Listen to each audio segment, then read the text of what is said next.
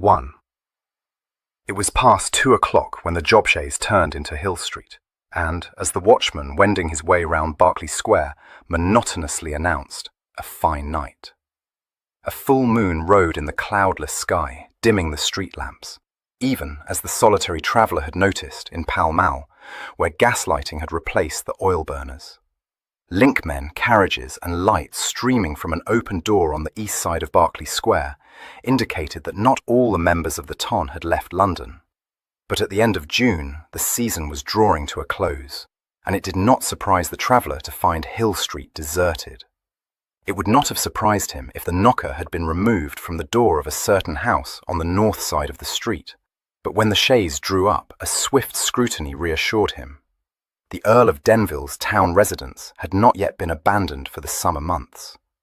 The traveller, a young man wearing a tasselled and corded Polish greatcoat and a shallow-crowned beaver, sprang down from the chaise, dragged a bulging portmanteau from the floor of this vehicle, set it down on the flagway and pulled out his purse. The postboys paid, he picked up the portmanteau, trod up the steps to the front door, and gave the iron bell-pull a tug.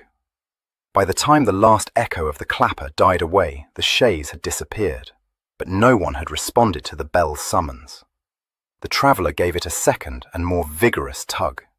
He heard it clanging somewhere in the nether regions, but was forced to conclude, after waiting for several minutes, that it had failed to rouse any of my lord's servants.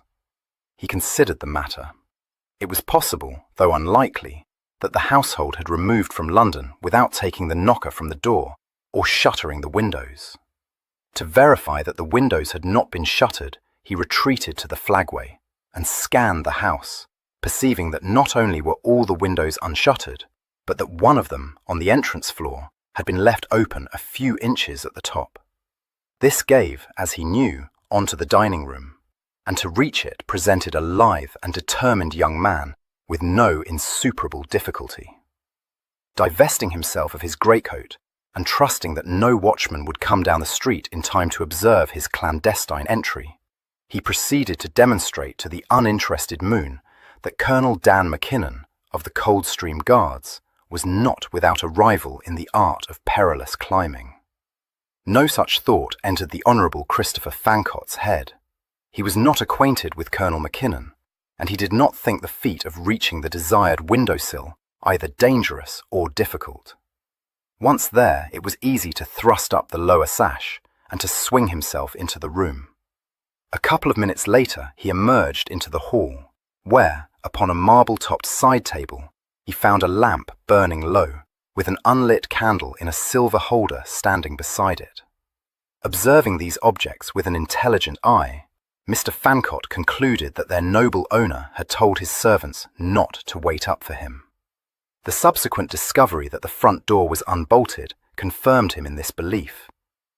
As he opened the door to retrieve his belongings from the porch, he reflected, with an inward chuckle, that when his lordship did come home at last, he would find his bed occupied by a most unlooked-for visitor, and would, in all probability, think that he was a great deal boskier than he had supposed. On this thought, which appeared, from the mischievous smile which played about the corners of his mouth, to afford Mr. Fancott amusement, he kindled the candle at the lamp's low flame, and made his way towards the staircase. He went softly up, the candlestick held in one hand, his portmanteau in the other, and his greatcoat flung over his shoulder. No creaking stair betrayed him, but as he rounded the bend in the second flight, a door opened on the floor above, and a voice said anxiously, "Evelyn?" He looked up, seeing, in the light of a bedroom candle held aloft in a fragile hand, a feminine form enveloped in a cloud of lace, which was caught together by ribbons of the palest green satin. From under a nightcap of charming design, several ringlets the colour of ripe corn had been allowed to escape. The gentleman on the stairs said appreciatively, "What a fetching cap, love." The vision thus addressed heaved a sigh of relief, but said, with a gurgle of laughter, "You absurd boy. Oh, Evelyn, I'm so thankful you've come, but what in the world has detained you?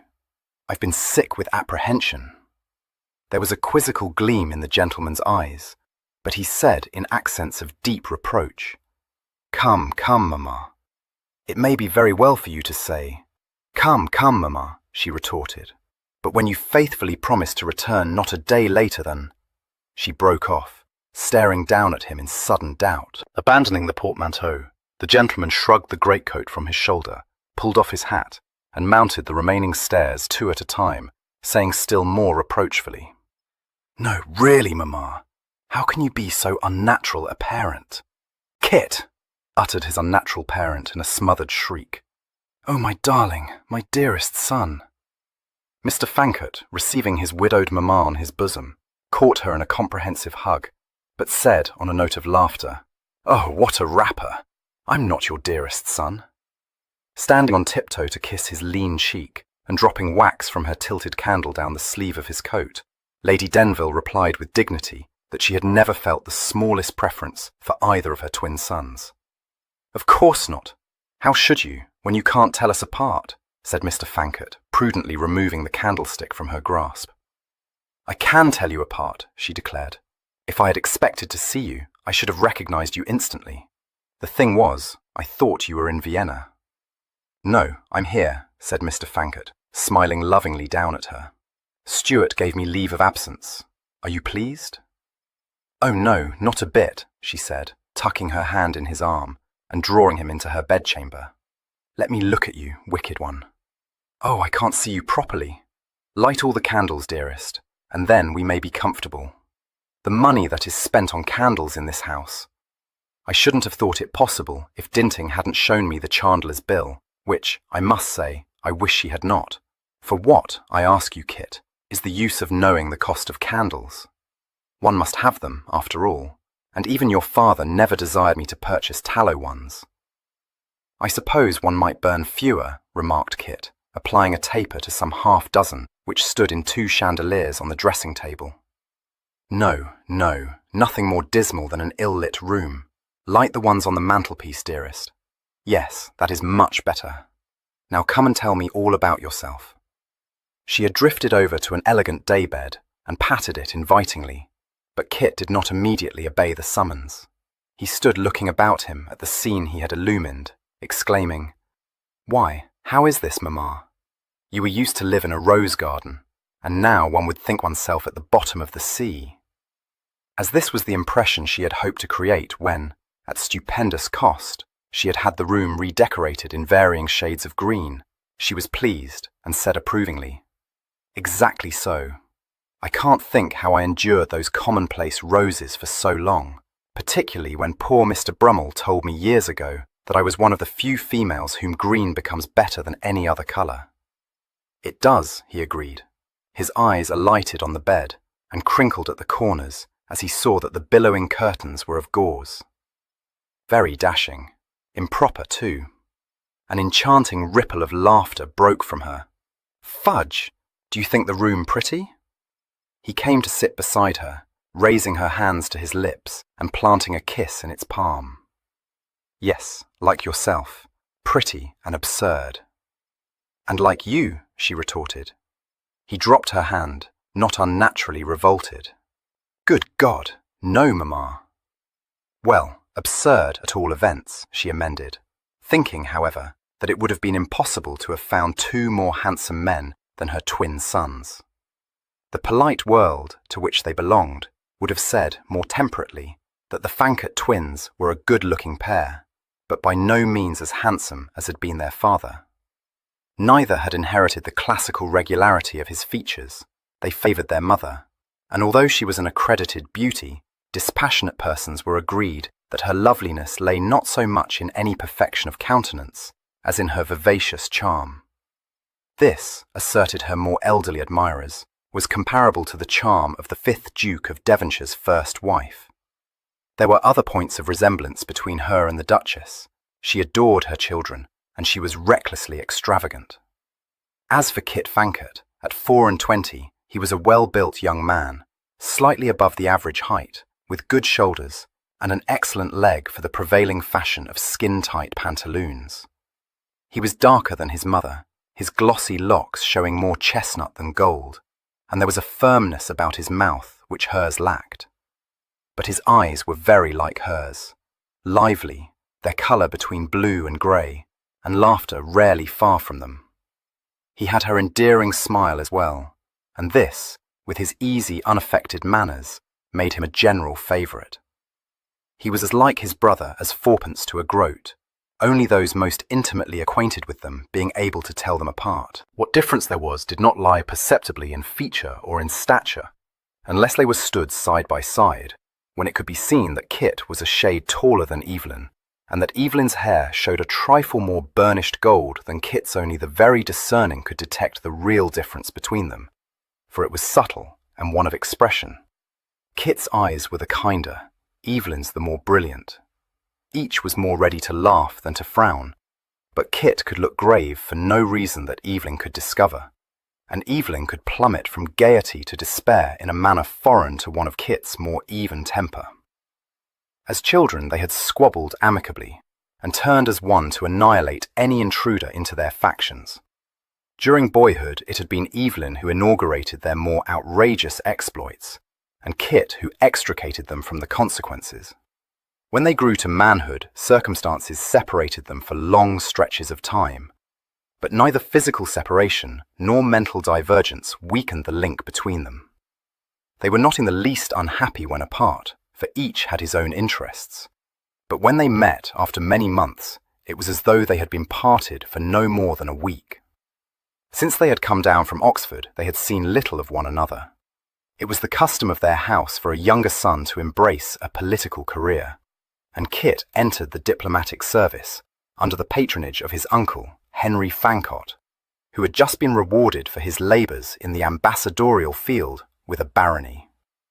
He was sent first to Constantinople, but as his appointment as a junior secretary coincided with a period of calm in Turkey's history, he soon began to wish that he had persuaded his father to buy him a pair of colours, and even to wonder, with the optimism of one who had not yet attained his majority, whether it might not be possible to convince his lordship that he had mistaken his vocation.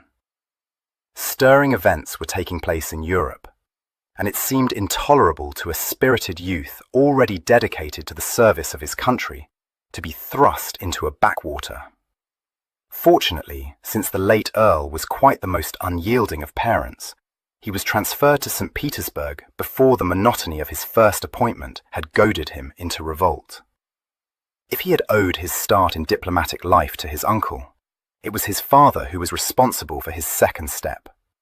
Lord Denville might be inflexible, but he was sincerely attached to Kit, and not altogether unsympathetic. His health was uncertain, and for several years he had taken little part in politics, but he had some good friends in the administration. Kit was sent, at the end of 1813, to join General Lord Cathcart's staff, and thereafter had neither the time nor the inclination to complain of boredom.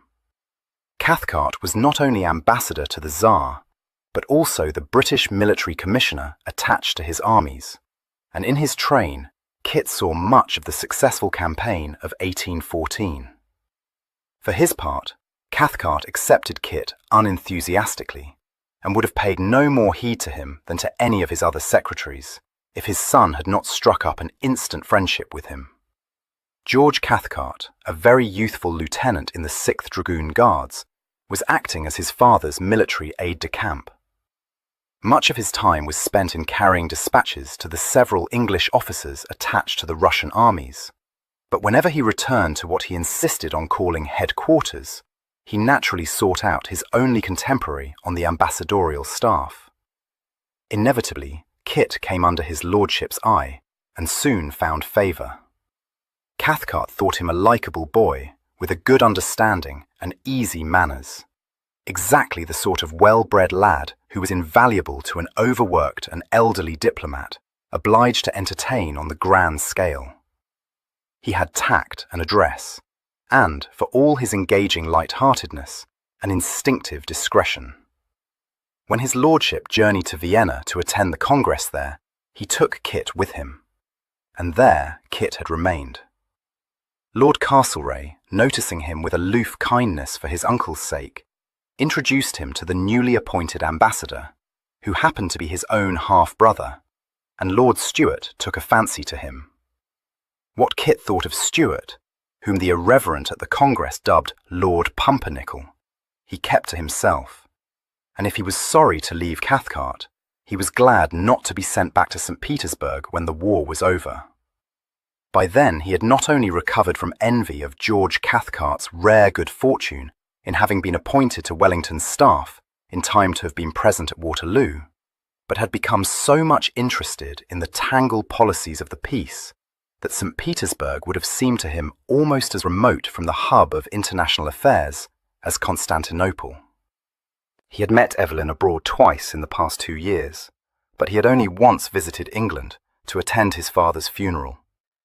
Lord Denville had died, quite suddenly, in the early spring of 1816, and since that date, some 15 months previously, Lady Denville had not set eyes on her younger son. She thought at first that he had not altered at all, and said so. Then she corrected herself and said, "No, that's silly. You look older, of course you do. I am remembering how you were used to look, or trying to. The thing is, you see, that Evelyn is older too, so I've grown accustomed. You are still exactly like him, you know. Dearest, I wish you will tell me how it comes about that you're here so suddenly. Have you brought home a dispatch? Do you carry dispatches, like officers?" "No, I'm afraid not," he answered gravely. "King's messengers are employed on that business. I'm here to attend to 2 urgent private affairs." "Good gracious, Kit, I never knew you had any," she exclaimed. "Oh, you're trying to hoax me. Now why?" "But I have got urgent private affairs," he protested. "You must know I have, Mamma. I've become a man of substance, in fact, what you might call a well-breeched swell." "I shouldn't call you anything so vulgar. Besides, it isn't true." "How can you say so when my godfather was so obliging as to leave his fortune to me?" he said reproachfully. "Is that what you mean?" "But it isn't a fortune, Kit." "I wish it were, and I must own I thought it would be, for Mr. Bembridge was always said to be very well to pass, only it turns out to be no such thing, and he was possessed merely of what Adelstrop, detestable creature, calls a competence. Poor man, I dare say it was not his fault, so you mustn't blame him." "I don't. A pretty easy competence, Mamma." "A competence," stated her ladyship with conviction, "cannot be described as easy. You are talking like Adelstrop, and I wish you will not."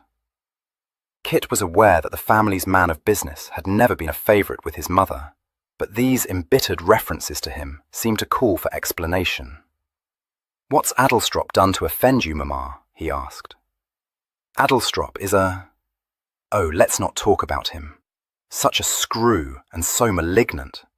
I can't think why I mentioned him, except that he told me, when Mr. Bembridge died, that there was no occasion for you to come home, because there are no estates in question, or anything you might be obliged to attend to yourself.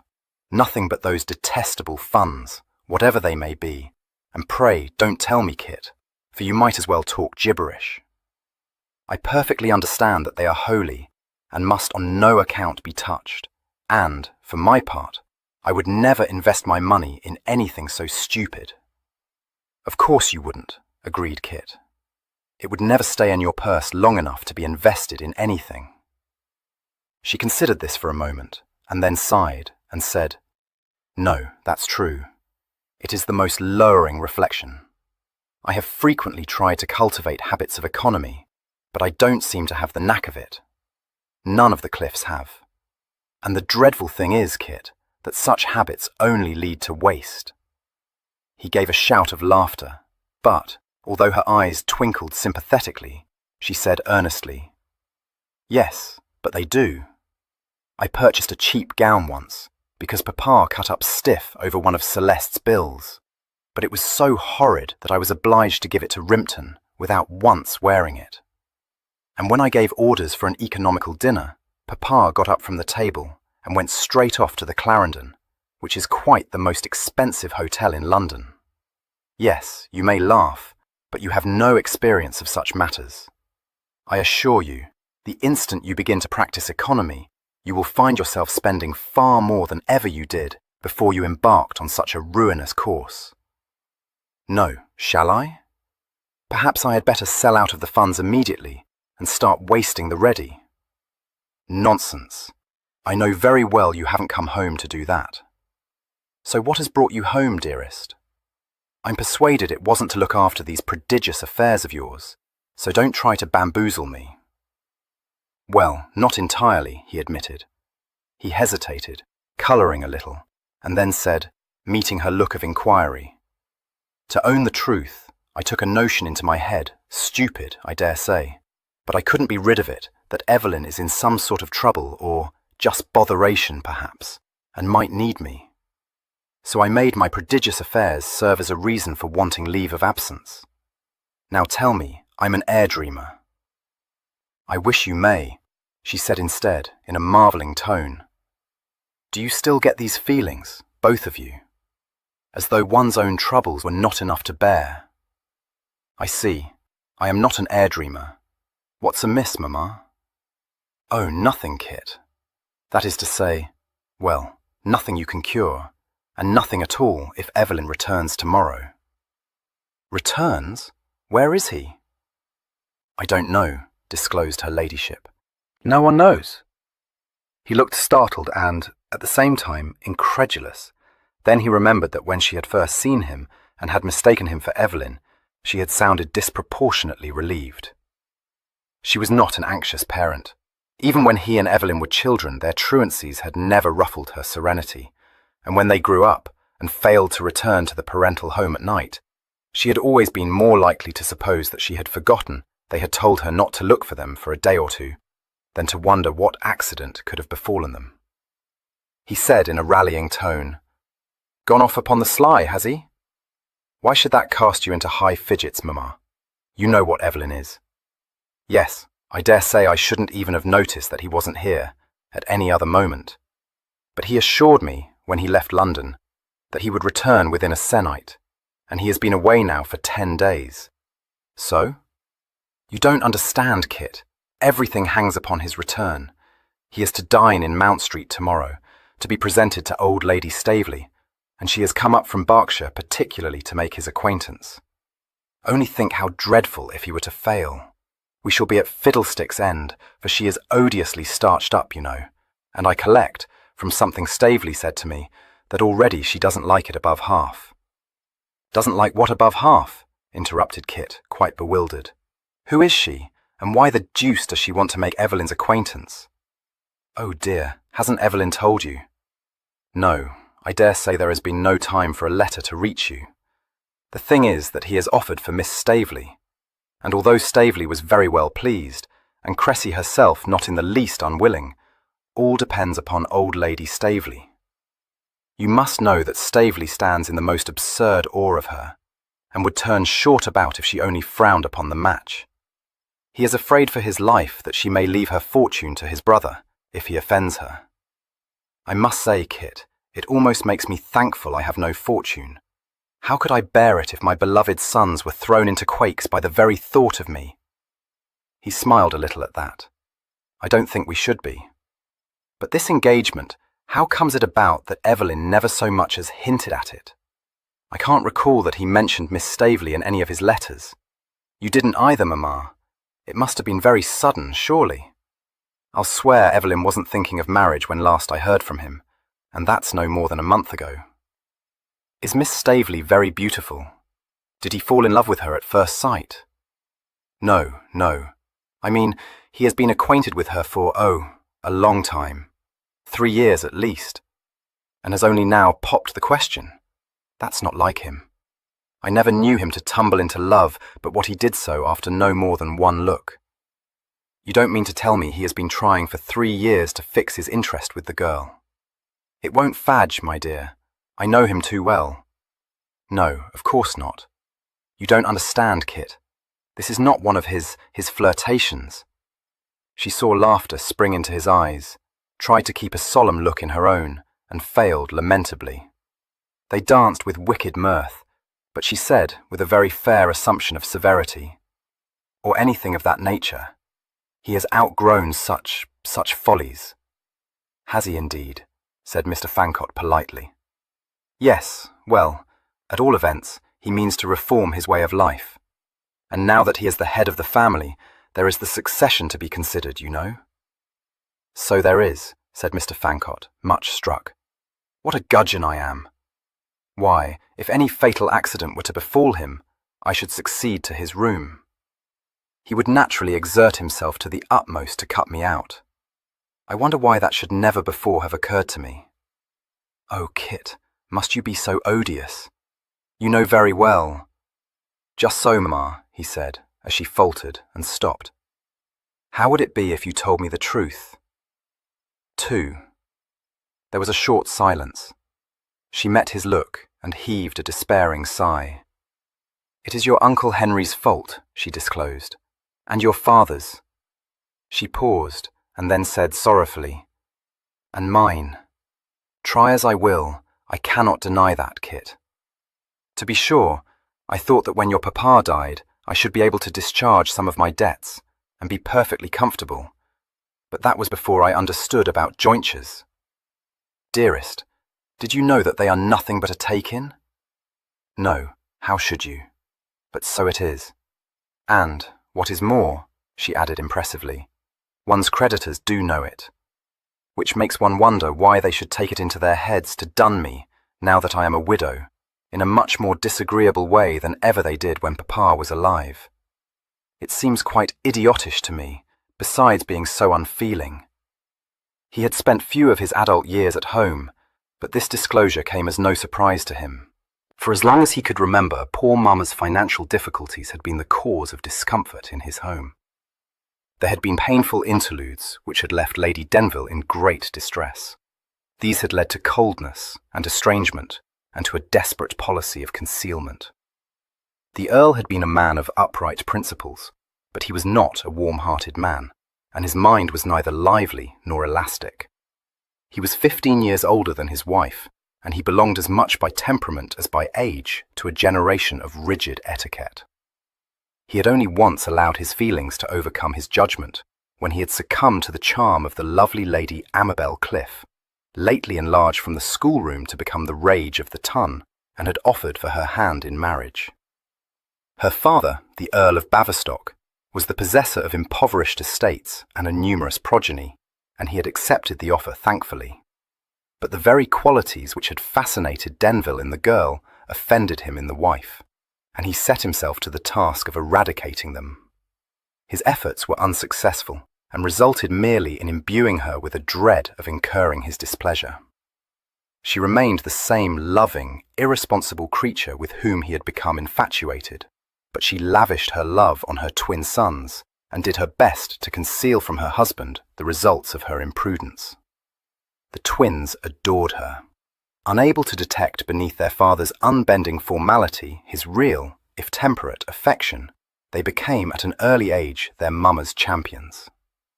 She played with them, laughed with them, sorrowed with them, forgave them their sins, and sympathized with them in their dilemmas. They could perceive no fault in her, and directed their energies, as they grew up, to the task of protecting her from the censure of their formidable father. Mr. Fancott, therefore, was neither surprised nor shocked to discover that his mother was encumbered by debt. He merely said, "Scorched, love, just how does the land lie?" "I don't know." "Well, dearest, how can one remember everything one has borrowed for years and years?" That did startle him a little. Years and years. "But, Mamma, when you were obliged to disclose to my father the fix you were in 3 years ago, wasn't it? Didn't he ask you for the sum total of your debts, and promise that they should be discharged?" "Yes, he did say that," she answered, "and I didn't tell him." "Well, I didn't know, but I'm not trying to excuse myself, and I own I shouldn't have done so even if I had known. I can't explain it to you, Kit, and if you mean to say that it was very wrong of me and cowardly, don't, because I am miserably aware of it. Only, when Adlestrop wrote down everything I said—" "What?" exclaimed Kit. "Are you telling me he was present?" "Yes, oh yes." "Well, your father reposed complete confidence in him, and it has always been he, you know, who managed everything. So—" "Pretty well, for one who sets so much store by propriety," he interrupted, his eyes kindling. To admit his man of business into such an interview. I own I wished he had not, but I dare say he was obliged to. On account of its being Adelstrop who knew just what the estate could bear, and Adelstrop is a very good man in his way, and I don't doubt he has our interests at heart, but he's a purse leech, and so my father should have known. If ever a grig was spent out of the way, he always behaved as if we should all of us go home by Beggar's Bush. Yes, that's what Evelyn says, she agreed. I might have been able to have told Papa the whole, if he hadn't brought Adelstrop into it, that is, if I had known what it was. Indeed, I had the intention of being perfectly open with him. But whatever my faults, I am not a moorworm, Kit, so I shan't attempt to deceive you. I don't think I could have been open with Papa. Well, you know how it was whenever he was displeased with one, don't you? But if I had known that my wretched affairs would fall upon Evelyn, I must have plucked up my courage to the sticking point and disclosed the whole to him. If you had known what the whole was, he interpolated irrepressibly. Yes, or if I could have brought myself to place my affairs in Adelstrop's hands. Good God, no. It should have been a matter between you and my father. But there's no occasion for you to be blue-devilled because your affairs have fallen on Evelyn. He must always have been concerned in them, you know, and it makes no difference to him whether my father discharged your debts or left it to him to do so. But you are quite wrong, she objected. It makes a great deal of difference. Evelyn cannot discharge them. Stuff, he said. He has no more notion of economy than you have, but don't try to tell me that he has contrived, in little more than a year, to dissipate his inheritance. That's coming it too strong. Certainly not. It isn't in his power to do so. Not that I mean to say he would wish to, for however volatile your father believed him to be, he has no such intention. And I must say, Kit, I consider it was most unjust of Papa to have left everything in that uncomfortable way, telling your Uncle Henry that he had done so because Evelyn was as volatile as I am. For he never knew about the two worst scrapes Evelyn was in, because you brought him off from his entanglement with that dreadful harpy, who got her claws into him when you both came down from Oxford. And how you did it, Kit, I have long wanted to know. And it was I who paid his gaming debts when he was drawn into some Pall Mall hell, when he was by far too green to know what he was doing. I sold my diamond necklace, and your Papa knew nothing whatsoever about it. So why he should have told your uncle that— You did what? Kit interrupted, shaken for the first time during this session with his adored parents. She smiled brilliantly upon him. I had it copied, of course. I'm not such a goose that I didn't think of that. It looks just as well, and what should I care for diamonds when one of my sons was on the rocks? But it was an heirloom. I have no opinion of heirlooms, said her ladyship flatly. If you mean to say that it belonged to Evelyn, I know it did, but pray, what use was it to him, when what he needed, quite desperately, poor love, was the money to pay his gaming debts? I told him about it afterwards, and I assure you he made not the least objection. I dare say. And what of his son? Demanded Kit. Dearest, you are too absurd. How should he raise an objection when he won't know anything about it? Have you disposed of any more heirlooms? He asked, regarding her with awe and some reluctant amusement. No, I don't think so. But you know what a wretched memory I have. In any event, it doesn't signify, because what's done is done, and I have more important things to think of than a lot of hideous family jewels. Dearest, do, pray, stop being frivolous. I didn't mean to be frivolous, he said meekly. Well, don't ask me stupid questions about heirlooms, or talk nonsense about its being as easy for Evelyn to pay my debts as it would have been for your Papa. You must have read that hateful will. Poor Evelyn has no more command over Papa's fortune than you have. Everything was left to your uncle's discretion. He frowned a little. I remember that my father created some kind of trust, but not that it extended to the income from the estate. My uncle has neither the power to withhold that, nor to question Evelyn's expenditure. As I recall, Evelyn was prohibited from disposing of any part of his principal, except with my uncle's consent, until he reaches the age of 30, unless, at some time before that date, my uncle should judge him to have outgrown his volatility. Don't eat me, Mamma. When the trust might be brought to an end, and Evelyn put in undisputed possession of his inheritance. I know I thought my father need not have fixed on 30 as the proper age. 25 would have been a great deal more reasonable, and in no way remarkable. Evelyn was vexed, of course. Who wouldn't have been? But it made very little difference to him, after all. You've said yourself that he has no intention of wasting his principal. You know, Mamma, the income is pretty considerable. What's more, my uncle told him at the time that he was prepared to consent to the sale of certain stocks, to defray whatever large debts Evelyn had incurred, particularly any post-obit bonds, since he thought it not right that the income should perhaps be reduced to a monkey's allowance until they had all been paid. Yes, she agreed. He did say that, and it quite astonished me, for, in general, he's as close as wax, Kit. No, merely, he doesn't live up to the door, and certainly not beyond it. But the thing is, Mamma, that he didn't wish Evelyn to succeed my father under a load of debt, and if you had but told him of the fix you were in, I'm persuaded he would have settled your debts along with the rest. She gazed at him incredulously. Henry? You must be out of your mind, Kit. When I think of the way he has always disapproved of me, and the rake-down he gave Evelyn, whose debts were nothing compared to mine. Oh, no, no. I had liefer by far put a period to my existence than cast myself on his mercy. He would have imposed the most humiliating conditions on me, condemned me to live the rest of my days in that horrid dower house at Ravenhurst, very likely, or worse. He was silent for a moment. Knowing that Henry, Lord Brumby, considered his charming sister-in-law incorrigible, he could not help feeling that there was some truth in what she said. His frown deepened. He said abruptly, "Why the devil didn't Evelyn tell him? He could have handled my uncle so much more easily than you could." "Do you think so?" she said doubtfully. "He never has done so. Besides, he didn't know just how things stood with me, because I never thought to tell him. Well, how was I to guess that nearly every soul I owed money to would suddenly start to dun me, and some of them in the rudest way too? Not that I should have teased Evelyn with my difficulties when he was already in hot water with Henry on his own account. I hope you know me better than to suppose I should do such a selfish thing as that." A wry smile twisted his lips. "I'm beginning to, Mamma. I wish you will tell me how you expected to settle matters, though, if you didn't tell Evelyn."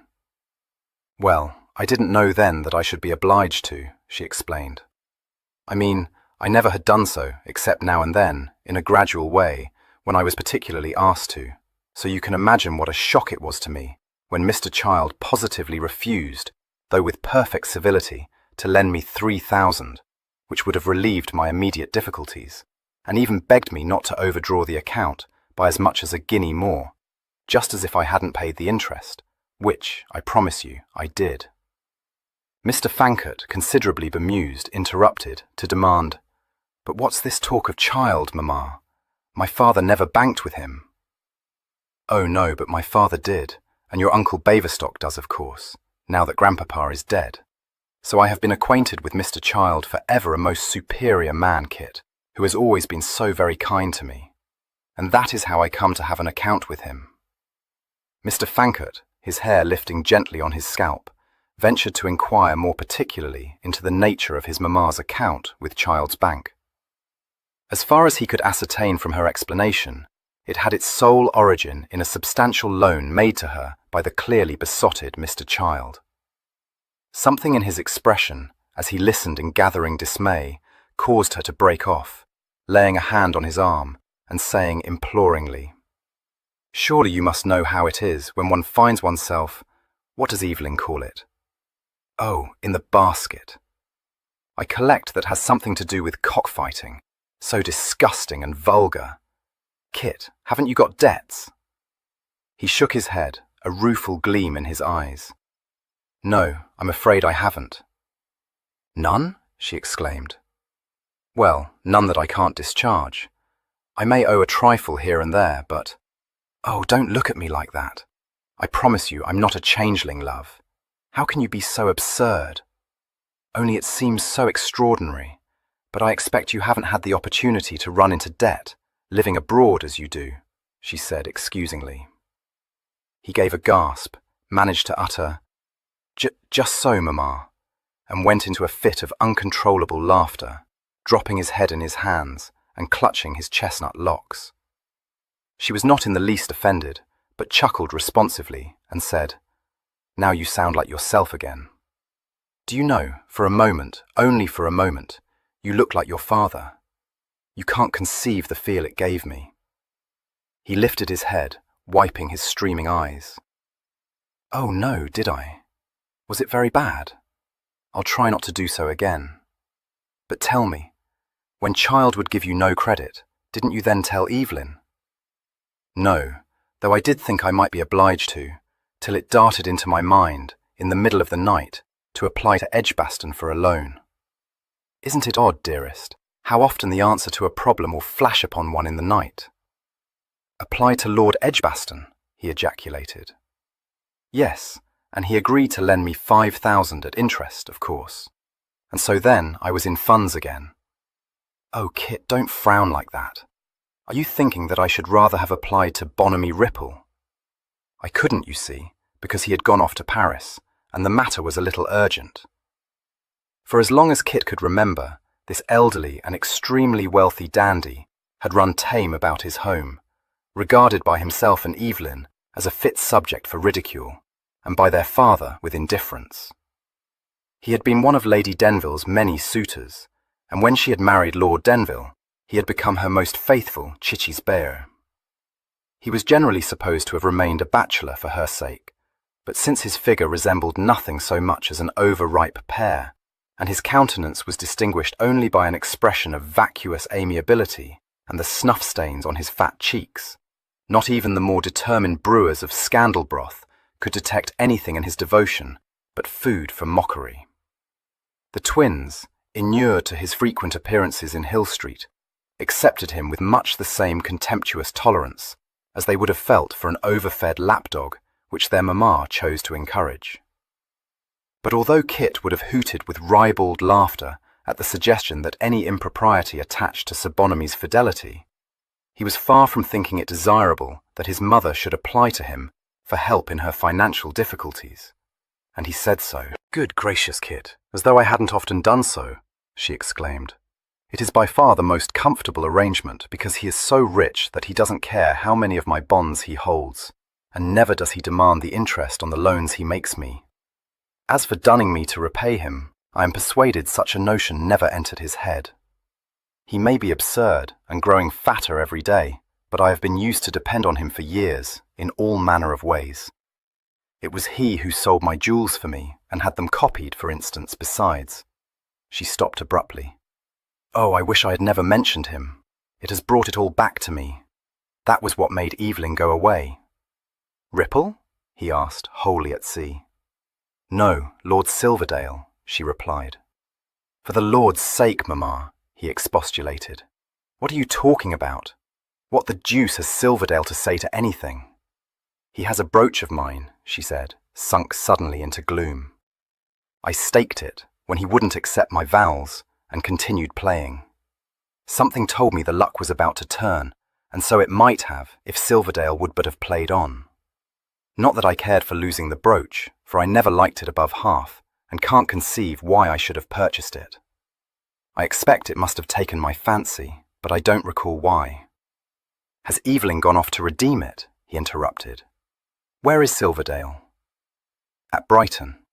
Evelyn said there was no time to be lost in buying the brooch back, so off he posted, at least. He drove himself, in his phaeton, with his new team of greys, and he said that he meant to go first to Ravenhurst, which, indeed, he did. Just a moment, Mamma, Kit intervened, the frown returning to his brow. Why did Evelyn feel it necessary to go to Brighton? Of course he was obliged to redeem your brooch. Silverdale must have expected him to do so. But I should have supposed that a letter to Silverdale with a draft on his bank for whatever sum the brooch represented, would have answered the purpose. Lady Denville raised large, stricken eyes to his face. Yes, but you don't perfectly understand how it was, dearest. I can't think how I came to be so addle-brained, but when I staked it, I had quite forgotten that it was one of the pieces I had had copied. For my part, I consider Silverdale was very well served for having been so quizzy and disobliging about accepting my vows, but Evelyn said that it was of the first importance to recover the wretched thing before Silverdale discovered that it was only a copy. Mr. Fankert drew an audible breath. I should rather think he might say so. But Kit, said her ladyship earnestly, that is much more improvident than anything I should dream of doing. I set its value at 500, which was the value of the real brooch, but the copy isn't worth a tithe of that. It seems to be quite wickedly extravagant of Evelyn to be squandering such a sum on mere trumpery. Mr. Fankert toyed for a moment with the idea of explaining to his erratic parent that her view of the matter was, to put it mildly, incorrect. But only for a moment. He was an intelligent young man, and he almost instantly realized that any such attempt would be a waste of breath. So he merely said, as soon as he could command his voice to say anything, "Yes, well, never mind that. When did Evelyn set forth on this errand?" "Dear one, you cannot have been attending. I told you, 10 days ago." "Well, it wouldn't have taken him 10 days to accomplish it, if Silverdale was in Brighton, so it seems that he can't have been there. Evelyn must have discovered where he was gone to, and decided to follow him." She brightened. "Oh, do you think that is what happened? I have been a prey to the most hideous forebodings. But if Silverdale has gone to that place of his in Yorkshire, it is very understandable that Evelyn shouldn't have returned yet." She paused, considering the matter, and then shook her head. "No, Evelyn didn't go to Yorkshire. He spent one night at Ravenhurst, just as he told me he would, and then he drove to Brighton. That I do know, for his groom accompanied him. But whether he found Silverdale there or not, I can't tell, because, naturally, Challoner doesn't know. But he returned to Ravenhurst the same day and stayed the night there. I thought he would do that, in fact. I thought he must have stayed for several days, for he told me that he had matters to attend to at home and might be absent from London for perhaps as much as a se'nnight. But he left Ravenhurst the very next morning, and under the most peculiar circumstances." "In what way peculiar, mamma?" "He took only his night-bag with him, and he sent Challoner back to London with the rest of his gear, saying that he had no need of him." "Oh," said Kit. His tone was thoughtful, but not astonished. "Did he tell Challoner where he was going?" "No, and that is another circumstance which makes me very uneasy." "It need not," he said, amusement flickering in his eyes. "Did he send his valet back to London too? I take it that Fimber is still with him." "Yes, and that is another thing that cuts up my peace. He wouldn't take Fimber to Sussex. He said there was no room for him in the phaeton, which is true, of course, though it set up all Fimber's bristles. I must own that I wished he might have found room for him, because I know Fimber will never let him come to harm. Challoner is very good too, but not as firm. It is the greatest comfort to know that they are both with Evelyn when he goes off on one of his starts." "I'm sure it is, mamma," he said gravely. "But that's just it," she pointed out. "Neither is with him. Kit, it's no laughing matter. I'm persuaded that some accident has befallen him, or that he's in some dreadful scrape. How can you laugh?" "I couldn't if I thought it was true. Now come out of the dismals, mamma. I never knew you to be such a goose. What do you imagine could have happened to Evelyn? You don't think that he did see Silverdale and quarrelled with him and went off alone that day to meet him, taking his night-bag with him in place of a second? Good God, no. You have put yourself into the hips, love. If I know Evelyn, he's gone off on a private affair which he don't want you to know anything about. You would if he had taken Fimber or Challoner with him, and he's well aware of that. They may be a comfort to you, my dear, but they're often a cursed embarrassment to him. As for accidents, fudge. You'd have been apprised of anything of that nature, depend upon it. He didn't set out to visit Silverdale without his card case. No, very true, she agreed. I never thought of that. Her spirits revived momentarily, only to sink again. Her beautiful eyes clouded, she said. But at such a moment, Kit, when so much hinges upon his presenting himself in Mount Street tomorrow. Oh no, he could not have gone off on one of his adventures. Couldn't he? Said Kit. I wonder. I wish you will tell me a little more about this engagement of his, Mamma. You've said that there has been no time for him to tell me about it himself, but that's doing it very much too brown, my dear. There might have been no time for a letter to have reached me, telling me that he had come to the point of offering for this girl. But he never mentioned her name to me in the last letter I had from him, far less the possibility that he would shortly be married. And that, you know, is so unlike him, that if anyone but you had broken this news to me, I should have thought it a Banbury story. Now I know of only one reason which would make Evelyn withhold his confidence from me. He paused, his eyelids puckering, as though he were trying to bring some remote object into focus. If he were in some fix from which I couldn't help him to escape, if he were forced into doing something repugnant to him. Oh, no, no, no, cried Lady Denville distressfully. It is not repugnant to him, and he was not forced into it. He discussed it with me in the most reasonable manner, saying that while he was resolved on matrimony, he believed it would suit him best to enter upon a contract in the old-fashioned way, without violence of feeling on either side. And I must say, Kit, that I think he is very right, for the females he falls in love with are never eligible in fact, excessively ineligible. Moreover, he is so very prone to fall in love, poor boy, that it is of the first importance to arrange a match for him with a sensible, well-bred girl, who won't break her heart, or come to points with him every time she discovers that he has a cher ami. Of the first importance, he exclaimed, for Evelyn of all men. I collect that if she is sufficiently indifferent and well-bred, nothing else is of consequence. She may be bran-faced or swivel-eyed or... On the contrary, it goes without saying that there must be nothing in her appearance to give Evelyn a disgust of her, and also that each of them should be ready to like the other. He sprang up, ejaculating, "Oh, good God!" He glanced down at her, his eyes very bright, but not with laughter. "You made such a marriage, Mamma. Is that what you wish Evelyn to do? Is it?" She did not answer for a moment, and when she did speak, it was with a little constriction. "I didn't make such a marriage, Kit. Your father fell in love with me. The Fancots said he was besotted, but nothing would turn him from his determination to marry me. And I was just 17, and he was so handsome, so exactly like the heroes schoolgirls dream of. But the Fancots were right. We were very ill-suited." He said in an altered tone, "I didn't know. I beg your pardon, Mamma. I shouldn't have spoken to you so. But you haven't told me the truth. All this talk of Evelyn's being resolved on matrimony, as though he were 34 rather than 24. Flummery, I have told you the truth," she declared indignantly. She read disbelief in his face and amended this statement. Well, some of it anyway.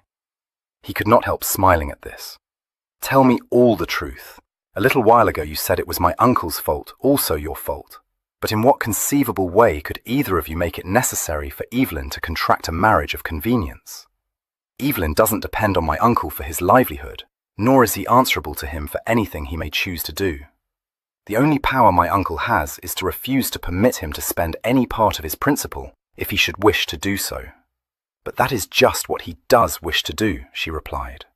"At least, I can't suppose that he wishes to do it precisely, except that it would be a great relief to him to be rid of all the worry and bother of my debts." "Your debts? But is Miss Staveley an heiress? And is Evelyn crazy enough to imagine that he will be able to dispose of her fortune as he pleases? It isn't possible. No, and he wouldn't dream of doing such a thing if it were. He means to settle my debts out of his own fortune. He says, and you did too, Kit, that Papa should have done so, and that it is just the same as if he had. And also he says that he is determined your uncle shall know nothing about it. So he went to see him, to try if he couldn't prevail upon him to end the trust, putting it on the score of his age, and how much he dislikes being treated as though he were a schoolboy. Which is true, Kit. Yes, I know it is. What had my uncle to say to that? Well, he didn't say very much to Evelyn, only that he would be glad to be rid of the trust, and would willingly end it the instant Evelyn had finished sowing his wild oats. But afterwards he came to see me, and although he was very stiff, I do him the justice to acknowledge that he discussed the matter with far less of that reserve of his which I find so daunting.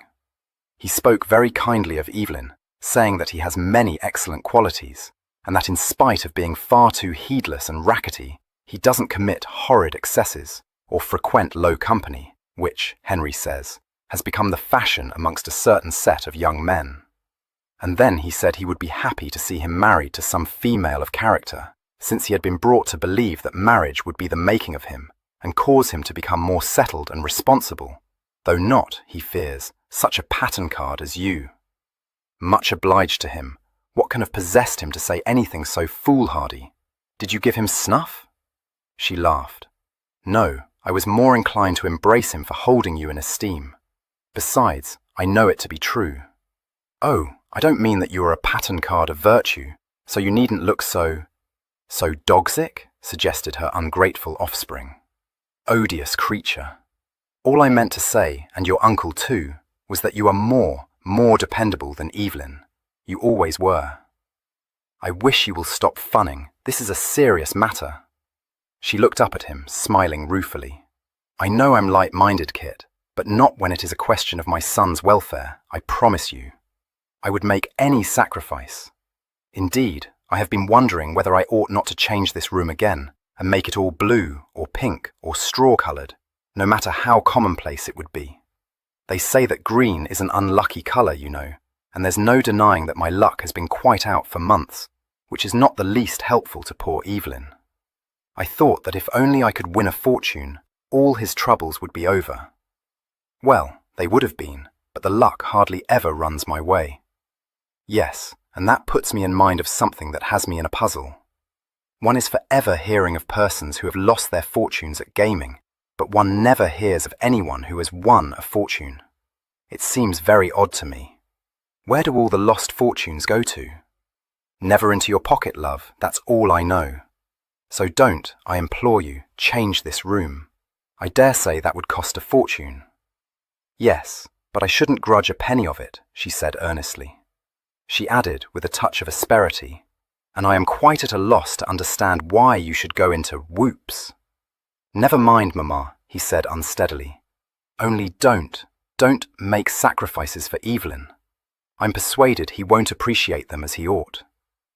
I don't care for that, but it's of no consequence. I wasn't thinking of fortunes and debts when I told you it was a serious matter. Indeed, I can't imagine how we come to be talking of such trivial things. Kit, I would not say so to your uncle, but from you I need conceal nothing. You think it is mercenary of me to arrange an eligible marriage for Evelyn, but it isn't. It can't be mercenary to wish him to be comfortable, which he will be, because Henry says the trust shall be wound up as soon as he is safely married. He disclosed to me that he had never thought it right of Denville to create it, but considered himself bound in honour to abide by his expressed wish. Well, it would be nonsensical to deny that it is of the greatest importance for Evelyn to be free to do as he chooses with his inheritance. But that wouldn't have weighed with me if I hadn't felt the force of Henry's words. Indeed, I wasn't even thinking about it. She hesitated, a crease between her arched brows. No one understands Evelyn as well as you, Kit, but you have been abroad for so long that I fancy you don't know, or not quite aware. Oh dear, it is so very difficult to explain it to you. All trace of laughter had vanished from his eyes. They became suddenly intent, searching her face. He sat down again beside her and took one of her hands in a reassuring clasp. I know. I find myself unable to explain to you the feeling I've had, for a long time now, that something is amiss. But what it may be, I've never discovered, which has made me think it could be nothing of a serious nature. Oh no, she said quickly, But he's so restless, Kit, and so wild. No, that's not the word. He calls it being always ripe for a spree. But it has sometimes seemed to me that he commits extravagant follies because he is bored and can find nothing else to do. And when Henry spoke of his becoming settled and responsible, I suddenly knew that he was perfectly right. I mean, if he was suitably married and had the estates to manage, besides setting up his nursery, and however disagreeable the thought of being a grandmother may be, I am determined to bear it. He would be more content. He would have things to occupy him, and you know what he is, Kit. He can never be happy unless he is doing something. And situated as he is, he has nothing to do but get into mischief, which I shouldn't care a straw for if only it amused him. But I don't think it does, except for a very little while. Do you, Kit?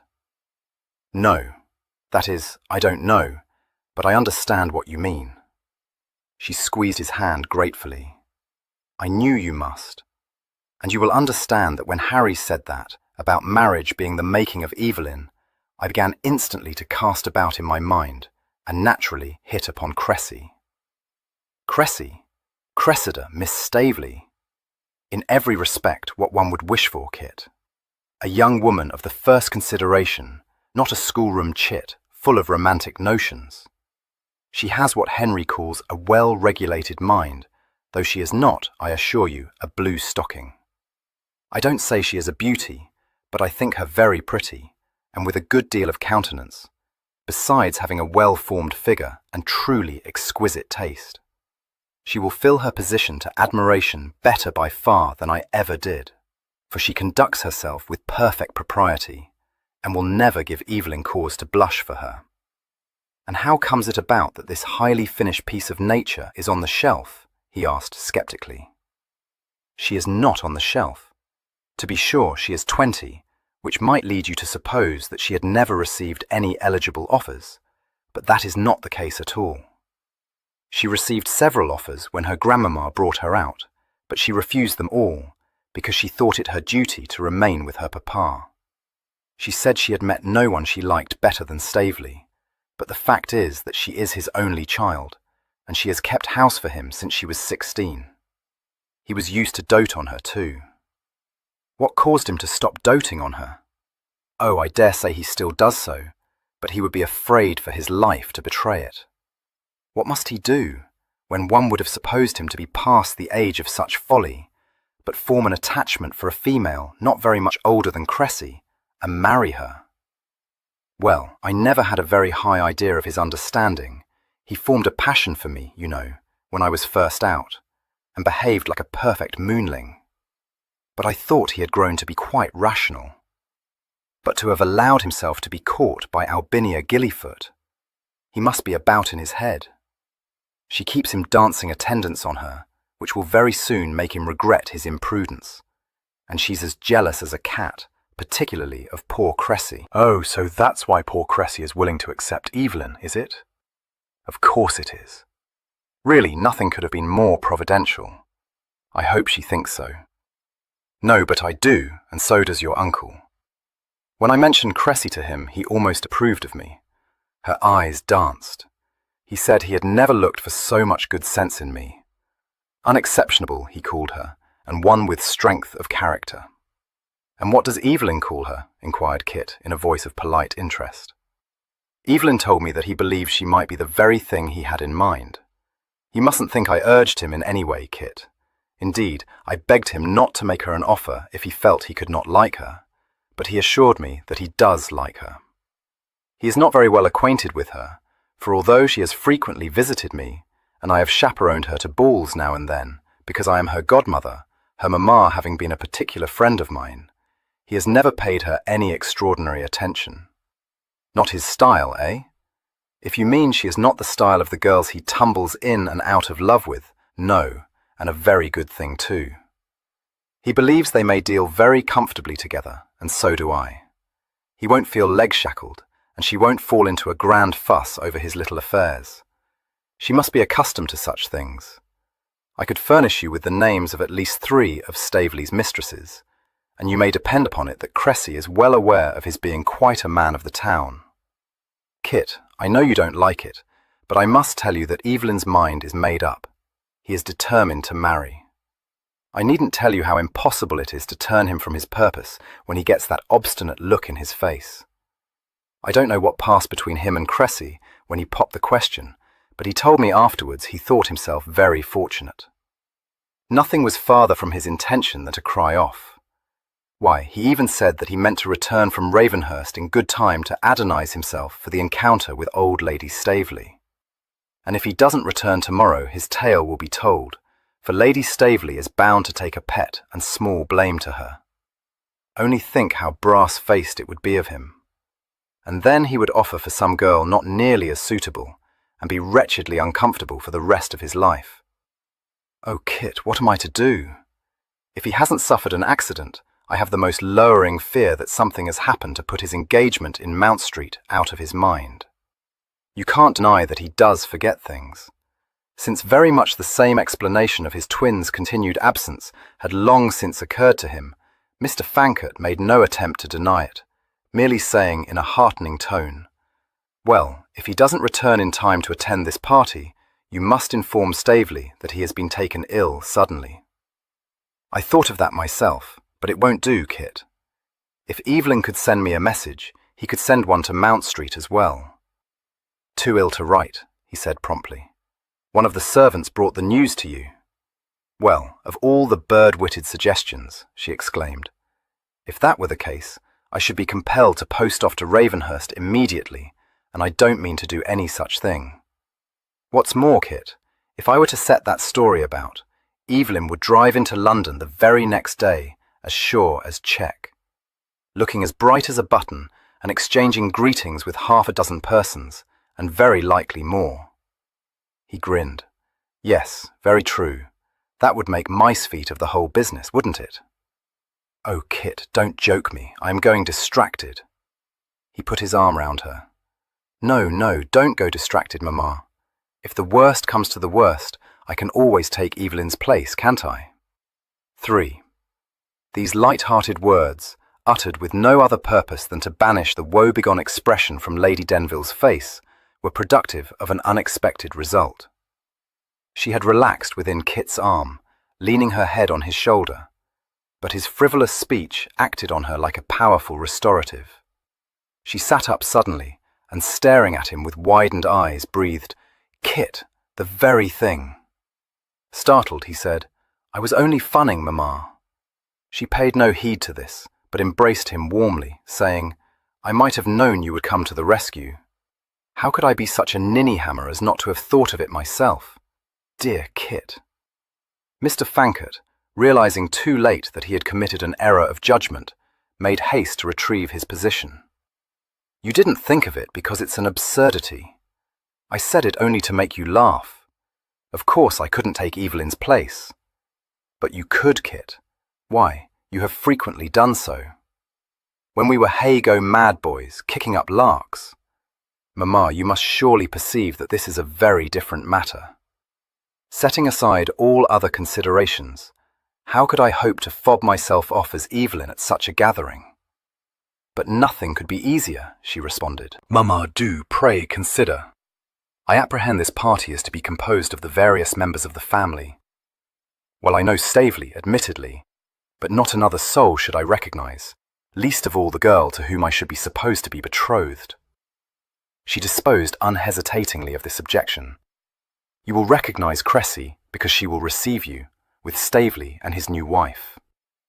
As for the rest, Evelyn doesn't know them either." "And Miss Staveley herself?" he demanded. "Can you believe that she wouldn't detect the imposture?" "Oh, I am persuaded she won't," responded her ladyship blithely. "Recollect that she is not closely acquainted with Evelyn. The only occasion on which they have been alone together was when he proposed to her. Then, too, she doesn't expect to see you instead of Evelyn. That is very important." "Of course she doesn't expect it, but—" No, you don't understand what I mean, dearest. It won't occur to anyone that you are not Evelyn, because no one knows that you've come home. It would be a very different matter if you resided here, when people would be accustomed to find themselves talking to the wrong twin. You can't have forgotten how it was before you went abroad. Why, persons who had known you from your cradles were used to say, when either of you came into the room, "Now, which of them is this?" Then there was always the possibility that the one who was thought to be Evelyn would presently be found to be you, so that people naturally stared very hard at you, trying to decide which of you it was. But you have been abroad now for 3 years, and no one wonders any more if Evelyn is really Evelyn. He couldn't be you because you are in Vienna. My dear, Providence must have caused you to arrive at this ridiculous hour, and without a word of warning. Not a soul has the smallest suspicion that you are not still in Vienna. Mr. Fancott was much inclined to think that not Providence, but his evil genius had been at work, but he kept this reflection to himself, applying his energies instead to the task of pointing out to his parent the various reasons which made her scheme impossible. He was singularly unsuccessful. The more Lady Denville dwelled on it, the more enamoured of it did she become, and when Kit told her that it was fantastic, she said enthusiastically, "Yes, isn't it? That's what makes it so excellent. Nobody would ever dream we should dare do anything so out of the way. Not out of the way, outrageous." She looked at him with misgiving and said, "You know, Kit, I never did quite like it when you joined the diplomatic service. I had the greatest dread that you might grow to be like Henry, and I was right. Dearest, I hate pinching at you, but I couldn't bear it if you became prim and prosy." "Oh dear," said Kit, dismayed. "Am I prim and prosy? I'd no suspicion of it." "No, love," she replied, patting his hand. "Naturally you had not, which is why I feel it to be my duty to drop a word of warning in your ear, so that you may overcome the tendency. You're not like Henry yet, but when you said outrageous in that condemning way, you did put me in mind of him.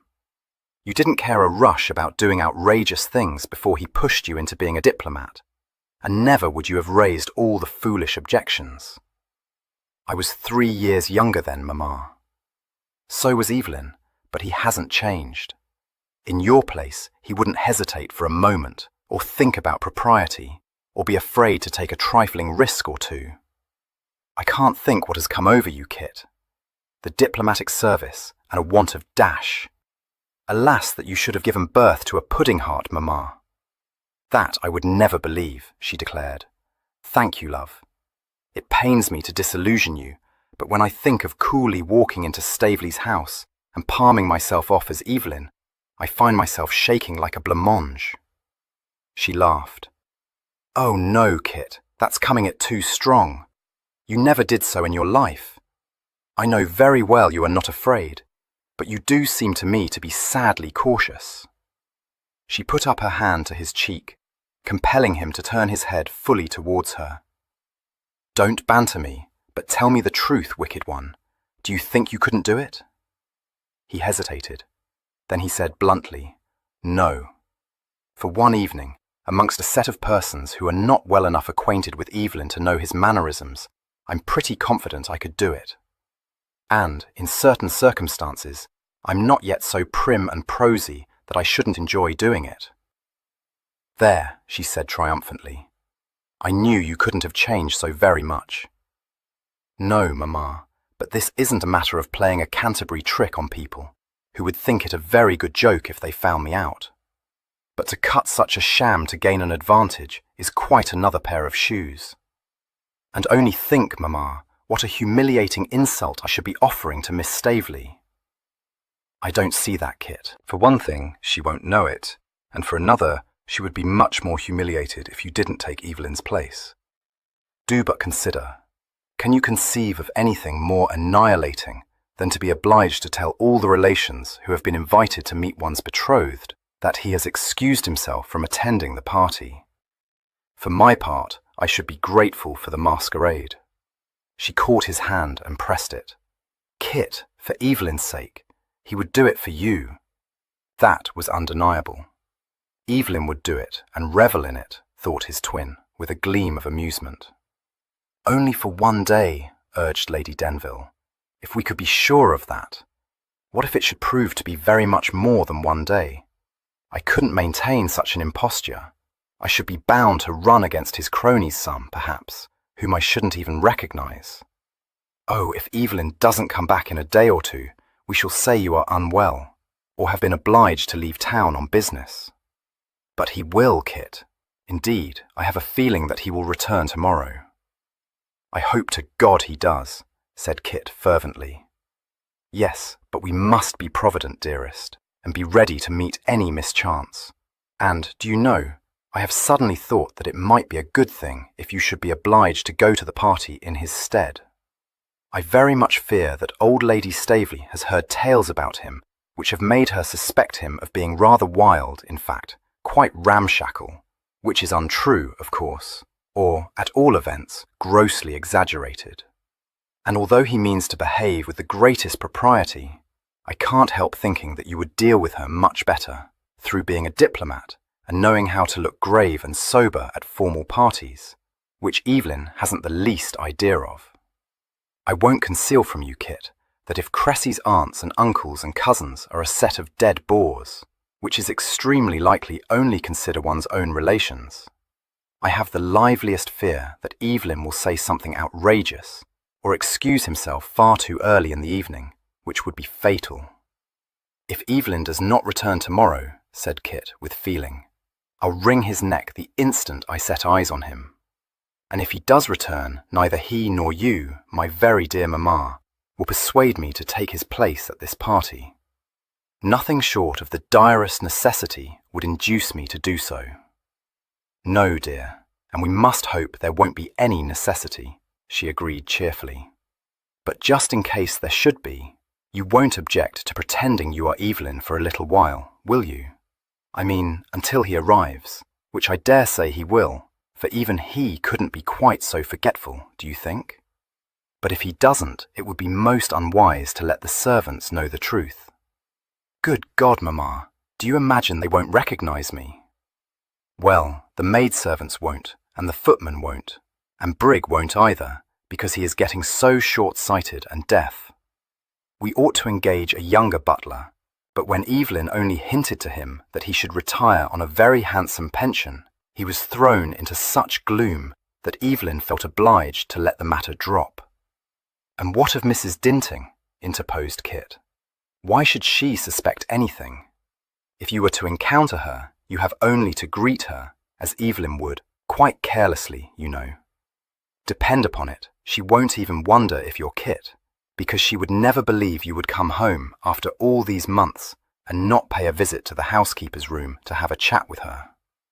Then, too, she will have been told that Evelyn is home, and why should she call it in question? Who is going to tell her this whisker? You? No, stupid. The servants will see that the candle that was set on the hall table for Evelyn has gone, and the whole household will know that he has returned before you are even awake, including Fimber. I collect he won't recognize me either. Mamma, do come out of the clouds. A man who valeted us both when we were striplings. I am not in the clouds, she said indignantly. I was about to say, when you interrupted me, that we must take him into our confidence. Also Challoner, your coachman, the second groom, all the stable boys. Nonsense, Kit. Challoner, perhaps, but why in the world should the others be told? Because, my love, there is a phaeton and 4 horses to be accounted for. She thought this over for a moment. Very true. Oh well, we must trust Challoner to do that. You can't think he won't be able to. Recollect what convincing lies he was used to tell when Papa tried to discover from him what you had been doing whenever you had slipped away without telling anyone where you were going. Mamma, said Kit, I am going to bed. I haven't given back, don't think it, but if I argue with you any more tonight, I shall end with windmills in my head. Oh, poor boy, of course you must be fagged to death, she said with ready sympathy. Nothing is so fatiguing as a long journey. That accounts for your perceiving so many difficulties in the way. It is always so when one is very weary. Go to bed, dear one. You will feel much more yourself when you wake up. Full of spunk, not to say effrontery, eh? He said, laughing. He kissed her and got up. It's midsummer moon with you, you know, but don't think I don't love you. She smiled serenely upon him, and he went to retrieve his belongings from the half landing and to carry them into Evelyn's bedroom. He was so tired that instead of applying his mind to the problems confronting him, as he had meant to do, he fell asleep within 5 minutes of blowing out his candle. He was awakened, some hours later, by the sound of the blinds being drawn back from the windows. He raised himself on his elbow, wondering for a moment where he could be. Then he remembered and lay down again, rather mischievously awaiting events. The curtains round the bed were pulled apart with a ruthlessness which was a clear sign to the initiated that the supposed occupant of the great four-poster was in his devoted valet's black books. Kit yawned and murmured, "Morning, Fimber. What's o'clock?" "Good morning, my lord," responded Fimber in Arctic accents. "It is past 10, but as I apprehend that your lordship did not return until the small hours, I thought it best not to wake you earlier." "No, I was very late," agreed Kit. "I am aware of that, my lord having sat up until midnight, in the expectation of being required to wait on you." "Stupid fellow. You should have known better," said Kit, watching him from under his eyelids. The expression of cold severity on Fimber's face deepened. He said, picking his words, "Possibly it did not occur to your lordship that your continued absence would give rise to anxiety." "Lord, no. Why should it?" This careless rejoinder had the effect of turning the ice to fire. "My lord, where have you been?" demanded Fimber, abandoning his quelling formality. "Don't you wish you knew?" "No, my lord, I do not, nor is it necessary I should know.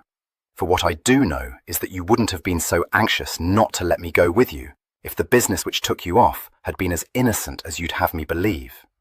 Nor you wouldn't have sent Challoner home.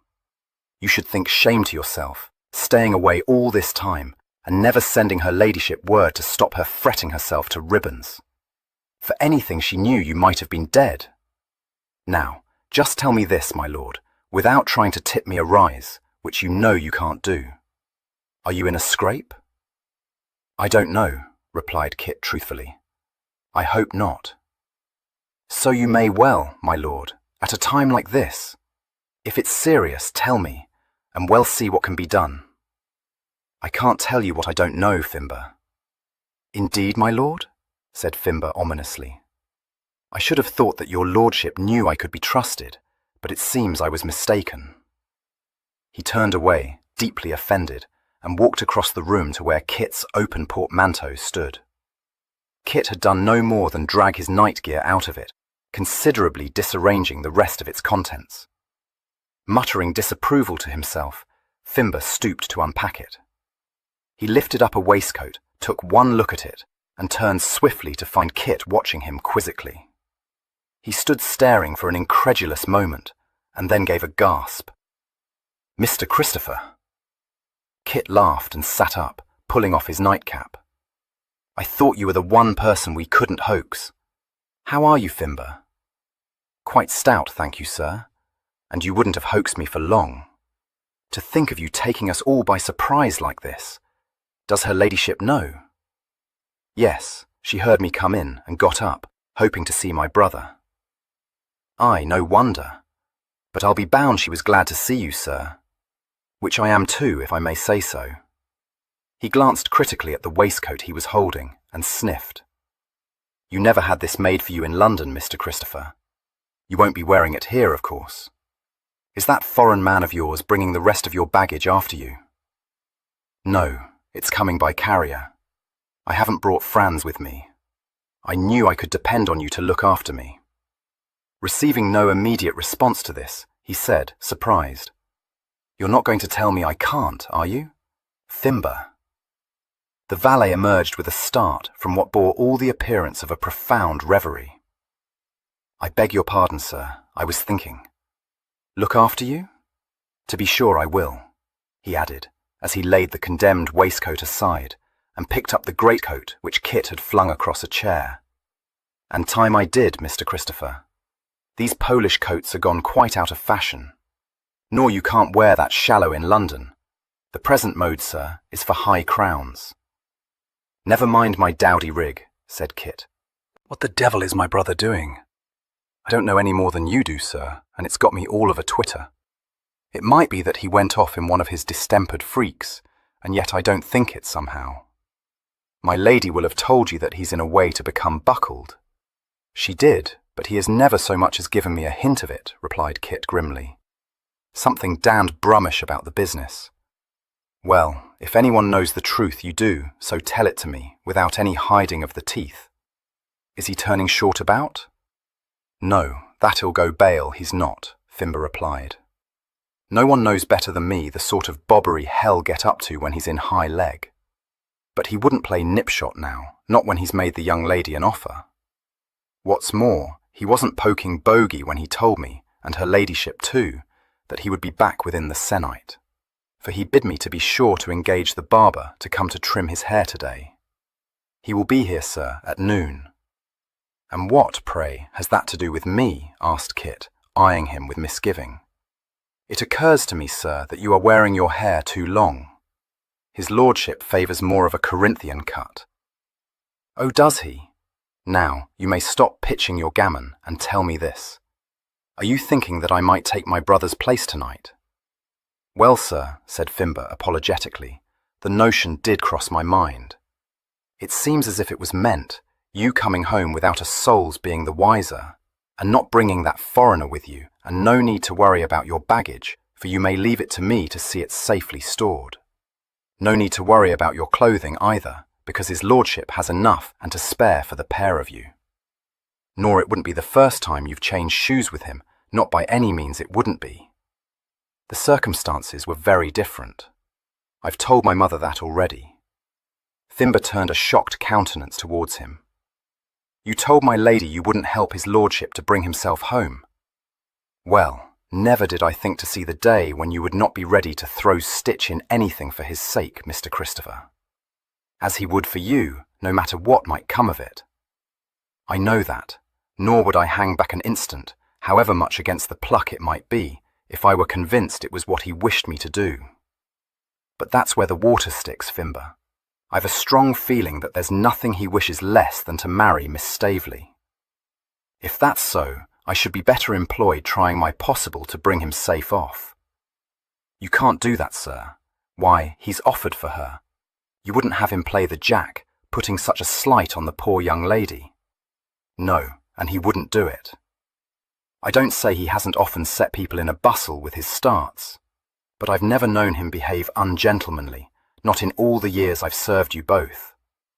I was wondering rather if I couldn't contrive to get Miss Staveley to cry off. I wish you will be open with me.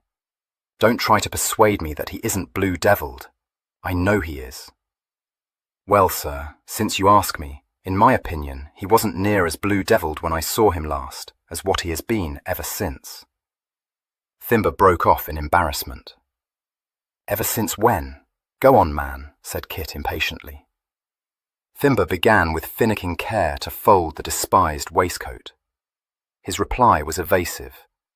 It is not my place, Mr. Christopher, to speak of the circumstances which might have caused his lordship to offer for Miss Staveley. But he didn't make up his mind to it in the twinkling of a bedpost, as you might say. So don't you get to thinking that he did it on the spur of the moment and was sorry for it after, because that's not so. I'm not saying it was what he'd have chosen to do, for often and often he's told me that he's got no fancy to become a tenant for life, never having met any female he didn't think a dead bore after a month or two. Well, I didn't pay much heed to that, not at first, thinking he'd get to be more sober when he was older, like you have, sir. He paused, looking undecidedly at Kit. Then he said, as though impelled, Mr. Christopher, there's not a soul I'd say this to but yourself, but the truth is I've been regularly worried about him.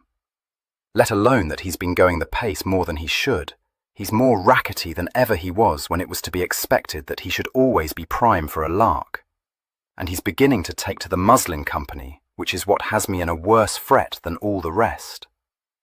Kit nodded, but said frowningly, It sounds to me as if he were bored, or out of spirits. That always made him resty. But why? I couldn't say, sir, not to be sure. Unless it might be that he's lonely. Lonely? Good God, he has a host of friends. In a manner of speaking, sir. But I wouldn't call them intimate friends. Not such as he'd tell his mind to, the way he would to you. He's never been quite the same since you went away, though it's hard to explain what I mean, and no one that didn't know him as well as I do would notice it. I dare say it comes of being a twin. You was always so close, the pair of you, that you never wanted any other cronies. His lordship never took anyone into his confidence but you, and it's my belief he won't, except, maybe, his wife. It may be otherwise with you, but— No, Kit said slowly. I hadn't considered it, but it isn't otherwise. But I have a good deal to occupy me, and he hasn't. Exactly so, Mr. Christopher, and that's where the mischief lies, as I don't doubt her ladyship would tell you. She has told me.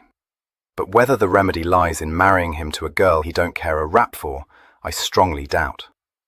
Well, sir, it isn't what one would have chosen, but the way he's carrying on now, he never will be married. What's more, if my Lord Brumby was to discover the sort of company he keeps, he wouldn't end that trust a day before he was obliged to. If you'll pardon my saying so, sir, your father may have meant it for the best, but he served his lordship the worst turn he could when he put that slight on him. Took it very much to heart, didn't he? That was the only time he ever buttoned up against me. He barely spoke about it. I was afraid it would rankle. Yes, sir, and so it has.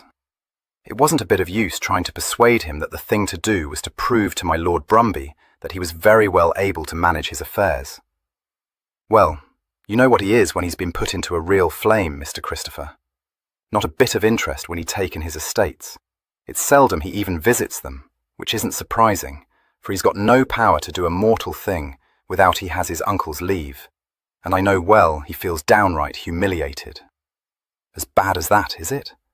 Damnation, I wish I'd been at home. I might have been able to bring him and my uncle together. They never liked one another, but my uncle would have been willing to have given Denville a pretty free hand in the management of the estates, had he wished for it. That wouldn't have done for his lordship, sir. It's all or nothing with him. Kit was silent for a minute or two. So, to put him in possession of his estates, we help him into this loveless marriage, do we? You may take it that way if you choose, sir, but there's many such marriages which have turned out well. From all I hear, Miss Staveley is a very agreeable young lady, not one of the giddy sort, but with a head on her shoulders. It wouldn't surprise me if his lordship grew to be fond of her. That would be something indeed. Yes, sir, it would. I'll fetch your breakfast up now, for we don't want to run any risks, and it might occasion remark if you was to be seen downstairs before Mr. Clent has given your hair a different cut. One comfort is that we shan't have to get his lordship's coats altered to fit you, which would have presented us with a difficulty, being so pressed for time as we are. Well, that would no doubt be a comfort to my brother, retorted Kit, but it's none at all to me. 4. Shortly before 8 o'clock that evening, my Lord Denville's town carriage, an impressive vehicle which bore its noble owner's arms emblazoned on the door panels, drew up in Mount Street to set down its solitary and extremely reluctant occupant. No one, observing this gentleman's composure, could have guessed that it had taken the united efforts of his mother and his brother's valet to coax and coerce him into lending himself to what he persisted in calling an outrageous masquerade. Fimber and Mr. Clent had done their work well. Mr. Clent, a dedicated artist, had given Mr. Fancott a modish Corinthian cut, accepting without question the explanation offered him that the length of his supposed lordship's glowing locks was due to his prolonged absence from London. And Fimber had spent a full hour teaching him how to tie his neckcloth in the intricate style favoured by his lordship. He told him that it was known as the trône d'amour, a piece of information which drew from the exasperated Mr. Fancott the acid rejoinder that it was a singularly inappropriate style for the occasion. Mr. Fancott also took exception to the really very moderate, though highly starched, points of his collar, saying that it seemed to him that his brother had become a damned dandy.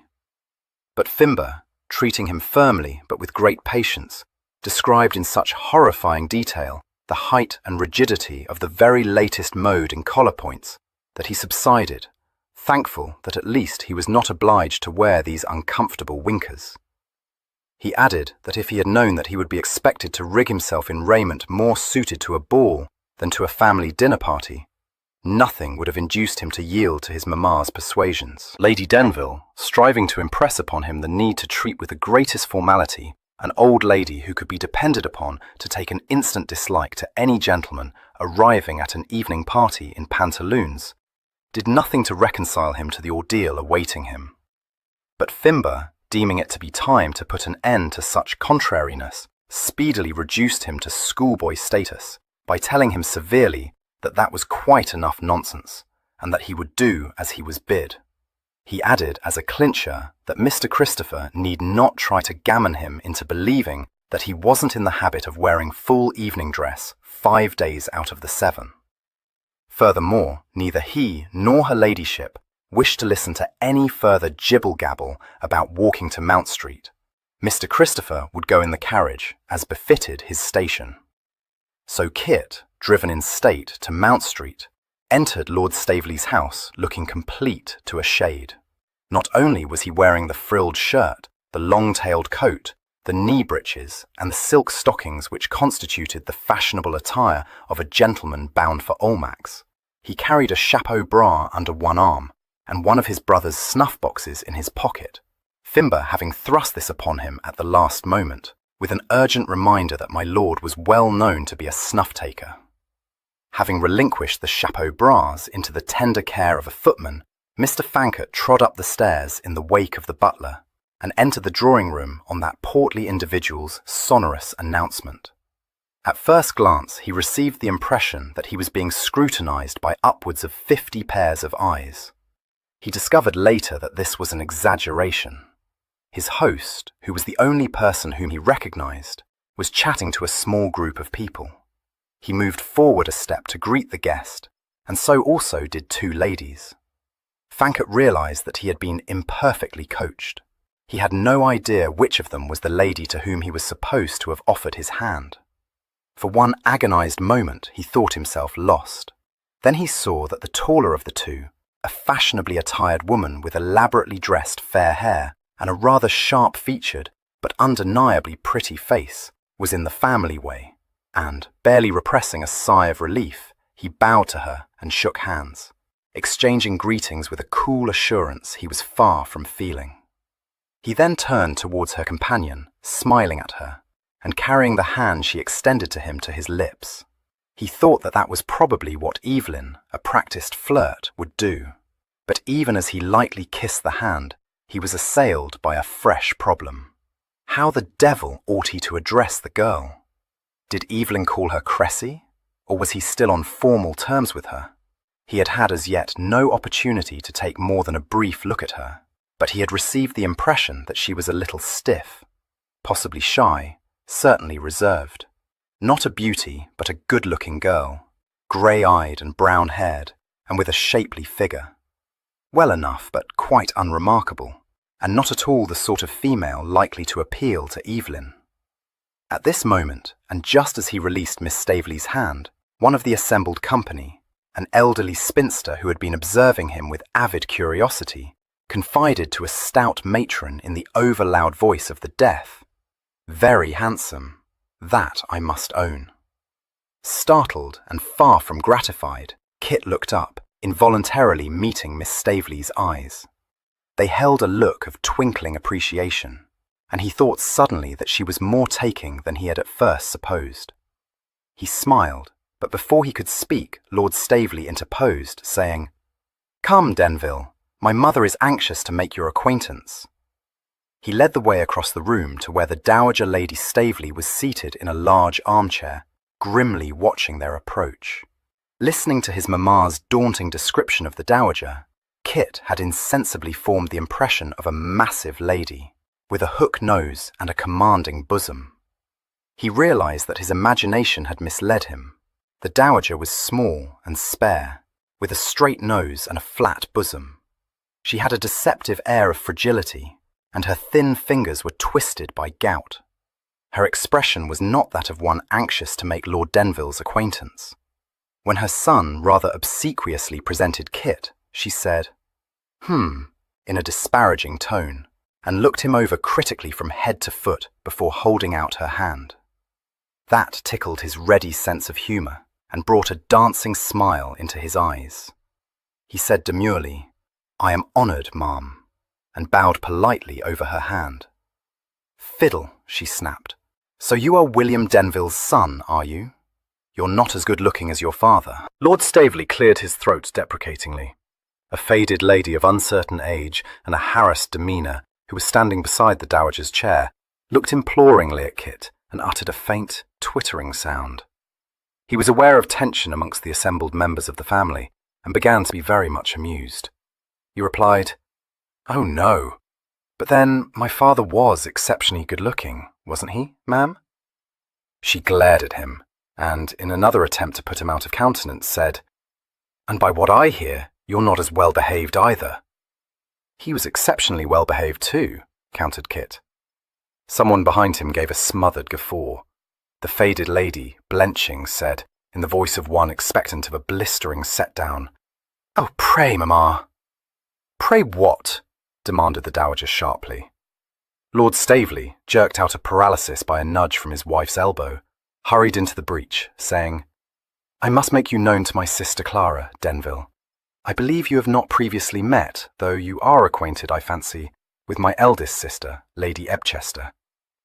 Kit, casting a swift glance round the room, saw that one of the middle-aged ladies present was favouring him with a slight smile and an inclination of her turbaned head, and said promptly, "Yes, indeed." But drawing a bow at what he believed to be a fairly safe venture, "I have not hitherto had the pleasure of making Miss Clara Staveley's acquaintance." "Your servant, ma'am." "And my brother," said Staveley, edging Kit away from the dowager's vicinity. "You must let me present Mr. Charles Staveley to you, Denville." "Overdoing it, George," said Mr. Staveley in a caustic undervoice. "I've been acquainted with Denville since his come-out." He nodded to Kit and gave him 2 fingers, observing that he hadn't seen him at the club lately. Kit, realising that he had placed rather too much reliance on his mother's airy assurance that Evelyn was not acquainted with any other of his betrothed's relations than her father, now knew that it behoved him to tread with even greater wariness than he had foreseen. He responded that he had lately been out of town, and passed on, to be presented to 2 ladies, one of whom said that they had met before, though no doubt he had forgotten the occasion. Since any gentleman, accustomed as Kit was, to a succession of routs, balls, and official receptions, was familiar with this gambit, he dealt with it easily enough.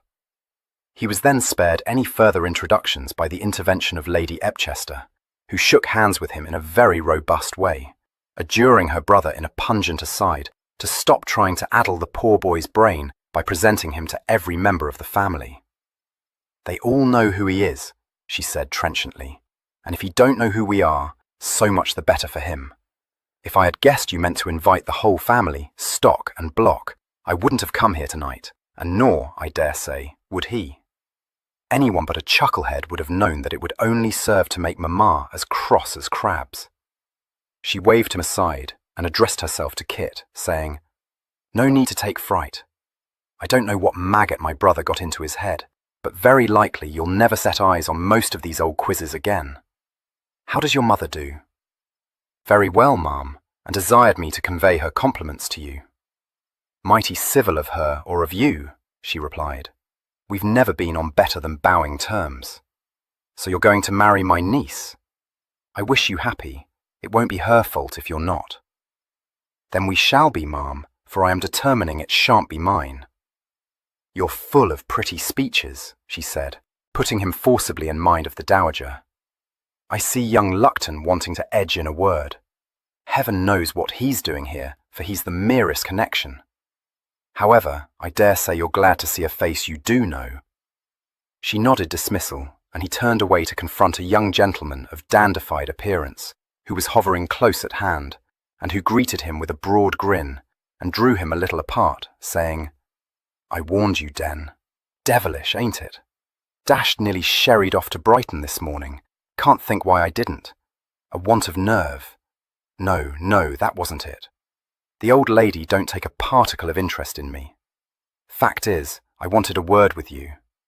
You haven't forgotten that little matter I broached to you, have you?" No, but to own the truth, I've been too busy to think about it.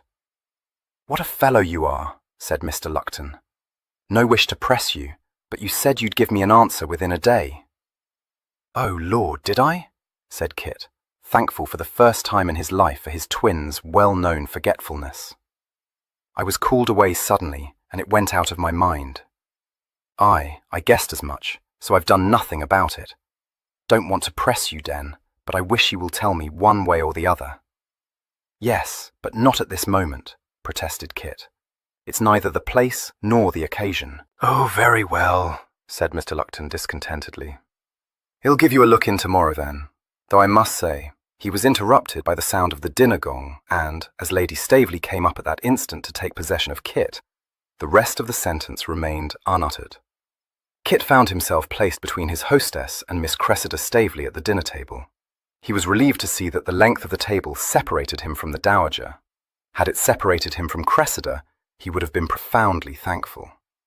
For the first 10 minutes, his attention was fully engaged by Lady Staveley, who regaled him with a flow of vivacious small talk. This presented him with no difficulty, since she allowed him little opportunity to speak, and asked him only such commonplace questions as anyone would have been able to answer. She was, mercifully, more anxious to show herself off than to draw out her guests, but he found her empty, incessant titter of laughter irritating, and was not altogether sorry when she turned from him to converse with Mr. Charles Staveley. Sooner or later he would be obliged to talk to Cressida. He thought that to do so at the dinner table might be the best way of avoiding a tete-a-tete. He glanced at her. Her head was turned a little away, as she listened to what her other neighbour was saying to her. It struck Kit that she had all the unconscious assurance lacking in her stepmother. Lady Staveley was overacting the part of society hostess. She had been for too long the daughter who had failed to catch a husband to slip easily into her new position. It was not difficult to understand why she should be jealous of Cressida, so quietly poised, so well accustomed to the management of her father's establishment and to the entertainment of his guests. She appeared to be absorbed in her conversation with her neighbour, but she must have noticed that Lady Staveley had transferred her attention to her brother-in-law, for she brought her conversation to a natural conclusion and turned towards Kit, saying, with a faint smile, "I wish this were not such a dull party. You must be dreadfully bored." "Not at all," he replied. She looked quizzically at him. A high treat, in fact.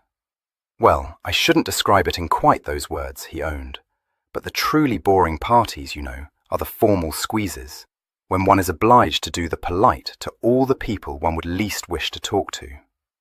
She was surprised. "But I thought you never attended such parties."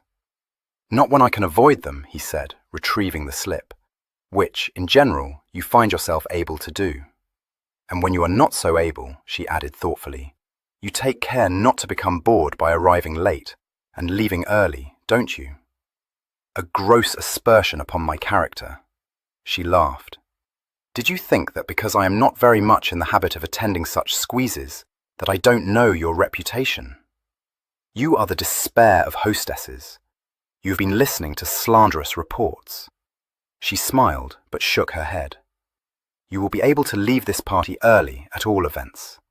My grandmother doesn't keep late hours. I am afraid, however, that she will wish to hold further conversation with you. Can you bear that?" "Easily. I consider she has been much maligned. I will allow her to be disconcerting, but by no means the petrifying gorgon I was led to expect." "Not by me," she said quickly. "I never said that of Grandmamma."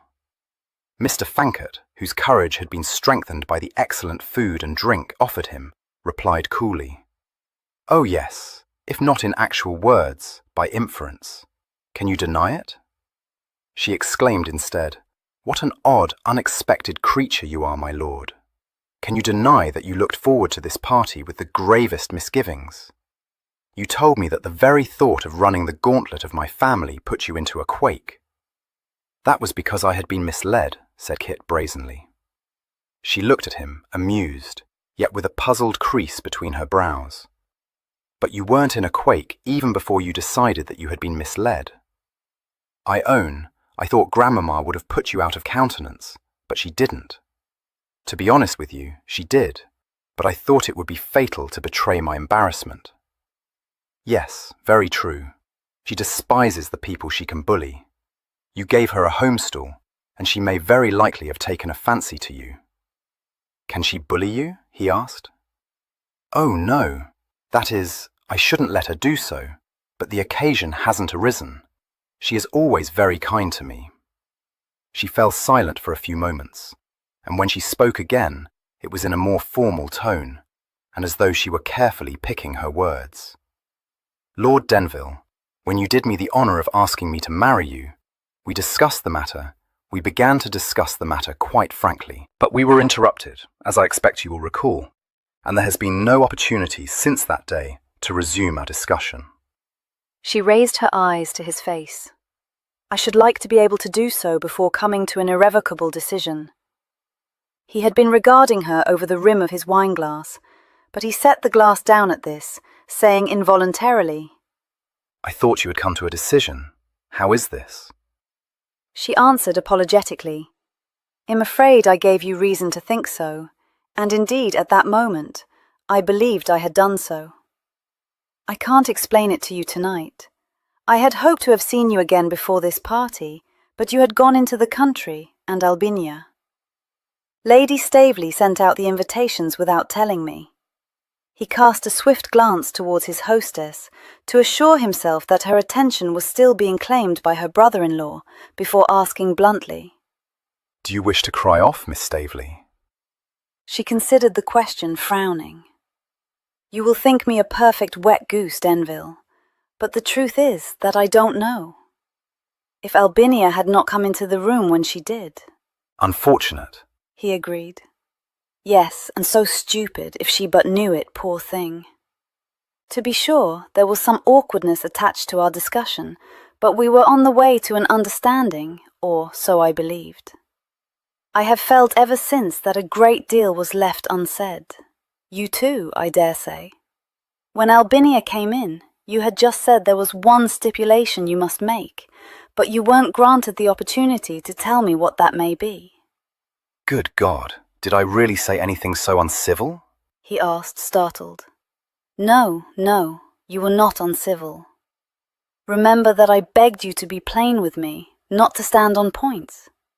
I seem to have taken the fullest advantage of that request, if I did indeed talk about stipulations. I thought that was the word you used, but I might be mistaken perhaps. Yet I fancy you must have been, for I haven't the smallest recollection of it. But you can't have forgotten that you said something of that nature, she objected, considerably surprised. He laughed. But I have forgotten, which proves that it can't have been a matter of much consequence. If only we had not suffered that untimely interruption. Exactly so. You must feel as I do that it left us uncomfortably situated. Would it be possible for you to visit me tomorrow, a little after 11 o'clock? We may be secure against another such interruption, for Albinia means to go shopping with her mother directly after breakfast, and my grandmother never leaves her room until noon. She thought he hesitated and added, colouring slightly, I ought not to suggest it perhaps, but my situation is a trifle difficult. Surely it can't be thought improper in me at my age, and in such circumstances to receive you alone. Improper? Of course not, he said immediately. I shall present myself at 11:15. Unless I find a carriage waiting at the door to take up Lady Staveley, when I shall conceal myself behind a lamp-post until I see her drive away.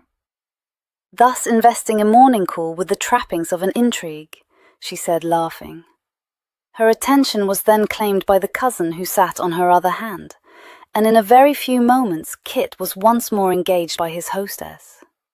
When the ladies withdrew and the cloth was removed from the table, Lord Staveley came to sit beside Kit, unconsciously rescuing him from Mr. Lupton, who had formed the same intention.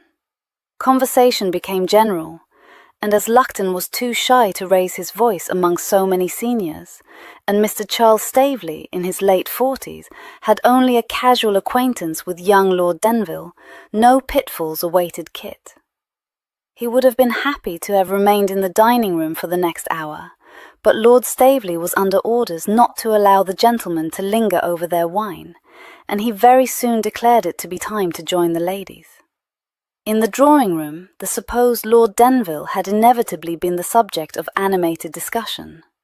Opinions were varied, one party, led by Lady Staveley, extolling his air and address, another warning Cressy that she would be very unwise to marry a man so notoriously volatile, and a third, headed by Lady Ebchester, stating that it was a very good match, and that Cressy, at the age of 20, and with a dowry of only 25,000, would be a fool to draw back from it. This brought Lady Ebchester under the dowager's fire. Sitting forward in her chair, and leaning on her ebony cane, the old lady looked like the popular conception of a witch. She fixed her daughter with a gleaming eye and snapped, "Besides what I may leave her." Lady Ebchester was rather taken aback by this, but she said, "Oh, well, mamma, that is a matter for you, of course. But you will hardly leave any great sum to Cressy when you have sons who have nearer claims on you." Not to speak of your daughters, though. For my part, I expect nothing, and nor, I dare say, does Eliza as for Caroline, however. And poor Clara, oh, pray don't, Augusta, begged Miss Clara Staveley, tears starting to her eyes. So very improper, so disagreeable for dear Cressy. Don't cry, aunt, said Cressy cheerfully. If Grandmamma leaves her fortune to me, I'll engage to give it back to the family immediately. The dowager uttered a cackle of mirth. Do you want to start a civil war, girl? Not in the least, ma'am, and if Aunt Augusta doesn't know that there won't be any occasion for me to do so, I do, retorted Cressy, twinkling at her. At this point, the deaf cousin, who had formed a very imperfect impression of what had been said, nodded at Cressy and stated in the voice of one prepared to go to the stake in defence of her beliefs. Well, dear, I said it before, and I'll say it again. He's very handsome. As this declaration coincided with the arrival of the gentleman, Kit, ushered first into the room by his host, was once more privileged to hear this tribute. He managed to preserve his countenance, but his eyes met Cressy's across the room, and he was obliged to grip his lips tightly together. Cressy retreated to the end of the room, her shoulders shaking, and the dowager, having informed the deaf cousin that she was a fool, commanded Kit to come and sit beside her. He obeyed her, drawing up a chair.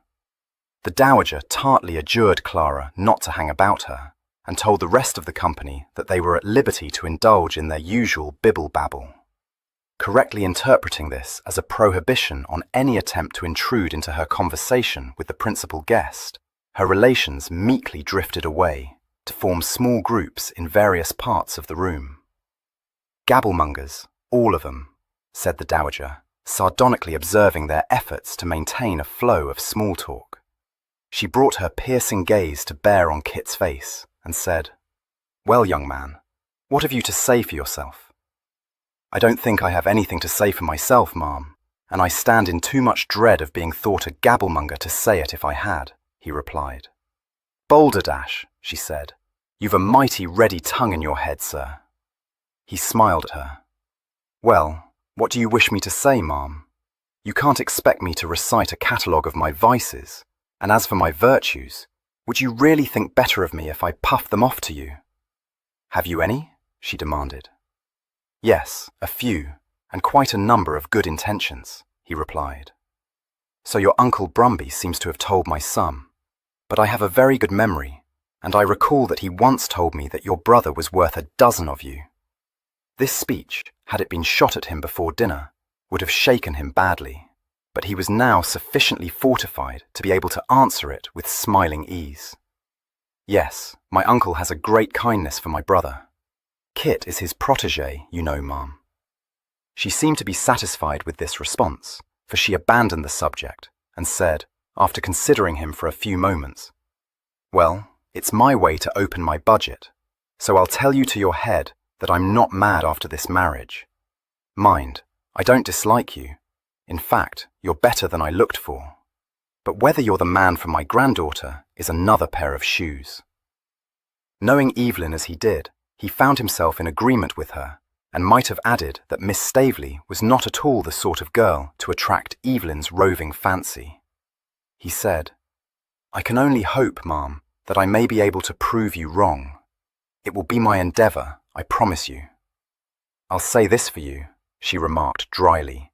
"You have excellent address. That's in your favour, or it is to persons of my generation. I detest the scrambling manners some of you younger men affect.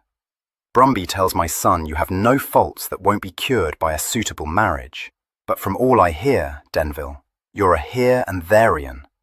I put it no more strongly than that, though, to use words with no bark on 'em, there are those who don't scruple to say you've libertine propensities." "Are there?" Kit said, his brows drawing together. "I didn't know it, ma'am, and it is untrue." "No need to fire up," she replied. "I set no store by reports of that nature. How old are you? 24? Lord, what's the world coming to if sprigs of your age ain't to be allowed a few petticoat affairs without a parcel of windsuckers setting it about that they're loose screws? I've no patience with such prudery." He laughed. "Why, thank you, ma'am."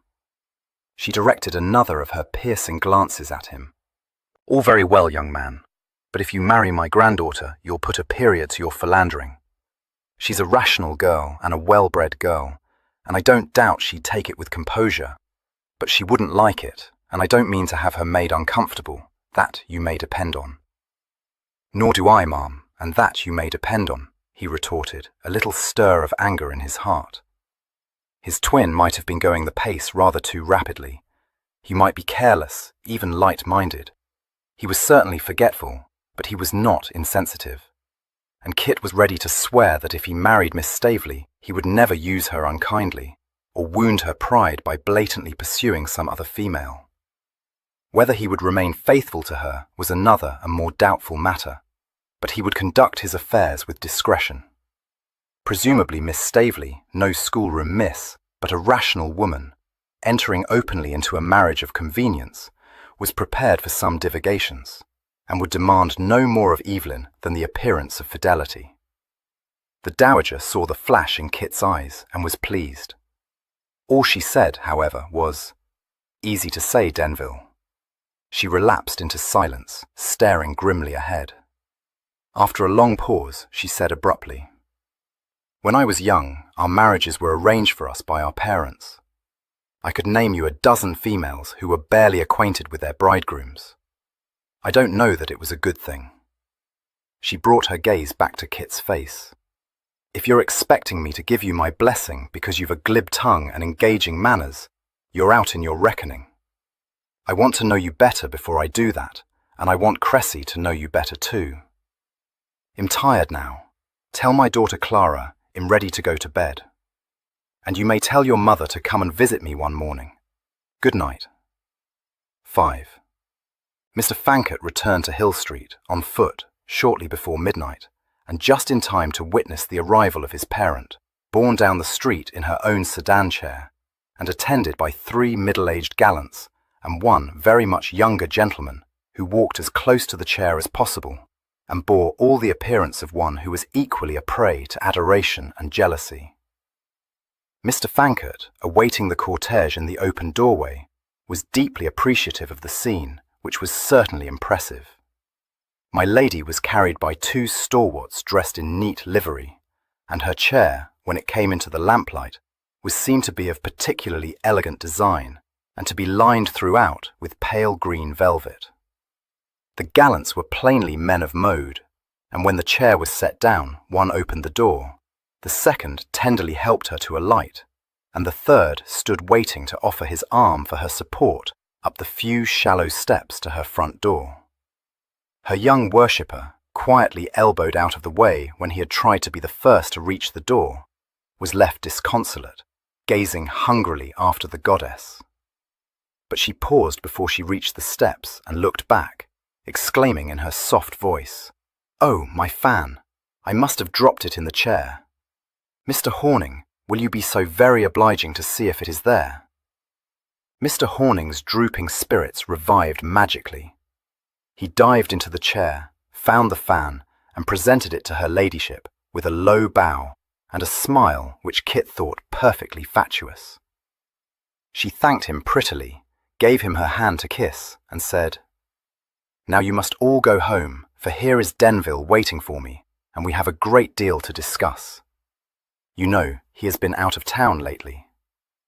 Kit had by this time recognized two of the elderly beaux and exchanged greetings with them, and Lady Denville put him in possession of the third's name by saying, "Here is Lord Chaseley, wanting to know why you weren't at Ascot. Wicked one, you were to have joined his party." Kit clapped a hand to his brow. "Good God, I forgot to write to you, explaining why I was obliged to fail. I beg your pardon, sir." "Humbug, you young rascal," Chaseley said. "You forgot the engagement altogether." "No, no," Kit protested. "But Chaseley, did you think he wouldn't?" asked one of the other gentlemen. At this, the third gentleman added his mite to this badinage. It was evident that no suspicion that they were roasting Kit, and not Evelyn, crossed their minds, a circumstance which made Lady Denville say, when the door was shut upon them, "You see, Kit, I told you how it would be. I dare say that Newlyn and Sir John Streatley have been acquainted with you since you were in short coats, and if they never guess the truth, you may be easy." "I am not at all easy," he retorted. "But as for you, love, I wonder how you dare address me as wicked one. Mamma, you are incorrigible. Who the devil is that mooncalf you've enslaved?" Her infectious ripple of laughter broke from her. "Isn't he ridiculous, poor boy? But one must be kind to him. You see, he is a poet." "Ah, that of course explains everything," said Kit cordially. "I expect you are his inspiration?" "Well, just at present I am," she acknowledged. "It won't last, in fact. I think that, at any moment now, he will fall desperately in love with some chit, probably quite ineligible, and forget that I ever existed. Which, I must own, will be in one way a great relief, because it is dreadfully tedious to be obliged to listen to poetry, even when it has been composed in one's honour. But in another, oh Kit, you won't understand, but to be 43 and still be able to attach foolish boys is such a comfort. Mamma, you must never make such an admission again. No one would believe you to be a day older than 33, if as much." This was true, but Lady Denville, after considering the matter, said, "No, but one must be reasonable, Kit, and everyone must know I can't be a day younger than 43, when all the world knows that you and Evelyn are 24. It is the most lowering reflection. But never mind that. What happened tonight in Mount Street? I was in such a fret of anxiety all the evening, I left my party early." "Oh, was that the reason? I must tell you that I was knocked a cock when I perceived that the sumptuous chair being carried down the street before midnight was yours." "Yes, I don't think I have ever left a party so early before, particularly when I was winning," she said naively. "No, were you? But I was very much shocked, Mamma. What has become of your most handsome cavaliere servente? How comes it about that he permitted another 4 others to squire you home tonight? Don't tell me his passion has waned." She went into another ripple of laughter. "Oh, poor Bonamy. How can you be so unfeeling as even to think of his walking all the way from Albemarle Street? He must have dropped dead of an apoplexy had he made the attempt. As for his passion, I have a melancholy suspicion that I share it with his cook. He was boring on for ever tonight about a way of serving teal with poivrade sauce. Now stop funning and tell me what happened at your party." "Oh, a very handsome dinner, and the company are the pink of gentility. Not quite in my style, perhaps, but certainly of the first respectability." "Were they excessively fusty?" she said sympathetically. "I did warn you that they would be." "You did, but you did not warn me, dear Mamma, that 2 of the number are acquainted with Evelyn." "No, who, Kit?" "Mr. Charles Staveley, who appears to be—" "Oh, him," she interrupted. "Very likely he may be, but so slightly that it is not of the least consequence." "Very true, but if Evelyn doesn't return in time to save me from Lupton, I shall be totally undone. Is he one of Evelyn's bosom beaux? Young Lupton? Good gracious, no. You don't mean to say that he was invited to the party? That is precisely what I do mean to say, Mamma. Furthermore, I apprehend that Evelyn has entered into some sort of an undertaking with him.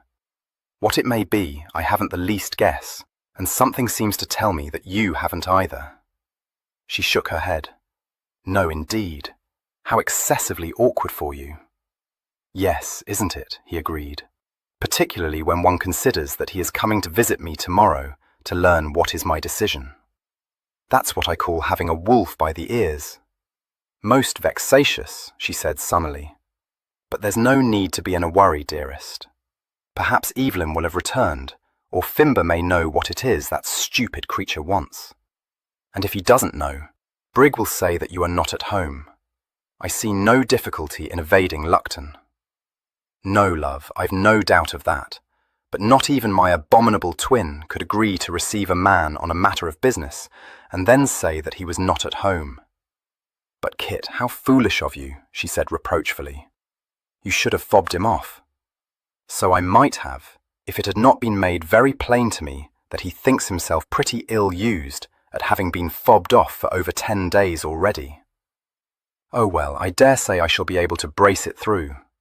What has me in a far worse worry is that Miss Staveley has asked me to visit her tomorrow morning to resume an interrupted discussion she had with Evelyn on the day that he proposed to her.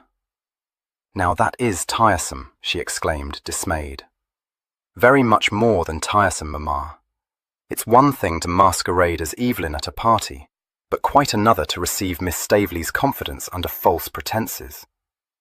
I see what you mean, she agreed, wrinkling her brow. But very likely you are making a piece of work about nothing. I should be astonished to learn that she has anything of a very confidential nature to say to Evelyn, because she is not at all well acquainted with him, besides having a great deal of reserve. Depend upon it, it will prove to be nothing to cause you embarrassment. Indeed, the more I think about it, the more positive I feel that it can only be a triviality, because Evelyn said nothing to me about having been interrupted. And, what is more, Kit, if he had thought that Cressy had something of importance to say, he would not have left London without seeing her again. She seemed to think it was he who had something important to say. He appears to have told her that he had a stipulation to make. A stipulation? What in the world can he have been thinking of? He must have taken leave of his senses. Unless, she broke off, her eyes widening. Then she said, I know what he was going to say, and I'm very glad he was interrupted, for I told him he was on no account to do so. He is set on us all living together, which I have no intention of doing, because such arrangements very rarely answer. It was used to be quite the thing, you know, and I always thought it such a fortunate circumstance that your papa's parents were both dead when I married him. If Cressy brings the matter up, say that you have changed your mind, or have forgotten, or that she misunderstood you. I can hardly do that, Mamma, he objected. It is clearly not what Evelyn would say. It is what I say, she replied spiritedly. I mean to give him a very severe scold, and if you look at me in that odiously quizzy way, I shall give you one too. Tell me about old Lady Staveley. Did she frighten you?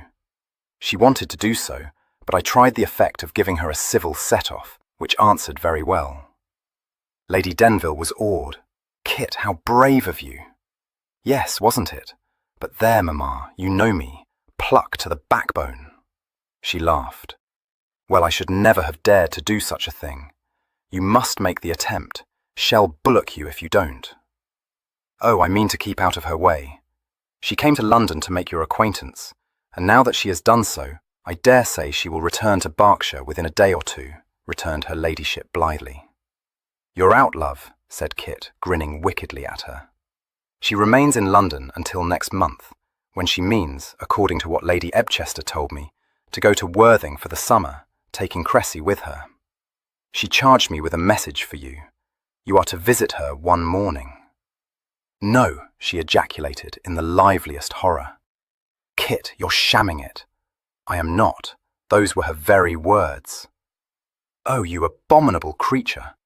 Why didn't you tell her I was sick, gone into the country, anything? She never liked me, indeed. When Staveley was dangling after me, she did her utmost to dissuade him from making me an offer.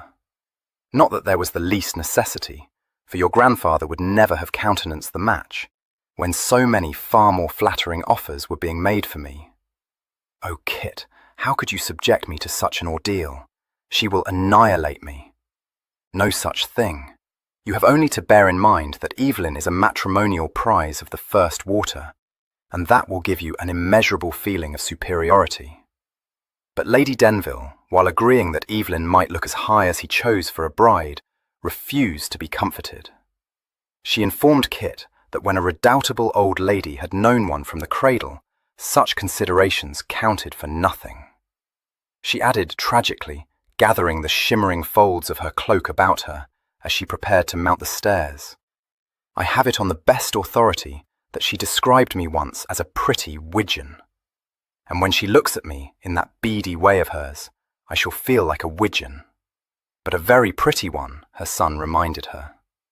Yes, but much she will care for that, replied her ladyship.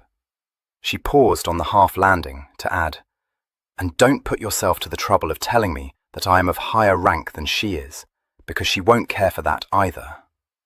On these embittered words, she resumed her progress up the stairs. He caught up with her as she reached the second floor, and told her in shocked accents that if she meant to go to bed without kissing him good night, he would be unable to sleep a wink. That made her give a choke of laughter, and when he pointed out to her that the ordeal awaiting her was as nothing when compared to the ordeal to which he had been subjected, she melted completely, saying, "No, indeed, my poor darling, you may rely on me to lend you all the support I can. There is nothing I would not do for either of my beloved sons." Embracing her with breathtaking heartiness, he mastered a quivering lip, thanked her gravely, and parted from her on the best of terms. Fimber was waiting for him in his own room. As he eased him out of Evelyn's long-tailed coat, he asked, in the voice of one to whom the answer was a foregone conclusion, if anyone had recognized him. Upon being told that no one had, he said, "It was not to be expected that anyone would, sir. When you passed out of my hands this evening, the thought crossed my mind that even I should not have known that you were not his lordship. You are, if I may say so, the spit of him, Mr. Christopher." Questioned about Mr. Lupton, he said austerely, "A very frippery young gentleman, sir, what one might term a mere barley straw." "You may term him anything you please," said Kit, stripping off his neckcloth. "But do you know what was the proposal he made to my brother, to which he expected an answer within a day?" After a frowning pause, during which Fimber divested Kit of his waistcoat, he said, "No, sir, his lordship made no mention of it to me. But from what I know of Mr. Lupton, I would venture the guess that he may have been wishful to sell his lordship one of his hunters." "Who wants to purchase a hunter at this season?" demanded Kit sceptically. "Not my brother." "No, sir, as you say. But his lordship is known to be very good-natured, one who finds it difficult to say no, and Mr. Lupton is frequently in dun territory. We will discover what Challoner may know about the business when he comes for orders tomorrow morning. I should inform you, Mr. Christopher, that I have taken it upon myself to apprise Challoner of what has occurred here. I trust you will think that I did right." "Much you'd care if I didn't," observed Kit. "It's to be hoped that he does know what Lupton expects of my brother. If he doesn't, I shall find myself lurched." But Challoner, presenting himself on the following morning, did not fail his harassed young master. He was a stocky individual, with grizzled hair and the slightly bowed legs of one bred from his earliest youth to the saddle.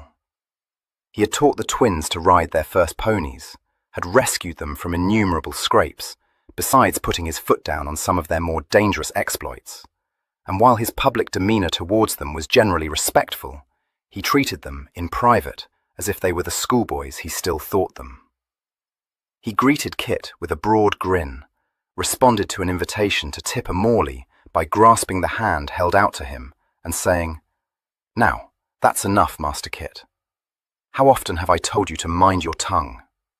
A nice thing it would be if her ladyship was to hear you using such vulgar language.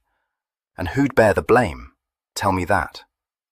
You would at least, so you always told us, though I don't think either my mother or my father ever did blame you for the things we said." Challow, I'm in the devil of a hank. That's all right, sir. You'll never be bum-squabbled, replied Challow cheerfully. Not but what things are in a rare hubble-bubble, which I don't deny. But don't you fall into the hips. I'll lay my life you'll get there with both feet. Well, there's no reason why you shouldn't, let alone you always was a sure card. If Fimber hadn't have told me, I wouldn't have known you wasn't his lordship well, not right off I wouldn't. I wish to God I knew what had become of my brother. You don't wish it no more than I do, Master Kit. There's times when I've worried myself sick, fancying all kinds of things. But then I get to thinking that his lordship is like a cat. Fling him any way you choose, he'll land on his feet. And now I've seen you in tolerable spirits, I'll take my affy-davy he's safe and sound. He cocked an intelligent eye at Kit and gave a chuckle. Law, sir, what kind of a clodpole do you take me for? Me, that knew you when you wasn't out of leading strings. If his lordship was in trouble, or worse, which has crossed my mind, you'd know it. Ain't that so? Kit nodded. Yes, I think. I haven't said so to my mother, but I could have sworn, about a week ago, that he had met with some accident. That's what brought me home so suddenly. It meant to come, for I haven't been easy. Well, never mind that. I think something did happen to him, but it wasn't fatal. I am as certain of that as I am of anything. If he were dead, or in desperate straits, I should know it. That's just what I thought, agreed Challow. He ain't dead. In mischief, more like. I never ought to have let him go off like he did, but he properly bamboozled me, Master Kit. Nor I didn't think he'd go off on one of his starts when he's in a way to be buckled. Oh, well, just have to bear a hand until he comes back, sir, and that's all there is to it. Now, if you wish to ride today, there's a neatish bay hack would suit you pretty well. Or there's the curricle and a pair of primans. Beautiful steppers they are, just the thing for showing off in the park. Or you could have his lordship's new tilbury. Quite the rage these tilburys have got to be. But Kit, pithily informing him that nothing could be farther from his intention than to show himself off in the park, or anywhere else, declined these offers, and demanded instead to be told what, if anything, Challow knew about Mr. Lupton's mysterious business. Him, Challow said scornfully, trying to sell his lordship a horse which we don't want. Not in our stables we don't. If his lordship doesn't want the animal, why didn't he tell Mr. Lupton so?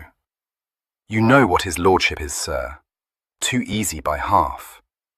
Not but what Mr. Lupton ain't one to take no for an answer. A proper jaw-me dead he is. He waved to us in the park, so his lordship pulled up, and then he started in to puff off a flat-sided chestnut he hunted last season, trying to slum-guzzle my lord into believing it was the very thing for him. Let alone no one would want a horse Mr. Lupton had hunted. That chestnut ain't worth the half of the price he's set on it. A perfect fencer, he tells my lord. Jumps off his hocks, he says. Yes, I thought to myself, I wish I may see it. So I give his lordship a nudge, and he tells Mr. Lupton he'll think it over and let him know next day, meaning, as he told me, to write him a civil note. I dare say it slipped his mind, for it was the next day that we went off to Ravenhurst. There's no call for you to trouble yourself, Mr. Kit. Oh, isn't there? Mr. Lupton is coming here today to get my answer. I shall have to buy the creature, I suppose. What's the figure? Master Kit, you won't never. 160 is what he told his lordship, and dear at 80 is what I say. I'll offer him 100, and if he refuses, so much the better. I can't say I don't want the horse when the man's been kept waiting for a fortnight. I'll give him a draft on my bank. Oh, the devil! I can't do that, can I? Well, you must go to the bank for me, Challow, and draw the money in bills. I'll give you a cheque. It'd better make it out for 200, for I shall be needing some pitch and pay for myself. Don't get robbed. It's you that's going to be robbed, sir, said Challow, deeply disapproving. Not I. I'm buying this horse on my brother's behalf, and serve him right, said Kit. He set forth a little later to walk to Mount Street nattily attired in the correct town dress of a gentleman of fashion. His coat of dark blue superfine was the very latest made for Evelyn by Weston, and never yet worn by its owner. His stockinette pantaloons were knitted in the newest and most delicate dove colour. His cambric shirt was modishly austere, with no ruffle, but 3 plain buttons. His waistcoat combined opulence with discretion, and his hat, set at an angle on his glowing locks, had a tall and tapering crown, smoothly brushed, and very different from the low, shaggy beaver to which Fimber had taken such instant exception. Only his Hessian boots were his own. Within 10 minutes of forcing his feet into Evelyn's shoes, Kit had straightly commanded Fimber to retrieve from his baggage his own footwear. Fimber, obstinately prejudiced against Kit's Viennese valet, had eyed his Hessians with contempt, but there was really no fault to be found either in their cut or in their unsullied brilliance.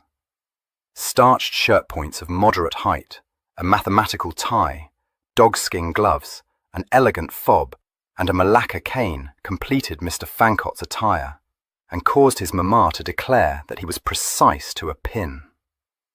Thus fortified, he set forth with tolerable composure to keep his appointment with Miss Staveley. Halfway up John Street, this composure was shaken by an encounter with a total stranger, who demanded indignantly what he meant by giving him the cut direct. He extricated himself from this situation by pleading a brown study, but as he had no clue to the stranger's identity, nor any knowledge of the latest on deets to which this pink of the ton made oblique references, the ensuing conversation severely taxed his ingenuity. It culminated in a pressing invitation to him to join a gathering of Evelyn's cronies at Limmer's Hotel that evening.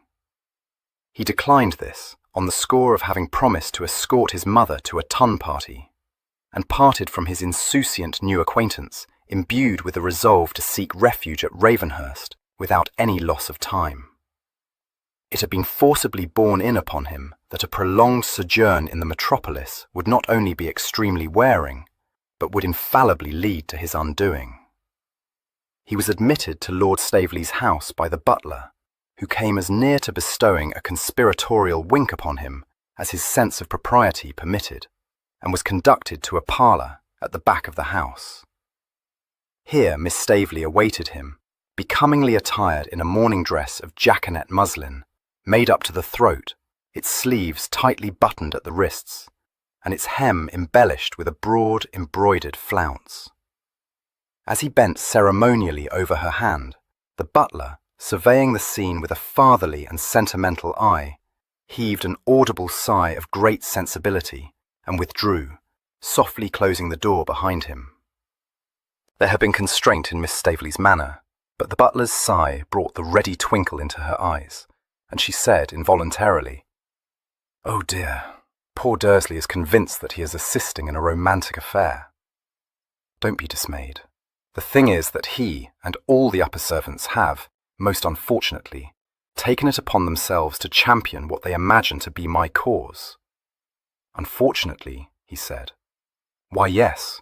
I should be a monster if I were not very much touched by their loyalty, but I wish with all my heart they could be persuaded to accept Albinia as my successor.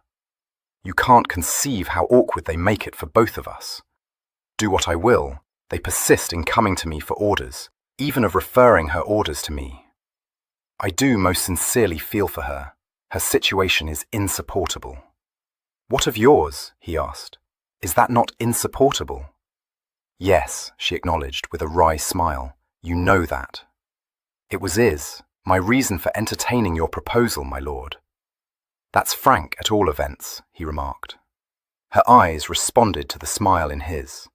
"We were agreed, were we not, that only candour on both our parts could make our projected alliance tolerable to either of us? Your reason for wishing to be married is your very understandable desire to become independent of your uncle. Mine is what I feel to be an urgent need to remove myself from this house, from any of my father's houses. Having made the acquaintance of your mother-in-law, having furthered my acquaintance with her," Kit said, smoothly correcting himself, "I perfectly comprehend your feeling and sympathise with you. No, don't misunderstand me. she said quickly. You should rather sympathize with Albinia. It must be hard indeed for her to come into a household which has been managed for years by a daughter-in-law so little removed from her in age. Then, too, I have been in some sort my father's companion since my mother's death, and it is difficult to break such a relationship. Albinia feels inevitably that she is obliged to share papa with me. And you? Yes, she said frankly. I feel the same, perhaps more bitterly, which quite shocks me, because I had never dreamt I could be so horridly ill-natured. Between the two of us, poor papa is rendered miserably uncomfortable. I detest Albinia as much as she detests me, and to make a clean breast of it. I find I can't bear playing second fiddle where I have been accustomed to being the mistress of the house, she added with an effort at playfulness. You should take warning, Denville. I have lately learnt to know myself much better than ever I did before, and have come to the dismal conclusion that I am an overbearing female, determined to rule the roost. He smiled at her. I'm not afraid of you. But tell me this, if I should ask it of you, would you find it irksome to share a home with my mother? She stared at him and then exclaimed, as enlightenment dawned on her. Was that the stipulation you spoke of? Good God, how could you be so absurd? Did you think that I should require you to thrust her out of her home? What a toad you must think me. My dearest, most adorable godmamma. Let me tell you, my lord, that my hope is that she will receive me into your household with as much kindness as she has always shown me. Thank you, he said warmly, but I must tell you that she straitly forbade me even to suggest such an arrangement to you. She says it never answers. Indeed, she informed me that she had always regarded it as a most fortunate circumstance that her own mother and father-in-law were dead before she married my father. Her eyes danced. She said appreciatively, I can almost hear her saying it perfectly seriously, I make no doubt. Do, pray, assure her that I should not so regard her death. I shan't dare to disclose that I mentioned the matter to you. She promised me a severe scold if I did so. No wonder you should be in a quake, she agreed. One always dreads the ordeal of which one has no experience. He laughed. Now, how do you know I have not that experience, Miss Staveley? I don't think my understanding superior, she replied, but I have cut my eye teeth.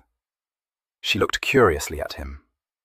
May I know why I have sunk to be Miss Staveley again? You called me Cressy when you proposed to me, but perhaps you have forgotten. By no means, he said promptly.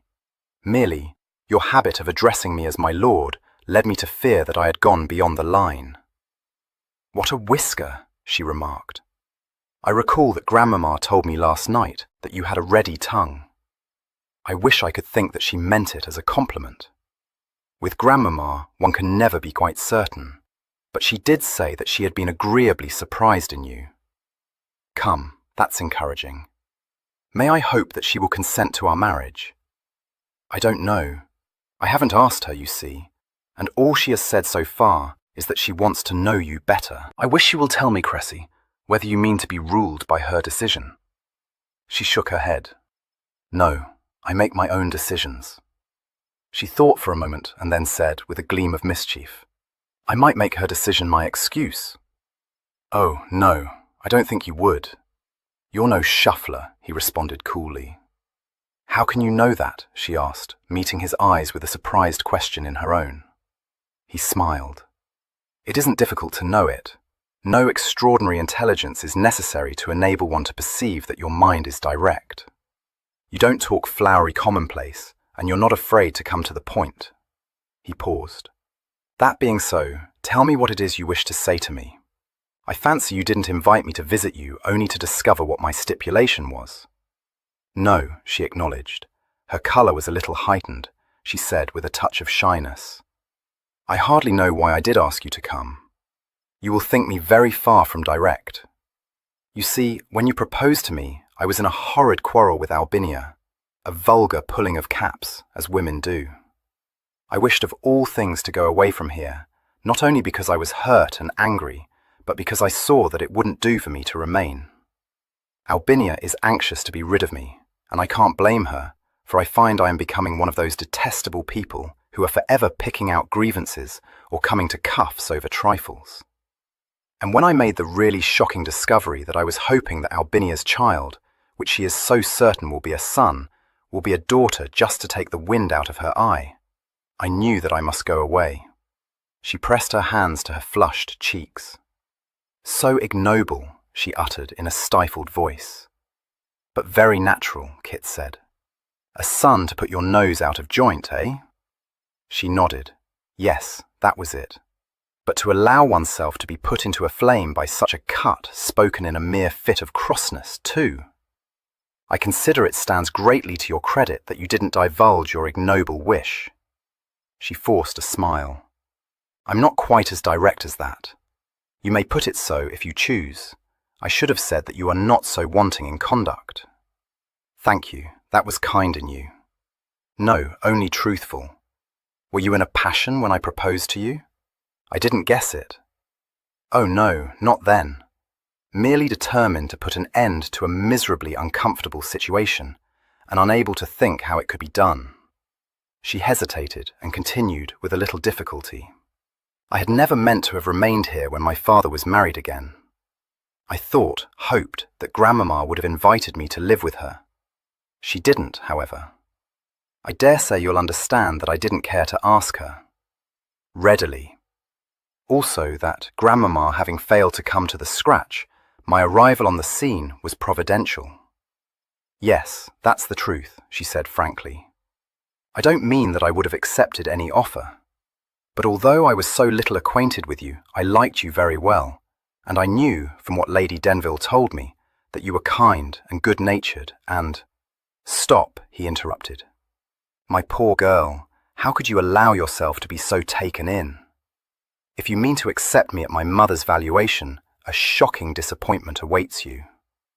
She is the most dotingly fond parent imaginable, and can detect no fault in either of her sons. She laughed. Oh, I know that. But you are dotingly fond of her, and so charmingly attentive to her, that I don't know how she should detect your faults. I liked that in you too.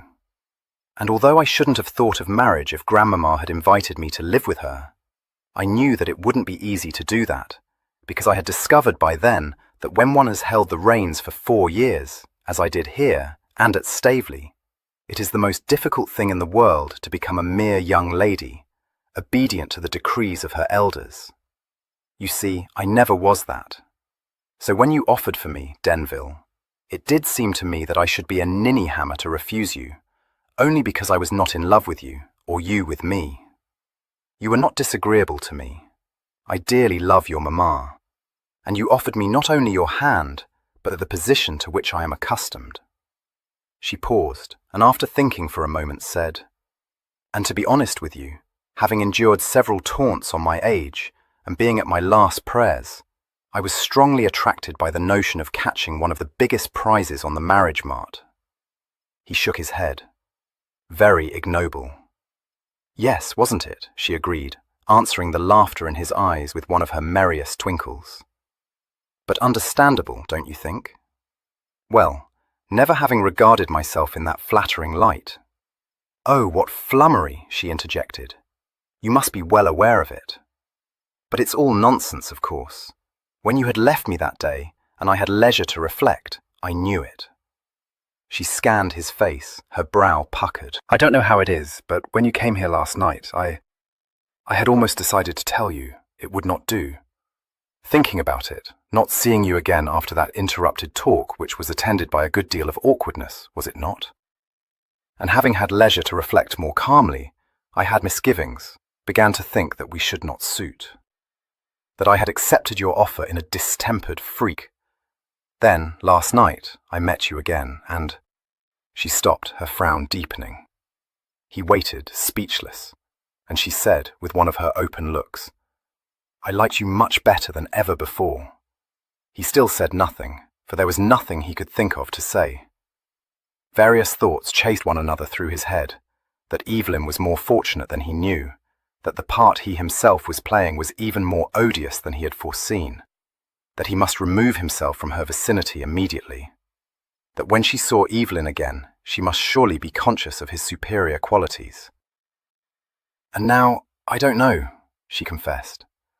"I was never in such a bumble broth in my life, and how I come to be so stupid as not to know my own mind, I can't imagine. Such a thing has never happened to me before, for, in general, I should warn you, I do know it." "I can believe that," he said. "You have a great look of decision. I conjecture that once your mind is made up, there can be no turning you from it." "Yes, I fear that's true," she replied seriously. "I hope I may not be arrogant, one of those over-mighty women who grow to be like poor grandmamma." "I don't think there can be any fear of that," he said, amused. "I trust you may be right. I have certainly given you no cause to think me anything but a woolly crown. But I must hold you accountable for that," she said in a rallying tone. "I fancy you must have odd humours, perhaps. You make me feel one day that I have a pretty just notion of your character, and the next that I know nothing about you, which is very disconcerting, let me tell you. I beg your pardon. And so? And so I feel that grandmamma is right when she says I ought to know you better before I make up this skimble-scamble mind of mine." Her eyes were hidden from him. She was engaged in the occupation of twisting a ring round and round upon her finger, but she raised them suddenly, squarely meeting his. "Will you grant me a little more time for consideration, to become better acquainted each of us with the other?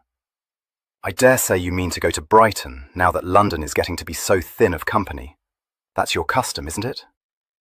"Why, yes. I have been very much in the habit of escorting my mother there.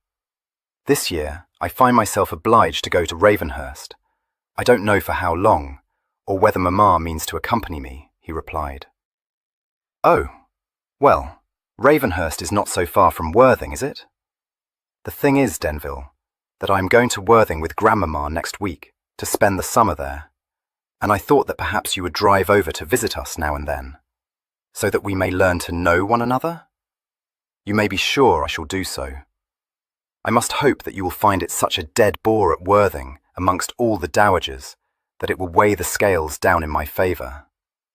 "It might well do so," she acknowledged with a grimace. "But I must warn you that I am inured to that particular boredom. I go there every year. I can safely promise that if you marry me, you will never set foot in the place again," he said, laughter springing to his eyes as he tried to picture his twin in that respectable resort. 6. Mr. Fancott arrived on his own doorstep, just as his mother's youthful adorer was being ushered out of the house by Brigg. Mr. Horning, who was dressed with a studied negligence, which included a handkerchief carelessly knotted round his neck, and unstarched shirt points, checked and uttered dramatically, "My lord." "How do you do?" said Kit politely. His appreciative gaze took in every detail of the poet's attire. He saw, too, with unholy amusement, that Mr. Horning was looking slightly belligerent, and concluded that Evelyn had not encouraged the dazzled youth's infatuation. So he said, with immense affability, "Did you come to visit me? Do tell me how I may serve you." Somewhat taken aback, Mr. Horning said, with a challenging look, "I have been visiting Lady Denville, my lord." "No, have you?" said Kit. "But how kind of you." "Kind?" repeated Mr. Horning blankly. "As long as she didn't find your visit rather too much for her. At her age, you know, and troubled as she is with the gout I collect, my lord, that you have some objection to my visits," interrupted Mr. Horning, glaring at him. "Not the least in the world," said Kit cordially. "You have been reading to her, I dare say, and keeping her quietly entertained, which is an excellent thing. It is a hard matter to induce her to rest, but at her age, you know, Lord Denville, I regard her ladyship as an angel," said Mr. Horning reverently. "Oh, no, no. You take too melancholy a view of her case," Kit assured him. "We trust she may with care enjoy several more years of life and tolerably good health." With these optimistic words, he smiled sweetly at the stunned poet and passed into the house. Bent on regaling his mamma with this passage, he looked into the drawing-room on his way upstairs and was gratified to find her there charmingly attired in a half-dress of fawn-figured silk, a treble pleating of lace falling off round the neck, and a cap of French lace, adorned with a cluster of flowers, set on her shining gold hair. She looked elegant, graceful, and absurdly youthful, circumstances which made Kit chuckle, as he said, "I've just encountered your mooncalf, Mamma. Next time he comes to visit you, he won't bring a poem, but a gum plaster." "Bring me a gum plaster?" she said, astonished. "Yes, love, for your gout," he said mischievously. "I told him that we hoped you would survive for a few years yet, however. That was when he called you an angel, and a more inappropriate description I never heard." She burst out laughing. "Oh, what an abominable creature you are! But come in, Evelyn. Bonamy and I were this instant talking about you." Having advanced a step into the room and closed the door behind him, he had already seen that his mamma was not alone. The enormous bulk of Sir Bonamy Ripple occupied almost the whole of a sofa placed opposite her chair. Kit shot a startled, questioning look at his mother, for although he did not rate Sir Bonamy's intelligence high, he could hardly believe that one who had known him and Evelyn from their cradles would detect no difference between them. But Lady Denville appeared to feel no misgiving. She smiled seraphically at Kit. "Dearest, Bonamy tells me that proposed connection with Cressida Staveley is one of the on deets of London. What, are the quizzes busy already?" Kit said, shaking hands with the visitor. "Bound to be," said Sir Bonamy, in a rich voice that accorded well with his massive person. "Howdy do. Been out of town, I hear. Didn't see you at Ascot races." He scanned Kit's face and added, "You're looking better than when I saw you last. Told you it was time you went on a repairing lease. And now you're in a way to become riveted, are you? I wish you happy, my boy." "Thank you, sir, but you are a trifle previous. The matter is not yet decided, you know. Who set the rumour afoot, I wonder?" "Lady Staveley, of course," said his mother. "Trying to force you both into it, meddlesome ninny-hammer that she is." Owing to the height and rigidity of his collar points and the depth of his oriental tie, Sir Bonamy could neither shake his head nor nod it. When he wished to signify assent, he was obliged to incline the upper part of his body in a stately manner which frequently exercised an unnerving effect upon strangers already awed by his size and magnificence. He did so now, but as the Fancots were well accustomed to his ways, neither Kit nor his mamma was dismayed. Lady Denville, indeed, stared very hard at him and exclaimed, "Bonamy, it's you who are making that creaking noise, exactly like the Regent." He looked so crestfallen that Kit interposed to ask him how he had fared at Ascot. But although he was chagrined, he was not in the least embarrassed by his hostess' forthright words.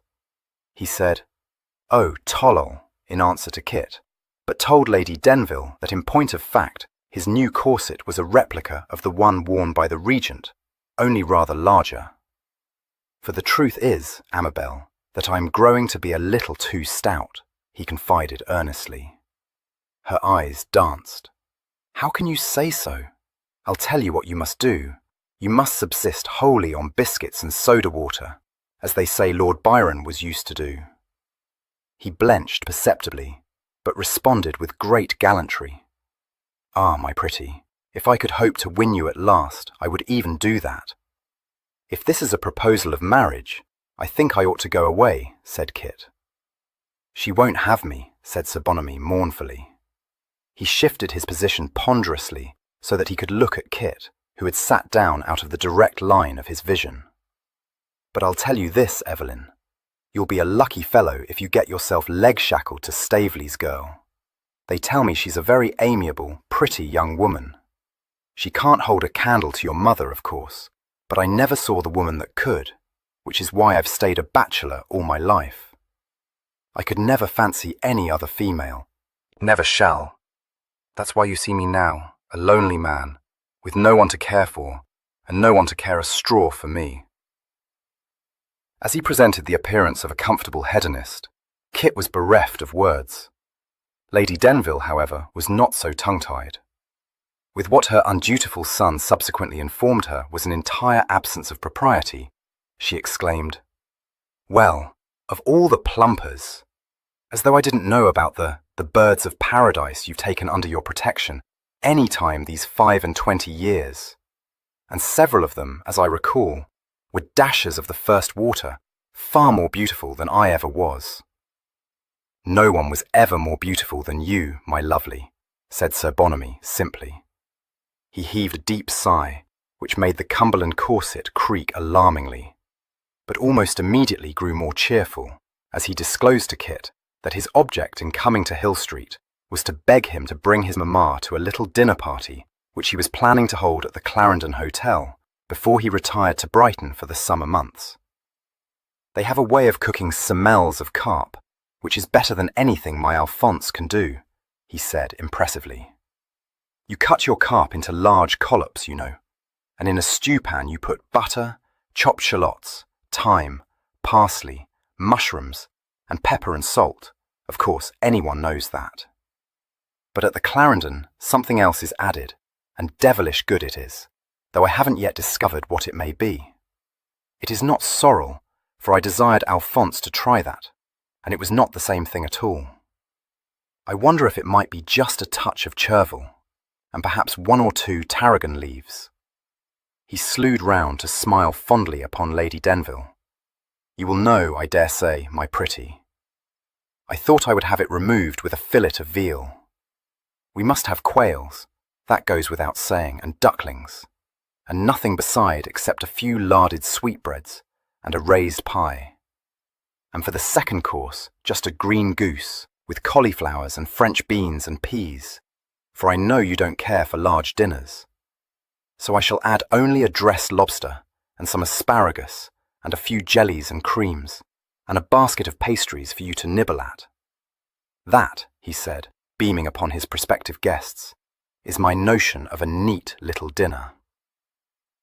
"It sounds delightful, sir," agreed Kit. "The only thing is—" Yes, I know what you're going to say, my boy," Sir Bonamy interrupted. "It wouldn't do for a large party. But I mean only to invite 3 other persons, so that we shall sit down no more than 6 to table. And there will be side dishes, a haunch of venison, and a braised ham possibly, or a dish of lamb cutlets. I must consider what would be most suitable." A note of discontent entered his voice. "I do not consider this the season for dinners of real excellence," he said gravely. "To be sure, few things are so good as freshly cut asparagus, to say nothing of a basket of strawberries, which I promise you, my pretty, you shall have. But only think how superior it would be if we could have some plump partridges and a couple of braised pheasants." "Yes, indeed, but that wasn't what I was about to say, sir. Nothing would give me greater pleasure than to escort mamma to your party, but it so chances that I am obliged to return to Ravenhurst almost immediately." "Why, whatever will you find to do there?"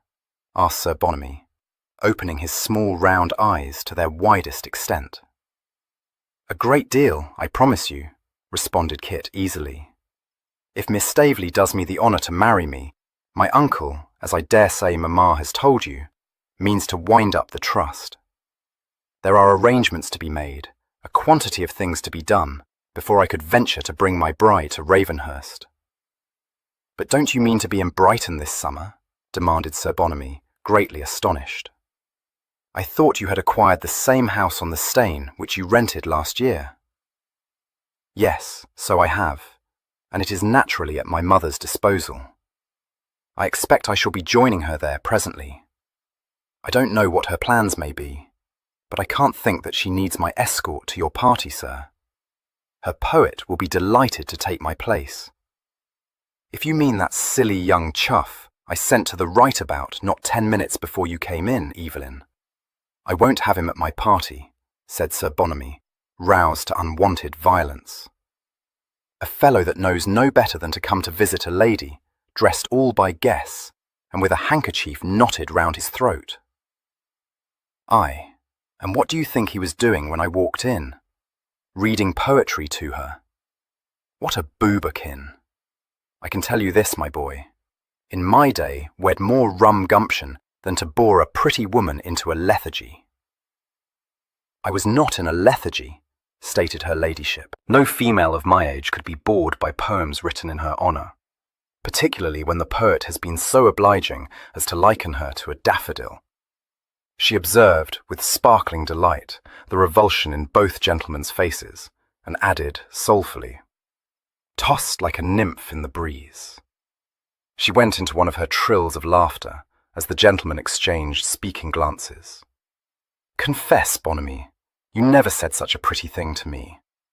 "Puppy," said Sir Bonamy, his eyes kindling. "A daffodil? Good God! Well, I've never written a line of poetry in my life. It is not my way. But if I did write about you, I shouldn't call you a paltry daffodil. I should liken you to a rose, one of those yellow ones, with a deep golden heart and a sweet scent," said Sir Bonamy, warming to the theme. "Nonsense," she said briskly. "You would be very much more likely to call me a plump partridge or a Spanish fritter. As for your party, I should like it of all things, and it is most vexatious of Evelyn to go into the country again, for naturally I must accompany him. It is so dreary at Ravenhurst, if one is quite alone. Not that I ever have been there alone, but I have often thought how melancholy it would be if I were obliged to stay there by myself. So you will drive over from Brighton to dine with us, if you please. I expect we shall be able to set ducklings before you, though not, I fancy, quails, but certainly lobsters and asparagus." This ready acquiescence in his resolve to seek refuge at Ravenhurst surprised Kit. It was not until Sir Bonamy had departed that he learned the reason for it. "Dearest, did you know then?" demanded his mother, when he returned from helping to hoist her admirer into his carriage. "Did I know what, mamma?"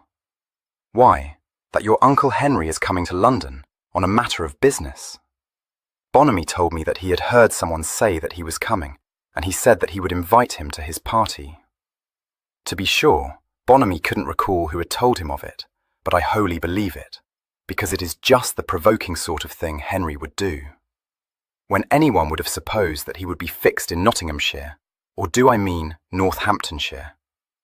Oh well, it's of no consequence, and you will know. Wherever it was that he purchased a property when he retired.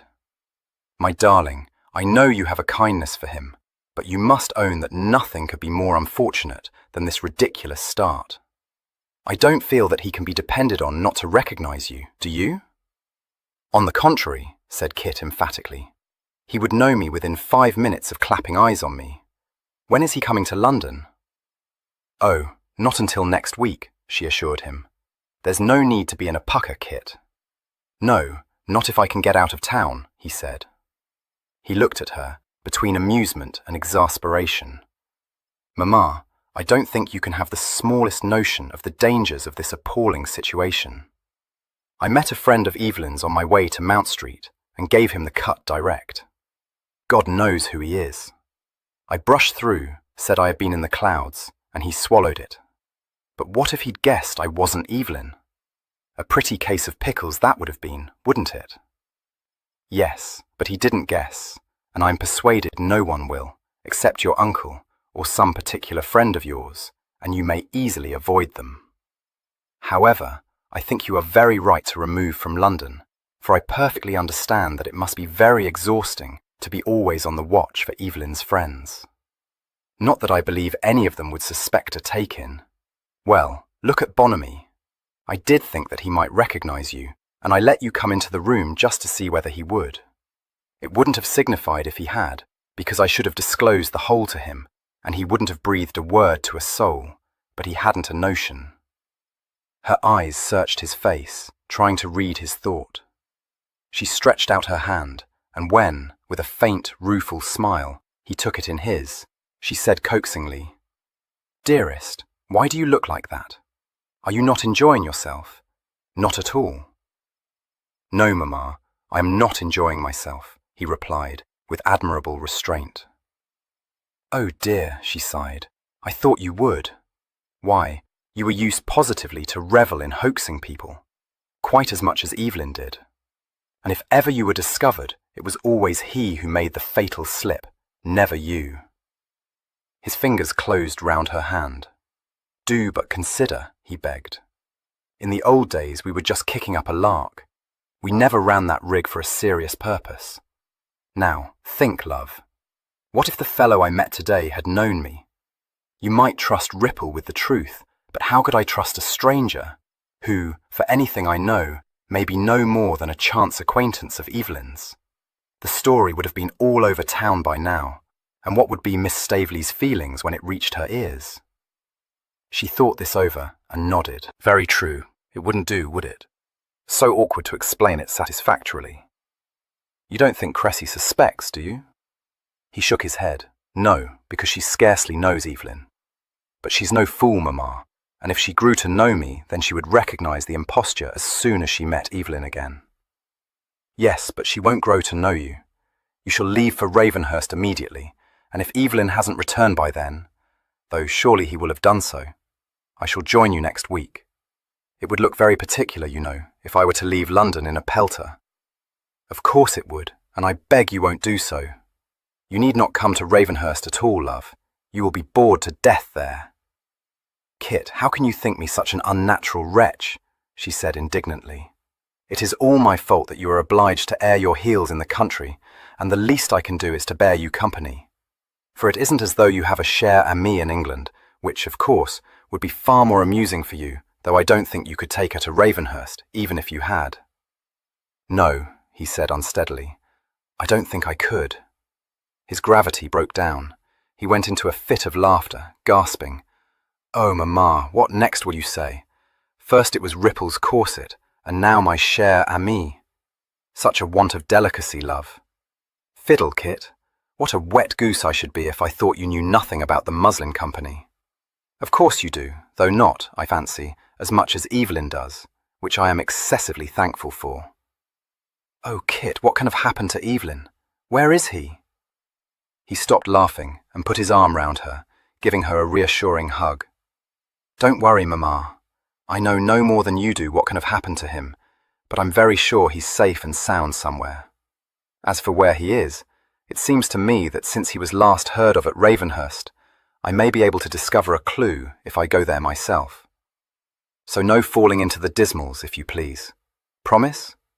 She put up a hand to stroke his cheek, smiling mistily at him. You are such a comfort, dearest. I'll try to keep up my spirits, but it will be a struggle to do so when you've gone away. And when I recall that I shall have to visit old Lady Staveley, I feel ready to sink. 7. Leaving Fimber to follow him with such articles of his brother's wardrobe as Fimber considered indispensable, Kit drove himself down to Sussex in Evelyn's curricle, taking Challoner with him. This individual lost no time in quashing the several plans he had formed for discovering Evelyn's whereabouts.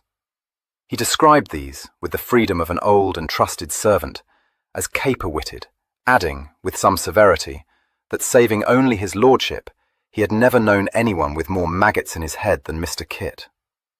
Being as you've set yourself up as his lordship, sir, there ain't nothing you can do to find him.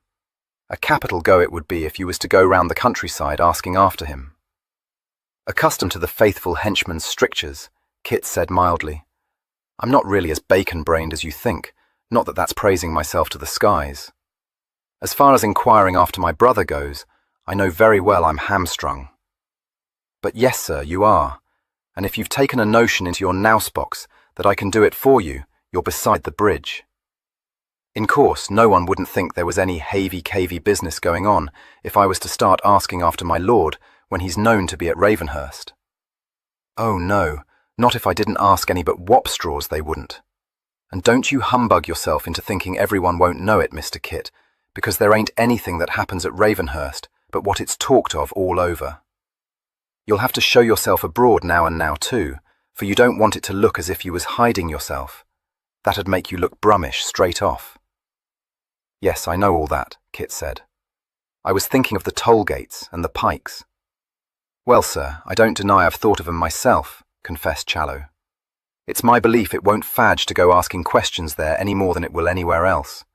Now, just you think. I do know that his lordship drove off through the main gates, but which way he took when he reached the lane, I don't know.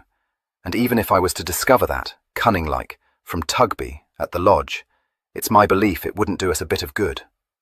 If he turned left-handed, it looks like he was making for the London road, but I don't think he did, because I took that road myself, only a couple of hours after his lordship drove off, and the pikekeeper where you come out onto the post road knows both him and me, and not a word did he say about having seen my lord when he opened the pike to let me through. Seems to me it's more likely he turned right-handed when he got to the lane, but that don't do us a bit of good neither. You know as well as I do, Mr. Kit, that it's not more than 5 miles till you get to the end of the lane that way, and only a step from the village. If I was to start inquiring after his lordship at that pike, we'd have the busy head that keeps it flashing the gab in an ant's foot, which would send my lord up into the bows when he got to hear about it. There are other pikes and toll gates on the road, Kit said shortly. To be sure there are, sir, and a very busy road it is, agreed Challoner. Was you thinking of sending me to ask at all the gates and pikes up and down it, which ain't near enough to Ravenhurst for the keepers to recognise his lordship? Because it wouldn't fit, Master Kit. Who's going to remember one phaeton more or less a fortnight back? I, and even if I did get wind of his lordship, how would I know whether he didn't perhaps turn off the post road somewheres? I tell you, sir, it ain't no manner of use. He could be anywhere. I'm well aware of that, Kit replied, keeping his eyes on the road ahead. I don't know where to look for him, even if I weren't masquerading, because I don't know his habits or the company he has been keeping. But don't you know, Challoner? The groom did not answer, and, after a moment, Kit glanced at him and saw that he was frowning. Come, man, unbutton, he commanded. You surely can't suppose that my brother would want you to keep anything a secret from me. It ain't that, Master Kit, Challoner said, shaking his head. The mischief is I don't know not by a long chalk. That ain't to say I haven't had my suspicions, the same as Fimber has, but whenever his lordship goes off on one of his revel routes, he don't take either of us with him, nor he don't say where he's off to. It queers me why he should tip us the double like he does, because there's nothing we could do to stop him going the pace. Kit let this pass. He found nothing remarkable in Evelyn's desire to shake off his fond but censorious guardians when he was bent on adventures of which they would strongly and vociferously disapprove. But as no useful purpose would be served by entering into discussion of this, he merely said, "He may not tell you where he's off to, but I'll swear it's a guinea to a gooseberry that you know." "Not properly, I don't, sir. I've got my reasons for thinking there's a ladybird in Brighton he used to have dealings with, and another one at Tunbridge Wells. It did cross my mind, when he went off alone from Ravenhurst, that that's where he was bound for.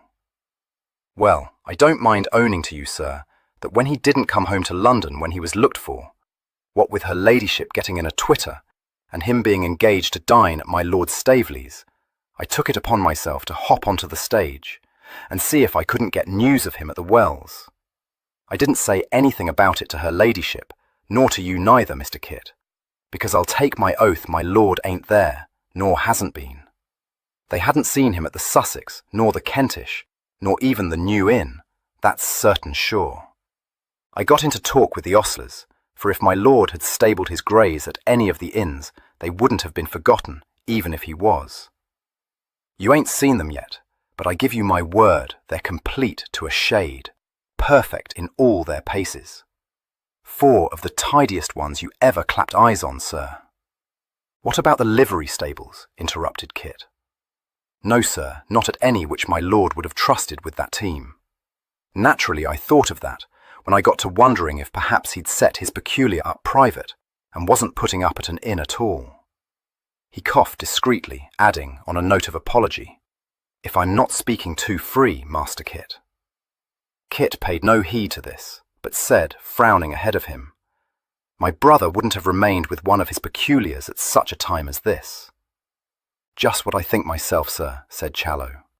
"Not when he's made up his mind to step into Parson's mousetrap, he wouldn't. He's not of that cut, let alone the danger of it. Tunbridge Wells, Lord, I saw with my own eyes upwards of 6 people there that his lordship knew well." Kit nodded and relapsed into silence. The problem of his erratic twins' whereabouts seemed insoluble, for the only explanation that occurred to him was that Evelyn, who had certainly gone off to redeem Lady Denville's brooch, must have found that Lord Silverdale had left Brighton and had decided to follow him to his Yorkshire estates. But no sooner had he admitted this thought into his mind than he was struck by its improbability. If Evelyn, pressed for time, as he must have known he was, had undertaken such a journey, he would not have set forth in his phaeton. Nor could there have been any reason to account for his having taken such care to rid himself of his valet. It was equally unlikely that he would not have failed to apprise Lady Denville of his intention. He might well have driven himself to London, but why leave Challoner behind, and gone on from there by post-chaise?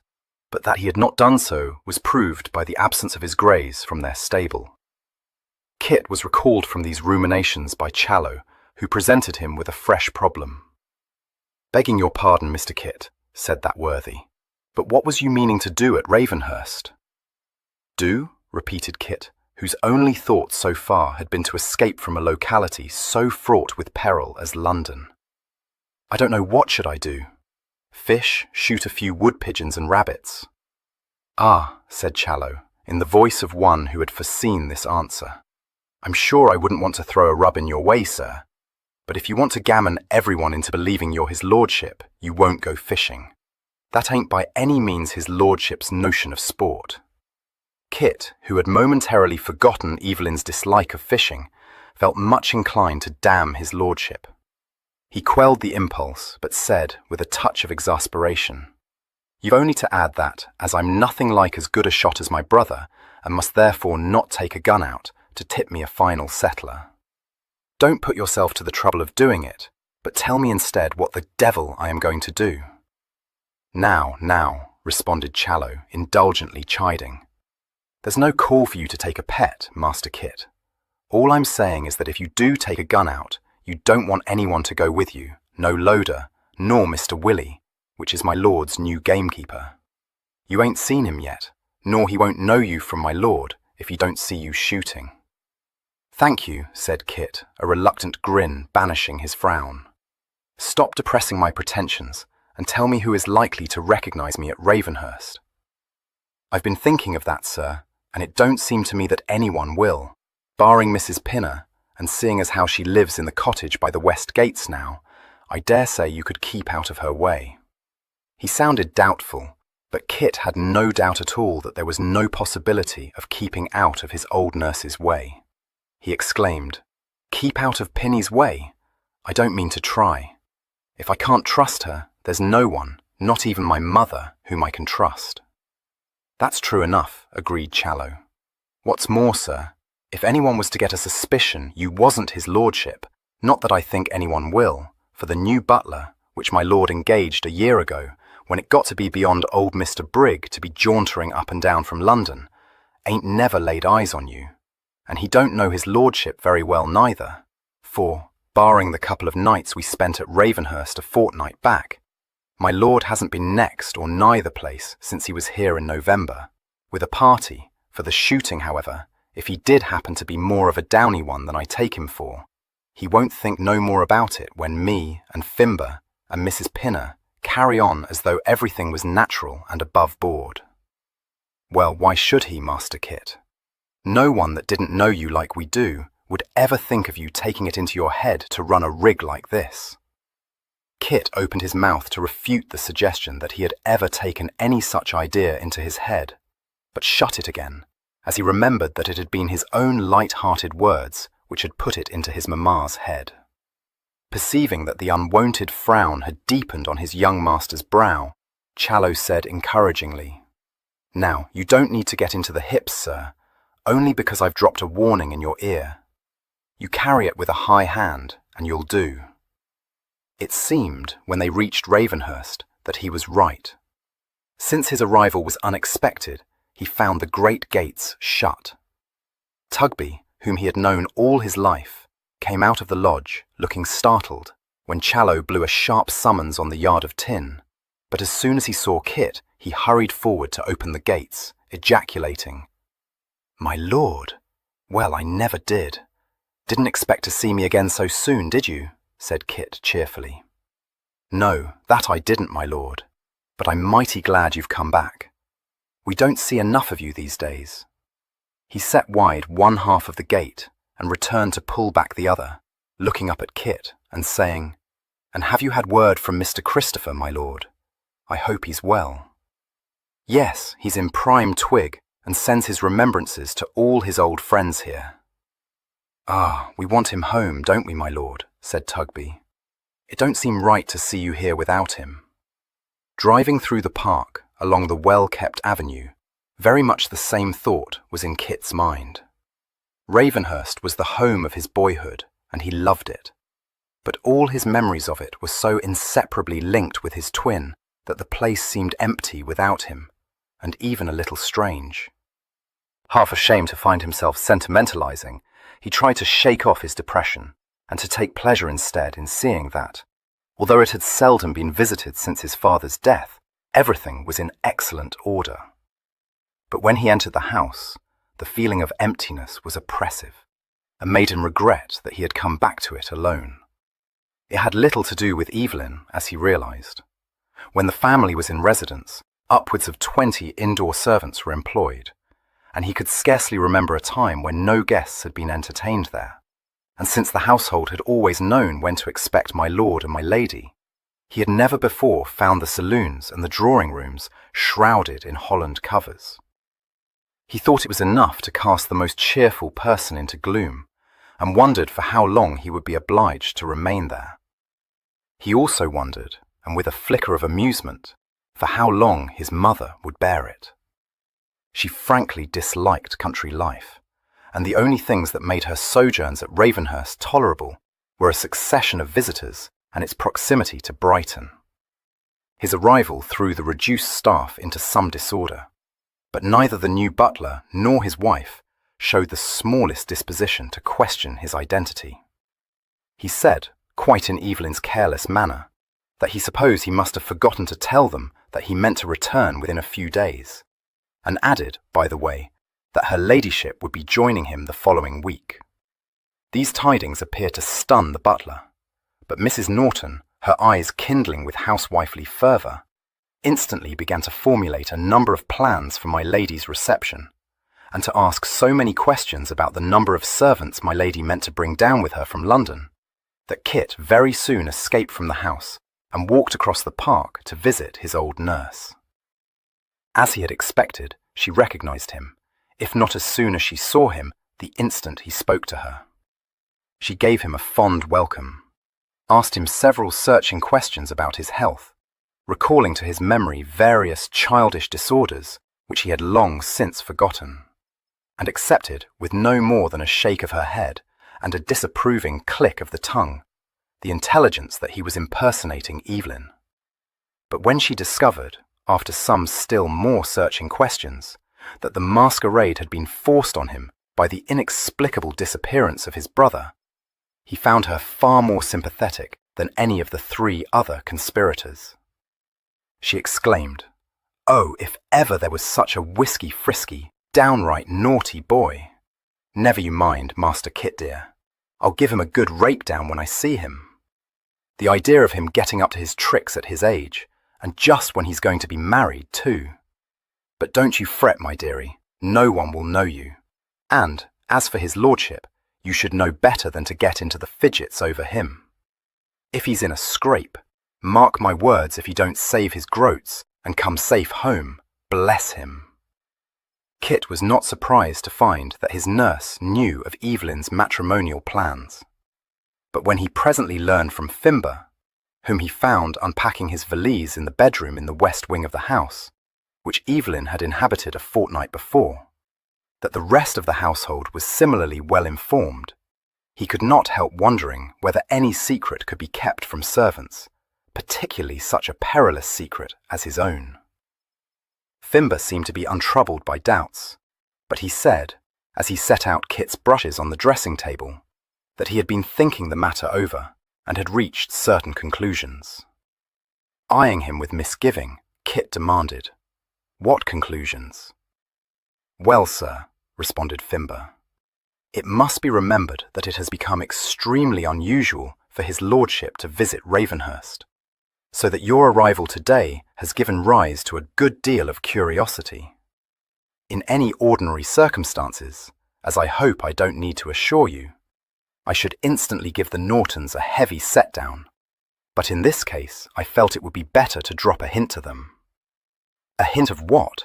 Said Kit, with even greater misgiving. Of your approaching nuptials, sir, assuming that you are his lordship, said Fimber, tenderly laying a pile of shirts on one of the wardrobe shelves. Naturally, rumours of the event had reached Ravenhurst some time since, but I had not previously confirmed these. Oh, you hadn't? No, sir, said Fimber imperturbably. It is not my practice to go beyond the bounds of commonplace civility when conversing with the Nortons. Very respectable people, I dare say, but mere newcomers.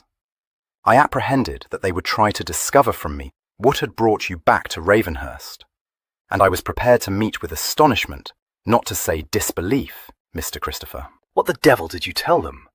That you wish to look into things here, sir, as was agreed before we left the metropolis? It is perfectly well known to everyone that it is my lord's uncle who holds the reins, and that my lord won't concern himself in any way with what he doesn't feel to be his own. So I was obliged, Mr. Christopher, to drop a hint that there would shortly be changes at Ravenhurst. Did that satisfy the Nortons? Oh yes, sir. Quite excited they are, hoping that her young ladyship may take a fancy to the place and persuade my lord to open up all the rooms like they should be and like they always were when his late lordship was alive. Not that they know anything about that, except by hearsay. If I might make a suggestion, you should tell Mrs. Norton to have her ladyship's apartments got ready for you to inspect, as if you was planning to refurnish them, sir. Kit raised no objection to this, but he looked suspiciously at Fimber, well aware that the precision of his speech and the wooden manner he had assumed boded a further and certainly less palatable suggestion. He said, I can do that easily enough, but you may as well tell me now as later what else you've got in mind. I beg your pardon, sir? Stop hiding your teeth, commanded Kit. You don't ride on my back, so don't think it. What's up your sleeve? I'm sure I don't know what you may mean, sir. It merely occurs to me that it would be a good thing if you was to send for your bailiff to discuss all the business of the place with you. But no doubt you've already thought of that. I've done no such thing, said Kit forcefully. Send for Goodley, who is not my bailiff, to discuss my brother's affairs with him. Thank you. That would be beyond everything. Then you'd as well turn tail at once, Mr. Christopher, for nobody's going to believe you've come down to look into things if you don't look into them, retorted Fimber, reverting to his usual manner. That would be just the very thing to set people wondering, that would. There's no need for such a humdurgeon. Why shouldn't you talk to Mr. Goodley about the estate, and ride round with him, maybe? If you mean to tell me his lordship would take a huff, all I can say is that it ain't for you to accuse me of hiding my teeth, sir. You know as well as I do that his lordship would bid you do as you thought fit, and welcome. Yes, I dare say, but— You're blue-devilled, Mr. Christopher. That's what's amiss, interrupted Fimber bracingly. And no one could wonder at it, with the house like a tomb, and you missing his lordship, as I'll be bound you are. You'll feel more the thing when you've eaten your dinner. It seems his lordship didn't use any of the rooms but those in this wing when he was here, so I told Norton you'd do likewise. The library has been made ready for you, and dinner will be served you in the green parlour, so you go down, sir, and be comfortable. A short but excellent dinner certainly relieved Kit's depression, but it did nothing to lessen his reluctance to obtain access to the bailiff's records by what could only be regarded as a cheat. He would have found it hard to explain the repugnance he felt, for he had nothing to gain, and he knew even better than Fimber that so far from objecting to his conduct, Evelyn would be very much more likely to demand to know what the devil he meant by imagining that he could object to it. The feeling of distaste lingered, however, and if his hand had not been forced, he would have evaded an encounter with the bailiff.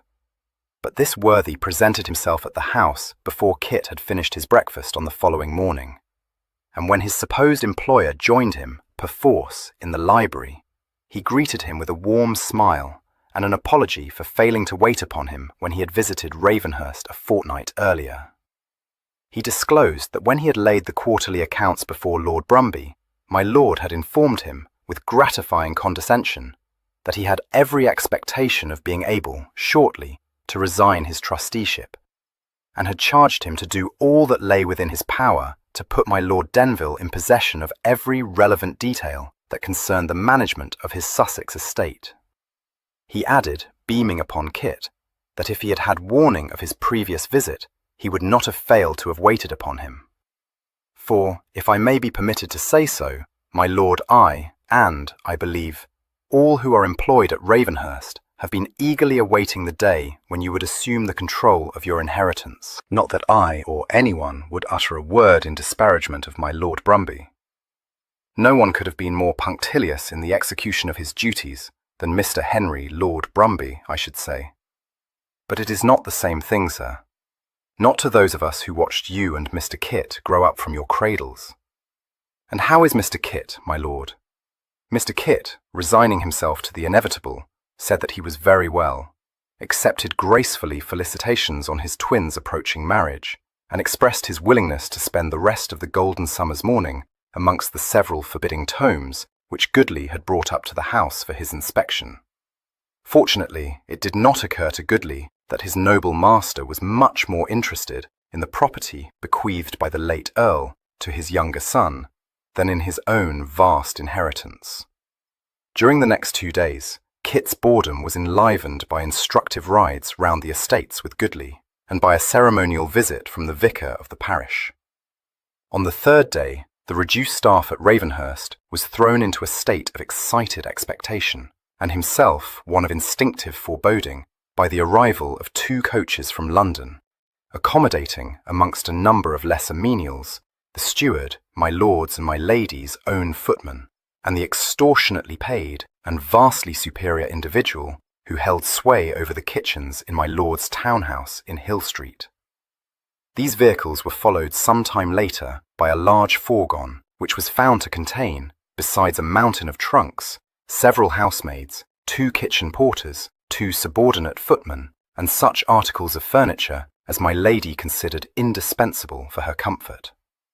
Later still, an elegant private chaise swept up to the main entrance, the steps having been let down, a stately female, who bore all the appearance of a dowager of high estate, but was, in fact, none other than Miss Rimpton, my lady's top lofty dresser, alighted, to be followed, a moment later, by my lady herself, far from stately, but ravishing in a Pomona green silk gown, which clung to her shapely person, and the very latest mode in bonnets, a dazzling confection with a high crown, a huge, upstanding poke front, Pomona green ribbons, and a cluster of curled ostrich plumes.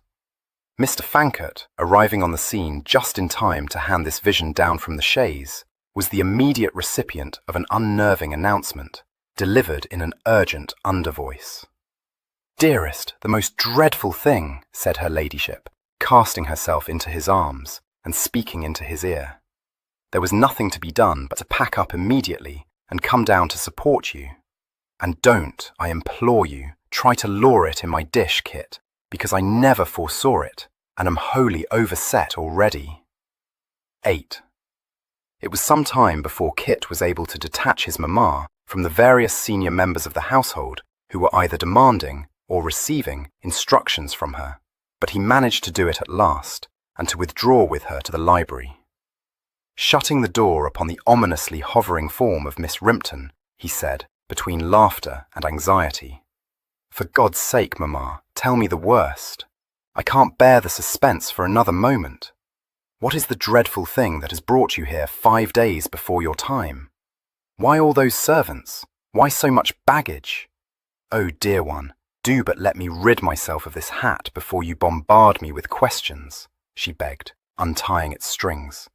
"It is giving me the headache, which is too vexatious, for it is quite new and wickedly expensive. Indeed, if it had not been so excessively becoming, I should have refused to purchase it. Except, of course, that when one owes one's milliner a vast amount of money, the only thing to be done is to order several more hats from her. I bought the prettiest lace cap imaginable at the same time. You shall see it this evening, and tell me if you don't think it becomes me." She removed the hat from her head and looked at it critically. "This does too, I think," she said. "And what a very smart hat it is, Kit. It's what you, or Evelyn, would call bang up to the nines. But it does make my head ache." She sighed and added tragically, "There's no end to the troubles besetting me. First it's one thing, and then it's another, and all at the same moment, which quite wears down one's spirits." Accepting the situation as he found it, Kit replied sympathetically, "I know, love. They come not single spies, but in battalions, don't they?" "That sounds to me like a quotation," said her ladyship mistrustfully. "And it is only fair to warn you, Kit, that if you mean, after all I have endured, to recite bits of poetry to me, which I am not at all addicted to, even at the best of times, I shall go into strong convulsions, whatever they may be." "Now, isn't that odd?" she demanded, her mind darting down this promising alley. "One hears people talk of going into convulsions, but have you ever seen anyone do so, dearest?" "No, thank God." "Well, I haven't either, in fact. I thought they were something babies fell into. Not that my babies ever did anything so alarming. At least, I don't think you did. I must ask Pinner." "Yes, Mamma," he agreed, removing the hat from her hands and setting it down carefully on a table. "But are you quite positive that this very beautiful bonnet is to blame for your headache? Might it not be the outcome of your journey? You never did like being shut into a post-chaise, did you?" "No," she exclaimed, much struck. "I wonder if you could be right. It is beautiful, isn't it?" "Quite captivating," he assured her. "Did you purchase it to console yourself for all the troubles which have descended on you? What, by the way, was the particular trouble which brought you here in such a bang?" "Kit," uttered her ladyship, "that terrible old woman is coming to visit us here next week, and she is bringing Cressy with her." She waited for him to speak, but as he appeared to have been struck dumb and merely stood staring at her, she sank into a chair, saying, "I knew how it would be if I were obliged to visit her. Well, I knew that no good would come of it, though I didn't foresee such an ordeal as this. If I had had the smallest notion of it, I would have said I was going to stay at Baverstock, and, what's more, I would have done so, much as I detest your aunt. But I had already told her that I was coming here, and so the mischief was done. How could I say I wasn't coming here after all? You must perceive how impossible." "Mamma," interrupted Kit, finding his voice, "do you mean that Lady Staveley is going to give us a look-in on her way to Worthing?" "No, no. What would there be in that to dash one down? She and Cressy are coming to spend a week or two here." "A week or two? But they can't. They mustn't be allowed to. Good God, what can have induced you to consent to such a scheme? You surely didn't invite them." "Of course I didn't," she said. "Lady Staveley invited herself." "But, Mamma, how could she have done so?" "Good gracious, Kit, I should have thought 5 minutes in her company would have been enough to show you that there's nothing she's not very well able to do. Besides, she led me into a trap. She is the most odious old witch in the world, and she always overpowers me, ever since I was a child, and positively dreaded her. Oh, she is too abominable. Would you believe it? The instant she clapped eyes on me, she said that she saw I had taken to dyeing my hair. I was never more shocked, for it is quite untrue. It is not dyeing one's hair merely to restore its colour when it begins to fade a little. I denied it, of course, but all she did was to give the horridest laugh, which made me feel ready to sink, as you may suppose." "I don't suppose anything of the kind," said Kit, roused to unwonted callousness. "Why should you care a straw for anything Lady Staveley chose to say? It is too absurd." His mamma's magnificent eyes flashed. "Is it, indeed?" she said tartly. "I marvel that you should have the effrontery to say such an unfeeling thing, when you know very well that never did your great-aunt Augusta visit us, but what she put you and Evelyn out of countenance within 2 minutes of seeing you." His formidable and happily defunct relative having been thus ruthlessly recalled to his mind, Mr. Fankert had the grace to retract his unkind stricture. "Less," he acknowledged. "I beg pardon, love." So then what happened? Bestowing a forgiving and perfectly enchanting smile upon him, Lady Denville said, "Well then, having made me feel as if I were a gawky girl, which, I do assure you, Kit, I never was, she became suddenly quite affable and talked to me about you with amazing kindness, which shows you how cunning she is. For even if she did make me feel as if I were a silly chit, I don't doubt she knew that if she had uttered one word in disparagement of either of my sons, I should have slain her and walked straight out of the room." On the broad grin, Mr. Fankert interpolated, "Bravo." Lady Denville received this applause with becoming modesty. "Well, dearest, I should have been roused to fury, because nothing enrages me more than injustice. I may be a frivolous widgeon, but I am not so bird-witted that I don't know that no one ever possessed two such sons as mine. However, Lady Staveley said nothing about you to which I could take exception. Then she told me that although she perfectly acknowledged that Evelyn is a catch of the first water, she had come to perceive that marriages between persons who are not thoroughly acquainted with each other don't always lead to happiness.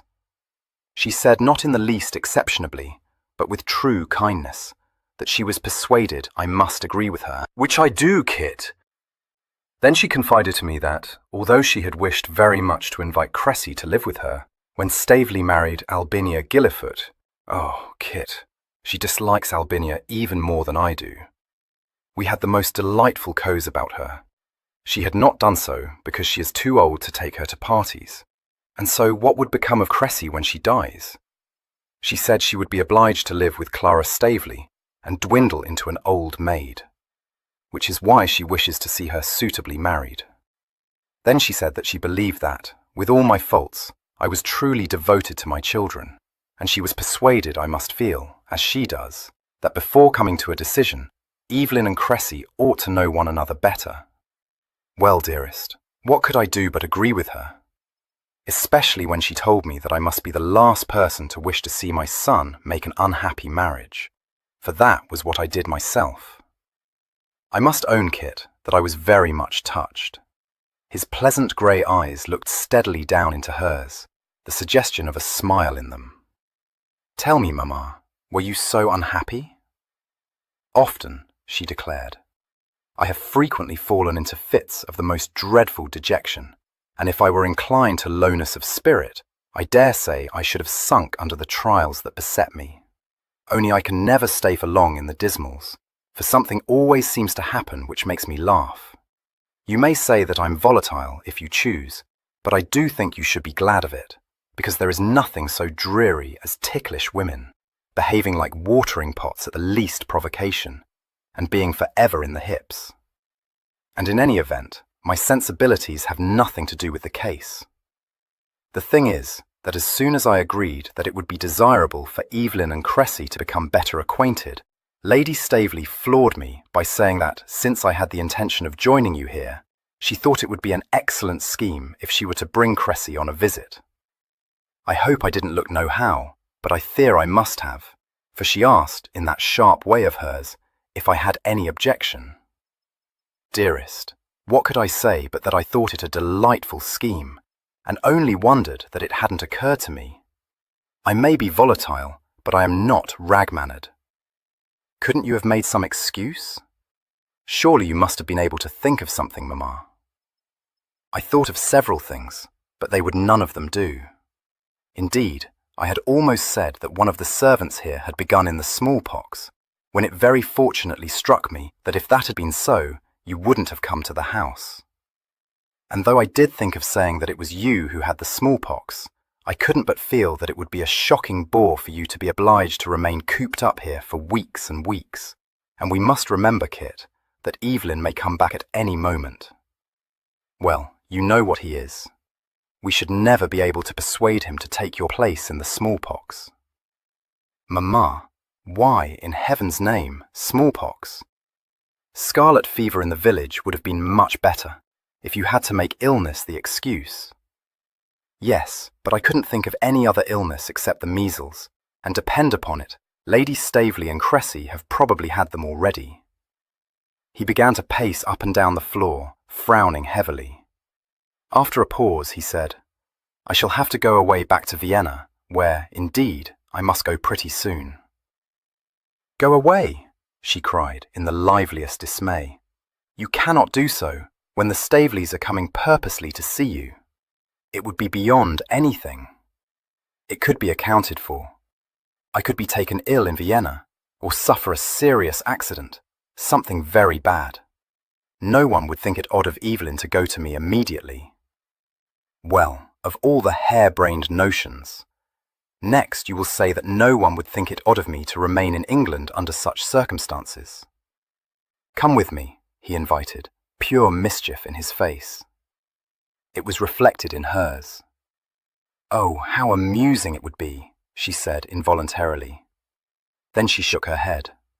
No, we couldn't do it, Kit. Only think what a hobble we should all be in when Evelyn came back.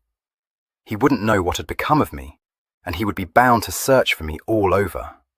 That would fling the cat amongst the pigeons. Dearest, there is nothing for it but to make the best of it. And I must tell you that I have already done so the best I could, at all events. It won't do, Mamma. Cressy and I should be thrown together in a way that must inevitably lead to a degree of intimacy which on all accounts is to be avoided. Good God, that's why I left London, so that she should not become better acquainted with me. Yes, and I perfectly understand how vexatious it is for you to be obliged to remain strictly upon your guard, but it won't be as bad as you anticipate. By the most amazing stroke of fortune, I found Cosmo waiting for me in Hill Street when I returned from visiting Lady Staveley. Cosmo? He repeated blankly. Yes, Kit, Cosmo, replied her ladyship, in a tone of determined patience. My brother Cosmo, your uncle Cosmo. Dearest, must you stand like a stock? You cannot have forgotten him. No, of course I haven't forgotten him. But why you should think it a stroke of fortune to have found him in Hill Street is a matter quite beyond my comprehension. Now that, said his mamma triumphantly, shows that you are much more shatterbrained than I am. Because Cosmo is the very thing we need, and Emma too, of course. My dear, he must have been sent by Providence, which is a thing that frequently happens, I find, when one is in flat despair, like my recalling in the very nick of time, when I thought myself wholly ruined, that I might very well apply to Edgbaston for a loan. Naturally, when I was being driven home from Mount Street, I was racking my brain to think how, at this season, to assemble a party here, which I perceived was most necessary on your account, Kit, to save you from being thrown entirely into Cressy's company. I couldn't hit on anyone, except, of course, poor Bonamy, because even if there had been more time at my disposal, and one can't invite people all in a quack, you know, unless they are relations or very close friends, no one wants to be in the country during the summer. Unless one is the sort of person who wishes to go on a tour, to observe mountains and gorges and the beauties of nature, which is the most exhausting and uncomfortable thing imaginable, I do assure you, Kit. I cannot describe to you the miseries I endured when your father made me accompany him to Scotland once. I dare say it was all very fine, but when one has been jolted over abominable roads and forced to put up at the most primitive inns, besides having to walk for miles and miles, one is in no case to admire scenery. Do I understand, Mamma, said Kit in a failing voice, that you have invited Cosmo and my aunt to come and stay at Ravenhurst? To be sure I have, she replied, with a brilliant smile. And it was exactly what he hoped I should do. At least, I fancy he meant to wheedle me into inviting him to visit us in Brighton.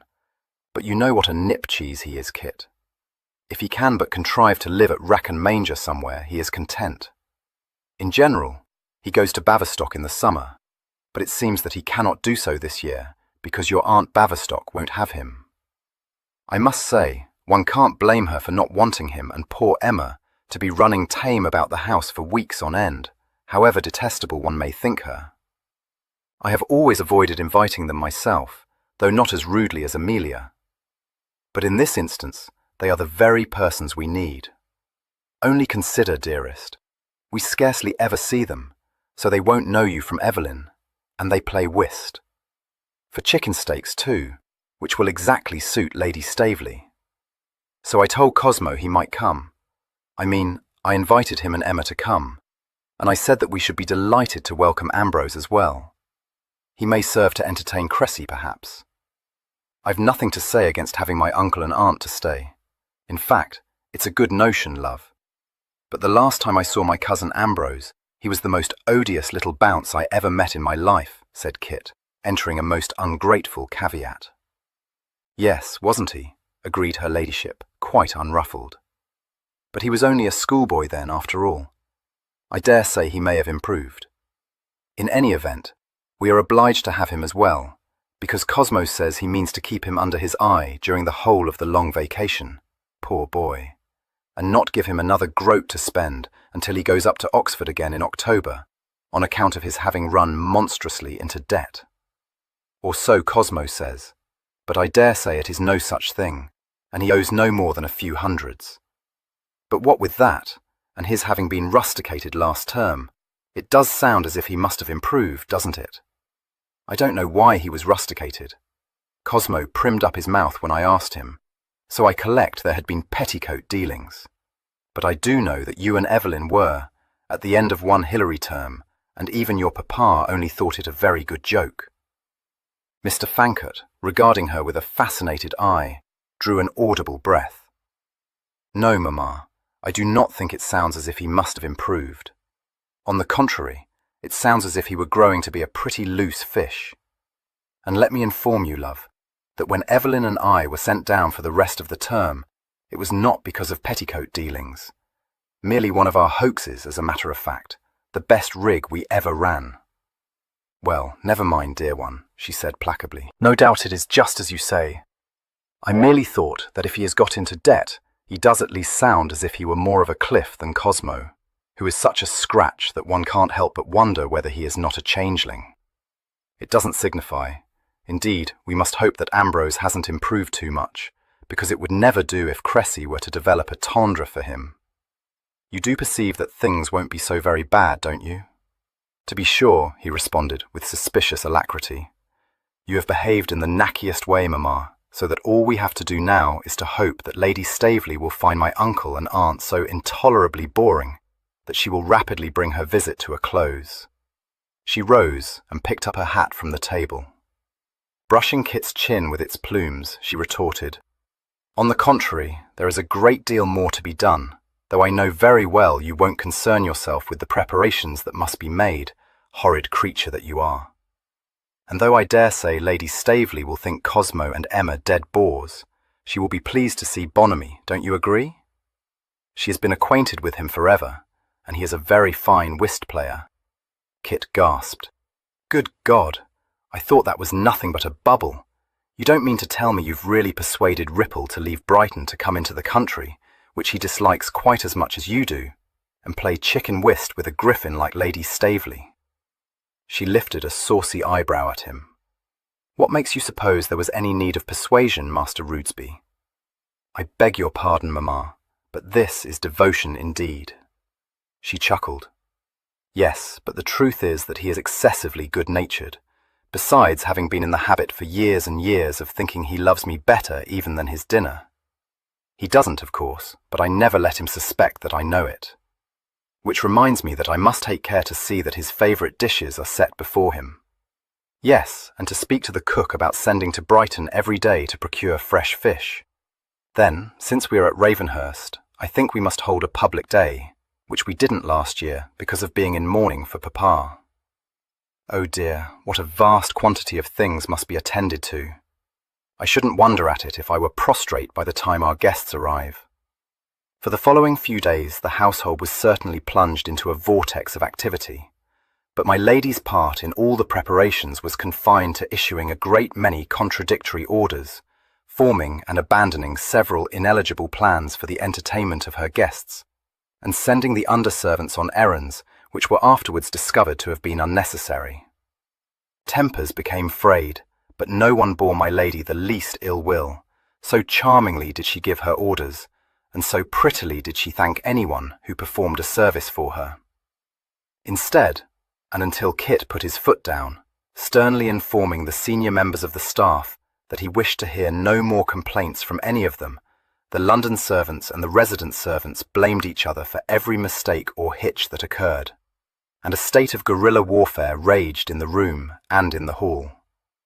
The only two people to remain unaffected were Miss Rimpton, who held herself loftily aloof from any matter which did not immediately concern the care of my lady's wardrobe and her exquisite person, and the cook, who listened with the greatest civility to his mistress's orders and reminders, and continued to rule his kingdom exactly as he thought fit. During this mercifully brief period of stress, Kit was afforded a closer view of his parents' extravagance than had ever before been granted him. Before her arrival, he had been surprised to discover that the smart new barouche, which he encountered in the avenue, was one of her latest acquisitions. It was drawn by a pair of good-looking bays, and the coachman, drawing up and touching his hat, told him that he was just bringing them in after their daily exercise. Kit, mentally assessing the turnout at 300 or more, was startled, for not only did he know that Lady Denville owned another and even smarter barouche, in which she was driven about London, but also that there were several carriages in the coach-house at Ravenhurst, one of which was a comfortable landaulette. It was later explained to him by Challoner that since landaulettes were now considered to be dowdy, it was not to be expected that my lady would ride in one, even when staying in the country. Upon Kit's venturing to suggest to his mamma that it was really a trifle wasteful to have purchased a second expensive carriage and pair merely for her use during her short and infrequent visits to Ravenhurst, she assured him that he was quite mistaken, and proved to her own satisfaction, if not to his, that it was by far more economical to keep a second barouche and pair, with her own second coachman, at Ravenhurst, than to go to the trouble and expense of bringing her town equipage down to Sussex. Since she had been assailed before leaving Hill Street by one of her fortunately rare fits of housewifely fervour, Mrs. Norton and Mr. Dawlish, my lady's extremely competent cook, were astonished and considerably affronted by the arrival of the carrier who disgorged from his ponderous wagon a staggering number of cases, which were found to contain, amongst other household necessities, 48 pounds of wax lights and 2 casks of genuine spermaceti oil, from the firm of Barrett of St. James, Haymarket, 2 Westphalian hams, several pounds of Hyson tea, superfine vanilla, and treble refined sugar, from Peter Lemoyne, at the sign of the Green Canister in King Street, a large quantity of wafers from Gunter's, and half a dozen strange but obviously costly pieces of furniture, presently identified by her ladyship as flower stands, which she had happened to catch sight of on one of her shopping expeditions, and had instantly recognised as being just the thing for Ravenhurst. She explained the purchase of the candles and the groceries to Kit on very reasonable grounds. How could she have been sure that Mrs. Norton, who had been for so short a period housekeeper at Ravenhurst, had laid in a sufficient store of these commodities? Furthermore, she had been reared in the belief that true economy lay in buying the best, and as it was her ineradicable conviction that the best could only be obtained in London or in Paris, the merest common sense had prompted her to make good possible deficiencies in Mrs. Norton's cupboards and still-room.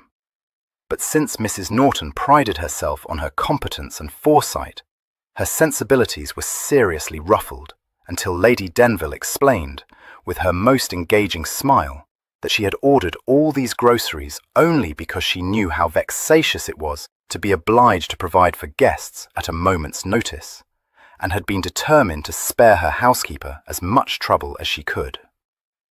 Mr. Dawlish, far better acquainted with his mistress, received her excuses with a polite bow, but said that he preferred to make his own wafers, though the ones sent by Gunter would serve very well for the public day, and that if her ladyship would be so obliging as to furnish him with the name and direction of the firm from which she had ordered a turtle, he would write immediately to cancel the order, having already made his own arrangements for the delivery of a fine turtle at Ravenhurst. Further, that he had personally selected and brought from London with him 1 York and 1 Westphalian ham, which he ventured to think would meet all requirements. Only, what does her ladyship wish me to do with all that spermaceti oil, my lord? Asked the harassed Mrs. Norton. There's not an oil lamp in the house, barring the one that hangs in the kitchen, and common oil is what we burn in that, not spermaceti, at 7 shillings and 6pence the gallon. Having dealt as well as he could with this and other vexed questions, Mr. Fancott was faced with the task of convincing his parent that to send one of the grooms to Hill Street for the purpose of obtaining from Mrs. Dinting, or from Brigg, the hundreds of invitation cards she had forgotten to bring with her to Ravenhurst, and which would be discovered in the second drawer of her desk, or, failing that cache, in one of 5 other hiding places, would be very much more costly than to order new ones from a Brighton stationer. He succeeded, but not without difficulty. Lady Denville being a little hurt by his failure to recognise her effort towards economy. It remained only for him to drop a tactful hint in the ear of the steward, to the effect that the scrawled directions received from my lady's bedchamber, while, banked up by lace-edged pillows, she consumed a light breakfast, should be brought to him before being carried out, and to approve the various bills of fare laid before him by Mr. Dawlish.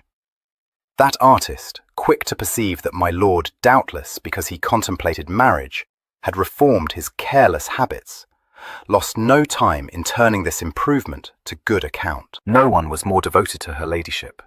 No one knew better what dishes to set before her to tempt her capricious appetite. No one was more willing to work himself to death in her interests. But, as he informed Mrs. Norton in a moment of condescension, when it came to planning a series of handsome dinners, he preferred to lay his proposals before my lord, who, far from turning them topsy-turvy and demanding game birds that were not in season, in place of as tender a pair of turkey poults as anyone could wish for, could be trusted to cast no more than a cursory glance over the bills of fare before signifying his approval of them.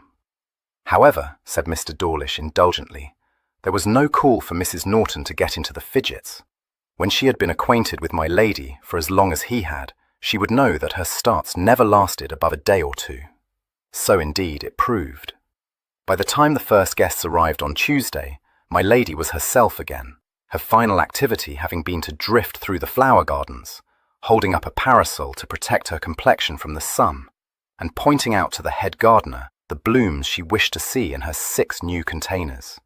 The effect was all that she had been sure it would be, for the gardener was expert in flower arrangement, and since she watched him at work, several times choosing and handing to him a spray from the basket held by one of his satellites, and proffering a number of suggestions, she was convinced by the end of the morning that she had filled all the containers herself, with only a little assistance from him. The first arrivals were the Honourable Cosmo and Mrs. Cliff, and Mr. Ambrose Cliff, their sole surviving offspring.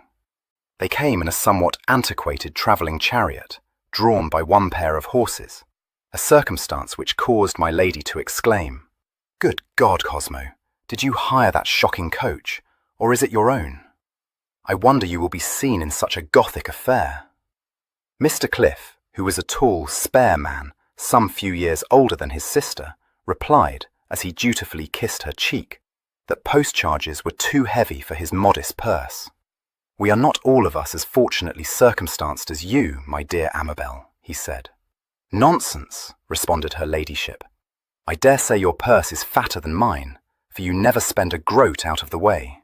It is quite abominable of you to have brought poor Emma here, jumbling and jolting in a horrid old coach, which strongly reminds me of the one Grandpapa had, and which always made Grandmamma seasick.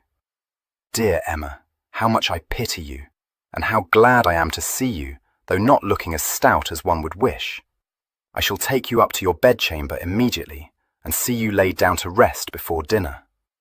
Mrs. Cliff, a flaccid woman, with weak blue eyes and a sickly complexion, responded, with an indeterminate smile, and in a curiously flat voice, that she was pretty well, except for a slight headache. "I shouldn't wonder at it if every inch of you ached," said her ladyship, shepherding her into the house. "Oh no, indeed." If only Ambrose may not have caught cold. My dear Emma, how could he possibly have done so on such a day as this? His constitution is so delicate, sighed Mrs. Cliff. He was sitting forward too, and I am persuaded there was a draught. Perhaps if he were to swallow a few drops of camphor, I have some in my dressing case. If I were you, I wouldn't encourage him to quack himself, said Lady Denville frankly. No, dear, but your sons are so remarkably healthy, are they not? Said Mrs. Cliff, looking at her with faint compassion. But as her ladyship was not one of those mothers who considered that delicacy of constitution conferred an interesting distinction on her children, the compassion was wasted. She said blithely, "Yes, thank goodness, they never ail, though they did have the measles and the whooping cough when they were small. They may have had chickenpox too, but I can't remember it."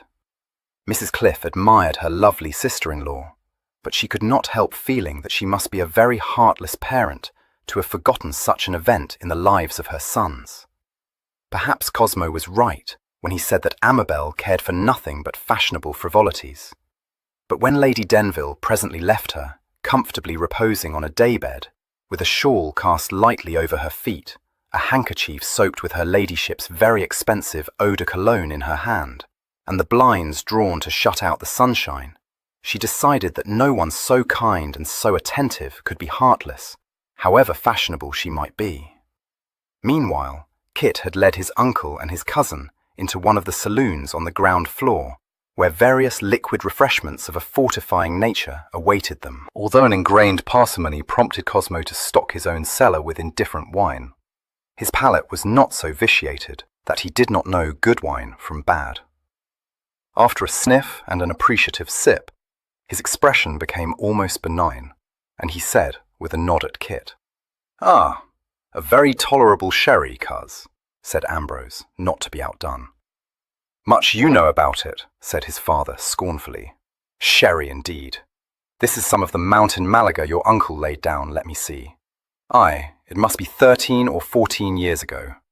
It wants another year or two yet, Denville, to be at its prime, for the longer the Spanish mountain wines are allowed to mature, the better they become.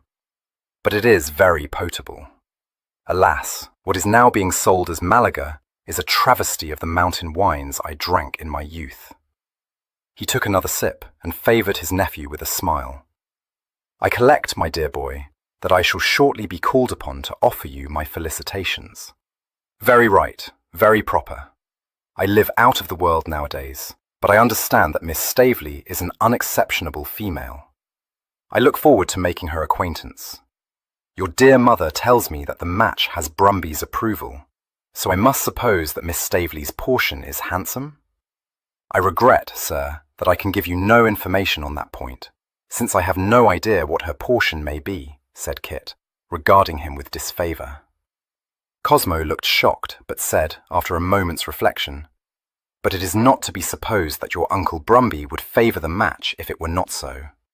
To be sure, you were born to all the comfort of a handsome fortune, Denville, but it must cost a great deal of money, a very great deal of money, to maintain an establishment such as this, and the house in London, to say nothing of the little place you own in Leicestershire. Then, too, your father, I dare say, made suitable provision for your brother, and that must mean a considerable diminution of your income." "As though Denville wasn't full of juice," muttered young Mr. Cliff into his wineglass. Happily, Cosmo did not hear this interpolation. He seemed to take almost as much interest in his nephew's financial situation as in his own, and continued, for as long as it took him to drink 3 glasses of Malaga, to speculate on the probable yield of my lord's estates, the number of servants needed to keep so large a mansion in order, the cost of maintaining such extensive flower gardens, and the extortionate rates demanded for houses in Mayfair. To do him justice, his interest and his energetic plans for the reduction of his nephew's expenses were entirely altruistic. He had nothing to gain, but almost as much as he liked to save money for himself, did he like to evolve plans whereby other people's money could be saved. He was listened to politely by his nephew and by his son with a mixture of rancour and embarrassment. That young gentleman, as soon as Cosmo had left the room, was so ill-advised as to beg Kit not to pay any heed to him. He always talks as if he was purse-pinched it's his way. It's bad enough when he starts that tug-jaw at home, but when he does it in company, it's beyond anything. Kit was not unsympathetic, for he could readily perceive that to a 19-year-old, unsure of himself, yet anxious to be thought all the go, Cosmo must be a severe trial. But he thought his cousin's speech extremely unbecoming, and somewhat pointedly changed the subject. It was to no avail. Ambrose continued to animadvert bitterly and at length on his father's shortcomings until Kit lost patience, and told him roundly that his complaints did him no credit. "I don't wonder at it that my uncle should have taken your doings in snuff. Lord, could you find nothing better to do at Oxford than to visit the fancy houses? As for rustication, let me tell you, Corker, that Eve—" He caught himself up and swiftly altered the word he had been about to utter. "That even Kit and I weren't rusticated because we had got into the petticoat line. In our day, we left such stuff to the baggagery. As for boasting of having given some wretched ladybird a slip on the shoulder—" "I didn't boast of it," blurted out Mr. Cliff, blushing fierily. "I only said—" "Oh yes, you did," said Kit grimly. "And if I were you, it'd keep mum for that, halfling." Much discomposed, Ambrose muttered, "Well, you're no saint, Denville. Everyone knows that." "No, and nor am I a queer nab, which is what you'll be if you don't take care," said Kit, with cheerful brutality. He laughed suddenly. "Come, don't be such a gudgeon, Ambrose. You are making me forget. I'm your host." "Well, considering they still talk of the things you and Kit did when you was up, it's the outside of enough for you to be pinching at me," said Ambrose, much injured. "Do they? Famous," said Kit, his eyes lighting with sudden laughter. I'll swear they don't say, though, that we wasted our time chasing the white aprons. 9. On the following day, towards the end of the afternoon, the Dowager Lady Staveley arrived at Ravenhurst, in an even more antiquated and ponderous travelling chariot than Mr. Cliff's, and accompanied by her granddaughter, her Abigail, and her personal footman, Mr. Fancott, notwithstanding his expressed wish to put as many miles as possible between himself and any member of the Staveley family, greeted their appearance on the scene with as much pleasure as was compatible with his fear that he might, in an unguarded moment, betray himself. For this, 24 hours spent in the company of his maternal relations were largely responsible. What Lady Denville mendaciously described as a cosily conversible evening had been followed by a singularly boring and at times difficult day. Cosmo, himself the owner of a modest estate, had chosen, when civilly asked to say what he would like to do, to ride round his nephew's acres. During this expedition, on which Kit had felt himself bound to escort him, he had asked a great many pertinent questions, to which Kit, who, as a younger son, had never concerned himself with the management or the revenue of his father's property, was hard put to it to answer. He was obliged to endure a homily from his uncle, who perceived, with regret, that report had not lied when it described the 6th Lord Denville as a frippery young man, wholly abandoned to frivolity. Fortunately for the absent Evelyn's reputation, Mr. Cliff retired to the library after a substantial nuncheon, spread a handkerchief over his face, and sank into profound and audible slumber. Kit was left with the task of trying to entertain his cousin. No easy one, since young Mr. Cliff's sole desire was, as he expressed it, to take a bolt to Brighton. Asked what he wanted to do in Brighton, he replied vaguely that they might go for a toddle on the promenade, or perhaps take a look-in at a billiard saloon. But as Kit, in the existing circumstances, was determined to give this haunt of fashion a wide berth, and would have shrunk, under any circumstances, from being seen in the company of a would-be dandy who presented to his jaundiced eye all the appearance of a counter-coxcomb, this scheme was blocked at the outset. Kit said that it behoved him to be on hand when the Staveleys arrived, and that if Ambrose wanted to play billiards on a summer's afternoon, there was a very good table at Ravenhurst. In the end, as Ambrose said that he didn't know that he really wished to play billiards, he drove him upstairs to change his tightly fitting coat, his dove-coloured pantaloons, and his cut Venetian waistcoat for attire more suited to the country, and bore him off to shoot rabbits. Ambrose went unwillingly, saying, with a nervous laugh, that he was not a crack shot like his cousin, but after he had been forcibly dissuaded from carrying his fowling piece at an extremely dangerous angle, and had been given a lesson in how to load and fire it, he forgot his affectations and began to enjoy himself. He was much relieved to find his cousin so good-natured, for he stood in secret awe of Evelyn, remembering a previous visit to Ravenhurst as a schoolboy, when Evelyn, finding that he had neither the taste nor the aptitude for any form of sport, regarded him with contempt and soon shrugged him off. It seemed to him that the passage of time had greatly improved Evelyn, and presently, emboldened by the patient encouragement he received, he confided that he rather thought he would like to be able to shoot well. Only the thing is, you see, that I never had the opportunity to learn, because my father ain't a sporting cove.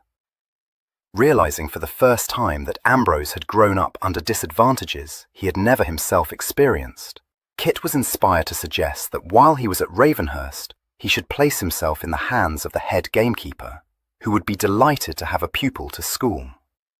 The idea took well, and as the proposal was shortly followed by a shot which accounted for one of a gathering of unwary rabbits, Ambrose trod back to the house immensely set up in his own conceit, as convinced that he had aimed at that particular rabbit as he was that in less than no time he would be acknowledged by all to be a famous shot.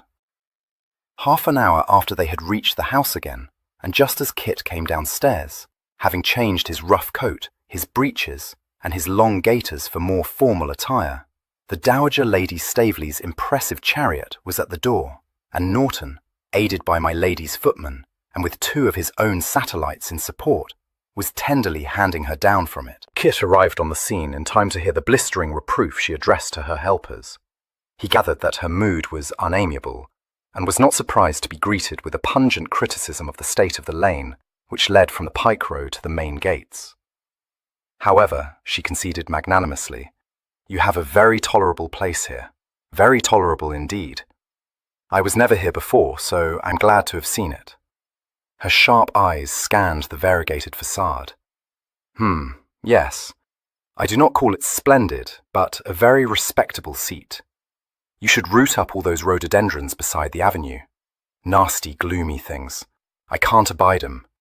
But think how beautiful they are when they are in bloom, ma'am, said Cressy, who had just alighted from the carriage. All but the shabby genteels are in London then. So much good do they do one, said Lady Staveley, sweepingly. She saw that her hostess was coming down the wide, shallow stone steps and nodded to her. Howdy do. I've been telling Denville he should root up those rhododendrons on the avenue. They make it too dark. Yes, don't they, agreed Lady Denville. Like descending into hell. Only then, of course, one comes out into open ground, which is such an agreeable surprise. Let me take you into the house, ma'am. The sun is quite scorching. The Dowager uttered a cackle of amusement. Thinking of your complexion, are you? When you get to be my age, you won't care a rush for it. We used to lay crushed strawberries on our faces to clear the sunburn. Slices of raw veal, too, against wrinkles. Not that I ever did so. Messy, I call it. I dare say you use all manner of new-fangled lotions, but they don't do you any more good than the old-fashioned remedies did us. Lady Denville, who nightly applied distilled water of green pineapples to her exquisite countenance, and protected it during the day with Olympian dew, replied without a blink that that was very true, and guided her guest towards the steps, offering the support of her arm. This was refused, the Dowager stating that she preferred the services of her footman. She also stated, when it was suggested to her that she might like to be conducted immediately to her bedchamber, that she was an old woman, and in no state to drag herself up any more stairs until she had recovered her breath and what little energy remained to her. Then you shall come into the Blue Saloon, which is delightfully cool, ma'am, responded Lady Denville, with unabated good humour. I'll tell them to make tea, and that will revive you. Well, it won't, for I shan't drink it, said the Dowager. I'll take a cup of tea after dinner, but I won't maudle my inside with it at this time of day. What I could fancy, but it's of no consequence if you have none, is a glass of negus."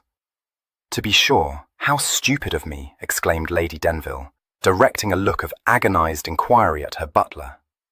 "Immediately, my lady," he said, rising magnificently to the occasion. Cressy, still standing at the foot of the steps, raised ruefully smiling eyes to Kit's face and said softly, "She is tired, you know, and that always makes her naggy. I am so sorry, but she will be better presently." An answering smile was in his eyes as he said, "I've a strong notion that somewhere in one of the lumber rooms, I fancy there is a carrying chair that was used by my grandfather when he became crippled with the gout." "Do you think?" "I do not," she replied, on a choke of laughter. "The chances are that she would take it as an insult. It will be best to leave her to your mother's management. Depend upon it, she will charm her out of the mops." "I think she would charm the most ill-natured person imaginable, don't you? And grandmamma is not that truly." "Certainly not. A most redoubtable old lady who instantly won my respect. Now, what would you like to do? Shall I hand you over to Mrs. Norton to be escorted to your bedchamber, or will you take a turn on the terrace with me?" "Thank you, I should like to do that. I caught glimpses on the avenue of what I think must be a lake, and long to get a better view of it." "That may be had from the terrace," he said, offering his arm. "I wish you might have seen it when the rhododendrons were in full bloom, however. Even your grandmamma would own that their reflection in the water, on a sunny day, makes up for their gloominess now." "You wrong her, Denville. Nothing would prevail upon her to do so." She turned her head, looking at him a little shyly, yet openly. "I wish you will tell me if this visit of ours is quite what you wanted." He replied immediately, "How could it have been otherwise?" "Oh, easily. It was a stupid question to ask you, for you were obliged to give me a civil answer. The thing is that I have a lowering suspicion that grandmamma forced Lady Denville to invite us. I believe it was she who hit upon the notion, but I can assure you that mamma was delighted with it." "Can you doubt that I too am delighted?" "Well, yes," she replied unexpectedly. "The thought has teased me that, although I told you that I had not perfectly made up my mind, I didn't ask you to tell me whether you, perhaps, had misgivings too. When you left London, it occurred to me I could not help wondering if— oh dear, my tongue is tying itself into knots. You see, I do understand how very awkward it must be for you if you are wishing you had never offered for me. So don't stand on points, but tell me if you feel we should not suit, and leave it to me to settle the matter, which, I promise you, I can do without the least fuss or noise." He put his hand over hers as it lay on his arm. "That is very kind and thoughtful of you," he said gravely. "Well, I know how difficult it is for gentlemen to cry off," she explained.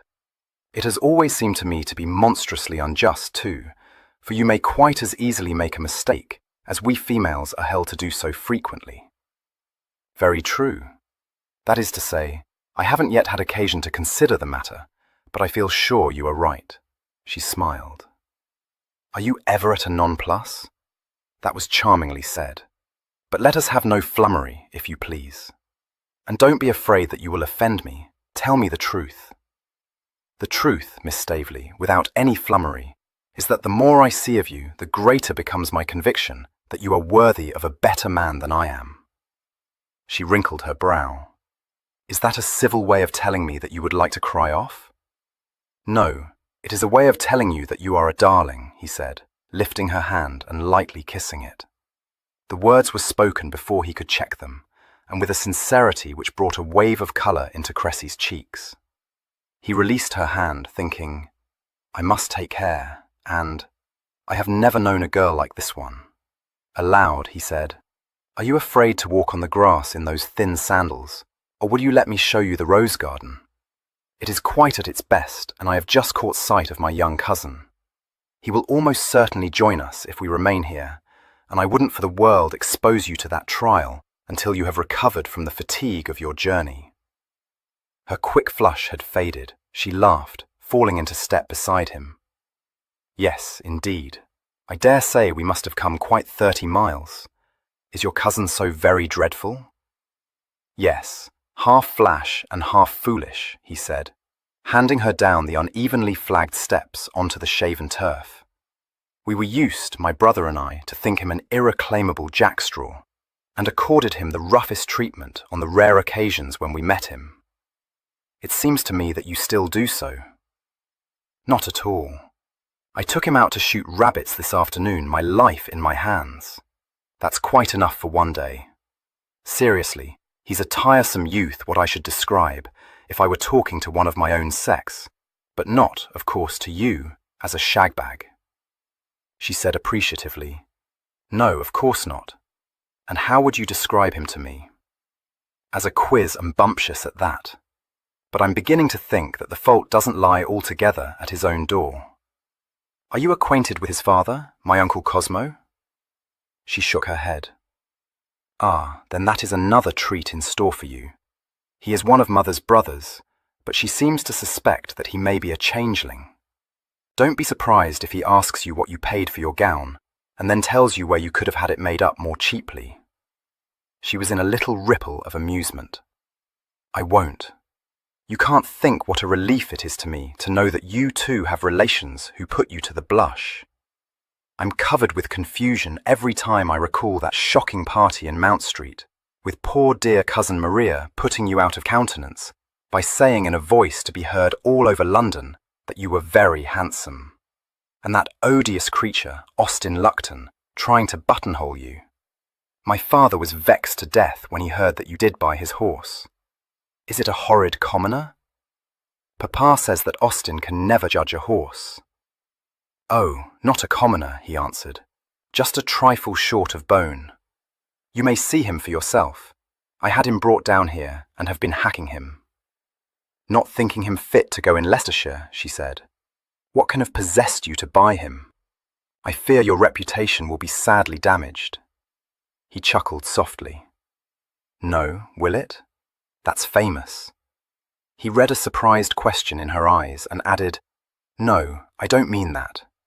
The truth is that I was obliged to purchase the animal, having kept your cousin waiting such an unconscionable time for my decision.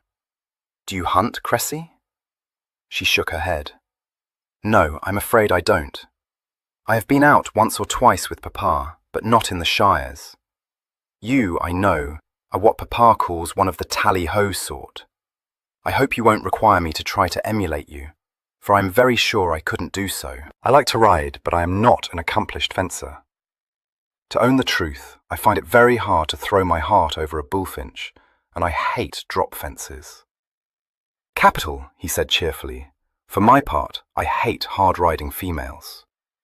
Of late years I have had little opportunity, he caught himself up and continued smoothly, of observing the prowess of ladies on the hunting field. He stood aside to allow her to pass through a rustic arch overhung with trailing crimson ramblers.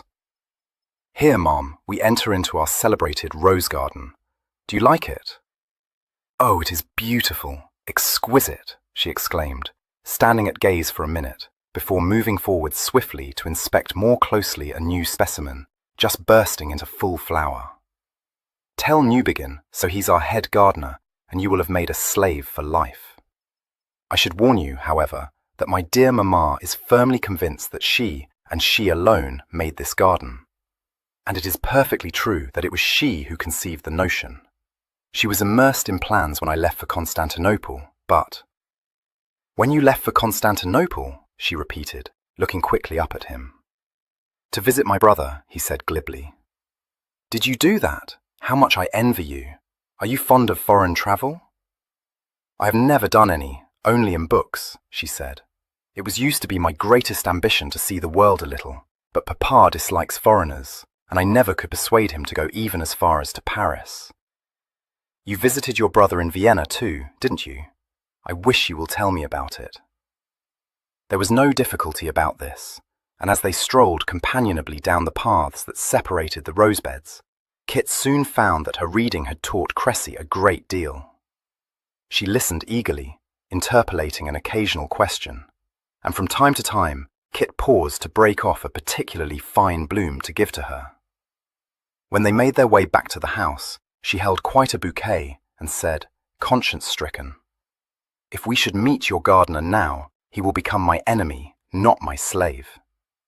Tell me, Denville, did your father make the grand tour when he was young? Don't you wish you had grown up then, before the war, when it was thought to be part of a young man's education to travel abroad, learning to speak foreign languages, seeing how people live in other countries? Except that if my father's grand tour is anything to judge by, they went at too early an age and were hedged about by tutors. As far as I could ever discover from the things my father told me, he went from one large city to another, armed with introductions to the tom, and spent his time between studying with his tutor and attending balls and routs, which he might as well have done in London. She said thoughtfully, "Yes, but I have a melancholy suspicion that our fathers, and even more our grandfathers, had very little interest in the beauties of nature and still less in the customs of the people. My own grandfather kept a diary of his grand tour, and it is composed almost entirely of great names and social functions which he attended. I was never more disappointed when Papa gave it to me to read, for he must have passed throughout the grandest scenery, you know. Did he record that he took care to wear lamb's wool next to the skin when travelling over an alpine pass?" She burst into laughter. "Yes, he did. Oh dear, how sad that our forebears should have had such opportunities, and should have wasted them so shockingly." They had reached the terrace steps by this time. As they mounted them, Kit said, "Have you taken Miss Clara Staveley's place in attendance on your grandmamma, Cressy? My mother wasn't perfectly sure if she would be accompanying you or not." "Oh, I'm sorry. I should have told her.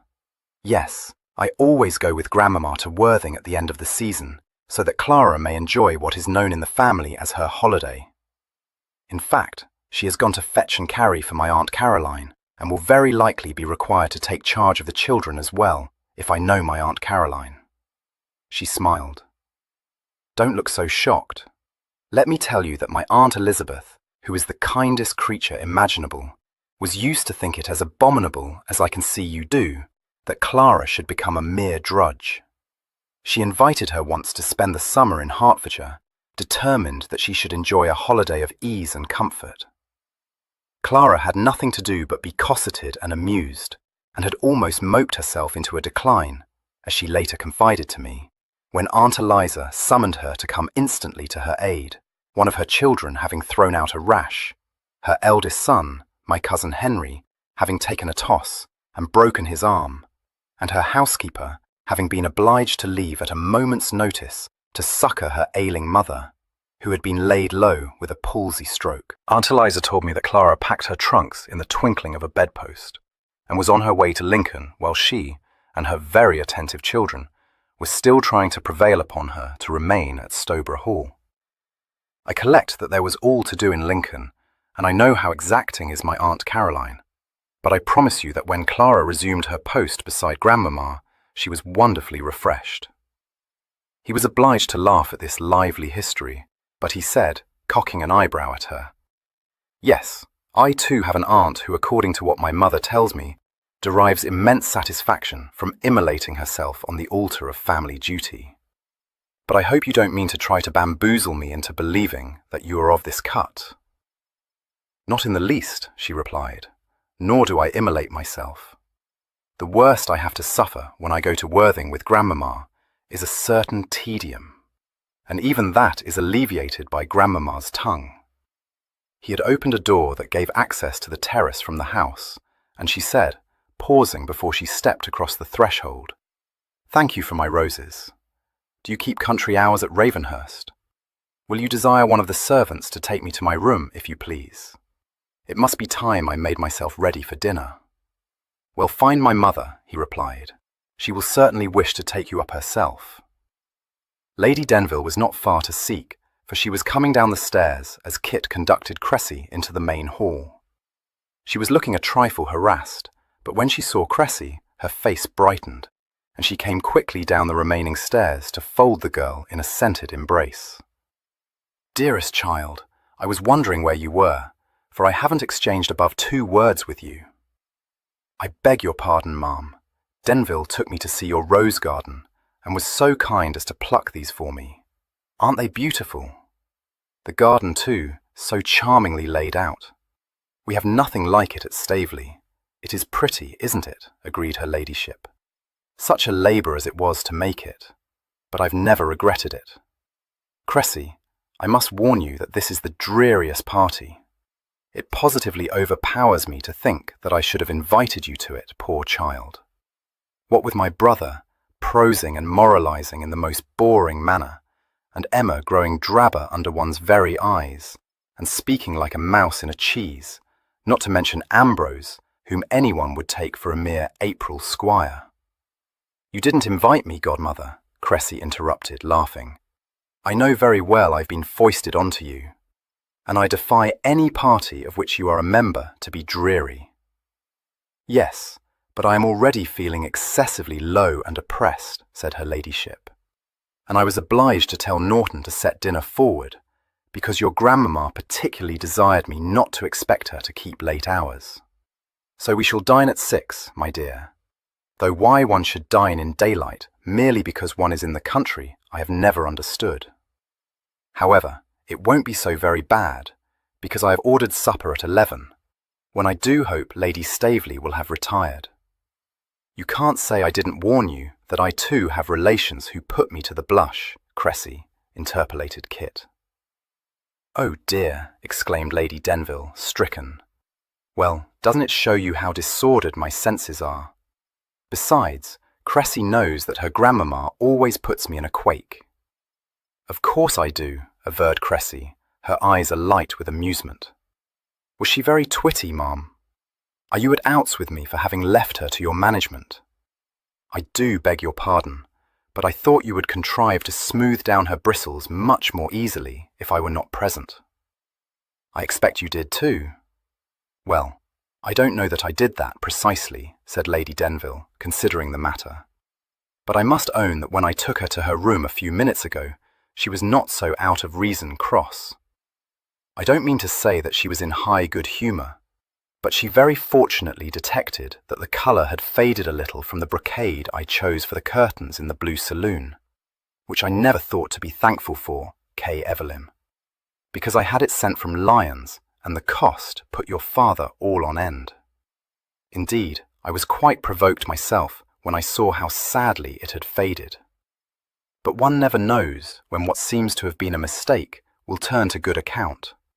It put Lady Staveley in a much better humour when she was able to tell me what a pea-goose I had been. Dearest Cressy, I think I should take you to your room immediately, for it won't do to keep your grandmamma waiting for her dinner. They tell me you haven't brought your maid, so I will send Rimpton to you, and don't, my love, allow her to put on airs to be interesting. I wonder sometimes why I bear with her, but she is a wonderful dresser. Miss Staveley, though in no doubt of Miss Rimpton's skill, declined her condescending offices, saying that grandmamma's Jane would do all for her that was necessary.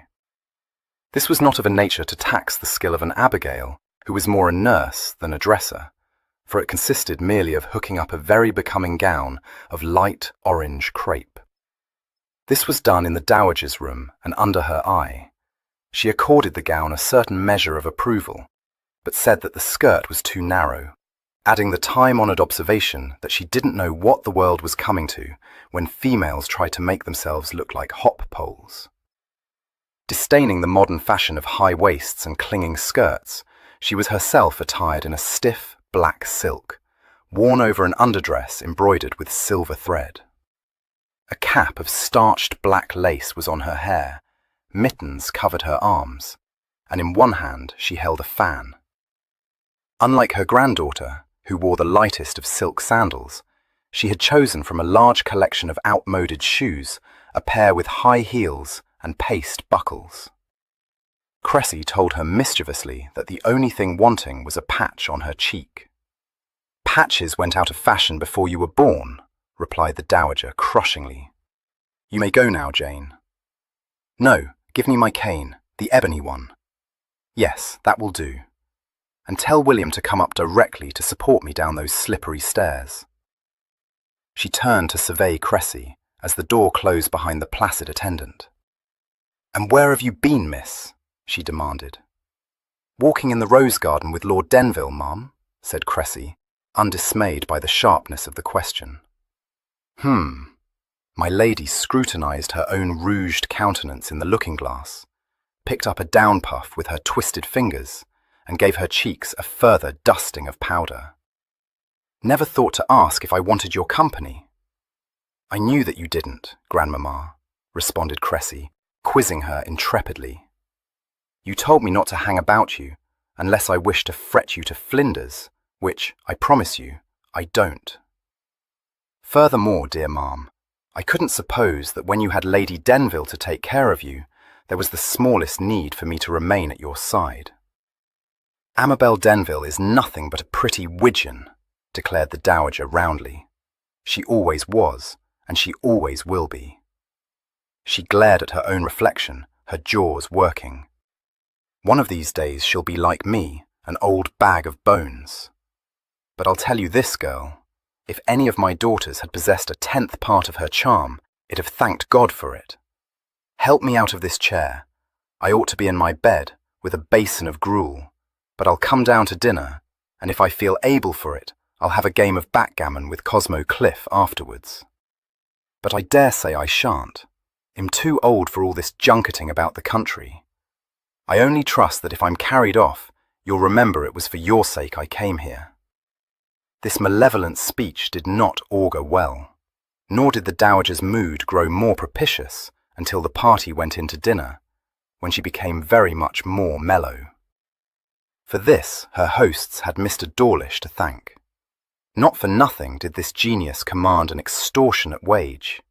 He knew quite as well what to offer a very old lady as how to serve up a grand dinner of 2 full courses, consisting of half a dozen removes and upwards of 30 side dishes.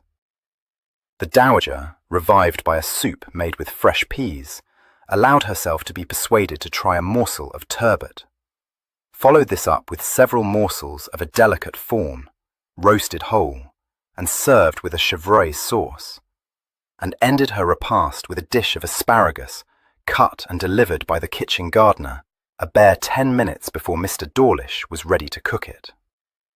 This was so succulent that she was moved to compliment Kit on his cook. She informed him, in her forthright fashion, that she had eaten too much, and would probably be unable to close her eyes all night. But it was noticeable that when she left the dining room, she did so without assistance, and with a remarkable diminution of her previous decrepitude. Although Kit had been willing enough to concede that Cosmo might entertain the Dowager by playing card games with her, he had been quite unable to picture her enduring with even the appearance of complacence his aunt's flat platitudes. Great was his astonishment, therefore, when, following his uncle and cousin into the drawing-room some time later, he found these 2 ladies seated side by side on the sofa and engaged in interested converse. Since Lady Denville had had a card table set up at the far end of the long room and lost no time in sweeping the 3 younger members of the party to it, to play, under her aegis, such frivolous games as suggested themselves to her. It was not until he paid his mamma a good-night visit that Kit learned the reason for this sudden and extraordinary friendship. Nothing, declared her ladyship, had ever been more fortunate. Poor Emma, during the course of a very boring anecdote, had let fall a name, which had instantly made Lady Staveley prick up her ears. After exhaustive discussion, which had appeared to Lady Denville to range over most of the noble houses in the country, and a fair proportion of the landed gentry, it had been established, to both ladies' satisfaction, that they were in some way related. But pray don't ask me how, dearest, begged Lady Denville. I can't tell you how many cousins and marriages and mere connections were dragged in. You cannot conceive how tedious. But it has led to that terrible old woman's taking a fancy to Emma, and I have every hope that we shall be able to fob her off onto your aunt. Lady Denville's hope was to some extent realised, either because of the remote relationship between herself and Mrs. Cliff, or because the Dowager perceived in that biddable lady an excellent substitute for her daughter Clara. She chose to honour her with her approval, and lost no time in inducting her into the duties of companion-in-chief. Somewhat to Lady Denville's surprise, poor Emma was perfectly willing to assume these. They were not, in fact, as arduous as might have been supposed, since the dowager never left her bedchamber till noon, and admitted no one into it except her Abigail, retired to it 2 hours before dinner, and spent the evening playing whist, or piquet, or backgammon with such members of the party as she considered to be worthy opponents or partners. Mrs. Cliff was not numbered amongst these, and until the arrival of Sir Bonamy Ripple, 3 days after the rest of the guests had assembled, it was Kit who occupied the 4th place at the whist table. He was a sound, if not a brilliant player, and once he had grasped the difference between long whist, which the dowager preferred, and short, to which, as a member of the younger generation, he was accustomed, she had no serious fault to find with him. But as Lady Denville's play was divided between flashes of brilliance and strange lapses, due, as she unacceptably explained to the dowager, to her having been thinking of something else at just that moment, it was soon tacitly decided that she and her son should be perpetual partners against the dowager and Cosmo Cliff. Emma's new duties, therefore, consisted merely of bearing the dowager company during her unoccupied moments, and going with her every fine afternoon for a sedate drive round the neighbouring countryside. And as this regimen exactly suited her disposition, no one felt her to be an object for compassion. Ambrose, still fired with the hope of becoming a notable shot, spent every morning with the head gamekeeper, a long-suffering individual, who confided to Kit that if he succeeded in teaching Mr. Ambrose to hit a barn door at a range of 12 yards, it would be more than he bargained for. This, since Cosmo spent the better part of the day either perusing the London papers in the library or prowling about the estate, asking shrewd questions of bailiffs and farmers, and reporting detected extravagance to Kit, left Kit with the charge of entertaining Miss Staveley. On sunny days, they rode together, or played at battledore and shuttlecock.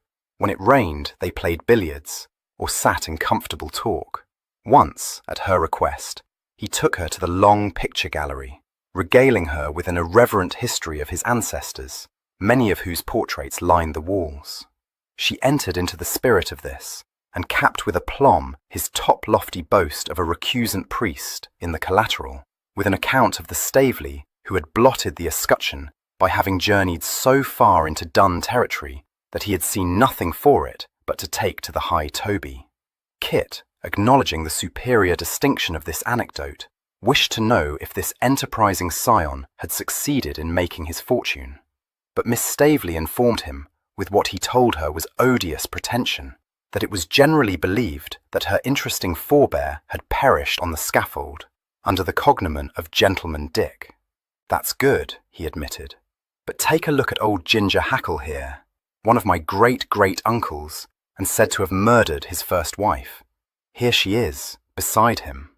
"Well," said Cressy, subjecting the portrait of a languishing female to a thoughtful scrutiny, "I shouldn't wonder at it if he did. Anyone can see that she was one of those complaining women, forever having the vapours or dissolving into floods of tears, and I have little doubt that that red head of his denotes an uncertain temper."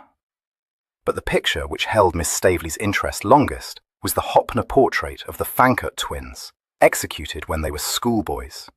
"How very alike you are," she remarked, studying more closely than Kit appreciated what was held to have been one of Hopner's best likenesses. "There is a difference when one looks more particularly into it. Your hair is brighter, and your brother is a trifle taller than you are. Something in the expressions, too. Do you think so? The seeming difference in height is merely the way in which we were posed, I fancy. As for the expression, the picture was never thought to be one of Hopner's happier works," said Kit, ruthlessly sacrificing the deceased artist's reputation.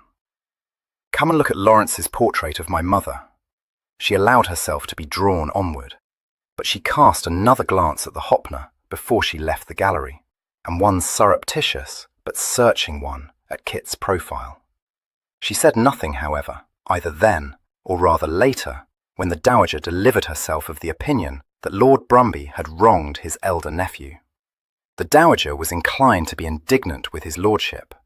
"Depend upon it, Cressy, he's getting to be spiteful. It's often so with old bachelors. He dotes on the other boy, and is jealous of young Denville in consequence. He said nothing to Papa about Denville that was in the least spiteful, ma'am, Cressy ventured to interpolate. Indeed, he told Papa that although Denville had been a little wild, he believed that nothing more than a suitable marriage was wanting to make him. "Stuff and nonsense," exclaimed the Dowager, her eyes snapping. "Henry Brumby's an old woman, and so I shall tell him. There's nothing of the profligate about the boy, and never was. I dare say he's had his adventures, why not? But I cut my wisdoms long before Brumby cut his. And if he thinks I don't know the signs of a loose screw, he very much mistakes the matter.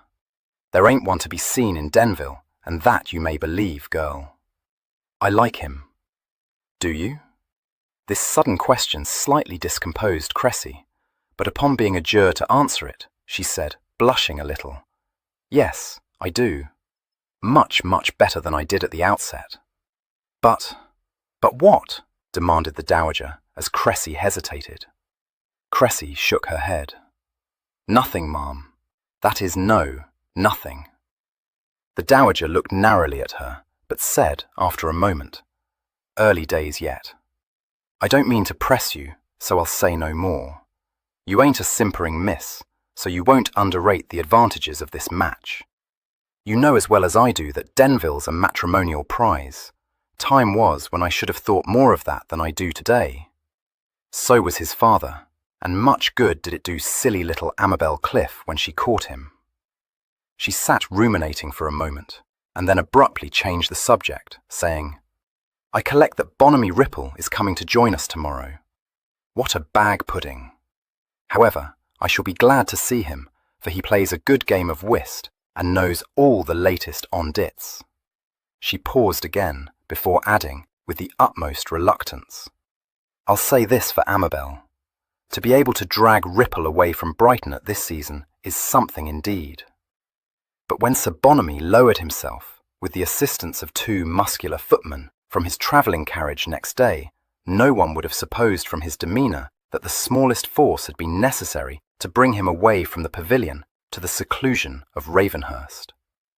Radiating good humour, he grasped Kit's hand with one of his own pudgy ones, and declared that this was something like.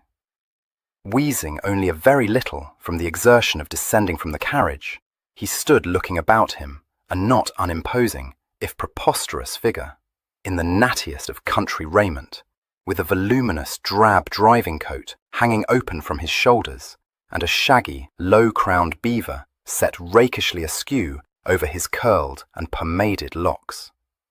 "Very agreeable," he pronounced. "Very pleasing prospect. Do you know, my boy, I've never seen it in the summer before. Excellent. Just the thing for recruiting nature. I feel as fresh as a nosegay already." Kit's eyes twinkled. "I'm happy to welcome you here, sir." Sir Bonamy's little round eyes stared at him for an unwinking moment. "Much obliged to you. Very prettily said." Recalling belatedly that his twin barely tolerated their mamma's most devoted admirer, Kit skated smoothly over this, saying, "But I should warn you that the exigencies of country life may perhaps put you quite out of frame. We dine at 6, sir." "No need to warn me," Sir Bonamy said, slowly mounting the shallow steps.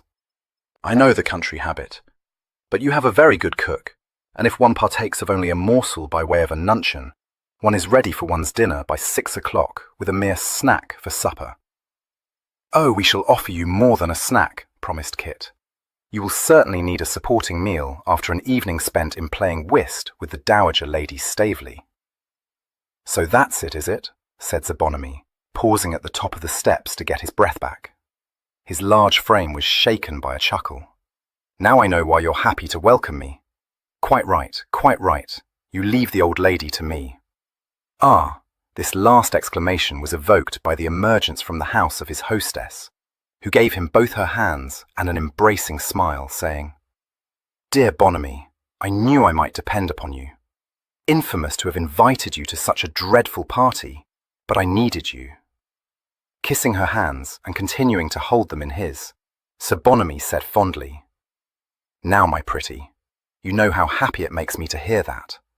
Aye, and you should know I couldn't think any party dreadful which you grace. Anything I can do to oblige you, I'll do with alacrity. Just been telling Evelyn to leave Cornelia Staveley to me.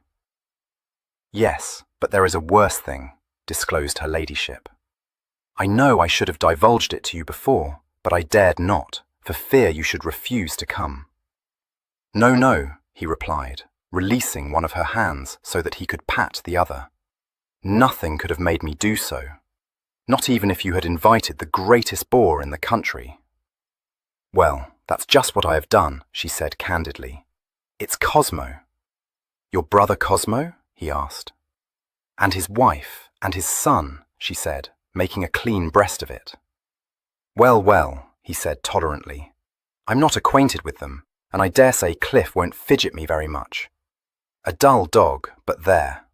No need to pay any heed to him, after all. I knew I might depend on you, said Lady Denville, withdrawing her hand from his and tucking it into his arm. Now you shall come into my own drawing-room and drink a glass of wine, while your man unpacks your trunks, and tell me all the latest crim-con stories. Kit, realizing that his presence was unwanted, went off to look for Miss Staveley. He found her, after an extensive search, in the long drawing-room, engaged in arranging fresh flowers in two of his mamma's new holders, and instantly demanded to be told who had set her to this task. No one, she answered, her attention fixed on the exact placing of a tall lily. I asked Lady Denville if I might do it for her, and she gave me leave, so, you see, I am not meddling or being odiously encroaching. You know that's not what I meant, but you can't want to busy yourself with such matters. Mamma assures me that there is nothing more exhausting. She laughed. Yes, so she told me. I don't find it anything but agreeable, however, particularly here, where you have such a profusion of flowers. I've enjoyed myself uncommonly this morning, picking and choosing amongst them. I'm glad, but I wish you will leave one of the servants to finish the bowls. Certainly not. Why? To ride with me, he said, in a coaxing tone. It's not so hot today, and Mamma's mare needs exercise. Oh dear, she sighed. That's tempting, but... No, I must not. The invitation cards have come from Brighton, and I'm going to help Lady Denville to send them out for the public day. She has settled to hold it next week, so there's no time to be lost. He was just about to offer his services when he remembered that his handwriting was very different from Evelyn's scrawl. He bit the words back, all at once realizing that a fresh danger threatened him. Sooner or later, he thought, one of his guests would ask him for a franc. He could write the one word, Denville, in a passable imitation of Evelyn's fist, but he felt it would be beyond his power to transcribe a full name and address. His father, rigidly meticulous, had always done so. He wondered if every peer and member of Parliament adhered so strictly to the letter of the law. He rather fancied that most of them distributed their francs very freely. On the other hand, he had an uneasy recollection of having read in some newspaper that francs were being subjected to close scrutiny by the post office in an attempt to check the abuse of this privilege. He could only hope that Evelyn's signature was not yet well known to any local postmaster, and decide that if the worst befell, he would trade on the illegibility of Evelyn's writing, recommending the seeker after a franc to superscribe the letter himself to ensure its safe arrival. Cressy stood back, the better to survey her handiwork. I hope Lady Denville will like it, she said. I think it is quite tolerable, don't you? Just passable, he said gravely. She laughed. Let me tell you, sir, that I preen myself a little on my flower arrangements. I can see that you do. If you won't ride with me, will you take a turn about the gardens with me? She glanced at the clock on the mantelpiece and picked up her simple straw bergère hat. Yes, that would be very agreeable for half an hour. He nodded. They went out together and passed down the terrace steps onto the lawn and across it to a succession of shallow terraces backed by wide flower borders on one side and low stone parapets on the other. Cressy sighed. What a pity it is that dear Godmamma doesn't care for the country, It is so beautiful here. No, Mamma finds it a dead bore, unless the house is filled with entertaining guests. He hesitated. Are you very fond of the country, Cressy? She considered the matter, wrinkling her brow in the way he had come to think charming. Then she said, with the flicker of a smile, That's a home question. When I'm here and in such delightful weather, I wonder how I can support life in London. But the melancholy suspicion occurs to me that I am, au fond, a town creature. She glanced round at him, arching her brows quizzically. Does that cast you down? I recall that you told me, at that first encounter, that if you knew yourself to be master here, you would choose to spend all but the spring months at Ravenhurst or in Leicestershire. Don't be alarmed. I promise you I won't repine. He said nothing for a moment, for it flashed across his mind that her words had supplied him with the answer to the problem which had been troubling him. Evelyn, a far keener sportsman than himself, had always loved Ravenhurst for the congenial amusements it offered, and, perhaps from a natural aptitude for the life of a country landowner, perhaps because he had known all his life that it would one day be his own, he had taken much more interest in the management of the estates than had his twin. But his impetuous, autocratic temper made it impossible for him to bear with equanimity the humiliation of being master only in name. And that was why he had, apparently, plunged into the wild career of a regular dash or Bond Street spark. Kit could perceive dispassionately that this was folly, but he accepted it without criticism because it was a part of Evelyn, neither to be censured nor amended. The only thought in his head was that by hedge or by style, the trust must be brought to an end. That Miss Staveley personified neither of these homely objects was a thought which had entered his head several days previously, and had taken such firm root there that it had swiftly become something to be taken for granted. Watching him, Cressy said gently, "Vexed, sir?" His eyes, which had been looking frowningly ahead, travelled to her face and smiled again. "No, far from it. In a little worry, then?" "A little," he acknowledged. "For reasons which I can't, at present, explain to you. Bear with me." "Why, of course." She strolled on beside him for a few paces. "Did you wish to say something of a particular nature when you asked me to come into the garden?" "No, that is, I have much to say to you of a very particular nature, but not yet." He broke off, as the evils of his situation came home to him more forcibly than ever before. He felt himself to be at a stand, for, although every impulse urged him to disclose the truth to Cressy, to do so under the existing circumstances, and while he was uncertain of her mind, would be to run the risk of flooring not only himself, but Evelyn as well. That she was inclined, for some inscrutable reason, to prefer him to his twin, he knew, but he was no self-flatterer. He thought Evelyn his superior in all the qualities that might be supposed to captivate a lady, and he knew that in position and fortune Evelyn wholly eclipsed him. Cressy's affections were not engaged, that had been made plain to him at the outset, when he had consented to impersonate his twin for one vital evening. Under no other circumstance would he have lent himself to such a hoax, but this now seemed to make the situation worse rather than better. Cressy, entering into a marriage of convenience, had shown herself willing to accept an offer which the ton would certainly think splendid. In Kit's view, that was a sensible thing to do. One could not have everything in an imperfect world, so if one was denied the best thing of all, it would be foolish not to accept an offer that carried with it the promise of ease and social distinction.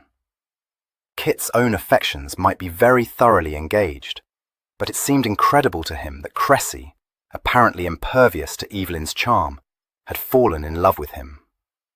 She certainly liked him, but it would take more than mere liking to overcome the revulsion she must surely feel if he told her how outrageously she had been deceived. It did not so much as cross his mind that she need never be told.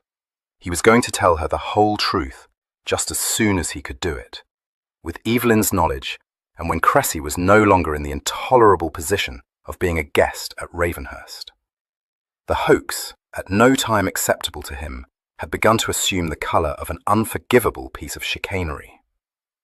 He would not have thought it surprising if Cressy, learning the truth, shook the dust of Ravenhurst from her feet with no more delay than would serve to put her grandmother in possession of the facts. Setting aside his own prospects, he thought there was scarcely a worse turn he could serve Evelyn. Such a break-up to the party would inevitably set tongues wagging and wits to work. And though the Staveleys would be unlikely to repeat the story, there was no dependence to be placed on the reticence of the servants. If only one amongst the score at Ravenhurst guessed the truth, the scandal, probably garbled out of recognition, would spread with the rapidity of a forest fire. Better by far would it have been to have left Evelyn to make what excuses he could for his defection than to have set out to rescue him, and then to draw back from a task which proved to be harder and more distasteful than had been foreseen, leaving him in very much more serious straits. There was no intention of furthering his pretensions to Cressy's hand in Kit's head. Loyalty to his twin might be strong, but it stopped short of helping Evelyn to marry, for expediency's sake, the girl he himself loved. Evelyn would never expect that of him, but Evelyn would expect only that was the wrong word to use for what each of them knew to be a certainty, that in all other predicaments his twin would stand buff. Cressy's voice intruded upon these reflections, telling him that the arrival that morning of the post with the previous day's London papers had ruffled the temper of one of his guests. She said this very gravely, but he was not deceived, and replied promptly, "You terrify me. Tell me the worst." Her mouth quivered. "It is very bad, I warn you. Your uncle has seen that the Gazette and the Morning Post have received the information that your mamma has left London for Ravenhurst Park, and he is very much put out. He knew that Lady Denville had sent this notice to the two journals Evelyn was most likely to read, but what concern it was of Cosmos he had no idea." Cressy, meeting the surprised question in his eyes with a decided twinkle in her own, said reproachfully, "One would have supposed that dear godmamma would have thought it proper to have mentioned that she was entertaining visitors to Ravenhurst, amongst whom are the Honourable Cosmo and Mrs. Cliff, and Ambrose Cliff, all of whom their host wishes otherwhere. I don't think that was precisely how he feels the notice should have been phrased," she said, in a considering tone. He laughed. "I'm very sure it's not. Feels he has been slighted, does he? What the deuce does it matter to him? You'd think he must be some trumped-up April squire, wouldn't you? I dare say it may come of his being a younger son." "No, that it does not," he exclaimed, revolted. She glanced speculatively at him. A younger son jealous of his elder brother's position, and one who has made no mark in the world, she amended. He had by this time recollected himself, and merely said, "No, it comes from having a maggoty disposition and a vast quantity of self-importance." She told him that he was too severe, and passed easily to an indifferent subject. They continued chatting companionably on a variety of topics, until Cressy, hearing the stable clock strike the hour, remembered her promise to her hostess, and was conscience-smitten by the realization that she must have kept her waiting for at least 20 minutes. This, she exclaimed, was the height of bad manners, and despite all Kit's amused assurances that his mother was more likely to have forgotten that she had planned to send out her invitation cards that morning than to complain of her young guest's want of conduct, she insisted on hastening back to the house. Kit went with her, offering her handsome odds against the chance that his mother would be found, as expected, in her own drawing-room. But she was found there, though with no thought of directing invitations in her head. She was standing in front of the gilded mirror hanging above the fireplace, surveying with every sign of disapprobation her own delightful reflection. A litter of crumpled wrapping paper on the floor, an open box on the table, with a necklace composed of fine topazes set in filigree lying beside it, indicated that she had received a valuable package from London. sent, possibly, and at a moderate charge, through the medium of the New Haven mail coach, and deposited, with the post, at the receiving office in Nutley, and, more probably, as Kit knew, by a special messenger at large cost. It was difficult to perceive why Lady Denville was dissatisfied with her appearance, for she was attired in an underdress of deep gold, which matched her hair, veiled by a tunic of pale muslin, and the effect was at once dashing and extremely becoming. But she speedily explained the matter. Was there anything ever more provoking? She demanded. I purchased these horrid beads because it struck me that they were just the thing to wear with this dress, and I even had them restrung to the exact length I required, and now I don't like them at all. In fact, I think them hideous. Oh no, no, exclaimed Cressy. The most beautiful clear amber. How can you call them hideous, ma'am? You look charmingly. No, Cressy, I do not look charmingly, said her ladyship firmly. I don't know how it is, but no matter how dear they may be, there is something about beads which makes one look shabby genteel. If I were to wear these, even Emma would think I bought made-up clothes in Cranbourne Alley. This seemed an unlikely contingency, but neither Kit nor Cressy ventured to say so. Kit, picking up the topaz necklace, asked, with a sinking heart, if she had bought it at the same time. Oh no, dearest, I bought that long before, she replied, elevating his spirits for a brief moment. Weeks ago, when I chose the silk for this underdress. But you may see for yourself that the stones are made to look insipid, worn with this particular shade of yellow. I was afraid they would, but it is such a pretty necklace that I don't regret having purchased it. If I had some earrings made to match it, I could wear it with a pale yellow evening gown, couldn't I? But those amber beads I will not wear. No, don't, said Kit. Send them back to the jeweller. She considered this suggestion, but decided against it. No, I have a better notion. I shall give them to your cousin Kate. I don't suppose you remember her, but she is Baverstock's second daughter, and never has anything pretty to wear, because your odious Aunt Amelia won't spend a groat more than she need on her until she has snabbled a husband for Maria, which I shouldn't think she will ever do, for she's a plain girl and has been out for 3 seasons already. She unclasped the amber string and laid it aside, and said, smiling brilliantly upon her audience, So it turns out to be for the best, after all, and I must wear my pearls until I find just what I have in mind. Did you want me particularly, my dears? What did I tell you? Asked Kit, mocking Cressy. No, Mama. Cressy would have it that it was you who wanted her, to direct invitations for you. I knew there was something I must attend to this morning, said her ladyship, pleased with this feat of memory. Oh dear, what a dead bore it is. I can't think why I didn't bring Mrs. Woodbury with me, except, of course, that I shouldn't have known what to do with her here, for one couldn't expect her to dine in the housekeeper's room, precisely, and yet. But she is an excellent person, and writes all the invitations, and answers letters for me, and never forgets to remind me of the things I've arranged to do. Her eyes dancing, Cressy said, Never mind, ma'am. Only tell me the various directions, and I'll engage to be quite as excellent a secretary. You made out a list, didn't you, of all the people you wish to invite? So I did.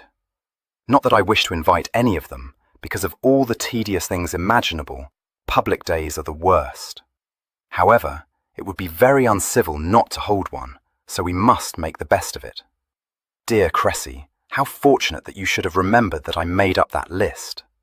We have only to discover where I put it, and everything will be very simply accomplished, though I hope you don't think that I mean to let you do more than assist me. I wonder where I did put that list. Not in a safe place, for that is always fatal. Dearest, kindest Evelyn, she said, correcting herself with aplomb, perhaps, if you are not engaged elsewhere, you could direct some of the cards for me. Nothing would afford me greater pleasure, love, he replied, wondering how long it would be before his irresponsible parent unwittingly exposed him. But I am engaged elsewhere, and you know well that only you and Kit seem to be able to decipher my handwriting. 11. The rest of the day passed without untoward incident. Cressy, assisted spasmodically by Lady Denville, directed the invitation cards. Sir Bonamy and Cosmo, after consuming a substantial nuncheon, slept stertorously in the library all the afternoon, their handkerchiefs spread over their faces. The Dowager enjoyed her usual drive with Mrs. Cliff, and Kit, finding his young cousin idling disconsolately in one of the saloons, ruthlessly bore him off for an inspection of the stables and a tramp across the fields to the stud farm, where one of my lord's brood mares had the day before given birth to a promising colt. The evening was enlivened by the presence of the squire, Sir John Thatcham, with his lady and his two eldest offspring. Mr. Edward Thatcham, just down from his second year at Cambridge, and Miss Anne, a lively girl, who had gratified her well-wishers by retiring from her first modest season with a very respectable partie to her credit. It might have been supposed that a party which included such ill-assorted persons as the Dowager, Sir John and Lady Thatcham, and Sir Bonamy Ripple, was foredoomed to failure. For the Dowager, who arrogated to herself an old lady's privilege of being as uncivil as she chose to anyone whom she considered to be a bore, could almost certainly be depended on to snub the Thatchams. And Sir Bonamy was too much the idle man of fashion to meet with Sir John's approval. But, in the event, and due, as Cressy recognised with deep respect, to Lady Denville's unmatched qualities as a hostess, the party was very successful.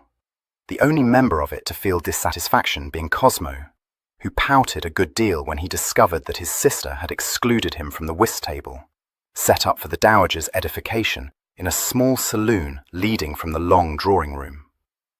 Having elicited the information that the Thatchams were very fond of whist, but liked to play together, Lady Denville settled them at the table with the Dowager and Sir Bonamy.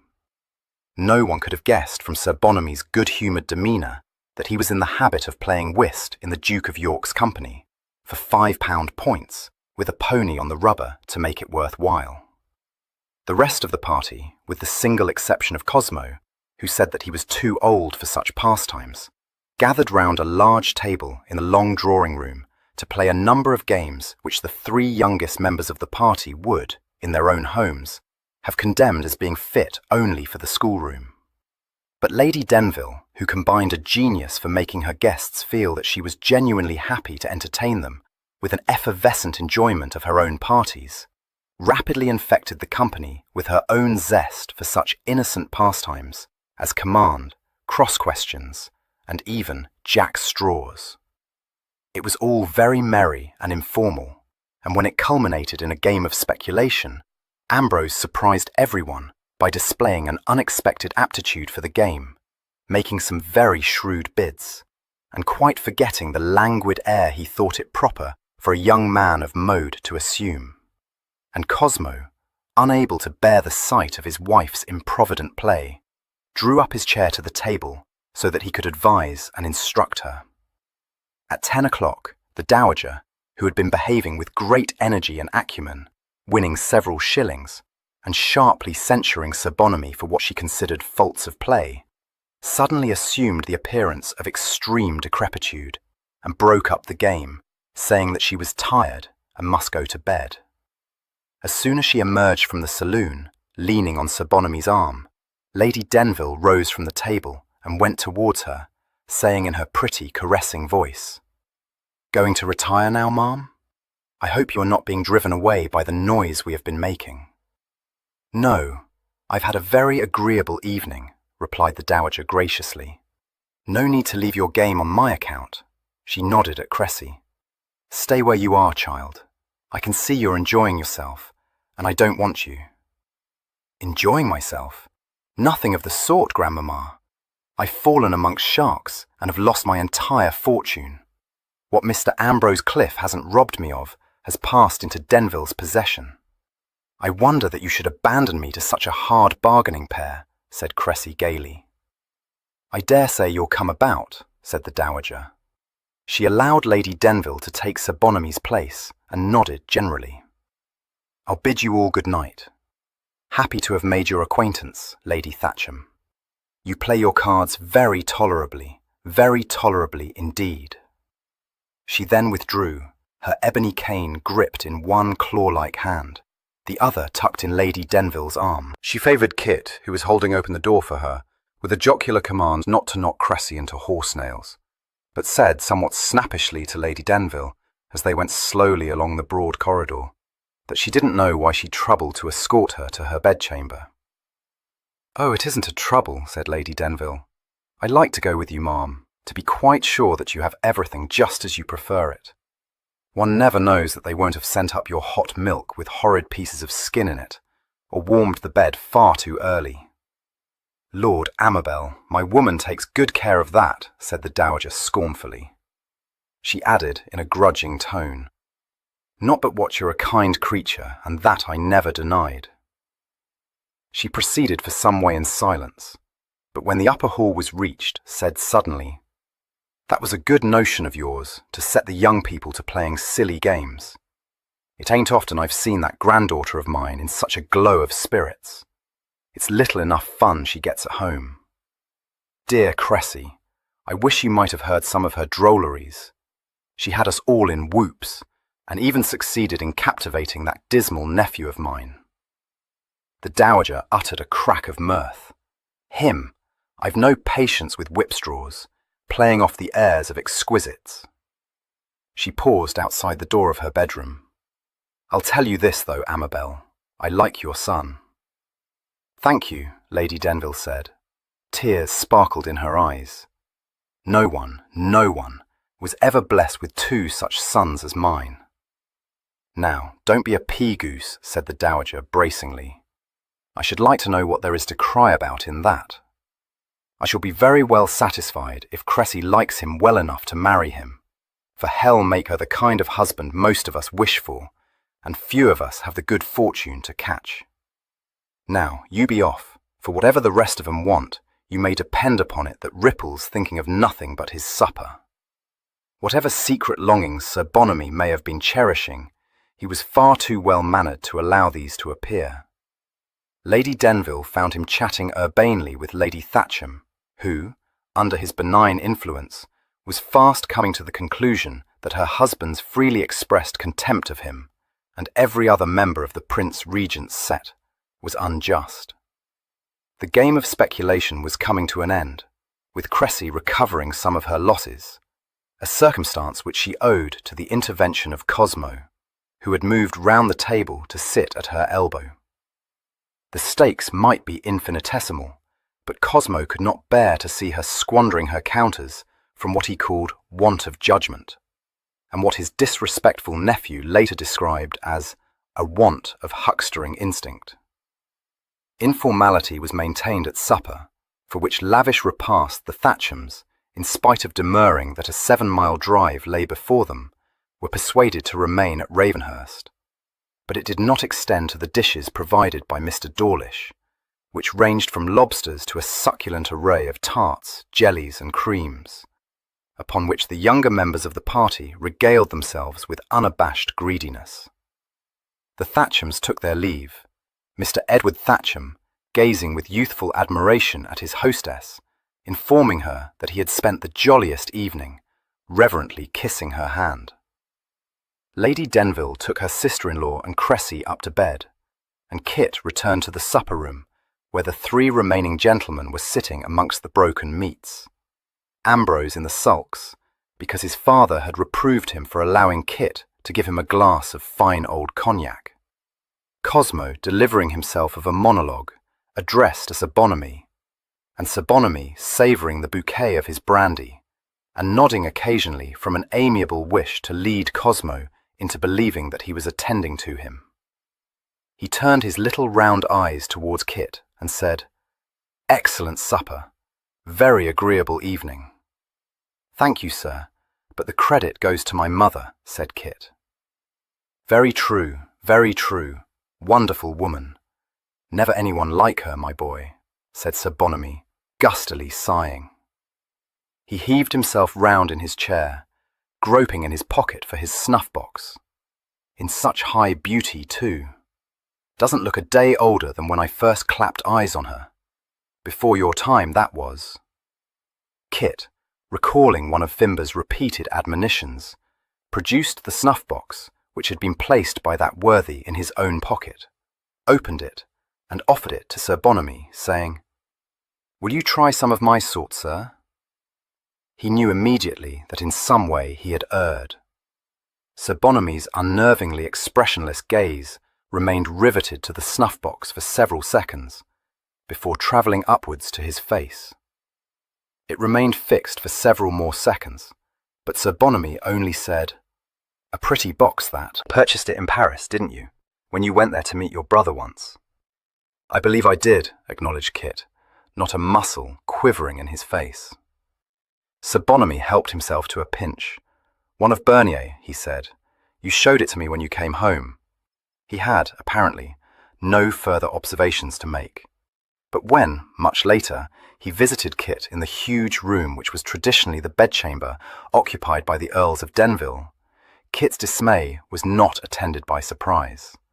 Fimber had just eased him out of his coat, but Sir Bonamy had already escaped from the restriction of his corsets and his rigidly starched shirt points, and was attired in a dressing gown of thick brocade, of such rich colouring and such voluminous cut that his appearance, at all times impressive, was almost overpowering. "Came to have a word with you," he announced. Fimber, his face wooden, withdrew into the dressing-room, and Kit, feeling that his sheet-anchor had vanished, said, "Why, certainly, sir. Is something amiss?" "That snuff of yours is dry," said Sir Bonamy, staring very hard at him. "Good God, sir, is it? I do most humbly beg your pardon." "I'll drop a word of warning in your ear, my boy," said Sir Bonamy, ignoring this interpellation. "I don't know what sort of wheedle you're trying to cut, and I don't ask you to tell me, because it's no affair of mine. But if you want to bamboozle people into thinking you're young Denville, don't offer 'em dry snuff, and don't use 2 hands to open your box." "So that was it," said Kit. "I was afraid I had betrayed myself, but I didn't know how." Damn Kit! Evelyn set himself to copy Brummell's way of handling a snuff-box. 1 hand only, and no more than a flick of the thumbnail to open it. You remember that. "I will, sir," Kit promised. "Thank you." "You must feel that I owe you an explanation." Sir Bonamy checked him with an upraised hand. "No, I don't," he said hastily. "I've told you already it's no affair of mine. It is lief it wasn't too, because it looks to me like a damned havey-cavey business." "It isn't quite as havey-cavey as it must seem," Kit told him. "If it's half as havey-cavey as it seems, I don't want to have anything to do with it," replied Sir Bonamy, not mincing matters. "And from what I know of you and Evelyn, not that I came here to pull a crow with you, for I didn't. What's more, you won't goad me into it, my boy, so don't think it. If Evelyn hasn't been able to wind me up in all the years he's been trying to do it, it stands to reason you can't." "But I don't wish to, sir," expostulated Kit mildly. "Now I come to think of it," conceded Sir Bonamy, "you never did take so much pepper in your nose at the sight of me as that whisky-frisky brother of yours, so I dare say that's true. As a matter of fact, that's what made me suspicious. You shouldn't have looked as if you was glad to see me. Ought to have known better. Civil enough, young Denville, but pokers up a trifle." "Does he? I'll comb his hair for it," said Kit. He smiled. "In any event, I shouldn't have done so. I'm by far too grateful to you for coming to support us. I knew, too, that I'd nothing to fear even if you did recognize me." No, nothing at all," Sir Bonamy assured him. "But I'm not as young as I was, Kit, and it's no use thinking, if you've got hold of a wolf by one ear, that I'm going to grasp the other, because I won't do it. So don't tell me anything. If your mother wishes me to know the whole shell, tell me fast enough, bless her," he added uneasily. "No need to edge her on to tell me, mind." Kit reassured him on this head, and he went off, feeling that he had done as much for his young friend as could have been expected of any man of his years and elevated position. Lady Denville, when informed next day of this interlude, not only went into a peal of laughter, but showed a regrettably mischievous desire to devise some way of entangling her hapless adorer in an imbroglio which she proudly claimed to be of her own making. No, Mamma, said Kit firmly. You'll do no such thing. We're devilish obliged to the old court card, and I won't have him roasted. No one could blame him for wanting to steer clear of this affair. If we save our groats without kicking up the very deuce of a scandal, it's more than I'd bargain for. I won't do anything you don't like, dearest, she promised. But you mustn't be so downhearted. Not downhearted, hen-hearted. No, no, Kit, she protested, dismayed to hear him make such an admission. Never that. Besides, why should you be? I own that there may be difficulties ahead, and of course, our situation is often most awkward, but we shall come about. What makes you think so, love? He asked, regarding her in affectionate exasperation. One always does, and particularly when one thinks one is quite knocked up. Only consider how many times I've been in the briars. I have always contrived to bring myself home, even when my case appeared to be desperate. Now, why are you laughing, wicked one? It's perfectly true. The thing is that it's no use for us to fret ourselves over what can't be helped. Depend upon it, something will happen, or I shall have a notion suddenly which will bring us off prosperously. I very often do, you know, really knacky ones. I know you do, he said. All I beg of you is that you won't have one without telling me. Dearest, how can you be so foolish? I shall be obliged to tell you, because if I do think of a clever scheme, you will have to bear your part in it. That's exactly what I'm afraid of, he said frankly. You're hipped, and I know why, she said. It was the lobster. I felt a trifle queasy myself, in the middle of the night, but I have some excellent powders which Dr. Ainsley gave me, so I swallowed one and was right again in a trice. Come up to my dressing room, poor boy, and I'll mix one for you. No, Mamma, it was not the lobster. Very well, dearest, I won't tease you, though I assure you the powders aren't in the least nasty. Don't be in a worry, will you? When Evelyn comes home, everything will be tidy again, remember. You know, Mamma, we've been saying that since the start of this masquerade, and God knows I wish he would come home. But does it ever occur to you that when he does, we shall find ourselves in a worse hobble than ever? It must have been the lobster, exclaimed her ladyship. He laughed, but said, No, do, pray, consider, love. If Evelyn were to walk in today, what are we to do? I could disappear, but not even Ambrose would be deceived for more than half an hour, far less Lady Staveley. It's one thing to hoax people for an evening, quite another to do so in such circumstances as these. At the outset, none of them knew me very well, and Lady Staveley not at all. But they know me now. They couldn't meet me at breakfast and Evelyn at dinner and not detect the difference between us. No, very true, she said, much struck. That is very awkward. I wonder why it should not have occurred to me. We must lose no time in trying to hit upon a... Oh, but I see just how to overcome the difficulty.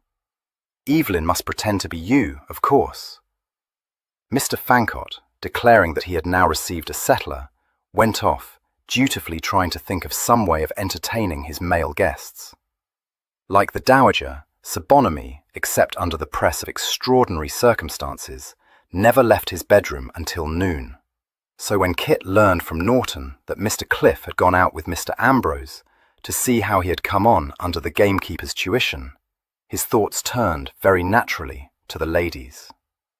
His search for his aunt could not have been described as more than perfunctory, but he had the great good fortune, as he stood in the hall, wondering where to look for Miss Staveley, to see her coming down the wide staircase. She was charmingly dressed in a simple, high-necked gown of French muslin, but just as he was thinking how well she looked, he saw that there was a pucker between her brows and a troubled expression in her eyes. He said quickly, "What is it, Cressy? Something has happened to vex you." She paused, looking down at him, and hesitated for a moment before answering. Then the crease disappeared from her brow, and she smiled and descended the last stairs, saying, "Well, yes. That is to say, it has vexed me, but not nearly as much as it has vexed Grandmamma." I'm afraid it has made her out of reason cross, but I have convinced her that it is absurd to lay the blame at poor godmamma's door, or at Papa's. Neither of them would do such a thing. It is one of Albinia's high pieces of meddling, of course, trying to clinch the matter. I collect you haven't yet seen the London papers. He shook his head, and she held out to him the journal she was carrying. As he took it, he saw that it was folded open at a page largely devoted to social announcements and discreetly phrased on dits. He looked quickly up, his brows asking a question. She answered it only by wrinkling her nose distastefully and indicating with her forefinger the paragraph to which she wished to draw his attention.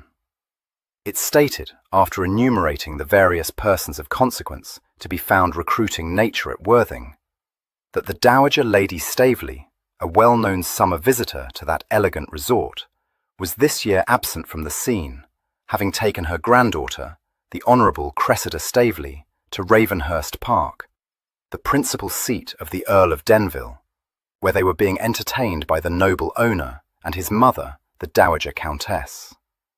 The writer of this titillating paragraph understood, coyly, that an interesting announcement was shortly to be expected from this quarter. "My mother never sent this to the paper," Kit exclaimed, flushing with annoyance.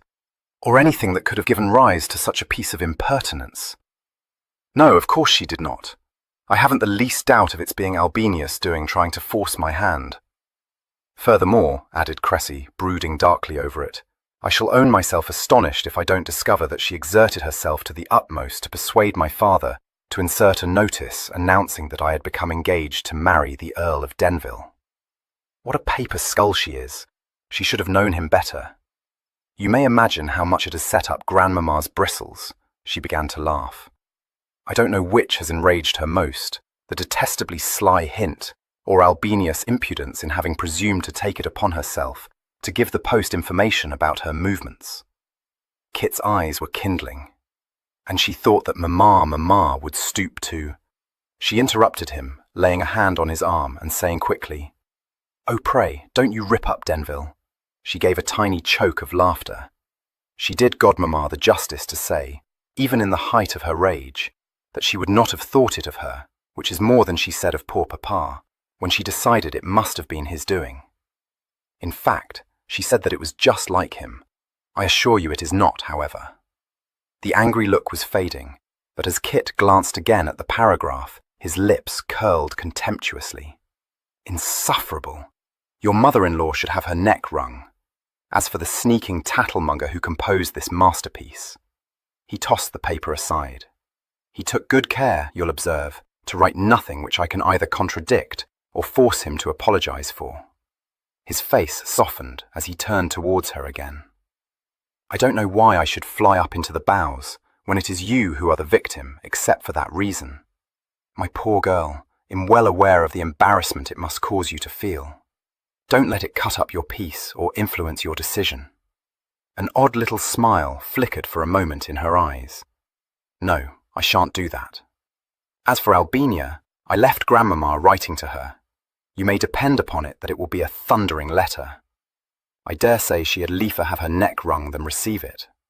Indeed, I could almost pity her, for my father will be vexed to death, and although he is in general easy-going to a fault, he flies into a worse passion than Grandmamma, if one succeeds in putting him out of temper. The impropriety of this horrid piece of gossip will strike him most forcefully. I wish it may not lead to a serious quarrel between him and Albinia." "Do you? I'm not so charitable." "Well, she's such a pea-goose," Cressy explained. "One can't blame her for being foolish, or, I suppose, for being so jealous. One ought rather to feel compassion for her, or at least try to, because she is bound to suffer a great deal of anguish." This view of the matter was not shared by Lady Denville, who, when she read the paragraph, was put into a flame. She went pink with anger, her eyes flashing magnificently. She turned them upon Kit, demanding in a trembling voice, "How dared they? Who is responsible for this abominable piece of vulgarity?" Cressy believes that it was her mother-in-law. I feel as you do, Mamma, but our only course is to ignore it. "That woman!" exclaimed her ladyship. "I might have guessed as much. Do you see what she had the effrontery to call me? The Dowager Countess." "Dowager?" He was taken aback. "Well, yes, but—" "And I know why," raged her ladyship. "She is a jealous, spiteful toad, and she knows that Staveley offered for me once, and still has a tendre for me. It would afford me very great pleasure to set her mind at rest. Very great pleasure. I'll have her know that if I had no fancy for Staveley when he was young and passably good-looking, I have less now. She is very welcome to a husband who will offer a carte blanche to some light skirt the instant he becomes bored with her charms." Somewhat alarmed by this unusual venom, Kit made a quite unavailing attempt to soothe her. She interrupted him, requesting him not to put her out of all patience, and swept away, the offending newspaper clenched in her hand, to knock imperatively on the door of Lady Staveley's bedchamber. Since nothing annoyed the Dowager more than to receive visitors before she chose to emerge from her seclusion, Kit waited for the inevitable disaster. It did not befall. The two ladies remained closeted together for a full hour, deriving great benefit from a free exchange of opinions on the character of Albinia Staveley. The only discordant note was struck by Lady Staveley, who bluntly informed her lovely hostess that however little she might relish the notion, she was Dowager Countess, and would be well advised to accustom herself to this title. "Which I cannot do, Kit," Lady Denville said later, and in tragic accents. "No one can say that I haven't borne up under a great deal of adversity, but this stroke is too much." The effect of the paragraph upon his maternal relations, Kit dealt with summarily and conclusively. He told his aunt, who said that she had seen from the first how it was, that if his mother had dreamt that such an absurd construction would be placed on a visit from her favourite godchild, she would never have invited her to Ravenhurst. And when his uncle, in a dudgeon, started to read him a lecture on the impropriety of allowing the news of his approaching nuptials to reach his relatives through the medium of the press, he put a swift end to any further recriminations by saying, in a voice of cold and quelling civility, "You may rest assured, sir, that when I contemplate matrimony, I shall do myself the honour of informing you of the impending announcement." Ambrose, whose evil genius prompted him to quiz his cousin, was disposed of without finesse, and when Kit was able to exchange a private word with Cressy, he told her not to waste a thought on an unpleasant but evanescent annoyance. "I fancy we shall hear no more about it," he said. 12. He was permitted to dwell in this hopeful belief for rather less than 24 hours. Upon the following afternoon, driven indoors by a shower of rain, he was playing billiards with Cressy when Norton entered the room and asked him in an expressionless voice if he might have a word with him. "Yes, what is it?" Kit replied. Norton coughed and directed a meaning look at him. Unfortunately, Kit was watching Cressy, critically surveying the balls on the table, her cue in her hand. Their disposition was not promising. "What a very unhandsome way to leave them," she complained. "I don't see what's to be done." "Try a cannon off the cushion," he recommended. A second cough made him say, rather impatiently, "Well, Norton, what do you want?" "If I might have a word with your lordship," Norton repeated. Kit glanced frowningly at him. Presently, "You are interrupting the game." "I beg your lordship's pardon," said Norton, his meaning look becoming almost a glare. "A person has called to see your lordship." "Very well. Tell him I am at present engaged, and ask him to state his business." Cressy, who had raised her eyes from the table to look at the butler, said, "Do go, Denville. I'll concede this game to you gracefully and happily, having already been beaten all hollow." She smiled at Norton. "I collect the business is urgent." "Well, yes, miss," replied Norton gratefully. By this time Kit, his attention fairly caught, had realised that Norton was trying to convey an unspoken message to him. Since he had been assured by Thimber that the butler had no suspicion that he was not his noble master, he was puzzled to know why he was trying to warn him. He thrust his cue into the rack, made his apologies to Cressy, and preceded Norton out of the room. Well, who is it? He asked, as soon as the butler had shut the door behind him. What's his business with me? As to that, my lord, I shouldn't care to say, the individual being unwilling to divulge it to me. He met Kit's questioning look woodenly, but added a sinister rider. I should perhaps mention, my lord, that the individual in question is not of the male sex. Not by so much as the flicker of an eyelid did Kit betray his feelings. He asked curtly, Her name? She calls herself Alperton, my lord, responded Norton, at once disclaiming responsibility and revealing to the initiated the social status of the visitor. Mrs. Alperton, not a young female, my lord. His gaze became fixed on some object over Kit's shoulder as he made his next tactfully worded disclosure. I thought it best to show her into the Blue Saloon, my lord, Sir Bonamy and Mr. Cliff being in the library, as is their custom at this hour, and her not being willing to accept my assurance that you were not at home to visitors, but declaring to me her intention of remaining here until it should be convenient to you to receive her. It was now apparent to Kit that when he entered the Blue Saloon, he would be facing guns of unknown but almost certainly heavy caliber. His first alarming suspicion that some Cyprian whom Evelyn had taken under his protection had had the effrontery to present herself at Ravenhurst had been banished by the information that Mrs. Alperton was not a young female, and relief at the knowledge that he would not be confronted by a female quite so intimately acquainted with Evelyn made it possible for him to nod and to say coolly, Very well, I'll see her there. Norton bowed. Yes, my lord. Would you wish me to tell the postboy to wait? Postboy? A job chaise, my lord, and 1 pair of horses. Oh, send him round to the stables. They'll look after him there. Norton bowed again and led the way across the hall and down a wide passage to the door leading into the Blue Saloon. He held it open, and Kit walked into the room, his face schooled to an impassivity he was far from feeling. His visitor was seated on a small sofa. She greeted him with a basilisk stare and said with terrible irony, Well there, and so you was at home after all, my lord. He advanced slowly into the middle of the room. His first thought was, You mutton! No bread and butter of Evelyn's. His second that, incredible though it seemed, Mrs. Alperton was a member of a certain sisterhood of elderly females known, inappropriately, as abbesses. For this uncharitable belief, her attire was largely responsible.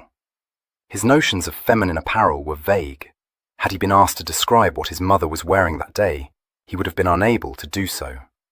But it struck him forcibly that Mrs. Alperton's dashing and colourful raiment would never have been worn by a respectable, middle-aged female, and far less by a lady of quality. In spite of an elaborate array of metallic yellow locks, visible beneath a white satin cap, worn under a dome-crowned hat turned boldly up at the front, and with an ostrich plume curled over the brim to brush her forehead, he assessed her years at 50. In fact, she was within a few months of Lady Denville's age. But although it was easy to see that in her youth she must have been a very prime article indeed, an over-lavish use of cosmetics, coupled with an addiction to spirituous liquors, had sadly ravaged a once lovely countenance. Captious persons might consider that the size and brilliance of her eyes was marred by an avaricious gleam, but only those who had a predilection for slender women could have found fault with her well-corseted and opulent figure. Whatever might have been her opinion of Mrs. Alperton's taste, any woman would have recognized that she had taken great pains over her toilet and thought it proper to wear, on a visit to a nobleman's seat, her bettermost dress and pelisse.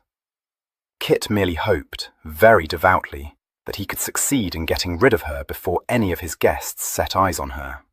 For a lilac pelisse, embellished with epaulets and cords, and worn over an open-bosomed robe of pink satin, struck him with horrifying effect. Pink kid half-boots and gloves, a lilac silk parasol, and a number of trinkets completed her costume, and she had lavishly sprayed her person with amber scent. Kit paused by the table in the middle of the room and stood looking down at her. "Well, ma'am," he said. May I know what brings you here? Her bosom swelled. May you know, indeed. Of course, you haven't a notion, have you? Oh, not the least in the world. Standing there, as proud as an apothecary, and holding up your nose at one which has kept company with gentlemen of the highest rank. And I've had grander servants than that niffy-naffy butler of yours, waiting on me like slaves, my lord. I'm here to tell you that you can't jaunter about breaking a poor, innocent female's heart. Not without paying for it. Oh, dear me, no. Whose heart have I broken? Asked Kit. Yours, ma'am. Mine? That's a loud one, she exclaimed. If I didn't break it for the Marquis, who treated me like a princess, never grudging a groat he spent on me, besides a handsome present when we parted, as part we did, and not a hard word spoken on either side, him knowing what was due to a lady.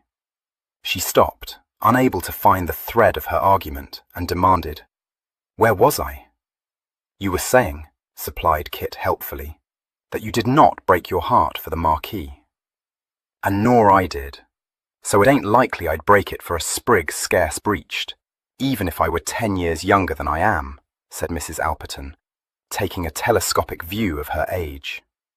It's not my heart you've broke, but Clara's, though that's not to say mine don't bleed for her wrongs. Which is why I'm here today, my lord, and small pleasure to me, being jumbled and jolted in a yellow bouncer that has been used to travel in my own chaise, lined with velvet, and 4 horses, and outriders besides, let alone the violence done to my feelings, to think of being obliged to demean myself, which only a mother's devotion could have prevailed upon me to do. These last words effectually banished from Kit's mind an irresistible desire to discover the identity of the Marquis, who had supported Mrs. Alperton in such magnificent style. He had begun to think that the affair, whatever it was, might not be very serious, but he now realized that he had been indulging optimism too far. When Mrs. Alperton, after groping in the pocket of her pelisse, brandished before his eyes a scrap cut from a newspaper, he had no need to read it to know what it must be. For an awful moment, the thought that Evelyn, in a besotted state of mind, had made the unknown Clara an offer of marriage flashed through his brain, and the vision of an action for breach of promise assailed him. It was strengthened by Mrs. Alperton's next utterance. "You are a serpent," she told him, "a knavish, deceiving man of the town that seduced that poor innocent with false promises." "Nonsense," said Kit, maintaining his calm. "Oh, so it's nonsense, is it?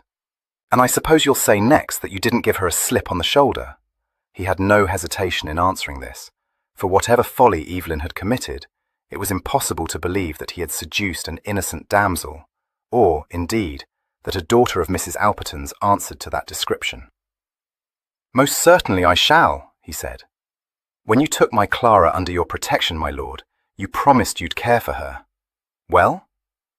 The colour rose in her cheeks, causing them to assume a hue that nearly matched her pelisse, but which was at peculiar variance with the rouge she favoured.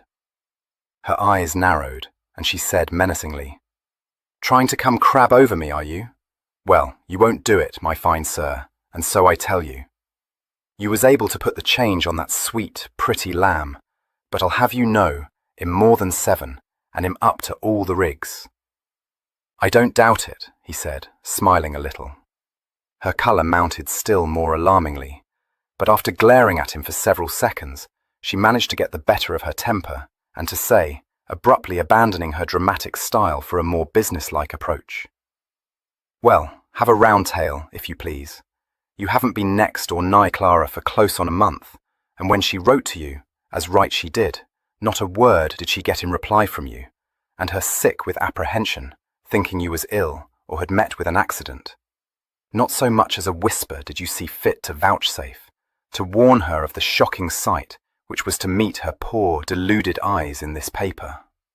She fell into hysterics on the instant, never dreaming but what you'd have told her if you was meaning to get riveted, and acted gentlemanly by her." Considerably relieved to learn from this that Miss Alperton had apparently had no expectation of marrying Evelyn herself, Kit replied, That piece of gossip, ma'am, was published without my knowledge. He was about to add that it was also without foundation, but he bit the words back, too uncertain of Cressy's intentions to venture to utter them. He said instead, "Clara must know that I'm a poor hand at letter writing, but I should have written to reassure her had I not meant to answer her letter in person. Circumstances intervened which have obliged me to postpone my visit to her." "Yes, and everyone knows what they are," interrupted Mrs. Alperton. "What's more, anyone that isn't a knock in the cradle knows better than to believe that bag of moonshine. Trying to shab off without paying down your dust, that's what you're doing, and you living as high as a coach horse." "I don't, but you may tell Clara." "Oh yes, you do," said Mrs. Alperton, a steely light in her eyes. "No use thinking you can bamboozle me into believing your pockets ain't well lined, my lord, for that's where you'll be made to turn short about. Full of juice your father was, and I'll be bound he cut up warm. And don't think I wasn't acquainted with him, because I was used to know all the swells, and very well pleased most of them were to get their legs under my mahogany, I can tell you." She added with dignity, "Before I retired, that was. My dinners were thought to be first-rate, which I promise you they were, with a French chef, and no expense spared, the Marquis never grudging a penny, but telling me always to buy the best, and keeping the cellar stocked with his own wines." Breaking into this reminiscent spate, Kit said, "You are labouring under a misapprehension, ma'am. I have not the remotest intention of shabbing off, nor shall I fail, when I contemplate matrimony, to inform Clara." "Why, that's just what you have done," she exclaimed indignantly. "Leaving her to read it in the newspaper, which only a heart of stone would have done. I've told you already that what she read was mere gossip, and—" "Yes, and I'll thank you not to waste your breath telling me again," said Mrs. Alperton fiercely. "Nor to tell me that it's mere gossip that you've got Miss Staveley staying here with you at this very moment. Miss Staveley, ma'am, is my mother's goddaughter, and is staying here as her guest, not mine. Fancy that now. Not that I thought other, for it's not to be supposed she'd have come if your mamma hadn't invited her. And mighty fortunate she must think herself, for she must be 20, if she's a day, and if Staveley means to come down handsomely, it's more than I'd bargain for. I never knew him to be beforehand with the world. But whether she treated herself so fortunate, if she was to know the way you've treated my Clara, is another pair of shoes, my lord."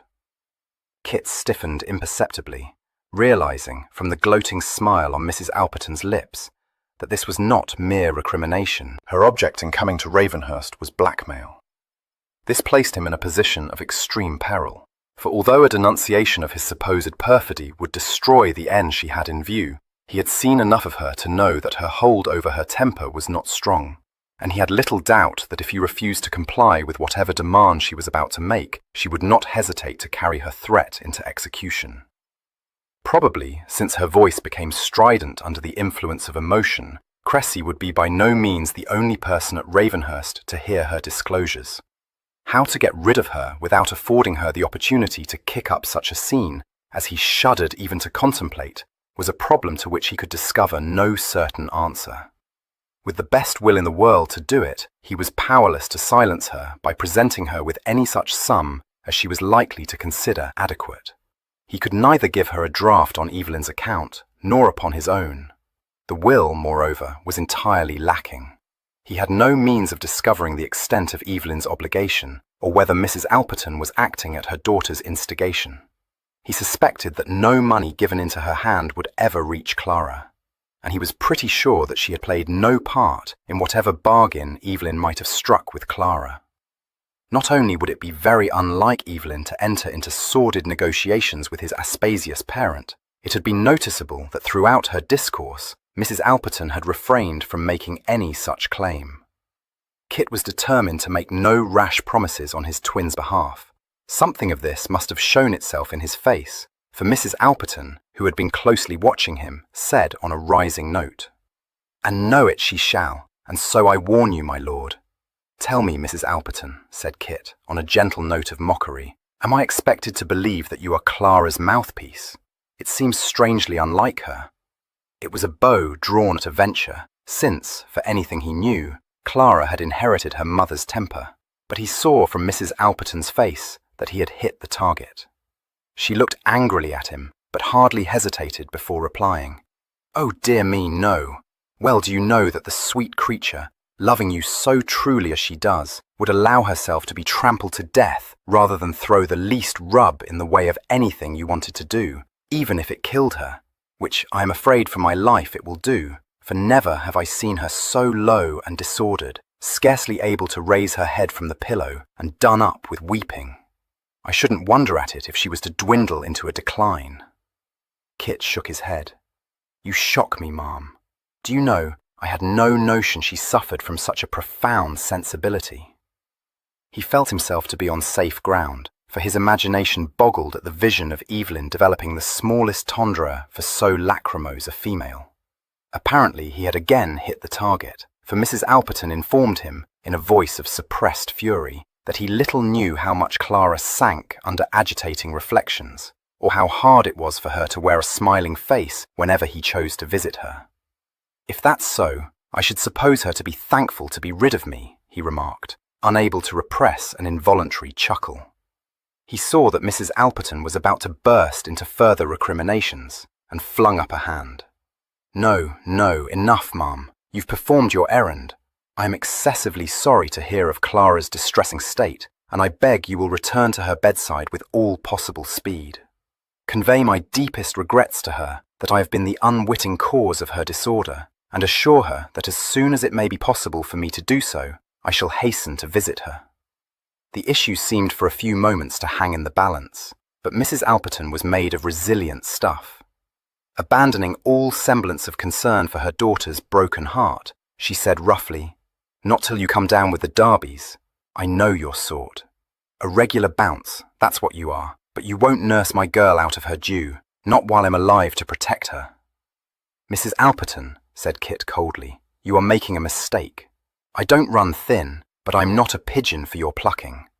Clara will not find me ungenerous, but whatever may be the arrangement agreed upon, it will be between her and me, and no one else." "Oh, will it indeed?" she ejaculated. "Will it? If that's your tone, my Lord Brassface, I don't leave this house until I've opened my budget to Miss Staveley. Try to have me put out if you dare. And don't tell me she's gone out and won't be back till nightfall, because if I believed you, which I don't, it'd wait till midnight and longer." At this point, an entirely unexpected voice made itself heard. "What a fortunate circumstance that I haven't gone out," said Miss Staveley. "Did you wish to see me, ma'am?" Since Kit had been standing with his back to the door, his person obscuring Mrs. Alperton's view of it, neither of them had seen it open a little way, and Cressy slipped softly into the room. Mrs. Alperton started and let her parasol fall to the floor, but Kit spun round, the nonchalance wiped suddenly from his face, to be succeeded by a look of consternation. Smiling brightly upon him, Cressy advanced into the room. Involuntarily, he put out a hand to check her, but she ignored it and went to sit down in a chair facing Mrs. Alperton across the empty hearth. "Pray forgive me for interrupting you," she said gracefully. "But you were speaking rather loudly, you know, ma'am, and I could not help but hear a little of what you were saying. I collect you have something you wish to tell me?" "No," said Kit. Mrs. Alperton, her high colour abating, glanced speculatively at him, before resuming her study of Cressy. There was an uncertain look in her eyes, and it was plainly to be seen that she was unable to decide whether Cressy's entrance could be turned to pecuniary advantage, or whether it had effectually spiked her guns. She said slowly, and to gain time, "So you're Staveley's girl, are you? You don't favour him much, by what I remember." Accepting this familiarity with unruffled calm, Cressy replied, "No, I am thought to resemble my mother. Now, what is it that you wish to say to me, if you please?" "As to that," said Mrs. Alperton, "it's not my wish to say anything to you, not bearing you any ill will, nor being one to tell tales, unless I'm pushed to it." She transferred her gaze to Kit's face and said, "Maybe you'd prefer I kept mum, my lord." "But I shouldn't," intervened Cressy.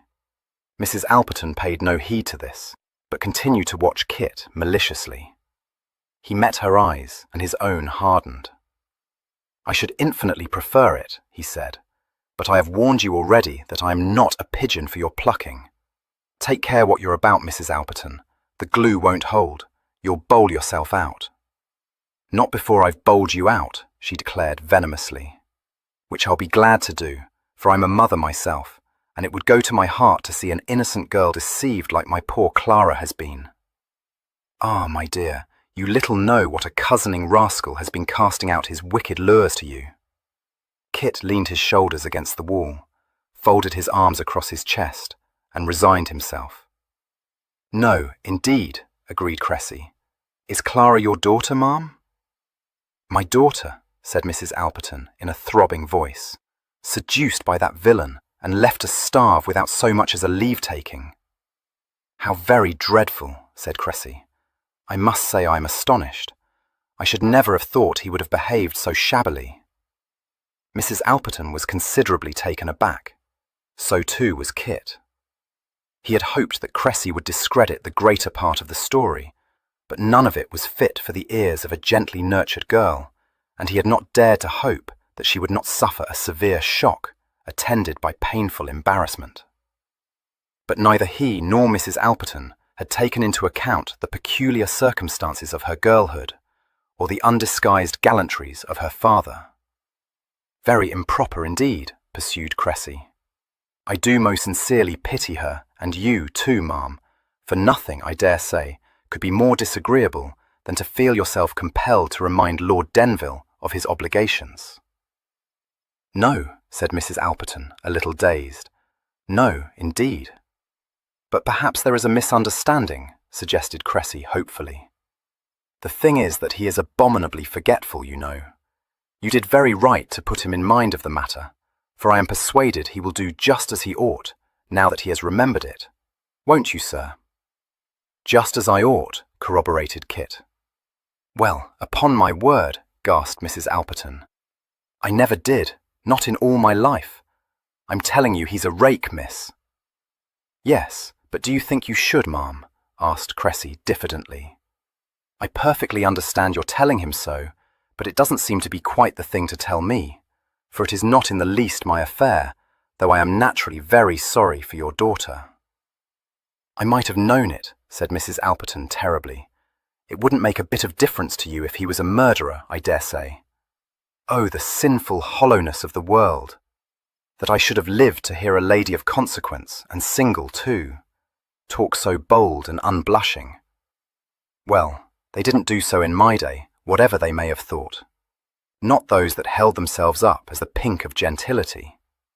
And very right they shouldn't," she added, moved to a moment of sincerity. She seemed to be about to expatiate on this point, but changed her mind and instead said, reverting to her original style, "And me coming to warn you, believing you was but an innocent, and my heart wrung to think of you married to one such as he is.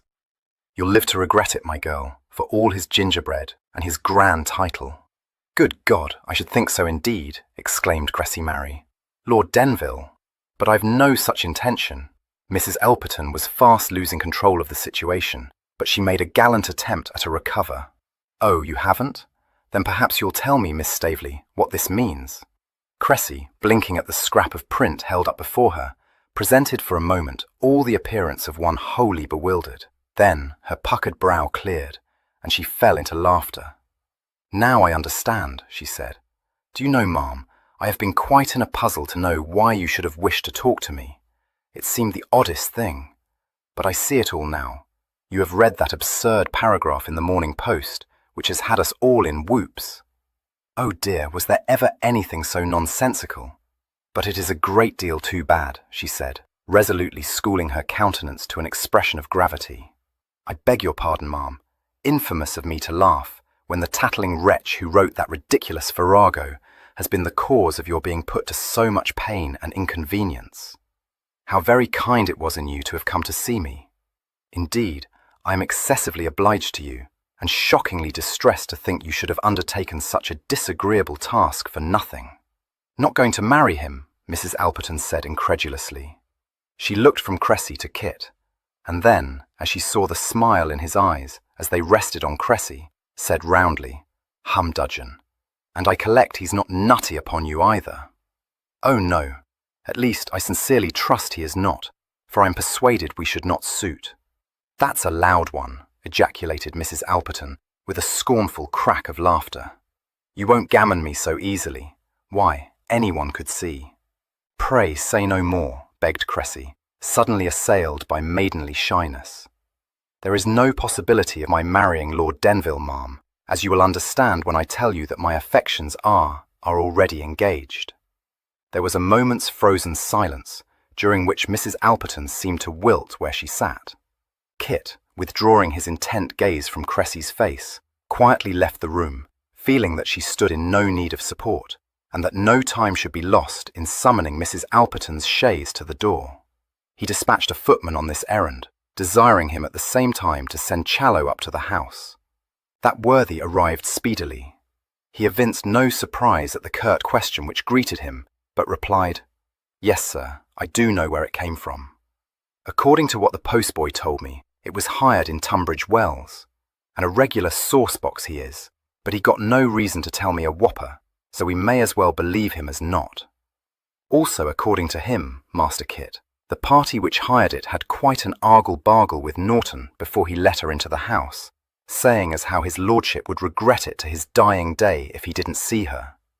Very full of it, the lad was. Well, it made me prick up my ears, as I don't need to tell you, but by what the lad says, the party was naught but an old griffin, not by any manner of means one of his lordship's convenience, asking your pardon, Master Kit, if I'm speaking too bold. Not one of his convenience, her mother, said Kit, his brows knit. You don't say, exclaimed Challoner, shocked. Whatever brought her here, sir? It seems his lordship hasn't visited her daughter for nearly a month.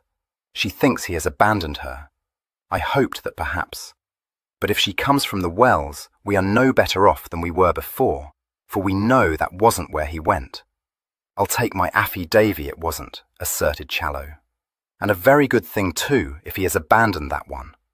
All the same, Master Kit, it looks like you're in a case of pickles if her ma's half the archwife the postboy says she is. Seems to me you'll have to hang up your axe. Kit's frown disappeared, and the ready laughter sprang into his eyes. Yes, it looked like a case of pickles to me too, he admitted. In fact, I thought it was all holiday with me. But I was rescued in the very nick of time, and the archwife is about to depart, beaten at all points. 13. When he re-entered the Blue Saloon, Kit gathered, from what he heard, that Mrs. Alperton had been regaling Cressy with nostalgic reminiscences of her past glory. By the expression of sympathetic interest on Miss Staveley's serene countenance, he was encouraged to hope that Mrs. Alperton's frequently asserted regard for innocent girls had prompted her to withhold the more lurid details of her career, together with the information that she had been pretty well acquainted with Lord Staveley. Nor was he mistaken. Mrs. Alperton had interrupted her narrative several times, with apologies for having allowed herself to run on more than was seemly, and she took care to assure Cressy that, although she had more than once entertained Staveley at her parties, their association had never ripened into anything beyond what she called company acquaintance. She was describing these parties, explaining that, however nobly born a gentleman might be, there were times when he took a fancy for a bit of jollification when Kit came in. Cressy had exercised a soothing influence upon her, but the sight of Kit brought her wrongs back to her mind. She cut short her reminiscences and glowered at him. Denville, Mrs. Alperton, as you may suppose, is anxious to return to her daughter, said Cressy, before that lady could reopen hostilities.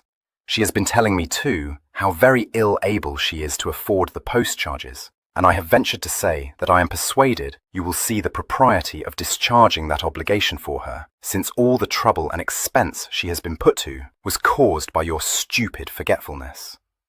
I do indeed, Kit replied, so much so that I have already attended to the matter. The chaise is at the door, ma'am. You will allow me to do myself the honour of escorting you to it.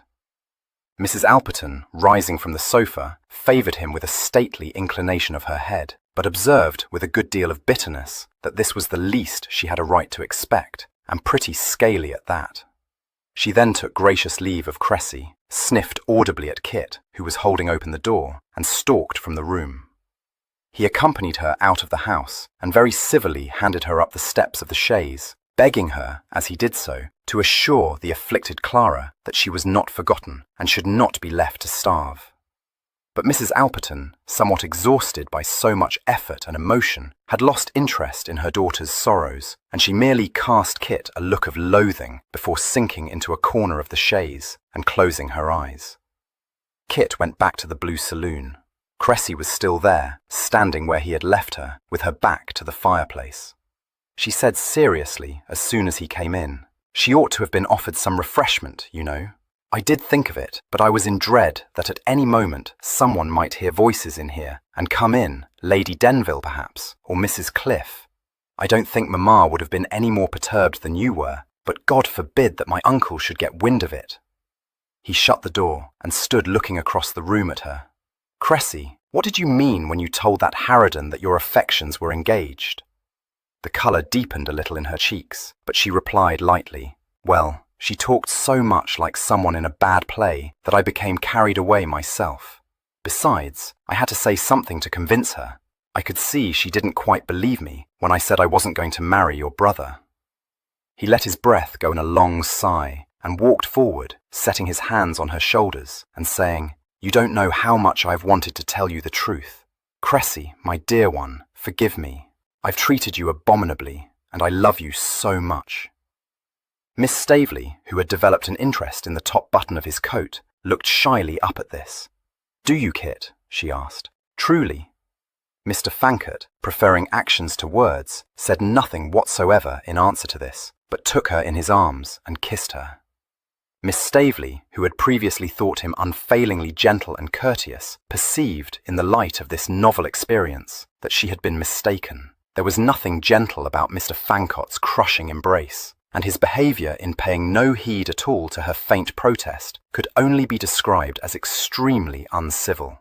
She was wholly unused to such treatment, and she had a strong suspicion that her grandmother would condemn her conduct in submitting to it. But as Mr. Fankert seemed to be dead to all sense of propriety, it was clearly useless to argue with him.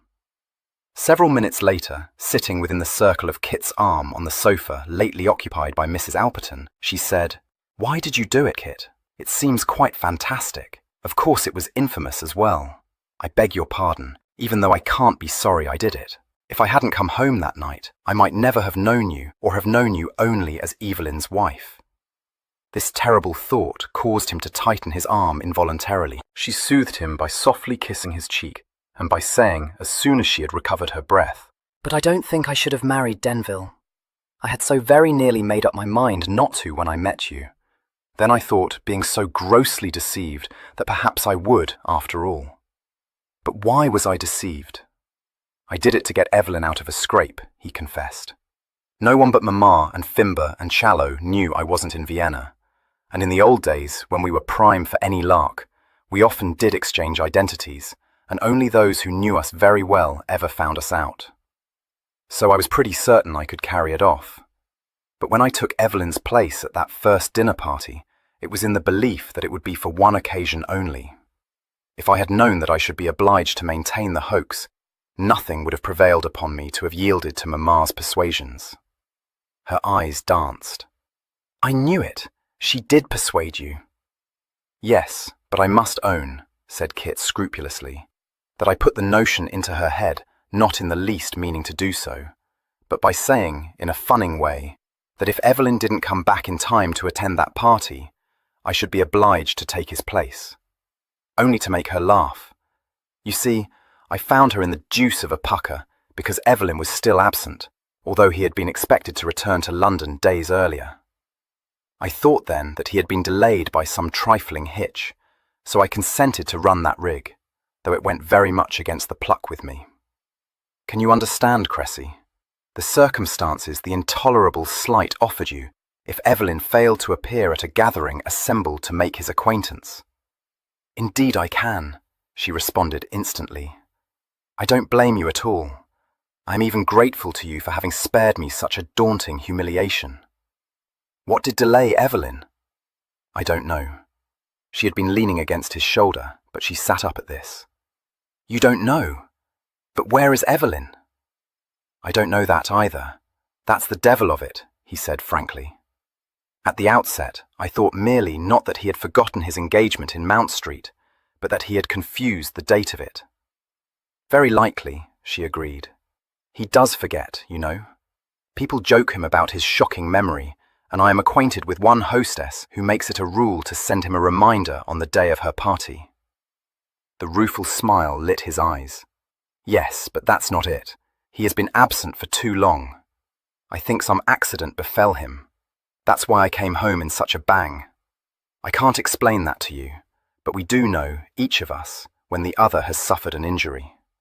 He knew it, a year ago, when I broke my leg, not the nature of the accident, but that I had sustained some hurt, and the express I sent him arrived only just in time to stop him posting off to Dover to board the next packet. I remember, she said. Godmamma said it was the uncomfortable part of being a twin. And you felt that? He frowned slightly. Yes, I did. For several days but it left me, that feeling, so completely that I wondered if my imagination had been playing me false. Something must have happened to him, but it wasn't a fatal accident, and I don't think he is any longer troubled in mind. As he was when he steeled himself to make me an offer, said Cressy, unable to resist temptation. Ah, well, I have been for too long at my last prayers to feel the least surprise at that. Yes, love indeed, agreed Mr. Fankert, unhandsomely refusing the gambit. So old cattish as you are, odious wretch. Her brows drew together. Yes, but I still don't understand. Having so steeled himself, why did he go away at just that moment? As far as we know, replied Kit carefully, he went to redeem from Lord Silverdale, who was said to be in Brighton, a brooch which my mamma had lost to him at play. Oh, said Cressy doubtfully. I see. That is, yes, of course. I should perhaps explain to you, said Kit in a kind voice, that when mamma staped this bauble, for a cool monkey, she had forgotten that it was merely a copy of one of the pieces she sold years ago. He added, as she gasped, But pray don't think that Evelyn went off to Brighton so hurriedly at her instigation. Nothing could be farther from the truth. She considers that to redeem, for the sum of 500, a brooch worth only a few guineas, is grossly improvident. Cressy struggled with herself for a desperate moment, but her feelings overcame her, and she went into a peal of mirth. Of course she does. I can almost hear her saying it. Oh, was there ever anyone so absurd and enchanting as Godmamma? Let me tell you, Miss Staveley, said Kit severely, that this is not a diverting story. Are you ever serious? Yes, in my own home. Amongst the Fancourts, never. No one could be. I have had a bubble of laughter inside me ever since I came to Ravenhurst, and you have no idea how much I enjoy it. And when I recall that Godmamma told me once that you are the sober twin, and think of this crazy masquerade. But it is perfectly true, he assured her. I am the sober twin. Mamma would tell you that I am becoming prim and prosy, in fact, like my Uncle Brumby. The thing was, you see, that I couldn't help myself. What else could I do than help Evelyn out of a scrape? There was a warm twinkle in her eyes, but she responded gravely. Naturally, you were obliged to do it. And did he recover the brooch? We don't know. He certainly went to Brighton, and has certainly returned here for one night. He then sent Challoner off to Hill Street with all but his night-bag, saying that he would follow him within the next 2 days. He left Ravenhurst for an unknown destination, driving himself in his phaeton, and that is the last anyone has heard of him. She was startled and exclaimed, Good God, what can have happened to him? Can you discover no trace? I haven't tried to. When I came here, it was with the intention of searching for him, not realizing what Challoner lost no time in pointing out to me, that I'm hamstrung. So are we all. How can any of us set inquiries afoot for Evelyn, while I am believed to be Evelyn? I hadn't thought of that. But is there nothing to be done? Nothing that I can think of. I hoped I might be able perhaps to discover some clues from Mrs. Alperton, but that scent was false, and leads only to Tunbridge Wells, where Challoner has already hunted for him. Cressy, I haven't thanked you for rescuing me from that harpy. I don't know what I should have done if you hadn't intervened, though I wouldn't have exposed you to such a scene for the world. What made you come into the room? Well, I heard her ranting at you. I own I suspected something of the sort when Norton looked so meaningly at you, and was so insistent that he must speak to you alone. Good God, did you? He explained, surprised. She smiled faintly. Why, yes. I'm not quite without experience, you see. Oh, I don't mean that I've associated with women like Mrs. Alperton, though I did once have an encounter with a lady of easy virtue. But that was quite by accident, and Papa never knew anything about it. The thing was that when my mother died, Papa wouldn't permit any of my aunts to take charge of me, because he had always been so fond of me, and we were such good friends, ever since I can remember. So I stayed in Mount Street with Miss Yate, who was my governess, and the dearest creature. And as soon as I was 16, I came out of the schoolroom and managed things, and looked after Papa, keeping him company, when he was at home and comfortable, which he wasn't after Mamma died. So I pretty soon grew to know about, the things girls don't, in general, know. She laughed suddenly. If I had been the greatest nicknanny alive, I must have guessed, from the veiled warnings of my aunts, that Papa's way of life was not perfectly respectable. I believe they thought that he might, at any moment, install one of his fancies in Mount Street. Grandmamma knew better, and was a great deal more blunt when she explained matters to me, and told me how very improperly gentlemen of even the first consideration too often conduct themselves, and exactly how a lady of quality should behave in all circumstances, however mortifying these might be. I must own, she added reflectively, that it gave me a very poor notion of my grandfather. And although I dearly love Papa, I do know now why my mother was subject to fits of dejection, and I would prefer not to be married to anyone of a rakish disposition. That's dished me, observed Kit despondently. Yes, I was afraid you'd be sadly cast down, she retorted, her eyes narrowed in amusement. I wish you might have seen your own face when I came into the room. Did you think I might add to the confusion by falling into a fit of the vapours? Not quite that, he answered, smiling, but I did think you must be very much shocked. Oh, no.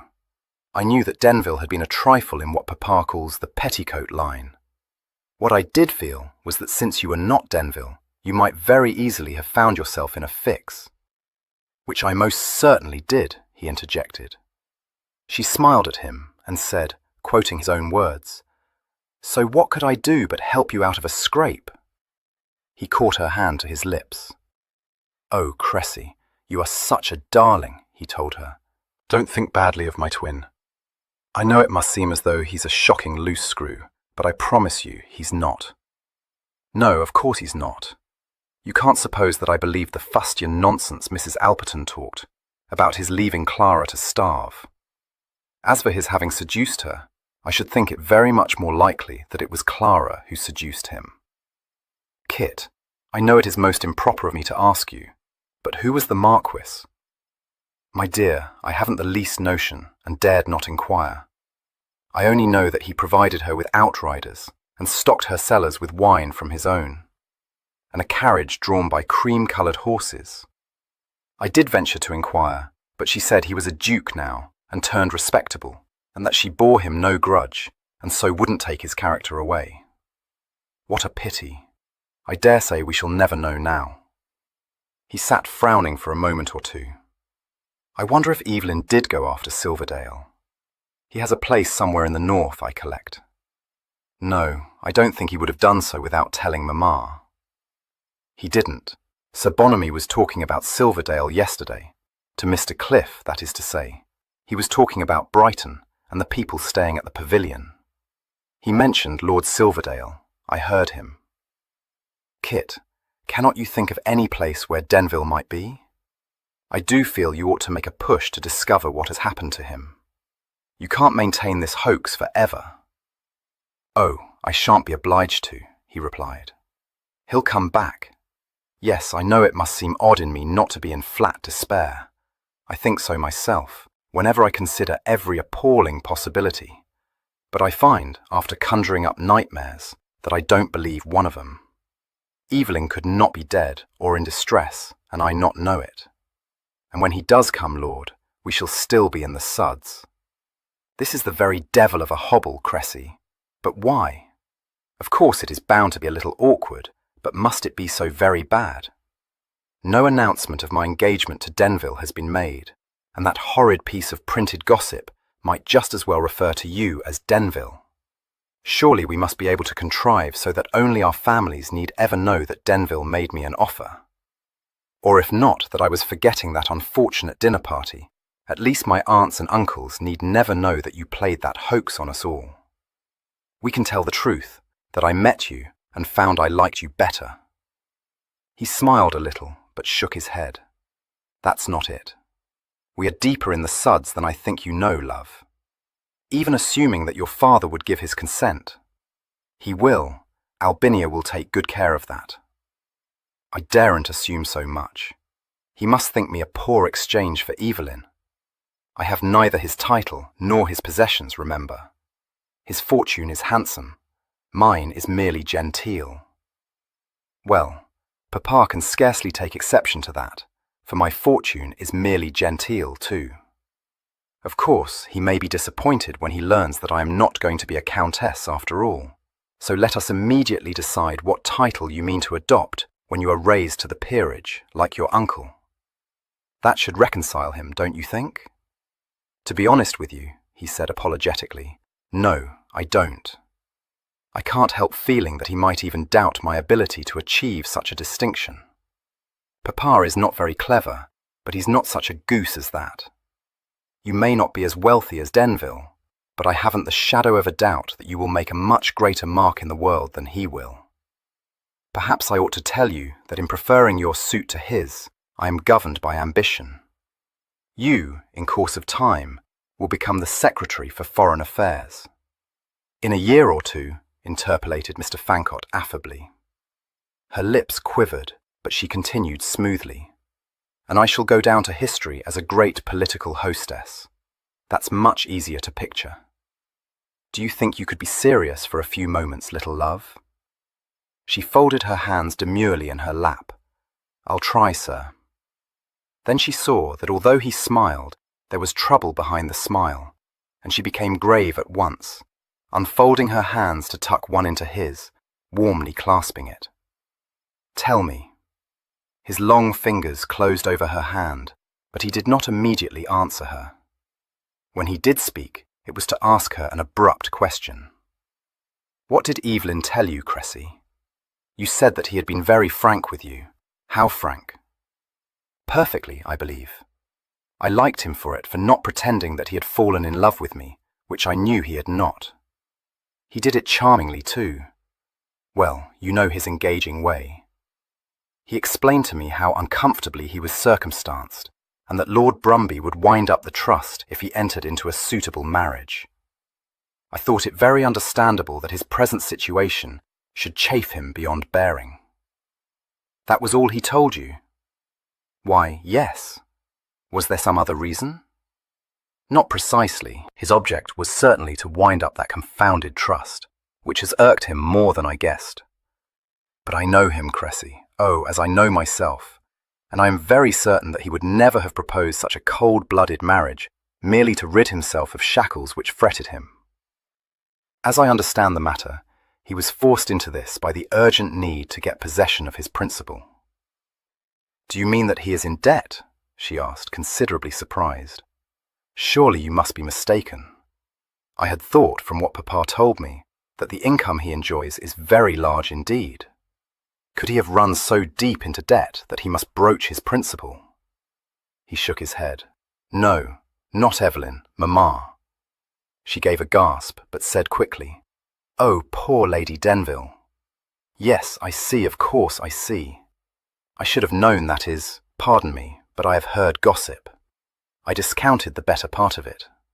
You must be as well acquainted with tattle-boxes as I am. Detestable creatures.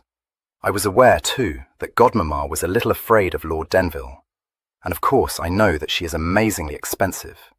She told me herself that she was so monstrously in the wind that her case was desperate, but in such a droll way that I thought she was funning. And when your father died, I supposed, I don't know why, that her affairs had been settled. They were not. In justice to my father, I believe he didn't know in what case they stood. She never told him the whole, dared not. The blame for that must lie at his door. Indeed it must, she said warmly. Pray tell me the whole. You may trust me, I promise you. I love her too, remember. Is it very bad? Do you think I would have breathed one word of this to you if I didn't trust you? I do, most implicitly, but I can't tell you how bad it may be until I've seen Evelyn. It would be useless to try to discover the answer from poor Mamma, for I don't think she has the smallest notion how much she owes. It's plain enough, it must be a larger sum than any of us suspected, she said diffidently. Would not Lord Brumby see the propriety of discharging her debts? Yes, I think he would, but— he paused, frowning. That was the thought that occurred to me. Not that she should have applied to my uncle, but that Evelyn might do so. But something she said to me, my uncle does not like her, you know, made me realize why Evelyn would not do that, or I either. It would be a betrayal. He glanced up with a twisted smile. We couldn't do it, you see. She would never betray us, and, well, we love her dearly. So you see why I said we are in the suds. She nodded, very clearly. It is most awkward, and I don't immediately perceive by what means we are to come about. Unless your brother would consent to offer for some other eligible female. That's the only solution I can think of, he admitted. Unfortunately, my dear, you are, in my uncle's eyes, the most eligible of all females. He certainly knew that Evelyn meant to offer for you, and it may well be that Evelyn or Mamma told him that he had done so, and had been accepted subject to your grandmother's approval. Whatever his opinion of Evelyn may be, he's very full of starch, you know, and would find it impossible to believe that she would not approve of a marriage with the head of his house. He would be far more likely to think Evelyn incurably volatile, and by no means to be trusted with the control of his fortune. And even if he could be won over, no, I'll have no hand in thrusting my twin into a marriage of convenience. I wouldn't have furthered his engagement to you if I hadn't known he was committed already. So there we are, my darling, at point non plus. She nodded and sat thinking, quite as troubled as he was. After a pause, she turned her eyes towards him and said, You can do nothing till Evelyn comes back, can you? I understand that. And then? Between us, we must be able to come about. If I knew just how badly scorched Mamma is, but even if I did, I couldn't turn tail at this stage. Only think what a dust there would be if I were suddenly to announce that all this time I'd been hoaxing everyone. I can readily imagine your grandmother's delight at receiving such tidings.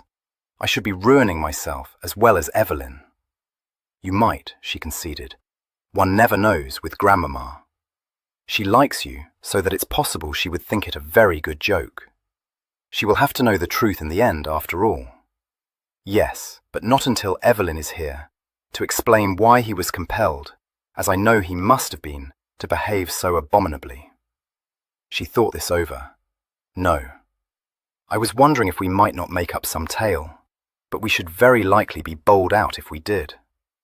And I can't help feeling that it would be very much better if the Cliffs never do know that they were hoaxed. Very much better.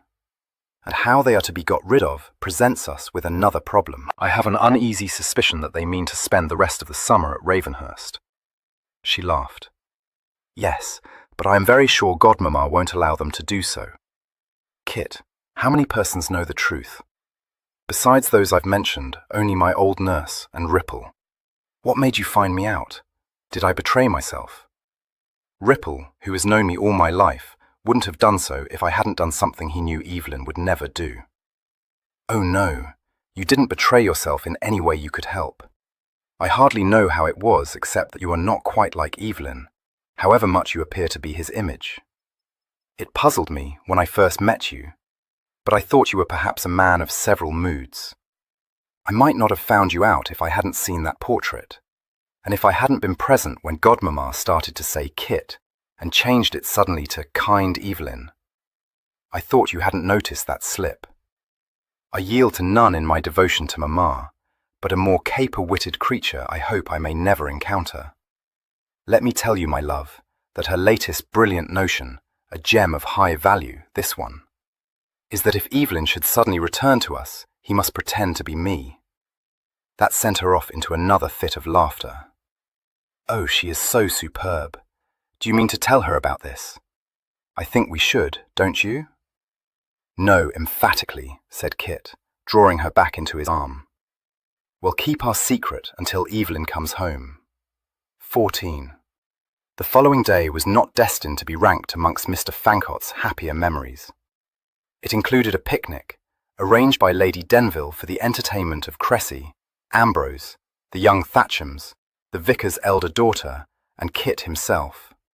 A singularly unsuccessful dinner party, and a letter from Lord Brumby. This was addressed to Evelyn, and it did nothing to raise Kit's hopes of being able to solve the problem which had kept him awake for a considerable part of the night. It was written in an amicable spirit, but it made Kit's heart sink. Lord Brumby had seen the paragraph in the Morning Post, and while he expressed himself austerely on the impropriety of it, he was glad to learn from it that his nephew's affairs were prospering so well. He had received from his old friend Staveley a gratifying account of the excellent impression Evelyn had made in Mount Street, and he entertained no doubt that this must be strengthened during Miss Staveley's stay at Ravenhurst. His congratulations might be premature, but he believed he need not hesitate to offer them, since it would be strange indeed if his dear Denville, who, as he was well aware, possessed the gift of being able to make himself very agreeable, when he chose to do so, underscored, should fail to win a lady already favourably disposed towards his suit. That made Kit grin appreciatively, but the next sheet, however acceptable it might have been had it been addressed to himself, lowered his spirits still more. It was devoted to praise of Miss Staveley. No one, in Lord Brumby's opinion, could be a more eligible bride. Her fortune was not large, but it was respectable. Her lineage was impeccable, and from all he had seen and heard of her, she was eminently fitted for the position offered her. His lordship ventured to predict for his nephew a future of domestic bliss, unattended by such youthful volatility as he had been obliged in the past to deprecate. He ended this missive with a brief paragraph which, under other circumstances, might well have encouraged optimism in Mr. Fancot's breast. I must not conclude, my dear Denville, without informing you that I have received a very comfortable account of your brother from Stuart, who writes of him in such terms as must, I know well, afford you as much gratification as they afford me. Mr. Fancot, reading these lines in unabated gloom, put up his uncle's letter, and went off to superintend the final preparations for an expedition of pleasure to Ashdown Forest. This, being attended by all the ills, including a shower of rain, which commonly beset al fresco entertainments, was spoilt for Kit from the outset by the inability of the vicar's daughter to ride. She was driven to the rendezvous in the landaulette, which also carried the picnic hampers, and Miss Staveley, the doyenne of the party, bore her company, a graceful act of self-abnegation which would have confirmed Lord Brumby in his high opinion of her excellence, but which won no encomiums whatsoever from Mr. Fancot. The dinner party, which followed hard upon his return from this expedition, sent him to bed in a state of exhaustion. Lady Denville, in her praiseworthy desire to make the Dowager Lady Staveley's visit to Ravenhurst agreeable, had been inspired to beg the pleasure of Lord and Lady Dersingham's company to dinner, and this couple, whom she described to Kit as antiquated fogies who belonged to the Dowager's set, had felt themselves obliged to accept her invitation. In the event, her inspiration was proved to be far from happy, as Sir Bonamy, when he learned of the high treat in store, correctly prognosticated. "Maria Dersingham!" exclaimed that amiable hedonist, his eyes starting from their sockets. "No, no, my pretty, you can't be serious. Why, she and the old Tartar here have been at outs these dozen years and more. The truth of these daunting words was confirmed within 5 minutes of the Dursinghams' arrival. Nothing could have been more honeyed than the civilities exchanged between two elderly and redoubtable ladies of quality, and nothing could have struck more terror into the bosoms of the rest of the company than the smiling remarks each subsequently addressed to the other. The only person to remain unaffected was Mrs. Cliff, whose unshakable conviction that her sole offspring would shortly succumb to an inflammation of the lungs, contracted in Ashdown Forest during a shower of rain, occupied her mind to the exclusion of all other considerations, and the only two persons who derived enjoyment from the party were the contestants themselves, who showed signs of alarming revivification at every hit scored. It was in a state of prostration, as he informed Cressy, when he contrived to snatch a brief moment or two alone with her, that Kit retired to bed shortly after 11 o'clock. He was certainly very much too tired to tease his brain by trying to hit upon a solution to the problem that confronted him, and, in fact, fell asleep within a very few minutes of Fimber's drawing the curtains round the enormous 4-poster bed and leaving the room. He was dragged up an hour later from fathoms deep by a hand grasping his shoulder and shaking it, and a voice saying, "Oh, do wake up, Kester, Kester!" Only one person had ever called him that. Still half asleep, he responded automatically, murmuring, "Eve. Wake up, you gudgeon." He opened his eyes and blinked into the laughing face of his twin, illuminated by candlelight.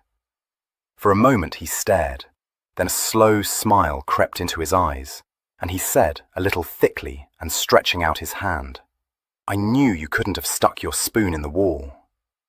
His hand was taken by his twin's left one and strongly grasped. "I thought you would," Evelyn said. "What brought you home? Did you know I damned nearly done so?" "Yes, and that you were in some kind of a hank." The grasp tightened on his hand. "I hoped you wouldn't guess that." "Oh, but Kester, it's good to see you again." "Yes," agreed Kit, deep, if drowsy, affection in his smile. "Damn you," he added. "I'm sorry. I'd have sent you word if I hadn't been knocked senseless," said Evelyn penitently. Emerging from the last clinging remnants of sleep, Kit became aware of some awkwardness in the clasp on his hand. He then saw that it was being held by Evelyn's left one, and that his right lay in a sling. "So you did suffer an accident," he remarked. "Broken your arm?" "No, my shoulder and a couple of ribs." "That's nothing. How did you do it?" "Took a corner too fast and overturned the phaeton." "Corker," said Kit, sitting up. He released Evelyn's hand, yawned, stretched, cast off his nightcap, vigorously rubbed his head, and then, apparently refreshed by these activities, said, "That's better," and swung his legs out of bed. Evelyn, lighting all the candles with which Lady Denville lavishly provided every bedroom in the house, said, "You must have made a pretty batch of it tonight. It took me 5 minutes to wake you. If you knew what sort of an evening I have been spending, or just half the things I've been yearning to do to you, you skirter, you'd take damned good care not to set up my bristles," said Kit, shrugging himself into an elegant dressing gown. "When I think of the bumble bath I've been pitched into and what I've endured, all for the sake of a crazy rope-ripe—" "Well, if that's not the outside of enough," exclaimed his twin indignantly, "I didn't pitch you into a bumble bath. What's more, I'll have you know that's my new dressing gown you're wearing, you thieving dog." "Don't let such a trifle as that put you in a tweak," retorted Kit. "The only things of yours which I am not wearing are your boots." These immunities having been exchanged, the dressing gown securely fastened, and his feet thrust into a pair of Morocco slippers, Kit advanced to grasp his brother's left shoulder and turn him towards the light thrown by a branch of candles on the dressing table. "Let me look at you," he said roughly. His eyes keenly scanned Evelyn's face.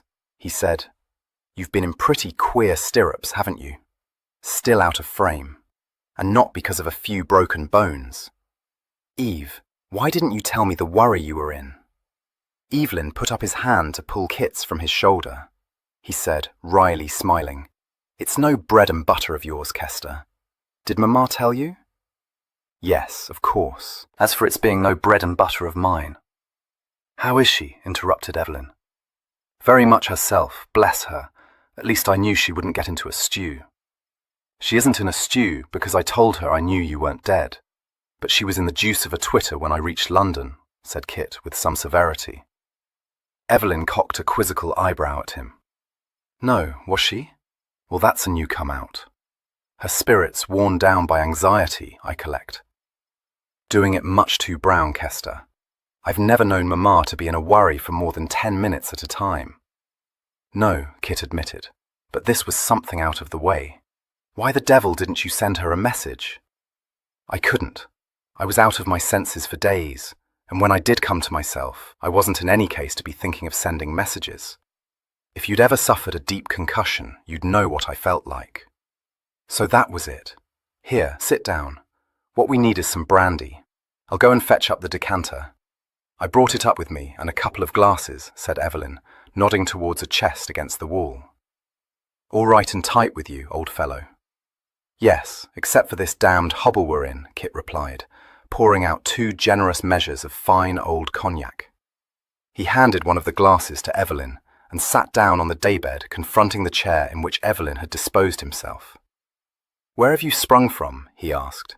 And how the devil did you get into the house? Oh, Pinny still has her key to the nursery wing. She gave it to me, and I walked from her cottage as soon as I thought it would be safe. I'm putting up there for the night. I was driven over after dark. No one saw me. Driven over from where? Demanded Kit. Evelyn had tilted his glass and was watching the glint of the candlelight on the brandy. A place called Woodland House. You wouldn't know it. It's a few miles south of Crowborough. Belongs to a Mr. and Mrs. Askham. Crowborough? Kit ejaculated. Do you mean to tell me you've been within 10 miles of Ravenhurst all this time? Evelyn nodded, shooting him a sidelong look which held as much mischief as guilt. Yes, but I told you I had concussion. I heard you, said Kit grimly. You came round this morning, jumped out of bed and posted home, as bobbish as ever. Since when have you run sly with me, Eve? No, I'm not running sly. It's just that it's a long story, and I was wondering where to begin. Well, begin by telling me what took you to Crowborough of all unlikely places. Oh, I didn't go to Crowborough. I went to Networth. You know, Kester, a village not far from Nutley, where John Coachman went to live with his married daughter when my father pensioned him. Goodley told me, when I was here, that he's grown pretty feeble and keeps asking after us both. So I drove over to see the poor old chap. Lord, Kester, do you remember how he was used to have one of the carriages pulled out into the yard and sit us up on the box seat and teach us how to handle the whip? Of course I do. But you didn't get rid of Challoner because you were going to see old John. Oh no, that was by the way or not so very much out of it. I was bound for Tunbridge Wells and thought I might just as easily take the pike road from Uckfield as Clara, uttered Kit. Yes, that's right, but how in thunder did you know? If that meddling busybody Challoner has been nosing out what's no concern of his, I'll be damned if I'll keep him any longer. The way he and Fimber cluck after me, like a couple of hens with one chick, is enough to drive me out of my mind.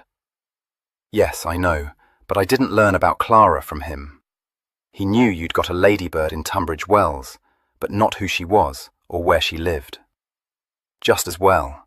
He'd have been in a rare taking if he'd known she was in bed with a broken heart, all on your account. Evelyn gave a shout of laughter. Clara, I wish I might see it. She wouldn't shed a tear for me or anyone else. On the contrary, she hasn't ceased to shed tears since the news of your perfidy burst upon her. She fell into hysterics, first fit after fit of 'em. Will you stop pitching your gammon? I don't want to be made to laugh. It hurts. Clara's the merriest little game pullet alive, full of fun and gig, and don't give a rap for anyone. As for breaking her heart over me, I'll lay you any odds you like my place in it has been filled by now. I fancy I know who's got it too. Where did you pick up this bag of moonshine? From her loving parent, thank you very much, brother. What? Evelyn sat up with an unwise jerk which made him wince. "Do you mean that rusty old elbow crooker came here to find me? Kester, you didn't let yourself be bit, did you?" "Only to the tune of paying the postboy." "Well, thank God for that. Lord, Clara would rend her to flinders if she got wind of it. I only met her once, and that was enough for me." "It was enough for me too," said Kit. "Poor twin," Evelyn said remorsefully. "He must have had the devil of a time with her." His eyes began to dance. "I'd give a monkey to have seen you, though. Did she gab forever about the days of her glory?" "I should rather think she did. Who was the Marquis who kept her in style?" "I don't know. Might have been almost any Marquis by what I've heard." "You wouldn't think she'd been a regular high flyer, would you?" "She was. Old Flixton told me she was a dasher of the first water when she was young. Devil of a temper, but as full of fun as Clara is. The bottle was her undoing. That's why it's low tide with her now, for, according to Clara, she was pretty well inlaid when she retired. Clara don't live with her, but she looks after her, which reminds me that I never did get to Tunbridge Wells, and I must. I owe Clara something for the good times we've had together. That's all over now, and I expect she knows it, but I'll tell her myself." He chuckled. "As corky a squirrel as you could wish for. Wrote to beg me to send her an express if I was dead, so that she could get her blacks together." He drank the rest of his brandy and set the glass down beside his chair. "Where the deuce was I when you led me off onto Clara?" "On the way to Networth, to visit John Coachman." "Oh yes. Well, I did that all right and tight, and then I took the lane that joins the Pike Road at Poundgate. That's where I overturned just short of Poundgate, and not 50 yards from Woodland House. Mrs. Askham happened to be coming out of the gate, and saw it, and the long and the short of it was that she had me carried up to the house, and there I've been ever since." He looked at Kit, warmth in his eyes. "They couldn't have done more for me if I'd been one of their sons, Kester. I can't tell you how good they are, or how kind. I didn't know anything about it, of course, but Mr. Askham rode off himself to fetch their doctor, and even had the Greys led into the stable, and saw to it that they were looked after as well as they would have been here. No broken legs, thank God. And no bad scars, thanks to Mr. Askham. Well, that's good. But why didn't he send them a message here?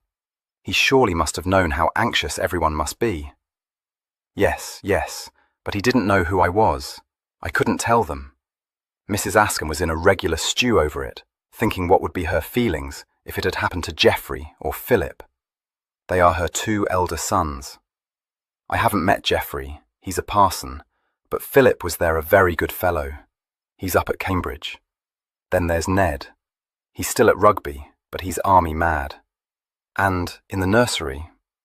"Yes, I dare say," said Kit, ruthlessly interrupting this enthusiastic catalogue. "But what I want to know is why these excellent people didn't think to take a look inside your card case. If you were going to see Silverdale—" "Yes, I know about that. You can't have forgotten to take it with you." No, I did remember to do that," Evelyn assured him. He cast another of his guilty looks upon his twin, but his eyes were brimful of laughter. "The thing was that there weren't any cards in it. Now, Kester, don't comb my hair. I was in a hurry, but I did remember to assure myself that the case was in my pocket, and dash it, I won't let you rake me down.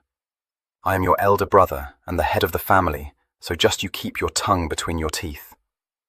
"God help the family," retorted Kit, the laughter reflected in his own eyes. "Of all the paper skulls, was there nothing to tell the Askhams who you are?" "No, what should there be? It only my night bag with me, and you don't suppose I flaunt about the country with my crest blazoned on my sporting carriages, do you?" "No, but when you came round, they must have asked you what your name was." "Yes, they did at least. Mrs. Askham did, when I came round the first time. I don't remember it, and they say I slipped off again, but it seems that Mrs. Askham asked me what my name was, and though I didn't answer until she'd asked me several times, in the end I said Evelyn. Very likely I thought I was at Harrow and saying my catechism. I don't know. But when I really did come to my senses, I found they were calling me Mr. Evelyn. At first, I didn't care what they called me. Then, when I got to be more myself, and knew how many days had passed, and that I must have lurched myself with the Staveleys, it didn't seem to signify.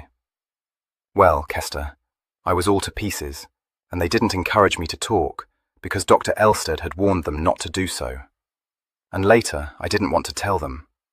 He paused, studying his right hand, lying in the sling, the flicker of a reminiscent smile playing about the corners of his mouth. After a moment, as Kit waited, in some bewilderment, he looked up, and for the first time in his life met his twin's eyes with a little shyness in his own. Kester, when I woke up the second time and looked round, wondering where the devil I was, I saw an angel. You saw what? Sitting in a chair and watching me, said Evelyn in a rapt voice, with eyes of such a clear blue, oh, like the sky, and shining, I can't describe them to you. And the sweetest, tenderest mouth and pale gold hair, like a halo. I almost thought myself dead and in heaven. And then she rose up out of the chair and said in her soft, pretty voice, "Oh, you are better," with such a smile as only an angel could have. "Oh, did she?" said Kit, no longer bewildered, as though we weren't in a bad enough tangle already. "And what else did she say?" "Nothing," replied Evelyn simply. She vanished. This was rather too much for even the most devoted twin to accept with complacence. "Stubble it," commanded Kit wrathfully. "If you don't stop talking as if you'd rats in your upper story, Eve, I'll go back to Vienna tomorrow and leave you to get yourself out of this hobble as best you may." "Kester!" exclaimed Evelyn in accents of deep reproach. Kit's lips quivered, but he said sternly, "Cut line." Evelyn laughed. Well, she seemed to vanish. She went away to fetch Mrs. Askham back into the room. She had been set to watch me. You see, they never left me alone until I came to myself, and Nurse had gone off to her dinner, and Mrs. Askham had been called away, which was why Patience was there. After that, I only saw her when she brought up a glass of milk for me, or some such thing, and then only for a moment, and never alone, of course, for Mrs. Askham guards her strictly, until that cursed Sawbones, no, I don't mean that, he was a famous fellow, until I was allowed to leave my bed. James. Mrs. Askham's manservant was used to help me dress, and to support me downstairs, for I was as weak as a cat for days, fit for nothing but to lie on a sofa, which they carried into the garden for me, and to watch the children at their play. Also to talk to the angel, I collect, said Kit dryly. Is she a daughter of the Askhams? The eldest daughter. Yes, then I was able to talk to her, but always with Mrs. Askham there, or Nurse, or the children. It didn't signify they were right to guard her, and though I knew, the instant I clapped eyes on her, that it was bellows to mend with me, she is so divinely innocent, Kester, I couldn't suppose that she felt the same. They might have left us alone for hours, I wouldn't have said a word to her that might have startled her. She's such a shy little bird. No, not shy, precisely. So open and confiding, so unaffected, so innocent, supplied Kit, as his besotted twin hesitated for a word. Yes, agreed Evelyn. Did you ever meet a girl, Kester, who made you feel that the only thing you wanted to do in life was to protect her, shield her from so much as a draught? No, replied Kit. He added tactfully, not yet. I hope you may, Evelyn said in all sincerity. The next instant he frowned and shook his head. No, I don't. Not in your style. It doesn't sound to me as if she was quite in yours, Kit ventured to suggest. A brilliant smile answered him. I didn't know, until I saw Patience, what was my style. How could I? I never met a girl that even faintly resembled her. There did not seem to be anything to be said in reply to this. Kit merely asked, Are the Askhams still labouring under the impression that you are Mr. Evelyn? No. Before I came away, I made a clean breast of it to Mr. Askham. I told him about that damned trust and how I had meant to bring it to an end. Oh, not why, of course. And well, all of it, except what concerned Mamma. I dare say it may seem odd to you that I should do so, but you won't think it when you've met him, Kester. He is a man of strong principle and considerable pride, but he wants neither sense nor feeling, and one can talk to him as if he were, I was about to say one's father, But the Lord knows we could never talk anything but commonplace to Papa, could we? He was very much surprised, of course, and he didn't like it above half. But in the end, I managed to get him to say that although he must forbid me to say anything to Patience until I'd settled my affairs, and that neither he nor Mrs. Askham had ever wished Patience to make an unequal marriage, such stuff, he wouldn't forbid me to come to the house again if I was seriously attached to Patience, and if he believed her affections to be engaged also. I couldn't hope for more, and I think Mrs. Askham will stand my friend, though she gave me the devil of a scold. I would have left Woodland House then, thinking it was what I ought to do, besides knowing I must see you as soon as possible. But Mrs. Askham wouldn't hear of it, because the doctor came to see me that day and told her to keep me quiet for another day or two. Oh, so you knew I was here, did you? Good God, Kester, exclaimed Evelyn. You may be the clever twin, but you haven't all the wits in the family. Of course I knew it, the instant I saw that thing in the Morning Post.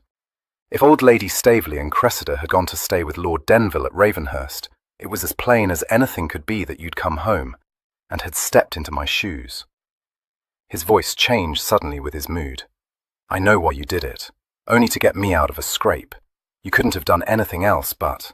Oh God, I wish you hadn't. It was bad enough before, but I could have gone to Cressy, told her the truth then. There was never any pretense between us, and she has a great deal of sense, not one of your simpering direways. But now, when she's been staying at Ravenhurst, and that cursed newspaper has set everyone's ears a-cock. And even if that hadn't happened, there is still Mamma to be considered. Kester, what am I to do? I don't know, said Kit frankly. But I can relieve your mind of one thing. I've played you false, Eve. I'm going to marry Cressy. Evelyn had sunk his brow onto his clenched fist, but at these words he raised his head, staring at Kit, as if he could scarcely believe his ears. You are going. Does she know, then, that you're not me? Yes, of course she does. She has known for longer than I guessed, and let me tell you, my lord, that when I took your place at the dinner party you skirted, she had very nearly made up her mind to refuse your very obliging offer. For all your lordship's charm and address. You can't think how set up I am in my own esteem, to know that one person prefers me to my engaging brother. I said she had a great deal of sense, retorted Evelyn, laughing at him. I could tell you of some others who share her preference, but you're much too puffed up already, so I shan't. But, Kester, no more funning. You mean it? Well, of course I mean it, you gapeseed. Evelyn seemed to be thinking it over. He said slowly, Yes, Cressy is your style, isn't she? Oh, twin, I do wish you happy, and I see that you will suit. She's a most agreeable girl. I like her very well myself, though I can't conceive how you should fall in love with her. Kit opened his mouth to make the obvious retort, but shut it again. He had never before hesitated to speak his mind to Evelyn, but he perceived that their relationship had undergone a subtle change. The bond between them was as strong as ever, but there were some thoughts they would no longer give utterance to. So all he said was, Very likely not. But don't fly into Alt too soon, Eve. We may have unravelled one knot in this tangle, but it seems to me that we are still in pretty bad loaf. I know you wouldn't have offered for Cressy if you hadn't thought the case desperate. What I don't know is how desperate it is. To what tune is Mamma down the wind? The cloud descended again onto Evelyn's brow. He replied curtly, About 20,000 as near as I can discover. There was a frozen silence. Then Kit got up and went to pick up the decanter. I think, Eve, he said carefully, that we had best have a little more cognac. 15. Evelyn picked up his glass and held it out. I dare say you need it more than I do, he observed. I shouldn't have thrown the total at you like that. For how long have you known? Oh, some time now. Not all at once, however. I don't know that I have the total sum yet, but I think it isn't more than that. How much of it is owed to tradesmen? The least part, though, there's a pretty staggering amount owing to Rundle Bridge, and there's no saying what she may owe her dressmaker. Rundle Bridge don't dun her. They're far too long-headed. I should think they must have been jewellers to the Earls of Denville ever since they set up their sign, wouldn't you? And I shouldn't wonder at it if they have a pretty shrewd notion that if Mamma don't pay them now, I shall, later. I can't tell about Celeste. You see, Kester, poor Mama don't understand. The ready just slides through her fingers. She don't know where it goes to, and I'm damned if I do. You never know what she may do next either. I suppose we always knew that she was in debt, but it wasn't until some time after my father died that I discovered how far she'd run into done territory, or that she's been borrowing money for years. He laughed, but not very mirthfully. Poor darling. If you gave her a century tomorrow, because she was all to pieces, and being dunned by the harpy who designs her hats, the chances are she'd give it away to one of her indigent old friends. And even if she does settle the most pressing of her debts with the money she's borrowed, she don't see, and you can't make her, that she's no more in the clear than she was before. You might not know this. I didn't until a year or two ago, and there's not another soul on earth I'd tell it to. Of course not. Kit stood frowning down at the glass cupped between his hands. I didn't know, but I've learnt a good deal since I stepped into your shoes. By the way, Eve, my feet are bigger than yours, so I didn't step into your shoes. Thank God for that, clodcrusher. Kit smiled rather abstractedly. He said after a slight pause. Does it ever occur to you that it was a case, rather, of poor papa? No, the word was uttered explosively. Kit glanced up quickly and saw in Evelyn's eyes an expression of implacable hatred which startled him. Well, don't eat me, he said lightly. I only meant... I know what you meant, and it doesn't occur to me, nor would it occur to you if you knew all I learned from Mama when this business first crashed upon me.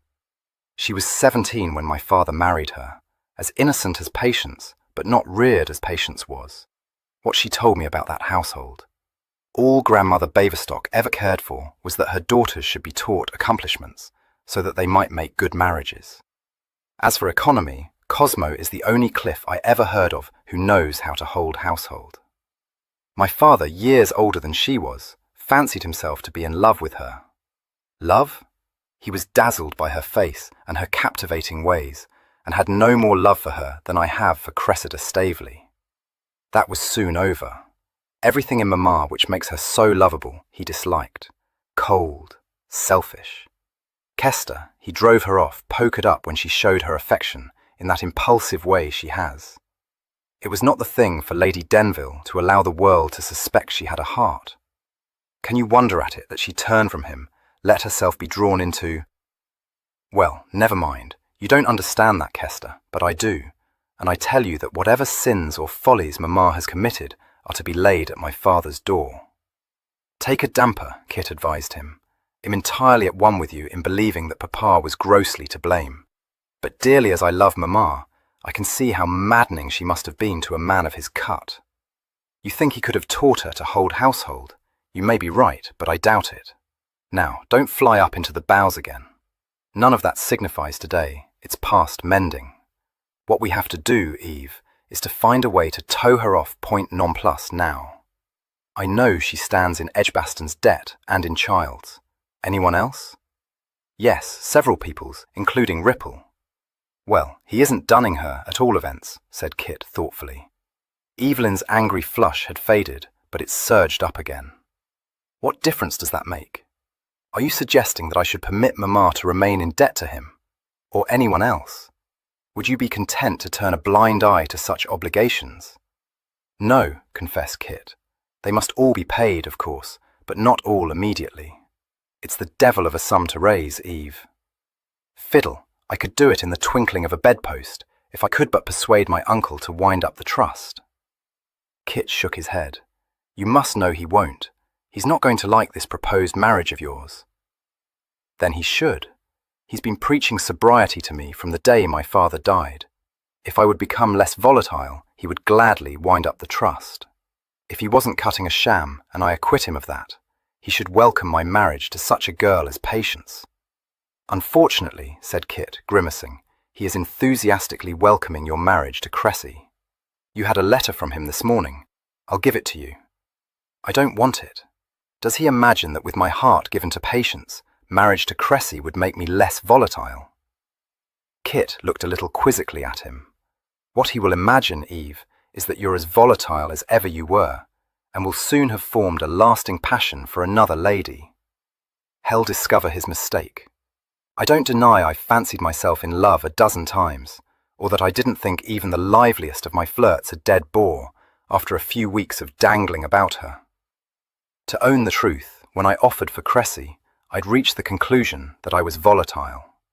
Hence Clara and several other bits of muslin. Then I met Patience and knew that I had never been in love before. She's not dashing or lively or full of fun and wit, and I dare say you might not consider her to be as beautiful as some others I could name. But I have been constantly in her company, and the very notion that I could think her a dead bore is so absurd, so fantastic. Oh, I can't explain it to you, Kester. Listen, Eve, Kit said. You needn't explain it to me. I know, and if I didn't, it would make no odds. All that concerns us is the light in which my uncle will look upon the marriage. There's never been any hiding of teeth between us, so I'll tell you without roundaboutation that my uncle will be at one with Askham in thinking it a most unequal match. Which, from what you've told me, I collect that it is if one looks at it from a worldly point of view. Dash it, Kester, I haven't fallen in love with the daughter of a cit, or a mere smatterer. Her birth may not be noble, but it is as respectable as my own. The Askhams are not fashionable, but they are well connected, so if you are picturing to yourself a family of dowdy provincials, you're fair and far off. Askham is a man of culture, his wife a most superior woman, and Patience herself as much beyond my touch as any star in the sky. As for fortune, my uncle has said himself it's unimportant. Kit, well aware that his twin was placing too liberal a construction on Lord Brumby's words, asked bluntly, "What is her fortune?" Evelyn flushed. "She has none. Oh, that's to say none that my uncle would consider worth a mention. Askham is not affluent. You may say that he was born to an independence. I should describe his circumstances as comfortable rather than handsome, and his family is large. He told me frankly that he could not dower Patience with anything more than a sum that would seem paltry to me, and I told him as frankly that I'm not hanging out for an heiress, and should think myself fortunate to win Patience if she hadn't as much as a grig to call her own. I dare say, but if you think to make a hand of it by telling all that to my uncle, it must be midsummer moon with you. Good God, his notion of what is duty or consequence is as top-lofty as ever papa's was, and pretty near as stiff-rumped. Damn my consequence! When I think that if it were not so imperative for me to get possession of my fortune, I shouldn't care a straw for my uncle's opinion. But it is imperative. I've been thinking about that, said Kit. Not in dun territory on your own account, are you? Of course I'm not, however volatile I may be, Evelyn snapped. Then it's merely a question of Mamma's debts, and I think— He was interrupted by a sudden crack of laughter from his twin. The word I like is merely, Evelyn told him. And I think, repeated Kit, that the best way out of the difficulty is for me to settle them. There was a moment's astonished silence before Evelyn demanded, Have you run mad, Kester? You can't surely be bosky after a couple of brandies. Neither mad nor bosky. It hadn't occurred to me until a minute ago, and I fancy it didn't occur to you either. We've been forgetting that legacy of mine, Eve. He walked across the room to set down his glass, and came back to the daybed. I haven't been able to go into things with the lawyers yet, but I collect the stocks ought to realize something in the neighborhood of 20,000. There are no strings tied to the bequest, so that makes everything as right as a ram's horn. I wonder that I shouldn't have thought of it myself. Well, call it a wedding present, shall we? Kit grinned, but said, Now, don't be a gudgeon, twin. If you— I a gudgeon, gasped Evelyn. Well, if that don't beat the Dutch. Gammon. I've as much right as you to rescue Mamma. You haven't, and you know it. The obligation was my father's, and it has descended to me. Try playing off your tricks on someone who ain't your twin, you unconscionable humbug. Call it a loan, suggested Kit. It was only a windfall, remember. My father left me very well provided for, and I don't stand in need of it. You can pay it back to me when you're 30 after all. Oh, do stop talking such slum, Kester, begged Evelyn. You might just as well, for there's no power on earth that would make me consent to such a scheme. Would you consent to it if our positions were reversed? No, I don't suppose I should, Kit admitted. Well, I know you wouldn't. Evelyn got up. I must be off, or poor old Pinny won't get a wink of sleep. She means to undress me. Kester, could you spare me Challoner tomorrow? I want him to drive me to Brighton. I didn't see Silverdale, you know, and I must. He's got a damned mischief-making tongue, and if he were to discover the truth about that brooch, it would be all over London within a sennight. You didn't see him? I hoped that business at least had been settled. I couldn't. I found he was visiting the Regent. That was a facer to start with. I've never exchanged more than half a dozen words with the Regent in my life, and that was at the levee my father dragged us both to at our come-out. Well, is it likely I should be acquainted with him? He's old enough to be my father, and Papa never was one of his set. I hadn't thought it would be difficult to get my name sent into Silverdale, but it was dash difficult, particularly when I took out my card case and found it empty. I shouldn't wonder at it if they thought I was an impostor at the door. In any event, they said that his lordship had gone into the country that day. I don't know if it was true or not, but there was no arguing the point, so I desired them, with haughty composure, though not by half as haughty as theirs, to inform his lordship that I was sorry to have found him absent, but should hope to have the good fortune to see him when I returned to Brighton, within a sennight or so. I couldn't remain in Brighton, you see, because I wanted to visit Clara before returning to London, and I was a trifle pressed for time. Which reminds me, Kester, send Fimber down to me tomorrow, will you? I want some clothes to wear, my snuff, and some visiting cards. He can help me to dress, too. I'll do that, but you won't need your cards, and you won't need Challoner. You're not going to Brighton, so don't think it. For one thing, we can't have two Denvilles at large, and one of them with his arm in a sling. For another, you're in no case to be jauntering about. I'll go, if you'll tell me exactly what you want me to say to Silverdale, and how I'm to redeem the brooch. If it's by a draft on the bank, can you write it? I should think I might be able to, but it isn't. By rag money, because I am acting on Mamma's behalf, and it is she who is to redeem the brooch. I've got a roll of soft in my night bag, and Fimber can bring it to you tomorrow. Kester, will you do it for me? I ought not to permit you to, but by now Brighton is probably as full as it can hold of people who know us, and I do see that it won't do for me to be in two places at once, and in one of them with a broken shoulder. That's the sort of thing that always gets to be known. And I dare say, he added, in a thoughtful tone, that you know much better than I do how to force your way into royal residences. One of my chief duties, agreed Kit. Sit down again while I put on some clothes, and I'll go with you to Pinny's cottage and put you to bed. You can give me your roll of soft, too. You'd much better go to bed yourself, said Evelyn, sitting down on the arm of the chair. I can manage very well, you know. But I'd liefer be undressed by you than Pinny, and we've the devil of a lot to discuss still. We aren't going to discuss anything tonight, said Kit, tossing his dressing gown onto the bed.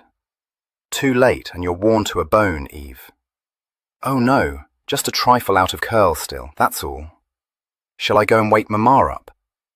No, don't. You'd stay talking to her till daylight.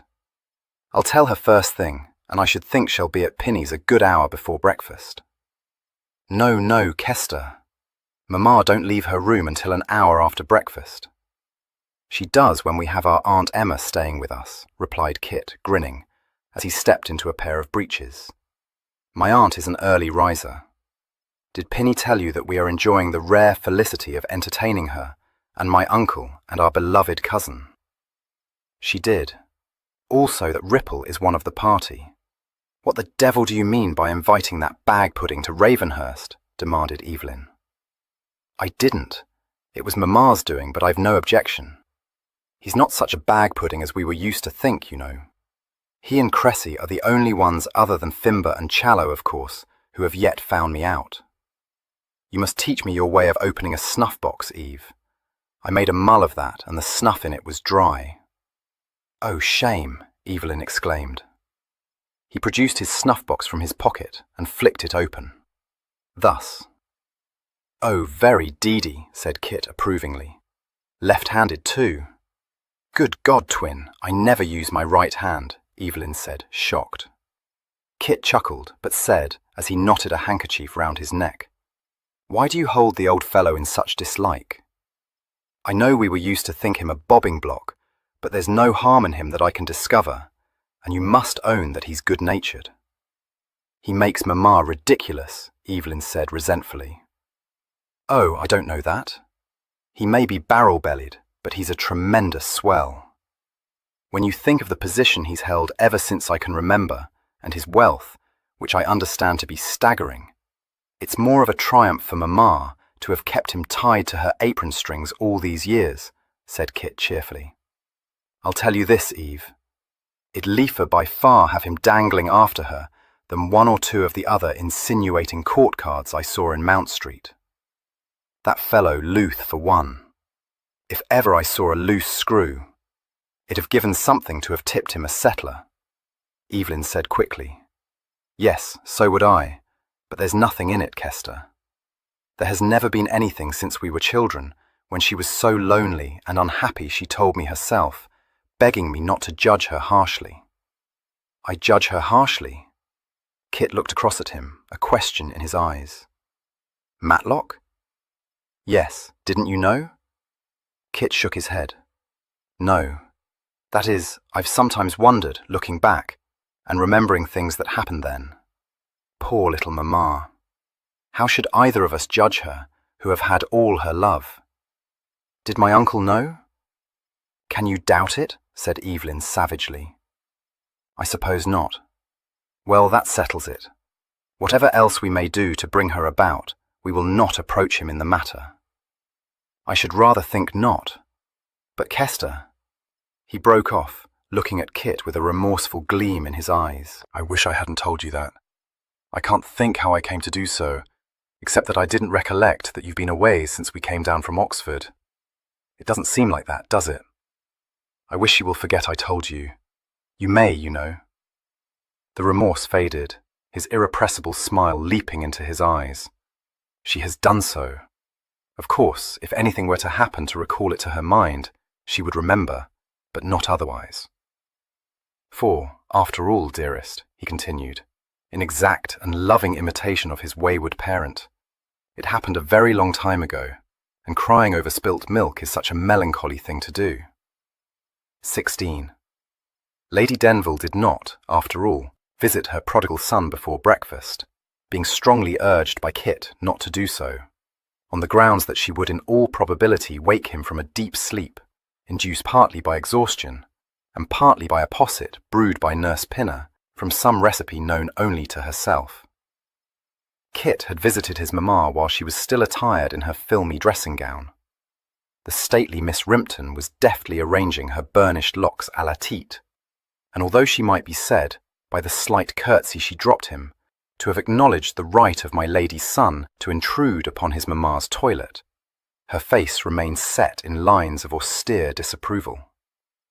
Lady Denville might welcome his supposed lordship with cordiality, but in Miss Rimpton's opinion, no gentleman, however nearly related, should be permitted to set eyes on her until she had passed out of her dresser's expert hands.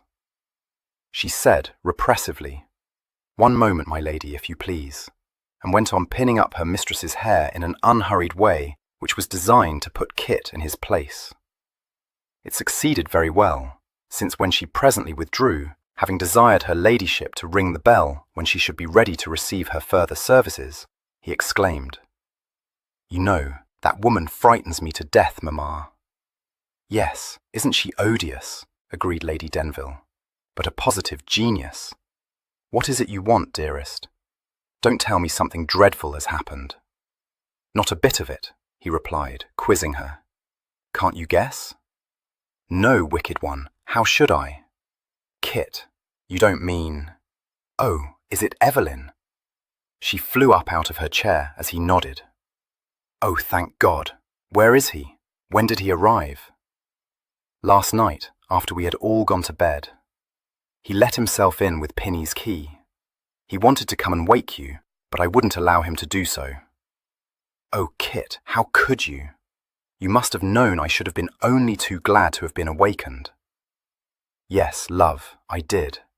But I also knew that if he did wake you, it would be hours before I could drag him off to bed, which I was determined to do, because he's not in very plump current yet. Nothing to alarm you. He overturned his phaeton, broke his shoulder and a couple of ribs, and seems to have suffered a pretty severe concussion. Oh, my poor, poor darling, she cried. Where is he? Tell me instantly, Kit. He's with Pinny. I went back with him there in the small hours to help him to undress, and I promise you she's taking good care of him. Yes, yes, of course she is, but I must go to him at once. Ring the bell for Rimpton, dearest. You must make my excuses to your aunt, say I have the headache and am still in bed. Yes, and the quails. Dawlish procured them from Brighton, because Bonamy particularly likes them, but so does Evelyn, and perhaps he might be tempted to eat them, even if he fancies nothing else. So tell Dawlish to put 2 of them in a basket, with some asparagus, and— But at this point Kit intervened, representing to her very kindly, but with considerable firmness, firstly, that Evelyn's presence must remain a secret, secondly, that any such order would inevitably lead to his discovery, thirdly, that this difficulty would not be overcome by telling Dawlish that the quails and the asparagus were for Nurse Pinner's consumption, and fourthly, that he had been strictly enjoined by Nurse not to let anyone disturb Evelyn until he had had his sleep out. So sit down again, Mamma, and let me tell you what happened to Evelyn, he said. You will be able to stay with him much longer if you go down after breakfast, for you can tell my aunt that you are obliged to visit Pinny, because she's out of sorts, and no one will think it in the least odd of you. Besides, if I know Evelyn, he'll want to be shaved before he receives visitors. I sent Thimber down to the cottage with some of his gear an hour ago. So with both Pinny and Fimber to cosset and scold him, you may be very sure he won't be neglected. He will need me to protect him, she said, laughing. However, she did sit down again, and Kit embarked on the task of recounting a slightly expurgated version of his twins' adventures. For you'll do it much better than I could, Kester, had said Evelyn coaxingly. This confidence was not misplaced. Mr. Fancott, bred to diplomacy, omitted all reference to Tunbridge Wells, slid gracefully over the peculiar behaviour of his twin in having shaken off his devoted groom, and managed to make Lady Denville so impatient to learn the exact circumstances of the accident that it never occurred to her to wonder what could have induced Evelyn to have chosen so roundabout a way to London in preference to the direct pike road which he could have rejoined after his visit to John Coachman, merely by retracing his route for a couple of miles to Nutley Long. Before Kit ventured to introduce Miss Patience into his recital, her ladyship was so brimful of gratitude to Mrs. Askham for the tender care she had lavished upon Evelyn, that it seemed doubtful whether she would be able to restrain her impulsive desire to have herself driven to Woodland House before she had even set eyes on Evelyn. "How can I wait to thank her?" she demanded, tears sparkling in her eyes. "How can I ever repay her? Oh, she must be the noblest creature alive. But for her, he might have died, Kit." While he did not share this extreme view of the case, Kit was very ready to encourage it and to slip in a word or two designed to imbue Lady Denville with the conviction that in Mr. Askham she would discover a gentleman of culture and respectable ancestry. She said she had no doubt at all that he and his wife were excellent persons. She was not in the least surprised to learn that Evelyn had forgotten to assure himself that his card case did, in fact, contain some cards.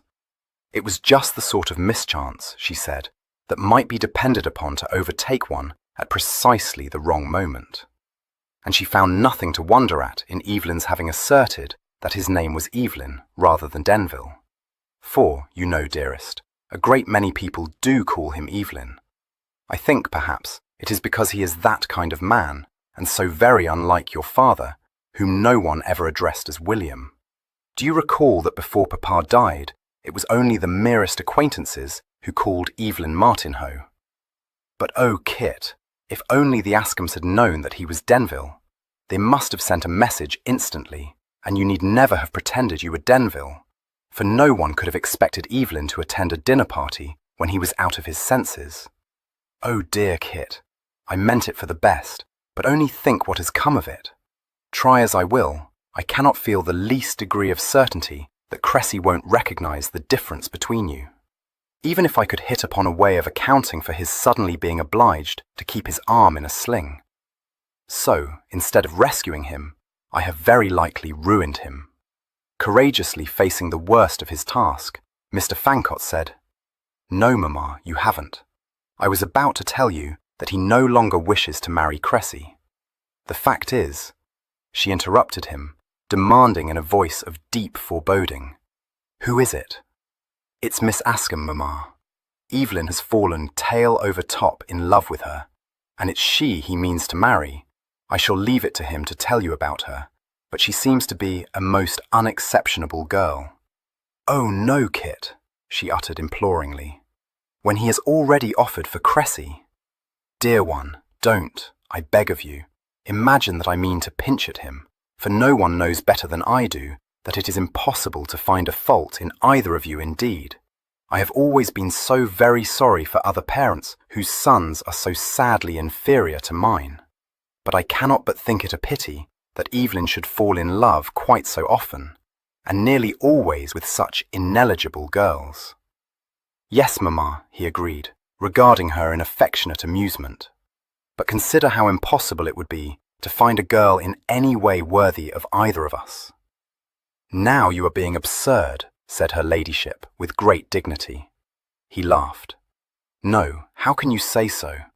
In all seriousness, love, I have a strong notion that this is a very different affair from all Evelyn's former fits of gallantry. I do believe that he has formed a lasting attachment, and so, I think, will you when you have talked to him. From what he told me, Miss Askham is wholly unlike any other of his flirts, and, I should have supposed, lacking in the qualities which he has hitherto found so captivating. He told me that she was neither dashing nor full of wit, but that the mere thought that he might grow bored with her seemed to him fantastic. Well, Mamma, my own taste is for a girl of a different cut, but it flashed across my mind, as I listened to Evelyn, that perhaps Miss Askham may be the very thing for him. I'll say no more on that head, but leave you to judge for yourself. As for her eligibility from the worldly standpoint, no. It must be thought an unequal marriage, though I collect that Evelyn would have no reason to blush either for Miss Askham or for her family. They are not persons of consequence, nor are they affluent, but they seem to be of unquestionable gentility. Lady Denville had been listening intently to this, a look of doubt on her face, and she now said anxiously, "Kit, you don't think that they did know who Evelyn was and drew him in?" "No, I don't, Mamma," he said decidedly. "I own that was my first thought, but if that was their intention, they went a mightily queer way to work to bring it about. Mrs. Askham never permitted her daughter to be alone with Evelyn from the moment that he recovered his senses, and it seems that Askham is no more in favour of the match than my Uncle Henry will be. Evelyn made a pretty clean breast of the whole business to him, and while he didn't forbid Evelyn ever to cross the threshold again, he did forbid him to make any attempt to fix his interest with Miss Askham while his affairs are in such a tangled state." "Ah, that gives me a very good opinion of him," said her ladyship quickly. "I shouldn't like it at all if Evelyn wished to marry too far beneath him, but I don't give a straw for consequence. As for your Uncle Henry, it has nothing whatsoever to do with him, and so I shall tell him if he has the impertinence to object to a marriage which has my approval. The only thing is—" She paused, hesitating for a moment, her brow puckered.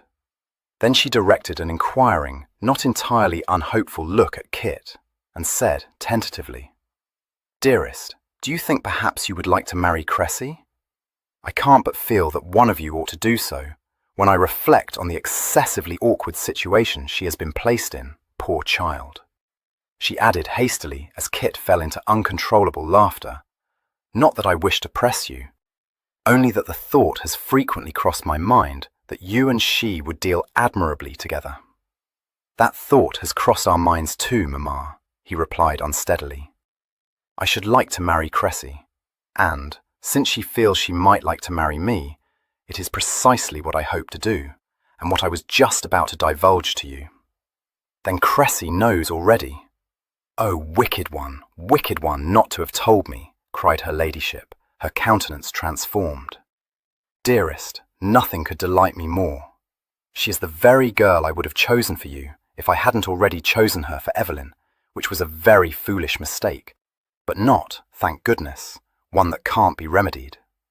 I knew something would happen to bring us about. Oh, my darling Kit, I wish you so very happy. Kit thanked her, but ventured to point out to her that her felicitations were a little premature, since several difficulties still blocked the way to a happy issue. She acknowledged the truth of this, but with unabated cheerfulness, saying, "To be sure, but they are only trifling ones. We shall be obliged to confess the whole to Lady Staveley, for one thing, and I don't think we dare hope that she won't cut up dreadfully stiff, do you? Of course, we could keep it a secret from her, but I am much inclined to think it would be wrong to do so." "Yes, mamma, so am I," agreed Kit. She nodded. "I knew you would say so. Because if Evelyn is determined to marry Miss Askham, it would be bound to put Lady Staveley in much worse pet when she saw the notice of his engagement in the Gazette, and had been thinking all the time that he was promised to Cressy. And of course, Staveley may not be quite pleased, but you may depend upon it that that odious creature, Albinia Gillifoot, will take good care he gives his consent." "Yes, mamma, very possibly. But there is a far worse obstacle confronting us," Kit said gently. "When you say that Evelyn's marriage has nothing to do with my uncle, are you not forgetting the circumstances which prompted Evelyn to offer for Cressy?" She stared at him, the bewilderment in her face slowly changing to consternation. She looked stricken for an instant, but even as he stretched out his hand to her, in quick remorse, she made a recover. She clasped his hand, giving it a reassuring squeeze, and said, gallantly smiling at him, "Are you remembering my tiresome debts? Oh, my darling, you must neither of you waste a moment's thought on them. As though I could be so monstrous as to set anything so paltry against the happiness of my sons. Besides, I've been in debt for years and years, and have grown to be perfectly accustomed to it. I shall bring myself about. Well, of course I shall. I have always contrived to do so, even when matters seem to be quite desperate." She gave his hand a pat and released it. "So now that we have settled that, dearest, you must go away, because it must be 10 o'clock already, and I am not yet fully dressed." Mr. Fankert, never one to waste his time in argument which he knew to be futile, abandoned his attempt to bring his parent to a sense of the size and urgency of her embarrassments. Bestowing a fond embrace upon her, he informed her, just in case he might previously have omitted to do so, that he loved her very much, and left her to Miss Rimpton's ministrations. He found the Cliffs and Cressy assembled in the breakfast parlour, and it said much for his ability to shine in the world of diplomacy that not even Cressy suspected that while he responded with every appearance of interest and amiability to the various utterances of his relations, his mind was preoccupied with two problems. The first, and more immediate, was how to gain access to Lord Silverdale, and to this he found a possible answer. The second seemed to be insoluble. Lady Denville, presently joining the party, bade everyone good morning, hoped, in her pretty, solicitous way, that her sister-in-law had slept well, and said, as she took her seat at the table, "Dearest Cressy, this afternoon we must have a delightful cause together, you and I." As the sparkling glance that accompanied these words was as eloquent as it was mischievous, Kit intervened, asking, with all the heartiness of a host bent on arranging every detail of the day, what his guests would like to do that morning. Attention was certainly drawn away from Lady Denville, but the responses Kit received must have disappointed such a host as he was trying to impersonate. But as his only desire was to snatch a private interview with Cressy, he was very well satisfied with them. His cousin said moodily that he didn't know. Cosmo, whom the humdrum pattern of an ordinary day in a country house exactly suited, said that he would read and write letters until the post came in. Cressy, who was having much ado not to laugh, kept her eyes lowered and did not attempt to speak, and Mrs. Cliff, who was anxiously watching her son, returned no answer, but suddenly declared that Ambrose might say what he chose, but she was persuaded that he had a boil forming on his neck. All eyes turned involuntarily towards Ambrose, who reddened, shot a glowering look at his mamma, and said angrily that it was no such thing. He added that he had the headache. "Poor boy," said Lady Denville, smiling kindly upon him. "I dare say if you were to go for a walk, it would soon leave you. Amabel, I must beg you not to encourage Ambrose to expose himself," said Mrs. Cliff. "There is a wind blowing, and I am positive it is easterly, for I myself have a touch of the tic, which I never get but when there is an east wind. It would be fatal for Ambrose to stir out of doors, when he is already not quite the thing, for with his constitution, you know, any disorder is very likely to lay him up for a fortnight." "Is it?" said Lady Denville, gazing at her nephew with the awed interest of one confronted with some rare exhibit. "Poor boy, how awkward it must be for you, to be obliged to remain indoors whenever the wind is in the east. Because so often it is." "Well, well, we need not make mountains out of molehills," said Cosmo testily. "I don't deny that his constitution is sickly, but—" "Nonsense, Cosmo, how can you talk so?" exclaimed his sister. "I'm sure he isn't sickly, even if he has got a little headache." She smiled encouragingly at Ambrose, sublimely unconscious of having offended all three Cliffs. Ambrose, because, however much he might dislike having an incipient boil pointed out, he was proud of his headaches, which often earned for him a great deal of attention. Cosmo, because he had for some years subscribed to his wife's view of the matter, finding in Ambrose's delicacy an excuse for his sad want of interest in any manly sport. And Emma, because she regarded any suggestion that her only child was not in a deplorable state of debility as little short of an insult. "I fear," said Cosmo, "that Ambrose has never enjoyed his cousin's robust health. Your sister cannot be expected to understand delicate constitutions, my dear," said Emma. "I dare say the twins never suffered a day's illness in their lives." "No, I don't think they did," replied Lady Denville, with a touch of pride. "They were the stoutest couple. Of course, they did have things like measles and whooping cough, but I can't recall that they were ever ill. In fact, when they had whooping cough, one of them, was it you, dearest, climbed up the chimney after a starling's nest." "No, that was Kit," said Mr. Fankert. "So it was," she agreed, twinkling at him. "But how terrible!" exclaimed Emma. "Yes, wasn't it? He came down looking exactly like a blackamoor, and brought so much soot down with him that everything in the room seemed to be covered with it. I don't think I ever laughed so much in my life." "Laughed?" gasped Emma. "Laughed when one of your children was in danger of falling and breaking his neck?" "Well, I don't think he could have done that, though I suppose he might have broken his legs, or got stuck in the chimney. I do remember wondering how we were to get him out if he did stick tight. However, it would have been a great waste of time to get into a worry about the twins, because they were forever falling out of trees or into the lake or off their ponies, and nothing dreadful ever happened to them," said Lady Denville serenely. Mrs. Cliff could only shudder at such callous unconcern, while Ambrose, quite mistakenly supposing that these reflections were directed at his own, less adventurous career, fell into obvious sulks. Lady Denville, having disposed of the tea and bread and butter which constituted her breakfast, then excused herself, saying, as she got up from the table, "Now I must leave you, because Nurse Pinner seems not to be very well, and it would be too unkind in me not to visit her, and perhaps take her something to tempt her appetite." "Some fruit," said Kit hastily. She gave a little chuckle and said, irrepressible mischief in her voice, "Yes, dearest, not quails." "Quails!" ejaculated Cosmo, shocked beyond measure. "Quails for your old nurse, Amabel?" "No, Evelyn thinks some fruit would be better. I should have thought that some arrowroot or a supporting broth would have been more suitable," said Emma. That set her incorrigible sister-in-law's eyes dancing wickedly. "Oh no, I assure you it wouldn't be. particularly not the arrowroot which she abominates. Dear Emma, how uncivil it is in me to run away, as I must. But I am persuaded you must understand how it is. Her lovely smile embraced her seething younger son. Dearest, I leave our guests in your hands. Oh, and I think a bottle of port, don't you? So much more supporting than mutton broth. So will you, if you please.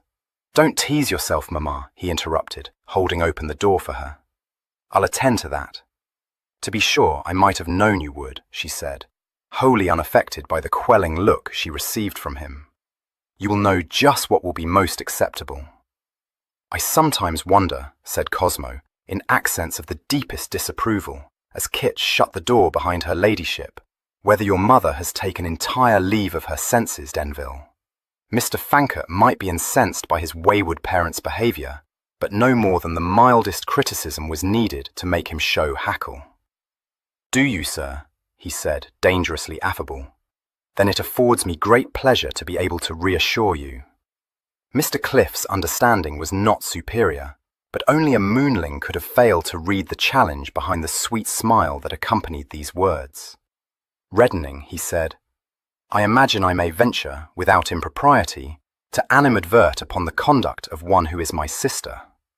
Do you, sir? Said Kit again, and with even more affability. Mr. Cliff, rising and going towards the door with great stateliness, expressed the hope that he had rather too much force of mind to allow himself to be provoked by the top loftiness of a mere nephew, who was, like many other bumptious sprigs, too ready to sport his canvas, and withdrew in good order. Mindful of the charge laid upon him, Kit then turned his attention to his aunt, with polite suggestions for her entertainment.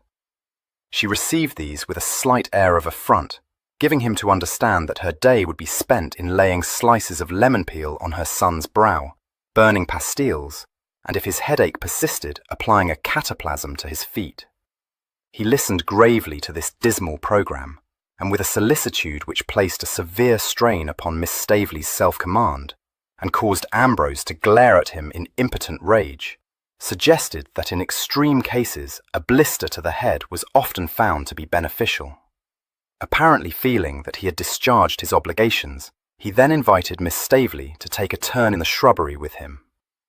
Miss Staveley, prudently refusing to meet his eye, said, with very tolerable composure, that would be very agreeable, and subsequently afforded him the gratification of realizing, had he been considering the matter, that she was eminently fitted to become the wife of an ambassador by containing her bubbling amusement until out of sight of the house, when pent-up giggles overcame her and rapidly infected her somewhat harassed escort. Mr. Fankert, the first to recover, said, Yes, I know, Cressy, but there is nothing to laugh at in the fix we are now in, I promise you. I imagine you've guessed already that my abominable twin has reappeared. Oh, yes, she managed to utter. From the moment Godmamma said, Not quails, with such a quizzing look at you. Mr. Fankert grinned, but expressed his inability to understand why no one had ever yet murdered his beloved mamma. Miss Staveley cried out upon him for saying anything so unjust and improper, but she became rather more sober as she listened to the tale of Evelyn's adventure. She did indeed suffer a slight relapse when kindly informed of her noble suitor's relief at learning that he had been released from his obligations. But she was quick to perceive all the difficulties of a situation broadened to include an alternative bride for his lordship, of whom so rigid a stickler as his uncle would certainly not approve. "Oh dear," she said distressfully, "that is unfortunate. What is to be done?" He responded frankly, "I haven't the least notion. Do you bend your mind to the problem, love? My present concern is to recover that confounded brooch." She nodded. "Yes, indeed. I do feel that that is of the first importance. I am not myself acquainted with Lord Silverdale, but from anything I have ever heard said of him, I am much afraid that your brother is very right. He is shockingly malicious. Papa told me once that he is as hungry as a church mouse, but can always command a dinner at the price of the latest and most scandalous on-dit." And if he is one of the Prince Regent's guests, Kit, do you know how to obtain a private interview with him? No, replied Kit cheerfully, but I fancy I know who can supply me with the answer to that problem. Sir Bonamy, she exclaimed, after an instant frowning bewilderment. Exactly so, said Kit. He added proudly, not for nothing am I Mamma's son. I too have knacky notions. 17. A luncheon consisting of sundry cold meats, cakes, jellies and fruit was always served at noon in the apartment known as the little dining room, and it had been Kit's intention to have lain in wait for Sir Bonamy to issue forth from his bedroom in the hope of being able to exchange a few words with him before he joined the other guests downstairs. But owing to the extraordinarily swift passage of time, it was not until the stable clock had struck 12 that either Mr. Fancott or Miss Staveley could believe that they had been in the shrubbery for over an hour. A glance at Kit's watch, however, sent them hurrying back to the house, where they found the rest of the party, with the single exception of the Dowager, already discussing luncheon. Although Mr. and Mrs. Cliff later agreed that modern damsels were permitted a regrettable freedom which would never have been countenanced when they were young, no one made any comment on the tardy and simultaneous arrival of the truants, Lady Denville even going so far as to smile at them. Ambrose had allowed himself to be persuaded by his mother to partake of a few morsels of food to keep up his strength, but the Dowager had sent down a message by her maid, excusing herself from putting in an appearance until later in the day. Nothing to cause alarm, Lady Denville told Cressy. Her maid says that she passed a wakeful night, and so finds herself just a trifle down pin today. I thought she would, said Sir Bonamy, putting up his quizzing glass the better to inspect a raised chicken pie. Too much cross and jostle work last night. He looked up to shake his head in fond reproof at his hostess. You shouldn't have invited Maria Dursingham, my lady. I am so very sorry, Cressy. But Cressy, with a cheerfulness which Mrs. Cliff considered to be very unbecoming in a granddaughter, assured Lady Denville that, although the excitement of encountering her ancient ally and present enemy might have been a little too much for her, Grandmamma had much enjoyed the evening. So she did, nodded Sir Bonamy. Mind you, it was touch and go until we came to the calves' ears. That's when she took the lead in milling. Wonderful memory your Grandmamma has, my dear Miss Staveley. His vast bulk shook with his rumbling laugh. Popped in as pretty a hit as I hope to see over Maria Dursingham's guard. By the by, my lady, that was a capital Italian sauce your cook served with the calves' ears. It was left to Lady Denville to express the sentiments of the rest of the company, which she promptly did, saying, Yes, but what happened about calves' ears, Bonamy? No, no, he replied, still gently shaking. I'm not one to go on the high gab, my lady, and I'll tell no tales. I'll take a mouthful of the pie, Denville, and just a sliver of ham. Interpreting this in a liberal spirit, Kit supplied him with a large wedge of pie, and flanked it with half a dozen slices of ham. Mrs. Cliff, who had never ceased to marvel at his appetite, turned eyes of mute astonishment towards her sister-in-law, who told Sir Bonamy severely that a little fruit and a biscuit, if he was ravenous, was all he ought to permit himself to eat in the middle of the day. She added that she herself rarely ate any nuncheon at all. Yes, yes, but you have not so much to keep up, said Sir Bonamy, blenching at the thought of such privation. Well, if you didn't eat so much, you wouldn't have so much to keep up either, she pointed out. Her brother, strongly disapproving of this candid speech, directed a quelling look at her and pointedly changed the subject, saying that he trusted she had found Nurse Pinner suffering from no serious disorder. Nothing infectious, I hope? Oh no, just a trifle out of sorts, she replied. Infectious? Exclaimed Mrs. Cliff. My dear sister, how can you tell that it is not? How imprudent of you to have visited her. I wish you had not done so. Nonsense, Emma, a mere colic. Mrs. Cliff's fears seemed to have been allayed. Kit saw, with some foreboding, that his mamma had become suddenly a little pensive and quaked inwardly. Never, he reflected, did she look more soulful than when she was hatching some outrageous scheme. He tried to catch her eye, but she was looking at Cressy, who had finished her nuncheon, and was sitting with her hands folded patiently in her lap. "Dear child, you wish to go upstairs to see your grandmamma," she said. "You know we don't stand on ceremony, so run away immediately. Give her my love, and tell her how much I hope to see her presently. And then come to my drawing room, that is, if Lady Staveley can spare you, of course." She waited until Cressy had left the room, and then addressed herself to Kit. "Dearest, your uncle's asking me if Pinny's disorder is infectious puts me in mind of something I think I should tell you. Oh, and Ambrose too, perhaps. I wouldn't mention it in Cressy's presence, not that I think she would have taken fright, for she has a great deal too much common sense, but she might speak of it to Lady Staveley, and I would not for the world cast her into high fidgets. It is all nonsense, but I wish you will neither go into the village just at present. Though you may depend upon it, if there is an epidemic disease there, one of servants will contract it and spread it all over the house. However—" But at this point she was interrupted, Mrs. Cliff demanding in palpitating accents, "What disease? For heaven's sake, Amabel, tell me this instant." "Why, none at all, Emma," replied her ladyship, laughing. "It is only one of Pinny's tales. Merely because one or two of the villagers complain of sore throats, she will have it that they have contracted scarlet fever." "Such stuff! Scarlet fever! Oh, my dear Emma, there is not the least occasion for any of us to fly into a fuss," Lady Denville said earnestly. "Pinny always thinks that if one has nothing more than a cold in the head, one is sickening for a fatal complaint. Why, she once said there was typhus in the village." She broke off, wrinkling her brow. "Well, now I come to think of it, she was quite right. But this is a very different matter, and I do beg of you not to take fright." She had said enough. Mrs. Cliff, pallid with dismay, declared distractedly that nothing could prevail upon her to remain another hour in such a plague-stricken neighbourhood.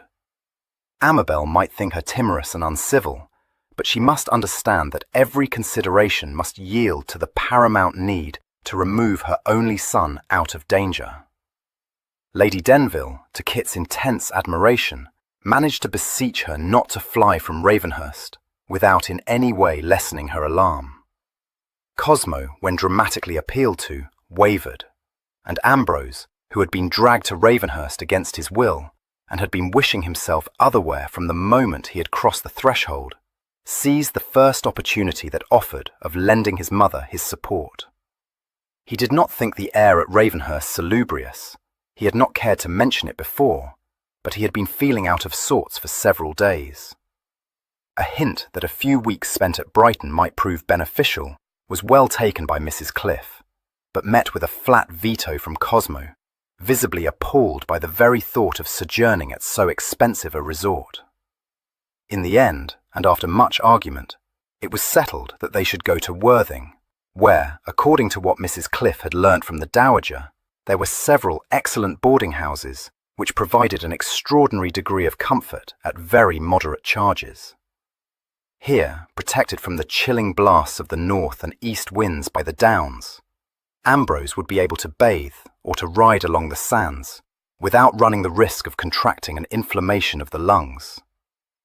There were also 3 respectable libraries, at 2 of which newspapers and magazines were received every morning and evening, and at least 1 very reliable doctor, of whom the Dowager spoke in terms of rare encomium. Had it been possible, Cosmo would have returned with his wife and son to his own home. But since he had graciously lent this for the summer months to a distant and far from affluent cousin, who was too thankful to have been offered, free, a country residence large enough to accommodate his numerous progeny, to cavil at being obliged to pay the wages of Cosmo's servants, this was impossible. With the utmost reluctance, and only when the wife of his bosom had announced that he might remain at Ravenhurst, if he chose to run the risk of contracting scarlet fever, but that nothing would prevail upon her to expose her only child to such a danger, did he consent to remove that very day to Worthing's one hotel, and then only on condition that no time should be lost, on arrival at this elegant hostelry, In seeking less expensive quarters, it was not to be expected that Mr. Ambrose Cliff, hankering after the amusements afforded by Brighton, would be entirely satisfied by the decision to spend the summer months at a small place patronised largely by such elderly persons as disliked the racket of Brighton. But, as he had never had much hope of persuading his father to look for lodgings in Brighton, and knew that Worthing was a mere 10 or 11 miles distant from the more fashionable resort, he raised no objection. Throughout the discussion, which was punctuated by charming, if mendacious, entreaties from Lady Denville that her relations should remain at Ravenhurst, in defiance of a rumour which she was positive was ill-founded, Sir Bonamy, with the utmost placidity, continued to work his way through the various dishes set upon the table. Only when Mrs. Cliff, hurrying away to prepare for the journey, turned to take her leave of him, did he heave himself out of his chair, or betray the smallest interest in the scarifying story set about by his hostess. She, declaring her intention of rendering dear Emma every assistance in the arduous task of packing her trunk, shepherded the three Cliffs out of the room, but turned back, exclaiming that she had forgotten to pick up her reticule, for the purpose of confiding hurriedly to her son and her Chickisbeo that it was all a hum, but that she had felt that the Cliffs must be induced to go away. "Yes, yes, my pretty, I knew you were up to your tricks," said Sir Bonamy fondly. "I never thought you'd endure having that brother of yours here above a sennight. Told you he was a devilish dull dog. Yes, isn't he? But that's not it. I invited him because I thought it would make it less awkward for Kit, but it turns out that he makes it much more awkward now that Evelyn has returned. I can't stay to explain it to you, but Kit will do so." She then flitted away in the wake of Mrs. Cliff, and Sir Bonamy, lowering himself into his chair again, drew a dish of peaches and nectarines towards him, pausing only, before making a careful selection from amongst them, to inform Kit that there was no need for him to explain anything to him. "Just as soon you didn't, my boy. Nothing to do with me," he said, delicately pinching one of the peaches. "I won't," promised Kit, "but I've been wanting to have a word with you, sir. I believe you may be able to help me." Sir Bonamy, casting him a glance of acute suspicion, said, "I shouldn't think so at all. Not if it has anything to do with this havey-cavey rig you're running." "Nothing at all," replied Kit reassuringly. "It is merely that I find myself faced with a social problem on which I am very sure you can advise me." "Oh, if that's all," said Sir Bonamy, much relieved. "Very happy to be of service, my boy." He picked up his fruit knife, adding, with a simplicity which robbed his words of self-consequence, "You couldn't have applied to a better man." "Just so," agreed Kit. "It's quite a small matter, but it has me in rather a puzzle. If you stood in my shoes, sir, or, rather, in my brother's, and you wished to visit someone who happened to be staying at the pavilion, how would you set about it?" Sir Bonamy raised his eyes from the peach, which he had begun to strip of its skin, and stared very hard at Kit. "Who?" he demanded. "One of the Prince Regent's guests, sir." "I wouldn't," said Sir Bonamy, turning back to his peach. "You don't want to get mixed up in that set. Couldn't if you did. I'm the only one of Prinny's friends Denville is acquainted with, so what does he want with any of them? A trifling matter of business, which I wish to discharge for him." "Well, if that's all, my advice to you is to wait until he leaves the pavilion," said Sir Bonamy, dissecting his peach with finicking care. "Unfortunately, the matter is rather urgent, sir." "Oh, it is it? Sounds to me as if that brother of yours has been getting himself into trouble. Not been playing cards in that set, has he?" "No, he has not, which you must surely be in a better position than I am to know," replied Kit, a little stiffly. Sir Bonamy nodded, conveying a quarter of the peach to his mouth. "I didn't think he had, but one never knows what these young cocks of the game will get up to next. Too rackety by half. Now, you needn't bite my nose off. Who is it you want to visit at the pavilion? Can't help you if I don't know." "Lord Silverdale. On a matter of business, as I have said." Sir Bonamy slowly consumed another quarter of the peach. "Well, if I were you, Kit, I'd tell Evelyn not to enter on any business with Silverdale. Don't mind telling you that Prinny's got some mighty queer cronies. He's one of 'em. A shocking loose screw, my boy. Never a feather to fly with either, and has a damned nasty tongue in his head. Cuts up more characters in an evening than I would in a 12-month. Nevertheless, sir, it is imperative that I should see him. Sir Bonamy turned his eyes towards him and stared at him for several unwinking moments. Oh, now looky, my boy. If it has anything to do with the ruby brooch your mother lost to him at play, you leave well alone. Aye, and tell your brother to do so too. So you know about that, do you, sir? Yes, of course I know, said Sir Bonamy. I was there, saw her stake it, and so did everyone else. A silly thing to do, for her luck was quite out, but nothing in it to make Evelyn get upon his high ropes. All open and above board, you know, and everyone joking her about it, and saying it was just like her to throw her jewellery after her guineas. Why, even Silverdale himself couldn't brew any scandal broth out of it, so just you forget it, Kit, and tell Evelyn to take a damper. I can't do that, sir. I feel quite as strongly as Evelyn does that the brooch must be redeemed. Oh, I shouldn't try to do that, said Sir Bonamy, putting the nectarine he had been considering back in the dish. But you must surely perceive— No, I don't. If you was to ask me, I should say it was a good thing your mother did lose it. It never became her, you know. In fact, I can't think what made her take a fancy to it, for she don't in general make mistakes of that nature. But she can't wear rubies. Anything else, but not rubies or garnets. Don't you try to get it back for her. Tell Evelyn to buy her another sapphires or emeralds. She'll like it just as well. Probably better, agreed Kit, smiling. There you are then, said Sir Bonamy. Damn, Kit, you've cut your eye teeth. Don't you go stirring coals. Stupid thing to do, because you may depend upon it, Silverdale sold it weeks ago. I am very sure he didn't, said Kit. You know nothing about it. Silverdale's going to pigs and whistles, and that brooch was worth a monkey if it was worth a groat. Kit hesitated before saying, I fancy I needn't hide my teeth with you, sir. It isn't worth more than a pony if as much. It is nothing but a trumpery, a copy of the real brooch. Nonsense, said Sir Bonamy testily. I wish it were nonsense, but I'm afraid— Well, it is nonsense. Good God, you don't suppose Silverdale's a flat, do you? Because he ain't. I don't suppose it occurred to him that my mother would have staked it if— No, and nor did she, interrupted Sir Bonamy.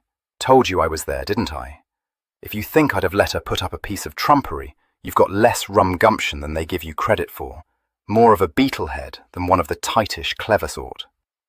The only advice I'm giving you is to tell young Denville to stop trying to raise a dust. He shot Kit an angry glare and found that he was being steadily regarded. Mamma told me herself that she had sold that brooch, sir, said Kit. I recall, furthermore, that she also told me that you had several times sold trinkets for her. Well, I didn't sell that brooch for her. Did you ever sell any of her jewellery, sir? Now, looky, Kit. I've had enough of you trying to nose out what's no concern of yours, said Sir Bonamy in a blustering tone. Damn if you're not getting to be as bad as your brother. Well, I won't have it. Couple of impudent halflings I knew when you was fubsy, muffin-faced brats in the same cradle. What your mother saw in you I never could make out. Kit could not help laughing, but he said, That's all very well, sir, but it won't do, you know. It is very much our concern, and you know that too. Sir Bonamy, who was looking hot and harassed, groped for his snuff-box and fortified himself with a liberal pinch. No, you listen to me, my boy, he said. You've no reason to meddle, either of you. No one knows anything about the business, and never will, so if you're afraid of its leaking out and starting a scandal— Believe me, sir, I'm not in the least afraid of that, and nor will Evelyn be. For God's sake, Kit, don't go blabbing it all to Evelyn, begged Sir Bonamy, alarmed. It's bad enough having to put up with you poking and prying into my business, without having that young make-bait buzzing round me like a hornet. I knew your mother before you was born or thought of, and what's more, if it hadn't been for Denville, I might have been your father. Mind you, I'm damned glad I'm not, for of all the resty, top-lofty, whisky-frisky young jackanapes, you're the worst. Yes, sir, said Kit meekly, but you can't expect us to allow my mother to stand in your debt. Sir Bonamy's little round eyes started at him, and his cheeks began to assume a purple hue. "I can't I?" "Bumptious, that's what you are, my boy. Next you'll be asking me to render up an account. Well, that's where you'll be bowled out, because I won't do it, and it's not a bit of good pestering your mother about it, because she don't know, bless her heart." "Sir, we can't let it rest like that." "Well, you'll learn your mistake. You can tell Evelyn it's none of his business, because it all happened before your father died. And don't you try to pay me for that cursed brooch, for I won't have it." "Good God, boy, what the devil is it to me, a miserable monkey?" "If it was you who bought the Denville necklace, sir, Mamma must be thousands in your debt." "Well, that's nothing to me either. Thought you knew that. Everyone knows you're as rich as Golden Ball, sir, but it's besides the point." "No, it ain't," said Sir Bonamy crossly. "You've got no right to stop me spending my blunt any way I choose. Not that I'd put it beyond you to try." "Sir, I do beg of you." No, you keep your tongue between your teeth, Kit. Getting to be a regular jaw-me-dead. You'll only come to Fiddlestick's End, and so I warn you. It was no fault of Evelyn's that your mother ran aground, and there was nothing he could have done about it when she was near to being blown up at Point Non-Plus. Little enough I could do either, for she never would take a penny from me unless she was forced to, and then I had to call it a loan and charge her interest. Which you never demand.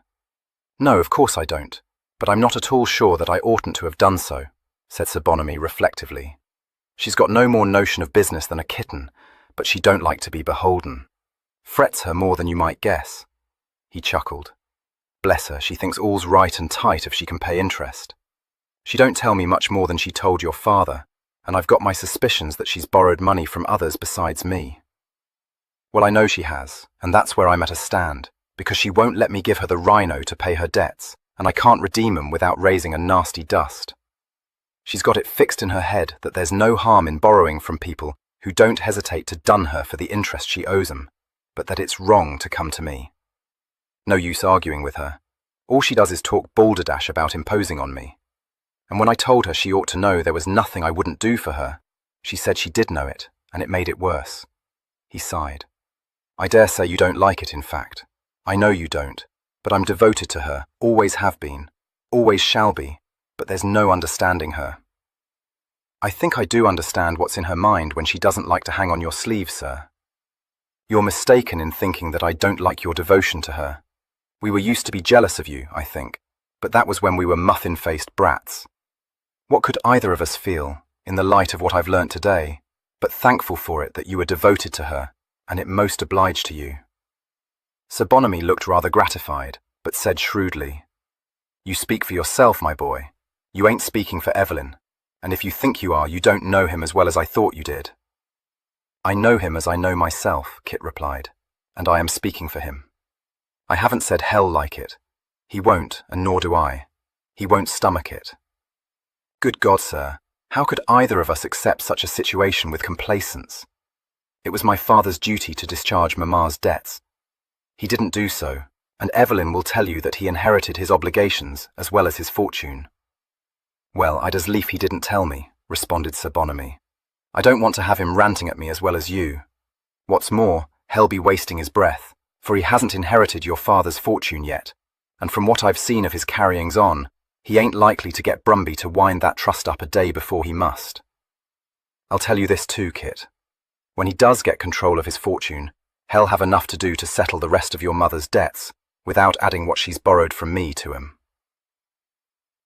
There was no more to be got from Sir Bonamy, who went off to enjoy his usual afternoon sleep in the library, saying that he was glad not to have that fidgety fellow, Cliff, sharing the room with him any longer. Kit made no attempt to detain him.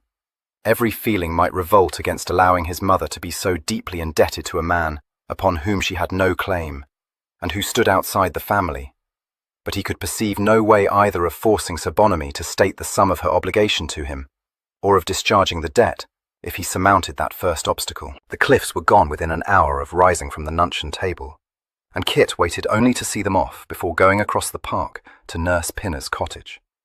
He found Fimber, whom he had sent there earlier with a couple of bottles of wine, engaged in rather more than usually acrimonious hostilities with Nurse, and for once at a disadvantage, since the noble object of their jealousy was once more, and for the first time since her retirement, restored to Nurse's fond and despotic care.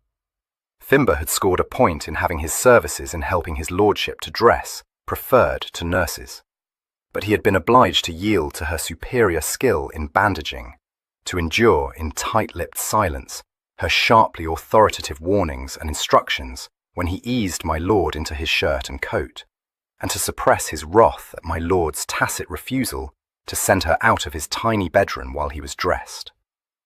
She bustled in and out, full of interference, and addressing her nursling with such endearments as she had used during his childhood, so that the only course open to his valet was to adopt an attitude of meticulous respect towards a young gentleman whom he was burning to scold and to cross-question. When Kit walked into the parlour, Fimber bowed, and immediately informed him that he would find his lordship in the garden. He added, dropping his voice in the manner of one imparting a confidence whose significance was known only to himself and Kit, that he would find his lordship a trifle on the fidgets. "Lord bless the man, what else was to be expected?" Nurse exclaimed scornfully. "Do you go out to him, Master Kit, and if he is to go up to the house this evening, as her ladyship wishes, you may bring him back here, though there's not a bit of need, for I can help him out of his coat better than you or Fimber. Nor I don't want Fimber to come fussing round him at that hour of night, keeping him awake till all hours, with brushing his clothes and I don't know what besides, in the finicking way he has." "Well, we can talk about that later, Pinny," Kit said pacifically. He added, with the flicker of an eyelid at the outraged valet, "Better get back to the house now, Fimber, or Norton will begin to wonder what's become of you." He then made good his escape into the small, enclosed garden at the back of the cottage, where he found Evelyn moodily winding his way along the narrow paths which separated various beds filled with vegetables and currant bushes. Nurse had carried a chair out and placed it in the shade of an apple tree. An open book lay on the ground beside it, with a clutter of newspapers and magazines. Kit said cheerfully, "I wouldn't be in your shoes for something, twin. There's a pitched battle going on in the parlour." Evelyn was looking moody, but he laughed. "Oh, I don't mind that. They've been skirmishing over me ever since you sent Fimber here. The thing is that every time he starts to give me one of his thundering scolds, Pinny comes back into the room, so he's obliged to stop, because by the mercy of God, neither combs my hair if the other is present. I can't think why not, but I can tell you I'm thankful for it. Has Mamma managed to send the Cliffs packing? She said she meant to if she could only hit upon a means of doing it." "Did she? Can you doubt it? I've just been waving farewell to them. Mamma is wonderful. How did she contrive to make them shab off? By telling them that there was not an outbreak of scarlet fever in the village. I was afraid, when she began to talk of sickness, she was going to make it smallpox, which would have been doing it too brown. If you're coming up to the house tonight, I'd best meet you in the nursery wing to make sure the coast is clear. Lady Staveley goes to bed at 10, and the servants won't come into the drawing room once the tea tray has been taken away." Evelyn nodded. "Yes, very well. Kester, I think I'll go to Tunbridge Wells tomorrow. That's one piece of business I can settle, and if I stay cooped up here for much longer, I shall go mad." "I should think you might," agreed Kit. "But you can't go to Tunbridge Wells for all that." "Oh, for God's sake, Kester, don't you start talking fustian about my broken shoulder," Evelyn exclaimed irritably. "I wasn't thinking about your shoulder. The fact is, Eve, you can't go anywhere until I've disappeared. How are you to get there? Challow can't drive you there in the curricle, because for one thing, someone would be bound to see you and recognize you, and for another, he can't take the curricle out secretly, you know. But he can take it out at your orders and bring you here in it," Evelyn pointed out, an impish gleam in his eyes. "Then, dear twin, you can take my place here, in hiding, and I can go to Tunbridge Wells, leaving my guests to fend for themselves. I would, if the matter were of no particular urgency, but as it doesn't seem to be—" "No," Evelyn sighed. "I suppose not, but you'll have to leave them, if you mean to go to Brighton in my stead." "I don't. I came to talk to you about that," Kit said. "Let's sit down." He dragged Evelyn's chair up to a wooden bench, and himself sat on the bench.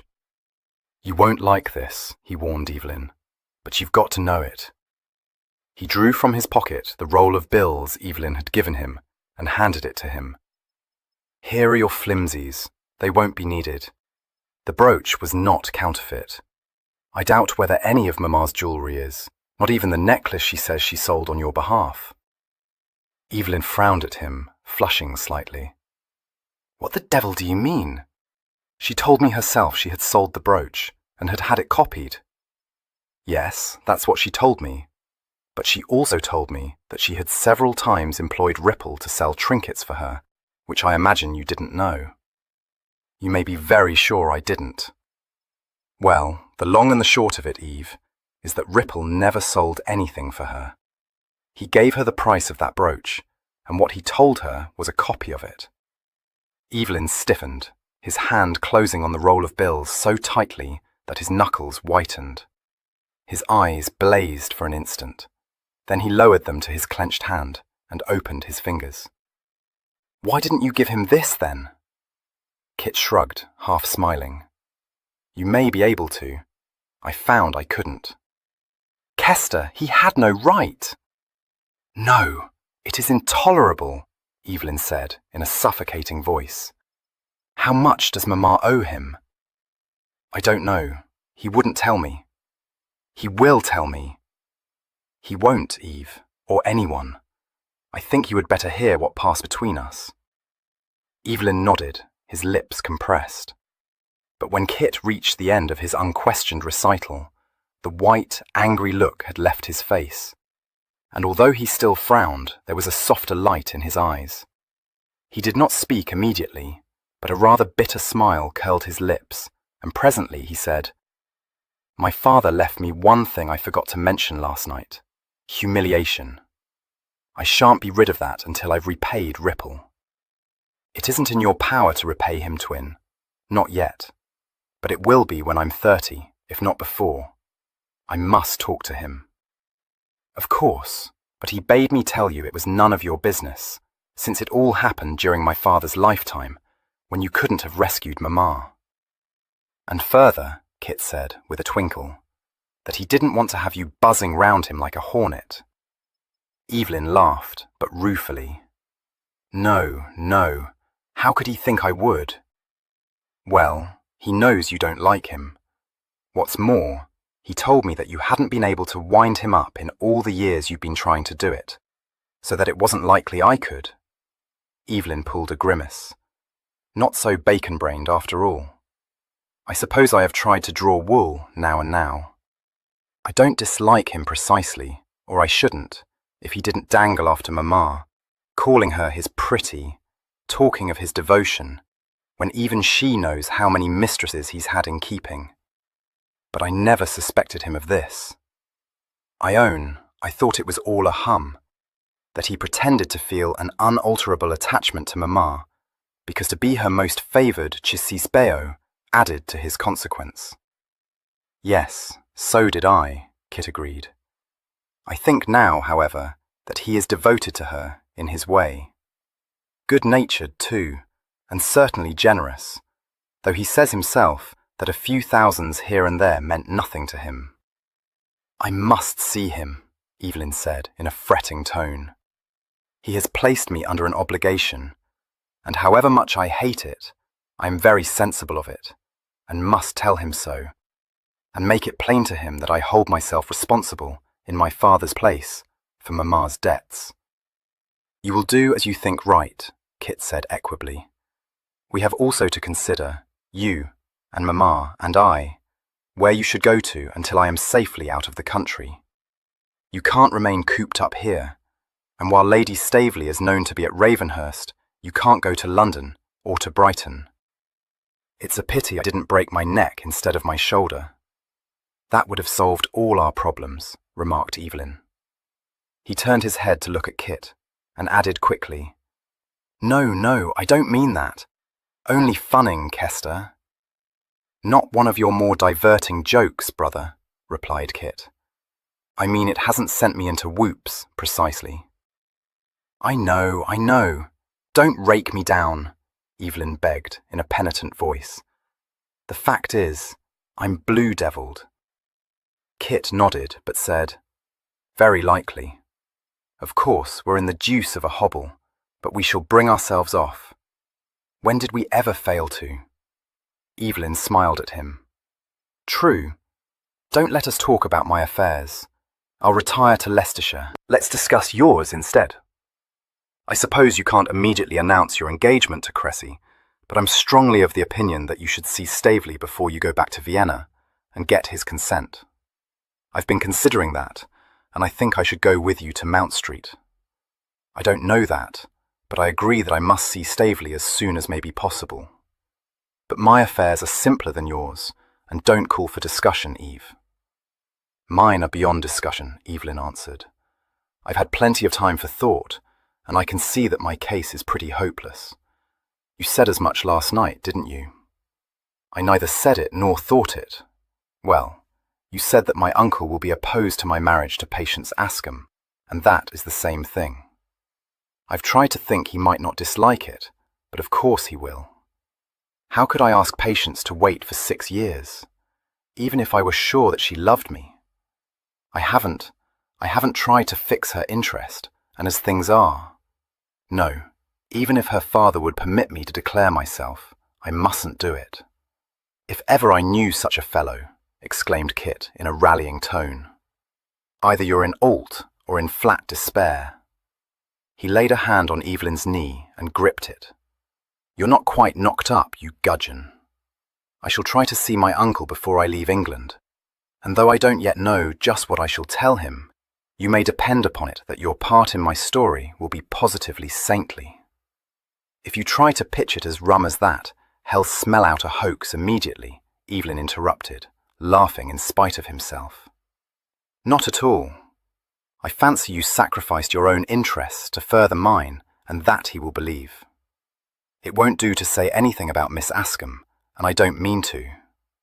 You will have to wait for a period, but not for very long, if you will but stop committing what he calls extravagant follies. Spend more of your time here, twin, and interest yourself in the estate. In fact, interest yourself to such a pitch that hell be only too glad to relinquish his authority. Urge improvements, demand information, pester him. Add a melancholy air to your demeanour, as though you had suffered a disappointment, and 10 to 1 hell be so much concerned that hell greet with relief your engagement to Miss Askham." He spoke with a gay confidence which amused Evelyn, and served, for the moment, to put up his spirits. But he was not himself convinced. He knew his uncle's inflexible nature too well to believe that he could be easily persuaded. Nor was he able to entertain any hopes that he would look with favour upon Evelyn's marriage to one whom he would infallibly consider a nobody. Knowing his twin, he entertained almost as little hope that Evelyn would adhere for any length of time to the line of conduct he had suggested to him. His disposition was too impetuous, his spirits too volatile, to enable him to wait, enduring boredom and frustration with patience. He would fall into one of his fits of despair, and seek alleviation in sprees and revel routs. It was therefore in a mood of considerable anxiety that Kit at last left his twin, and walked slowly back to the house, cudgelling his brain to discover a way to overcome difficulties which bore all the appearance of being insuperable. He began to feel almost as depressed as Evelyn, and was not cheered by the intelligence imparted to him by Norton upon his entering the house that Miss Staveley had driven out with the dowager. By way of solace, Norton offered him the newspapers, the post having come in some time previously. It had brought no letters for Evelyn, but several for Lady Denville, and 2 franked by Lord Staveley, and addressed to his mother and his daughter. Cressy was carrying her letter when she entered Lady Denville's drawing-room, and she said, as she shut the door, "Godmamma, I have had such good news from Papa. Albinia was brought to bed on Tuesday, and was delivered of a son. Papa is so delighted. He writes very briefly, just to tell me that it is a very fine child, and Albinia going on prosperously, in spite of a difficult labour." She broke off, suddenly perceiving that Lady Denville had been crying. She went swiftly forward, falling on her knees beside her ladyship's chair, and saying, What is it? Dearest, dearest godmamma, what has happened? Lady Denville made a huge effort to pull herself together, responding with a valiant smile. Why, nothing in the world, dear child. What was that you said? Your father has a son. Well, that is charming at least. I suppose one must say it is, though for my part I consider he should have been content with his daughter, for it isn't as though he had no brothers to succeed him, and I cannot think that any son of Albinia Gillifoot's will be anything but an odious child. Cressy gave an involuntary giggle, but said, Never mind that. Only tell me what has happened to distress you, ma'am. Her eyes fell upon a closely written sheet of paper lying on the table at Lady Denville's elbow. You have received disturbing news, ma'am? I do most sincerely trust you haven't suffered a bereavement, one of your sisters or your brothers. Oh, no, nothing of that nature, Lady Denville assured her. Much, much worse. Of course, I should be excessively sorry to hear that any of them had died, but I shouldn't cry about it, because I hardly ever see any of them, and Baverstock and Amelia I positively dislike. To own the truth, it made me feel very low when I saw Evelyn this morning, just when Kit had made me so happy too. Dearest Cressy, indeed I am overjoyed. You are the very wife for my darling Kit, and so I've been thinking for the past se'nnight. Emerging from her ladyship's scented embrace, Cressy blushed, laughed, and said, Thank you, ma'am. I hope I may prove you right. I only know that he is the very husband for me. But why did it make you feel low to see Evelyn? Do you fear he may be worse injured than Kit thinks? Oh no, I shouldn't think so. To be sure, he does look rather pulled, poor lamb, but that's nothing. Cressy, did Kit tell you about Miss Askham? To be sure he did. I understand she is a very beautiful and sweet girl. Well, she may be, said Lady Denville doubtfully, but her name is Patience. How pretty, said Cressy in encouraging accents, rather Quakerish and refreshingly unusual. Do you think so? Lady Denville grew still more doubtful. But I fear she is Quakerish, Cressy, and, try as I will, I cannot feel that she will suit Evelyn. You know, my love and I can say this to you now, without any hiding of the truth. The girls he has previously fallen in love with have all been very lively and dashing. Cressy smiled. But he has quite quickly fallen out of love with them, hasn't he, ma'am? Perhaps being so dashing himself. A quiet, gentle girl will suit him much better. I believe it is often so. Yes, that is what Kit says. Kit thinks that this time Evelyn has formed a lasting passion, and of course Kit knows him as no one else does. But if he wanted a quiet girl, I can't conceive why he couldn't have fallen in love with you, dearest. It seems so capricious of him. Not that I grudge you to Kit, for Evelyn is not my favourite son, whatever Kit may say. I love them both equally, and so he knows. The thing is that Evelyn is closer to me because we have always lived together, but Kit is so much more dependable and the greatest comfort to me. And I should think, she added reflectively, that he will make a charming husband. Yes, so do I, agreed Cressy, her eyes warm with amusement. She clasped one of Lady Denville's hands and ventured to say, I feel, too, that Miss Askham will make a charming wife. No, said her ladyship decidedly, not charming, Cressy. A good wife, I dare say, in fact, I am sure of it, and it does make me feel very low, because she sounds to me to be such an insipid girl. Cressy patted her hand. Oh no, I am persuaded you won't think her so. I expect she is shy, merely. Lady Denville looked at her in an awed way. Cressy, she has been reared on the strictest principles, and her mamma is full of propriety, and Evelyn says that they are all of them truly good and saintly. Indeed, he described Patience to me as an angel. Well, dearest, I wouldn't for a moment deny that that is most admirable, but I find saintly persons excessively uncomfortable, and I cannot live with an angel. But must you live with her, ma'am? No, and I don't mean to. I told Evelyn so when he offered for you, for it never answers. Only, when I began to think of living by myself, Cressy, do you think I could afford to do so? I should be obliged to buy a house, for I don't feel I could hire one, and I will not live in some dreadful, shabby, genteel quarter of the town, or miles and miles from anywhere, like Upper Grosvenor Place, where poor Augustus Sandhayes removed to when Sandhayes lost a great deal of money on change and said they must hold household. And only think of the cost of the servants, and the carriages, and all the things I never have paid for. Her eyes filled. And when I consider that I have never been able to keep out of debt when I didn't pay for such things, how could I possibly do so when I shall be obliged to? The question was unanswerable. Cressy sat back on her heels, a very thoughtful expression in her eyes, but she said nothing.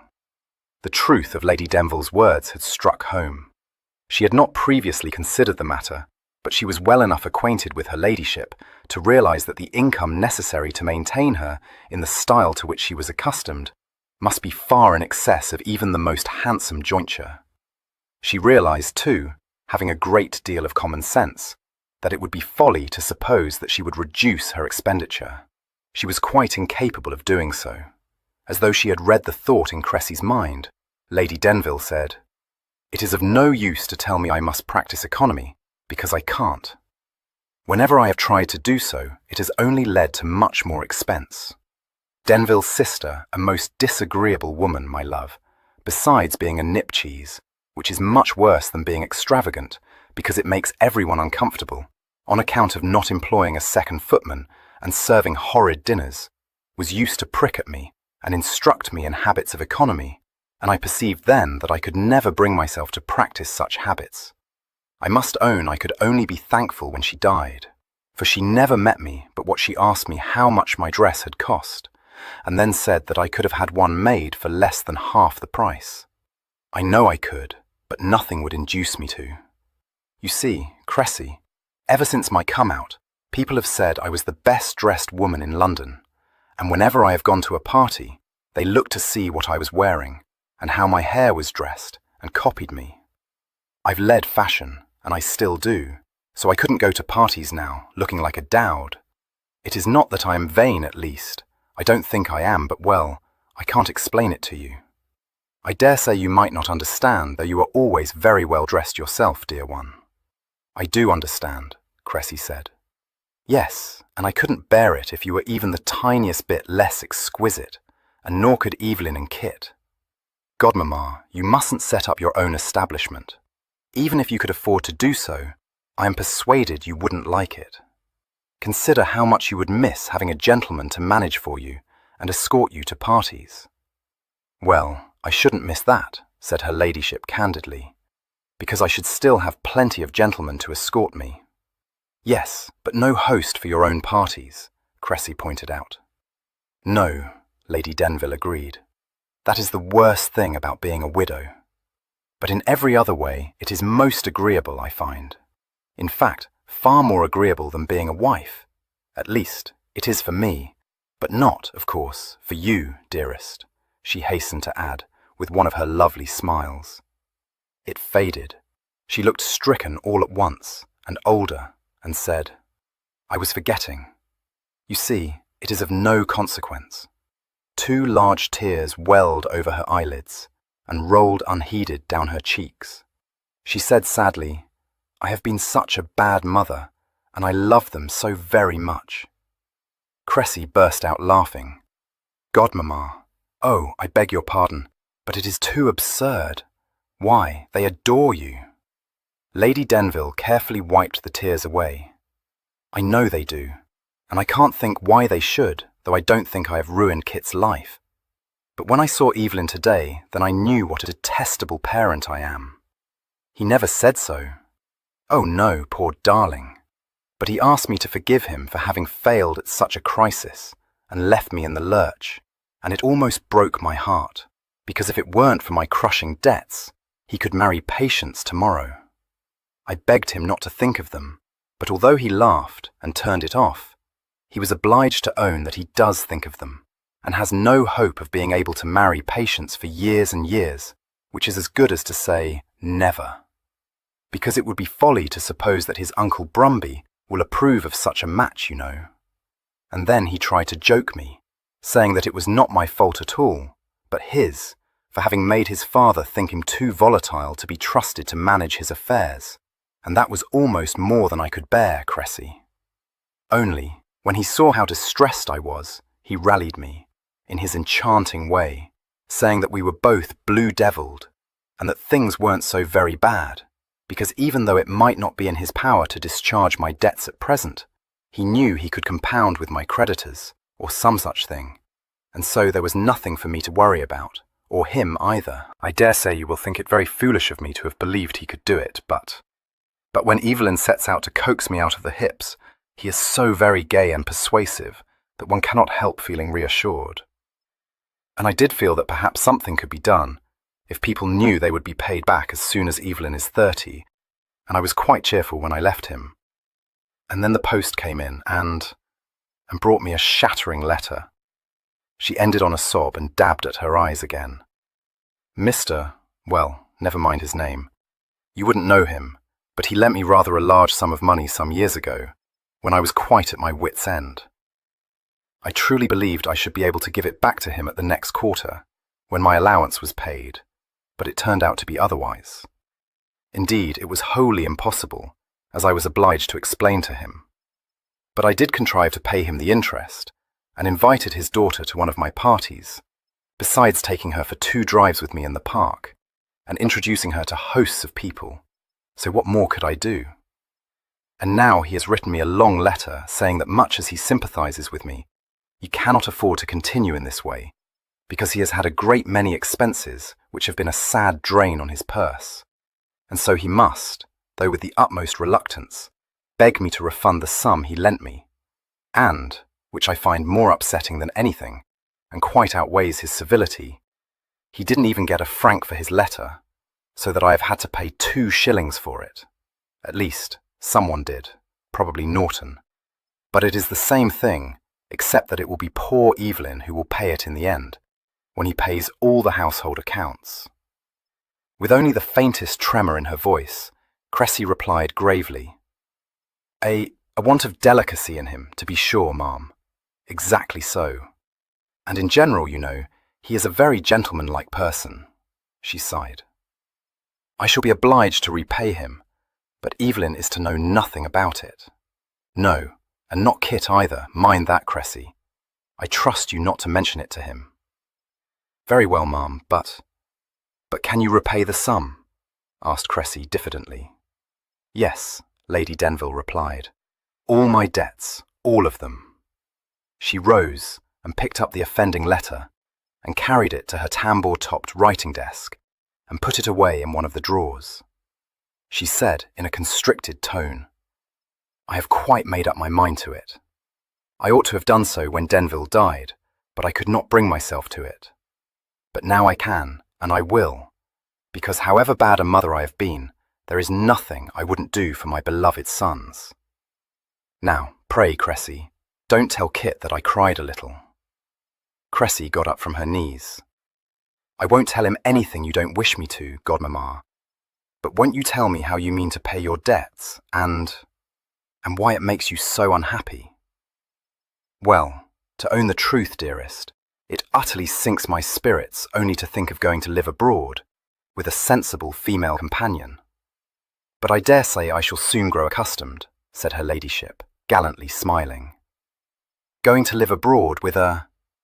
But why? Demanded Cressy in bewilderment. Henry will insist on it. I know he will. Once before, when the twins were babies, he and Louisa, his sister, persuaded Denville that that was the only thing to be done with me, because, oh, there were so many reasons. But it is a long time ago now, and it never happened, because the continent became quite unsafe on account of Napoleon, which is why I never could dislike him as much as others did. But now the war is over, and people who find themselves run off their legs, like poor Brummel, go and live at horridly cheap places, where there are no parties, or gaming, or races, or anybody one knows.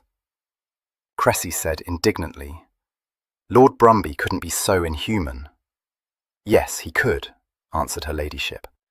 Either that or the dower house here, and very likely he won't even offer me the dower house, because he will think it is situated too close to Brighton, or that he couldn't stop me going up to London once my debts were paid. Well, one thing is certain, said Cressy, her eyes kindling. Neither Evelyn nor Kit would countenance such an arrangement.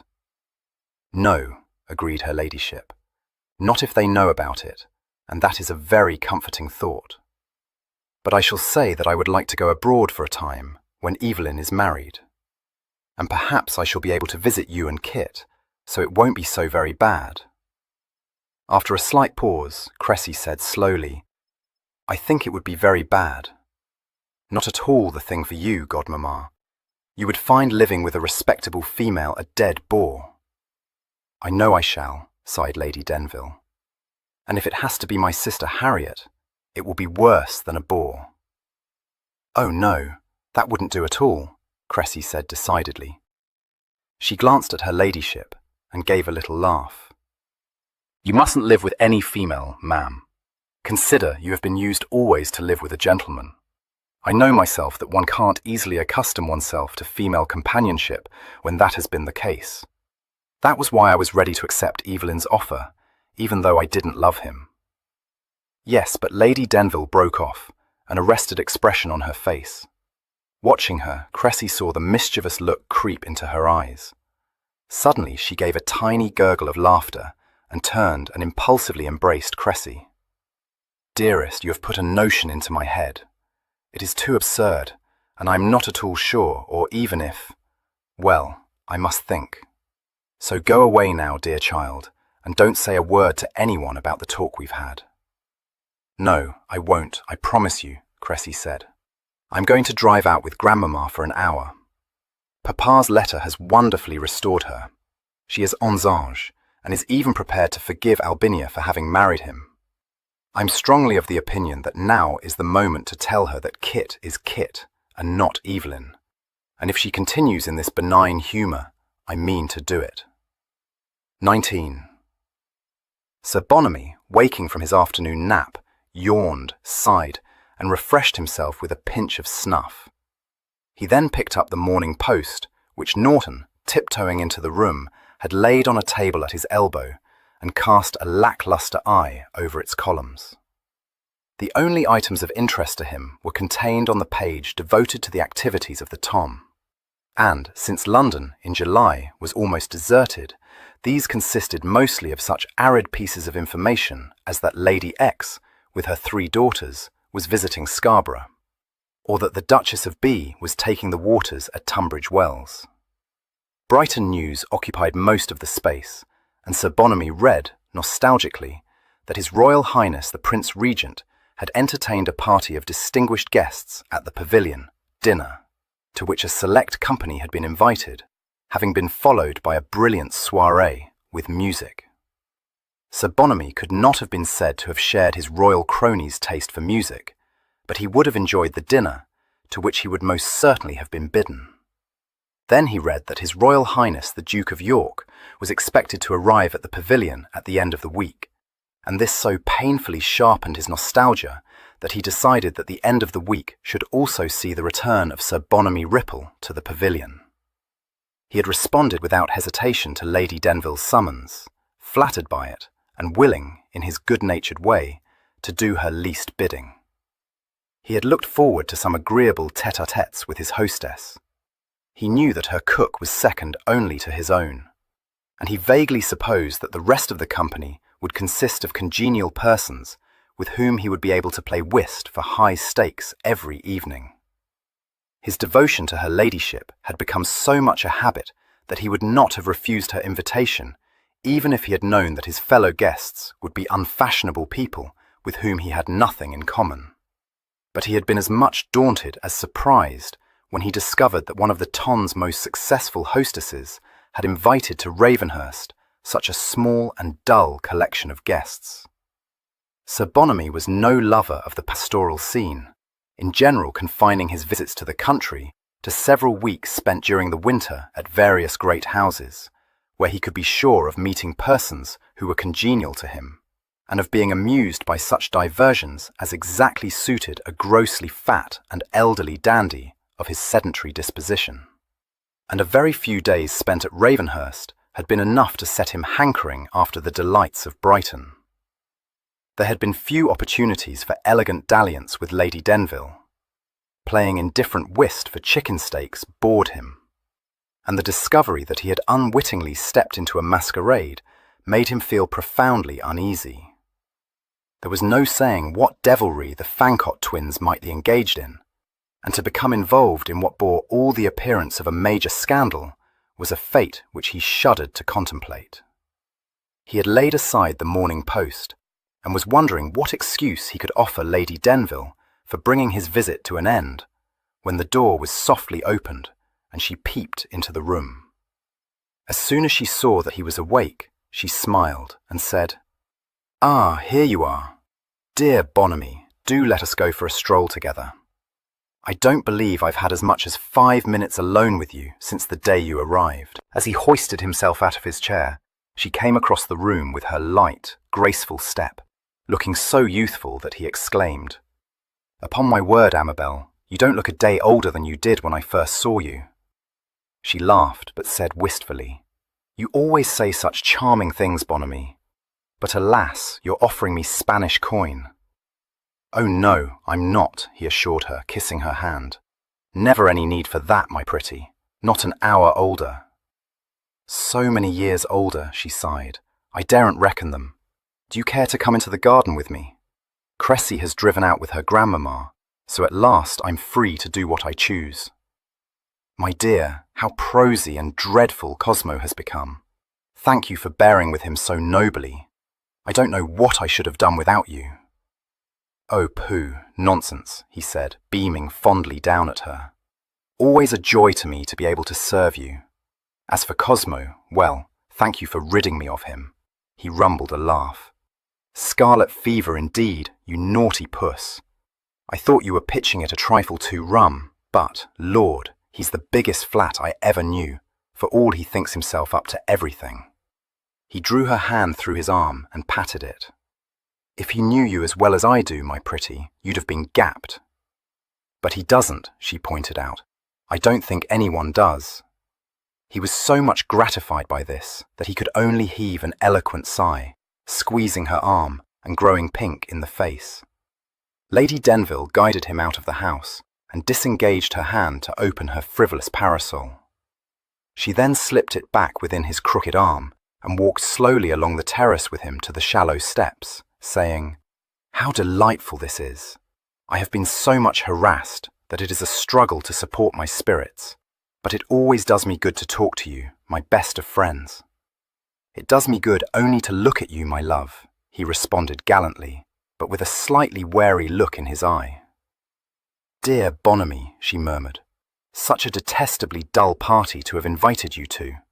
I knew you wouldn't fail, too, which makes it quite shameless of me to have made such a demand on your good nature. I do beg your pardon." "No, no. Happy to have been of assistance to you," he said, quite overcome. "I expect you are longing to get back to Brighton," she sighed. "I don't wonder at it, and only wish I were going there too, for I do not like the country, except for a very little while." "Come, come, Amabel, what's this?" he expostulated. "Of course you are going to Brighton. Why, you told me yourself that Evelyn had hired the same house on the Steyne which you had last year." "Yes, and doesn't it seem a waste? But Evelyn cannot go there until his shoulder has mended. He was in an accident, you know, which is why Kit was obliged to take his place, and he says he shall go to Leicestershire, to Crome Lodge, and only think how dismal for him, poor lamb, at this season. I must accompany him. Besides, he is in low spirits because— But I don't mean to burden you with my troubles." "Never a burden to me. There's nothing I wouldn't do for you, Amabel, but the thing is that Evelyn wouldn't like it if I were to meddle in his affairs. Better not tell me what sort of a scrape he's got himself into, for you know he don't like me above half, and I'll be bound he'd fly up into the boughs if he got to know you'd taken me into your confidence," said Sir Bonamy firmly. "I'm afraid that even you couldn't unravel this tangle," she agreed, with another sigh. "I'm dashed sure I couldn't. You leave it to Kit, my pretty. He don't want for sense. In fact," he said, with a sudden burst of candour, It's surprising how long-headed he's grown to be. Never thought there was a penny to choose between 'em, your boys, but I shouldn't wonder at it if Kit turns out to be a sure card. It was on the tip of her ladyship's tongue to utter a hot defence of her beloved elder-born son, but she bit back the words and replied meekly that Kit had always been the more reliable twin. They had crossed the lawn by this time to where a rustic seat had been placed in the shade of a great cedar, and she now suggested that they should sit down there, out of the sunshine. Sir Bonamy hailed this with relief, for he was already uncomfortably hot, and had grave fears that his rigid shirt points were beginning to wilt. He lowered himself onto the seat beside her ladyship and mopped his brow. Lady Denville, looking deliciously cool, shut up her parasol and leaned back, observing that there was nothing so exhausting as walking in such sultry weather. She then fell silent, gazing ahead with so much melancholy in her expression that Sir Bonamy began to feel perturbed. After a long pause, he laid one of his pudgy hands on hers and said, "Now, my pretty, you mustn't let yourself get into the hips. Depend upon it, Kit will make all tidy." She gave a little start and turned her head to smile at him. "I wasn't thinking of that. I was... remembering. Do you ever look back over the years, Bonamy? It does sink one's spirits a little. So long ago, so many mistakes, so much unhappiness. But there are happy memories too, of course. Do you recall the first time we met?" "Aye, as if it were yesterday, and so I shall to the end of my life. All in white you were, my lovely one, with your glorious gold hair glinting under just a light powder, and your eyes like sapphires. I fell in love with you the instant I saw you, swore I'd win your hand or remain a bachelor, which I have done, and what's more, I was never tempted to break that oath. For no man, my pretty, that loved you," said Sir Bonamy earnestly, conveniently forgetting the several articles of virtue whom he had subsequently maintained at enormous expense, could ever feel the smallest tar for any other female. Lady Denville, recalling one veritable incognita and at least 3 high flyers who had enjoyed Sir Bonamy's protection, stifled a giggle and said soulfully, "And Papa married me to Denville. We danced together, didn't we? And the next day you sent me a bouquet of white and yellow roses, so many that there was no counting them. That should be a happy memory, but it makes me want to cry. Not that I mean to do so," she added, with one of her dancing gleams of mischief, "for there is nothing so tedious as a female who turns herself into a watering pot. I've never done that, have I?" "Never," he declared, raising her hand to his lips. "Well, I hope it will be set down in my favour in the judgment book, and I do feel it may be, for I haven't had a happy life. One shouldn't speak ill of the dead, and I perfectly realise that poor Denville had as much to bear as I had, well, almost as much. The truth is that we were each of us deceived in the other, and should never, never have been married." She wrinkled her brow. "I've often wondered why he believed himself to have fallen in love with me, for he disapproved of me amazingly, and he was so cold, so formal, that even now it makes me shiver to remember it." "Ah, my poor pretty," said Sir Bonamy, much moved. "If you had married me, how happy we should both have been." Her eyes quizzed him laughingly. "Well, I might have been, but perhaps you would have been as much provoked by me as Denville was. Consider my shocking want of management and economy, and my fondness for gaming, and my dreadful debts." Sir Bonamy snapped his fingers in the air. "That for such fiddle-faddle, your debts? Pooh, an almond for a parrot. Let me settle them. Over and over I've told you I'm able to stand more of the nonsense than you ever dreamed of, my lovely one. It don't do to be prating like some counter-coxcomb, but I'm no chicken nabob. Well, I'm not a nabob at all, of course. I inherited my fortune, and how much I'm worth I can't tell you, for it don't signify. Even you couldn't spend the half of it." "Good gracious, Bonamy, you must be rich," she countered. "I am," he said simply. "Richest man in the kingdom, for I fancy I have a trifle the advantage of golden ball. Much good it does me. I had as lief be living on a mere competence, for I've not a soul to spend it on, Amabel, and it didn't win me the only thing I wanted. You may say it's of no consequence at all."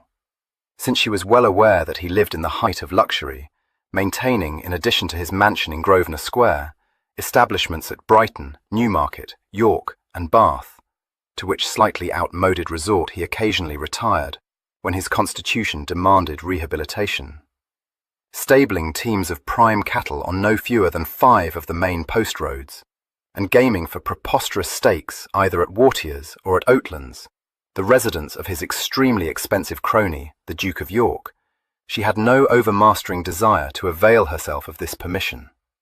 But, although her lips quivered, and there was just the suspicion of a choke in her voice, she responded with a shake of her head. "No, indeed. How very sad it is, my dear friend. How empty your life has been. How lonely." "Aye, so it has," he agreed, struck for the first time in many years by the truth of this sympathetic remark. He took her hand again, pressing it in his own very warm and slightly damp one, and said with great earnestness, "All the use I ever had for my wealth was to bestow it upon you, my dear. It's yours for the asking, and always will be. Only let me take your debts on my shoulders. Let me—" She interrupted him, raising her beautiful eyes to his face and saying, "Bonamy, are you after all these years asking me to marry you?" There was a stunned pause. Sir Bonamy's round eyes stared down into hers.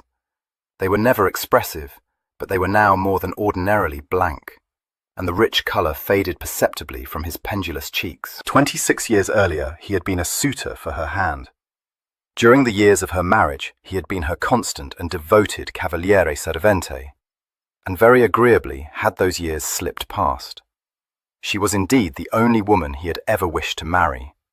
But although the disappointment he had suffered when the late Lord Baverstock had preferred the Earl of Denville's offer to his had been severe, it had not been very long before his cracked heart had mended sufficiently for him not only to appreciate the advantages of his single state, but to offer a carte blanche to a charming, if somewhat rapacious ladybird, universally acknowledged to be a dasher of the first water.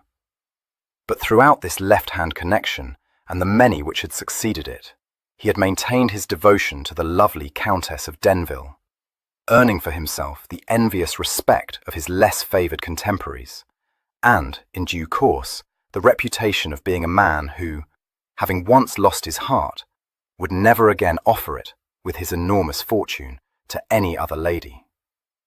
After a couple of years, even the most determined matron, with marriageable daughters on her hands, considered it a waste of time to throw out lures to him, and observed his light, elegant flirtations without a flicker either of hope or of jealousy. Such a state of affairs exactly suited his indolent, hedonistic disposition.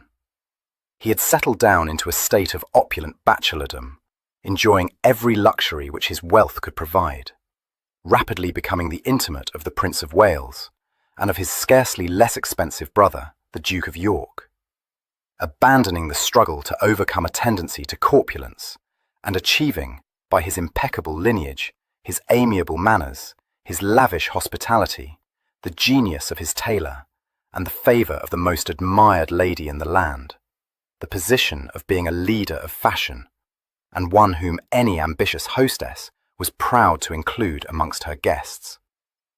Credited by his world with an undying passion for his first love, it had never until this moment occurred to him to question his own heart.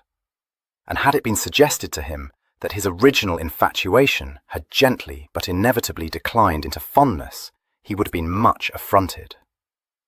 But now, staring down into Lady Denville's beautiful face, an even more beautiful kaleidoscope of his comfortable, untrammelled existence intervened. Lady Denville's soft laughter recalled him from this vision. She said, in a voice of affectionate chiding, "Oh, Bonamy, what a complete hand you are! A Banbury man, no less. You don't wish to marry me, do you?" He pulled himself together, declaring valiantly, "The one wish of my heart." "Well, you didn't look as if it was. Confess now, you've been shamming it all these years." He rejected this playful accusation with vehemence. "No, that I haven't. How can you say such a thing, Amabel? Haven't I stayed single for your sake?" A provocative smile hovered about the corners of her mouth. She seemed to consider him. That's what you say, but are you perfectly sure it wasn't for your own sake? Abominable palaverer that you are, my dear. He was so indignant at having a doubt cast on his fidelity that the colour surged up into his face and he almost glared at her. No, I mean, yes, I am sure. Upon my word, Amabel, have I ever formed an attachment for anyone but yourself? Have I? Often, she said cordially. First, there was that ravishing creature, with black curls and flashing eyes, who was used to drive in the park in a landaulette behind a pair of jet-black horses, perfectly matched, and such beautiful steppers that everyone said they must have cost you a fortune. Then there was that languishing female, the one with the flaxen hair, who was certainly of a consumptive habit. And after her— Now, that will do, interposed Sir Bonamy, aghast at these accurate recollections. Bachelor's fair. Good God, Amabel, you should know that they don't mean anything, those little connections. Why, your own father? Well, mum for that. The laughter was quenched in her eyes. She turned her head away and said in a low voice, And Denville? Did it mean nothing? It seemed to me to mean so much. What a goose-cap I was. Amabel, pronounced Sir Bonamy, controlling himself with a strong effort. I have never permitted myself to utter a word in dispraise of Denville, and I'll keep my tongue between my teeth now. But had you married me, the most dazzling bird of paradise amongst the whole of the muslin company would have thrown out her lures in vain to me. But it is too late, she said mournfully. I've worn out your love, my poor Bonamy. I read it in your face, and indeed I cannot wonder at it. Nothing of the sort, he replied stoutly. You misunderstood. I had come to believe that my case was hopeless. Can you wonder at it that I was knocked a cock? My heart stood still.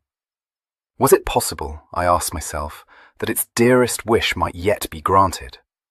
A moment's rapture, and my spirits were dashed down again, as I realized how absurd it was to think that at my age I could win what was denied me when I was young, and I fancy not an ill-looking man. Very true.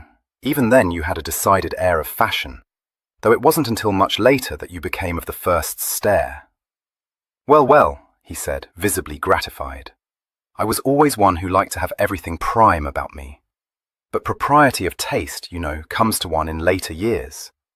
But I am growing old. My pretty, too old for you, I fear. Alas, that it should be so. Fudge, said her ladyship briskly. You are 53, just 10 years older than I am. A very comfortable age. But of late years I have grown to be a trifle portly. I don't ride any more, you know, and I get fagged easily nowadays. Ticklish in the wind, too. I might pop off the hooks at any moment, for I have palpitations. Yes, you eat too much, she nodded. My poor dear Bonamy, it is high time you had me to take care of you. I have thought for years that your constitution must be of iron to have withstood your excesses. And so it is, for you don't even suffer from the gout, which Denville did, although for every bottle he drank, you drank 2, if not 3. No, protested Sir Bonamy feebly. Not 3, Amabel. I own I eat more than he did, but recollect that he was of a spare habit. Now, I have a large frame, and I must eat to keep up my strength. So you shall, said her ladyship, smiling seraphically upon him, but not to send yourself off in an apoplexy. Regarding her with eyes of fascinated horror, he played his last ace. Evelyn, he uttered. You are forgetting Evelyn, my pretty. Ay, and Kit too, I dare say, though he don't seem to hold me in such aversion as Evelyn does. But you must know Evelyn wouldn't stomach it. Why, he never sees me but he looks yellow. Well do I know there ain't a soul you dote on more, and never would I cause a rift between you. Wholly unimpressed by this noble self-abnegation, she replied, You couldn't. Besides, he is going to be married. What? He ejaculated, momentarily diverted. But it's as plain as a pack saddle The gal's head over ears in love with Kit. Yes, and was there ever anything so delightful? Dear Cressy, she might have been made for Kit. Evelyn has formed what he declares to be a lasting passion for quite another sort of girl. Kit believes it may well be so, but she sounds to me to be positively Quakerish. The daughter of a mere country gentleman perfectly genteel. But only picture to yourself how ineligible Brumby will think her, and one of those pale, saintly females, reared in the strictest respectability. You don't mean it, gasped Sir Bonamy, staggered by this disclosure. I do mean it, she asserted, tears sparkling on her curling eyelashes. She brushed them hurriedly away. Evelyn thinks I shall love her, but I have the most melancholy conviction that I shan't, Bonamy. And, what is more, I don't think she will love me, do you? No, he replied candidly, not if she's Quakerish. You wouldn't deal well at all. Exactly so, I knew you would understand. Evelyn declares I must continue to live in Hill Street, but that I was determined not to do, even if he had married Cressy. I had quite made up my mind to it that I must retire to an establishment of my own, and dwindle into a mere widow, until you came here, my dear friend, only because I begged you to, and not wanting to leave Brighton in the least, which I know very well you didn't, and it struck me like a flash of lightning that never had you wavered in your attachment to me, and never had you received the smallest reward, or even looked for one, for all your goodness to me and your exceeding generosity. I see what it is, he exclaimed. Kit blabbed to you that I didn't have that brooch of yours copied, silly chub that he is. Now, put it out of your mind, my pretty. Yes, you think you must make a sacrifice of yourself, but I won't permit you to do so. She interrupted him, staring at him with widened eyes. You didn't? Do you mean to tell me that I lost the real brooch to Silverdale? And you gave me 500 for it, saying that Bonamy, did you sell any of my jewellery? Kit has never breathed a word of this. Bonamy, did you? No, of course I didn't, he answered, much discomposed. Now, is it likely he'd let you sell your jewels and replace them with paste and pinchbeck? It was nothing to me, Amabel, so if Kit didn't tell you, you may forget it and oblige me very much. Oh, Bonamy, she cried, impulsively stretching out her hands to him. How good you are! How much, much too good! He responded instinctively and, the next instant, found himself clasping a fragrant armful to his massive bosom. Lady Denville, adapting her slim form, not without difficulty, to his formidable contour, lifted her face invitingly. His senses swimming, Sir Bonamy tightened his hold about her and fastened his lips to hers. At the back of his mind lurked the conviction that he would regret this yielding to temptation, and the premonition that the sybaritic pleasures of his life stood in jeopardy. But never before had he been encouraged to venture more than a chaste salute upon her ladyship's hand, or, upon rare occasions, her cheek, and he surrendered to intoxication. He came to earth again when she gently disengaged herself, saying, How comfortable it is to reflect that we need neither of us look forward to a lonely old age, which I have always thought the most lowering prospect. His countenance would not have led anyone to suppose that he was deriving much comfort from this reflection, but he replied heroically, You have made me the happiest man on earth, my beautiful. The irrepressible laughter, inherited from her by her sons, bubbled up. No, I haven't. I've thrown you into gloom, but I shall make you happy. Only consider how alike are our tastes, and how very well we are acquainted. Naturally, it will seem strange at first, because you are so much accustomed to being a bachelor. To own the truth, I didn't think I should ever marry again, for I have enjoyed being a widow amazingly. But I am persuaded it will be the best thing for everyone, particularly for Evelyn. I hope he may think so, Sir Bonamy said gloomily. It isn't of the least consequence if he doesn't, because it will be. I dare say he won't care nearly as much now that his mind is full of his angelic patience. In any event, he's at the end of his rope, poor love, on account of my wretched debts, which he is determined to discharge, and which he would never be able to do until he is 30 if he marries Patience, because you may depend upon it, Brumby will utterly disapprove of the match. But if he were not obliged to pay my debts, that wouldn't signify in the least, and although he made me promise I would never again borrow money from you, he couldn't refuse to let you pay the debts if I were your wife, could he? Well, it won't make a ha'porth of odds if he does, said Sir Bonamy, accepting without resentment this unflattering reason for the marriage proposed to him, but regarding his prospective bride with tolerant cynicism. I might have known that resty young bellows-blower of yours was behind this. Yes, but how fortunate, Bonamy, that my affairs had come to such a pass that I was obliged to consider the advantages of marrying you. But for that I might never have thought of it, she said, or have perceived how much more comfortable I should be if I did marry you.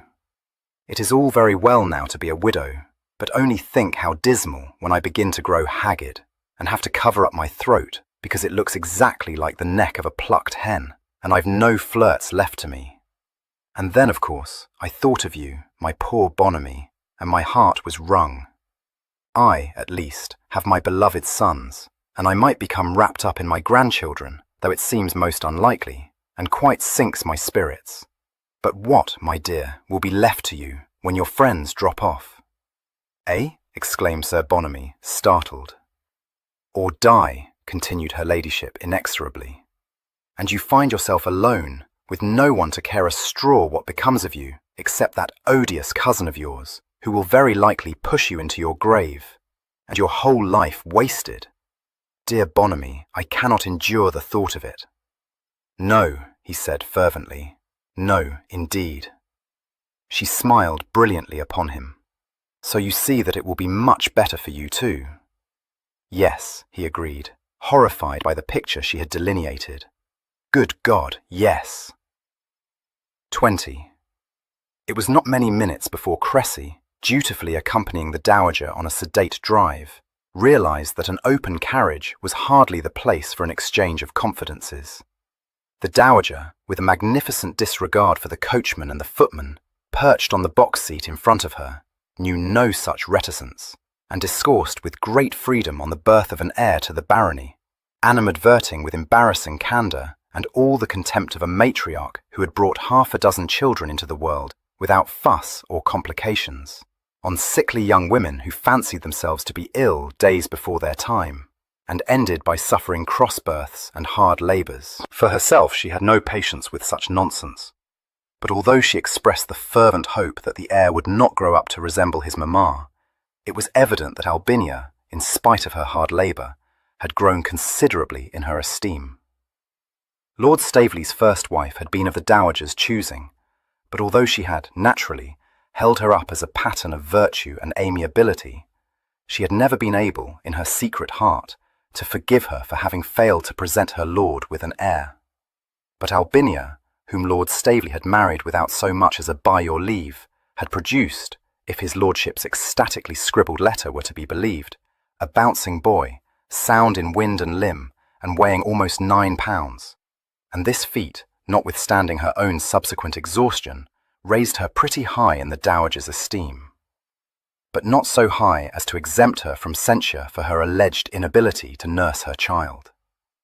The inescapable duty of a mother to suckle her offspring was one of the Dowager's hobby horses, and originated from the shocking discovery that the wet nurse engaged to supply the wants of her second son, unhappily deceased, had been strongly addicted to spirituous liquors.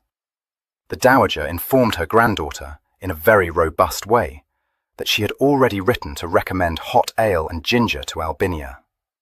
Cressy bore this with tolerable equanimity, but when the Dowager abruptly deserted the subject of the proper sustenance of the Honourable Edward John Francis Staveley, to warn her that the appearance of this young gentleman on the scene made it imperative for her to withdraw from Mount Street to an establishment of her own, she laid a hand on her outspoken grandmother's knee, and warningly directed her attention to the stolid, liveried backs on the box of the landaulette. The Dowager appeared to appreciate the propriety of this reminder. She said, "Drat these open carriages. I never could abide 'em. Coachman, drive back to Ravenhurst." She reinforced this command by digging him in the back with her cane, an indignity which he suffered with perfect good humour, having decided, days previously, that she was a rare old griffin, full of pluck and game to the scratch.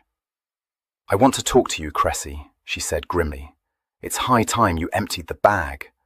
So well go back, and you'll come with me to my room, and give me a round tale before I take my nap." "Yes, ma'am, certainly," responded Cressy, with smiling composure. The dowager favoured her with a searching glance, but refrained from comment. She beguiled the rest of the drive with roseate plans for the future Lord Staveley's career, in which agreeable occupation she was much encouraged by Cressy. But although this put her in great good humour, it was with marked asperity that she commanded Cressy, as soon as she had removed her sable-plumed bonnet and sunk into the winged chair, thoughtfully placed in her bedroom by her hostess, to declare herself, and without any roundaboutation. "And don't put on any simpering missish airs, girl, for I abominate 'em," she added sharply. "Now that, grandmamma, is most unjust," said Cressy, in deeply injured accents. "I have a great many faults, but I am not a simpering miss." "No," acknowledged the dowager, always mollified by a fearless retort, "you're not. Come here, child." Cressy obeyed her, sinking down at her feet, and folding her hands with a meekness belied by the twinkling look she cast up at her formidable grandparent. "Yes, ma'am?" she said innocently. "Baggage," said the dowager, in no way deceived, but palliating the severity of this remark by pinching Cressy's cheek. "Now you listen to me, girl. You'll find that this brat of Albinia's has put your nose out of joint, so, if you take my advice, you'll bring all this paltering of yours to an end, and accept Denville's offer. I said I wouldn't press you, and I stand by my word. But I know Albinia, and I tell you to your head that if you found her hard to deal with before she gave birth to a son, you'll find her insupportable now that she's puffed up in her own conceit. What's more, she won't rest until she's rid of you. Make up your mind to that. As for your father, he's fond of you, but he won't take your part. He's a weak man. None of my sons ever had an ounce of spunk between them. Took after their father, more's the pity. Bag and baggage policy was all you could look for in any of them. Well, I shouldn't wish Papa to take my part, ma'am, or, rather, I know that it would be very improper to encourage him to do so. It wouldn't fadge if you did. If Albinia ain't a shrew, I'm much mistaken." "Impossible," Cressy said, laughing at her. The dowager's fierce eyes gleamed, but she said, "None of your impudence, miss. Not that I'm often mistaken, for I haven't lived to be an old woman without learning to know one point more than the devil, as they say." Her eyes softened as she looked down into Cressy's face. "Never mind that. I've more fondness for you than for anyone, child, and I want to see you established and happy. I told you at the outset I set no store by Denville's rank or fortune, and no more I would have, if I discovered him to be the frippery young care-for-nobody Brumby thinks him. Not but what he's a prize catch, and has had 'em all on the scramble for him ever since his come-out. However, I've lived long enough to know that it ain't by any means everything to land a big fish, and not a word of censure would you have heard from me, Cressy, if you'd had a preference for some lesser gentleman, provided, of course, that his birth matched your own, and he was up to the rig." "You like him, don't you, grandmamma?" said Cressy. "Yes, I do, not that it signifies. A very proper man, I call him, and one that knows what's o'clock, and ain't afraid to look one in the face and give one back as good as he gets," the dowager replied with a dry chuckle. "No want of proper spunk in him, for all his engaging manners. But what I want to know, my girl, is whether you like him." "Oh yes, I think everyone does," Cressy responded. "He is very charming." "I'd a notion you thought so," remarked the dowager caustically. "Oh, I do. But I am not very well acquainted with him yet, you know," said Cressy pensively. "I know nothing of the sort," declared the dowager, staring down at her under frowning brows. "Pray, how much better acquainted with him do you expect to be, miss?" "Much better, ma'am. But however well acquainted with him I may be, I shall never marry him." "Well, upon my word," uttered the dowager, her eyes snapping. "Have you taken leave of your senses, girl? Or are you no better than a common flirt? You've lived in his pocket above a sennight, smelling of April and May, the pair of you.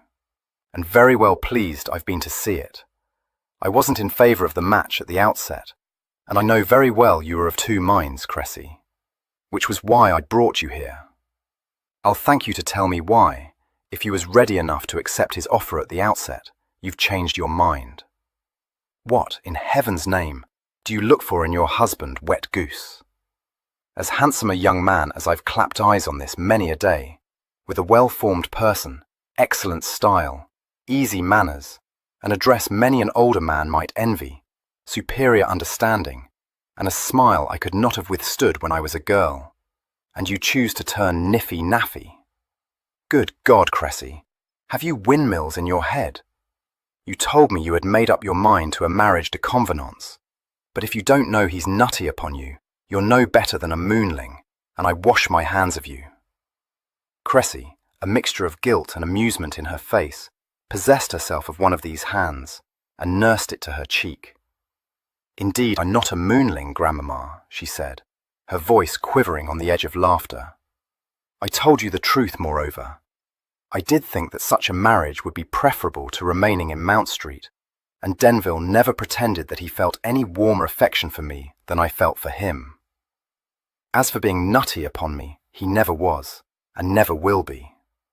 Which I am heartily glad of, dear ma'am, because I tumbled quite desperately in love with his brother, and he is the man I am going to marry, whatever you, or papa, or anyone may say."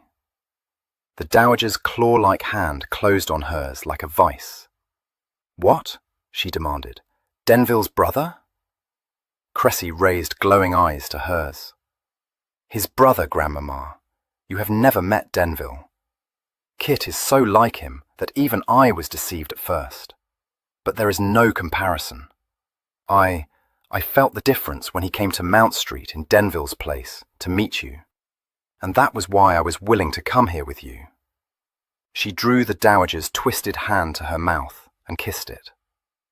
"You will perceive the difference because you're so wise, ma'am, and so discerning. Oh, I can't tell you how happy it makes me to know that you think so well of Kit." "You're out," interrupted the dowager harshly, snatching her hand away. "Jackanapes," she uttered, her jaws working. "So he's been making a May game of me, has he? A more impudent imposture I never heard of, not in all my days." Cressy smiled lovingly at her. "You will discover him to be in perfect agreement with you, ma'am, for that is precisely what he thinks. He entered into it against his will, and would have escaped from it had you not proposed this visit to Lady Denville. I must try to make you understand the circumstances, the bond that exists between him and Denville. But I am much inclined to think that no one who was not born a twin could wholly understand the strength of that bond. What I understand, and without difficulty, is that he's a cousining rascal who knows just how to bring you round his finger, Nick Ninny," retorted the dowager, in no way appeased. "Well, he hasn't tried to do so, but I haven't the least doubt that he could," admitted Cressy, unabashed.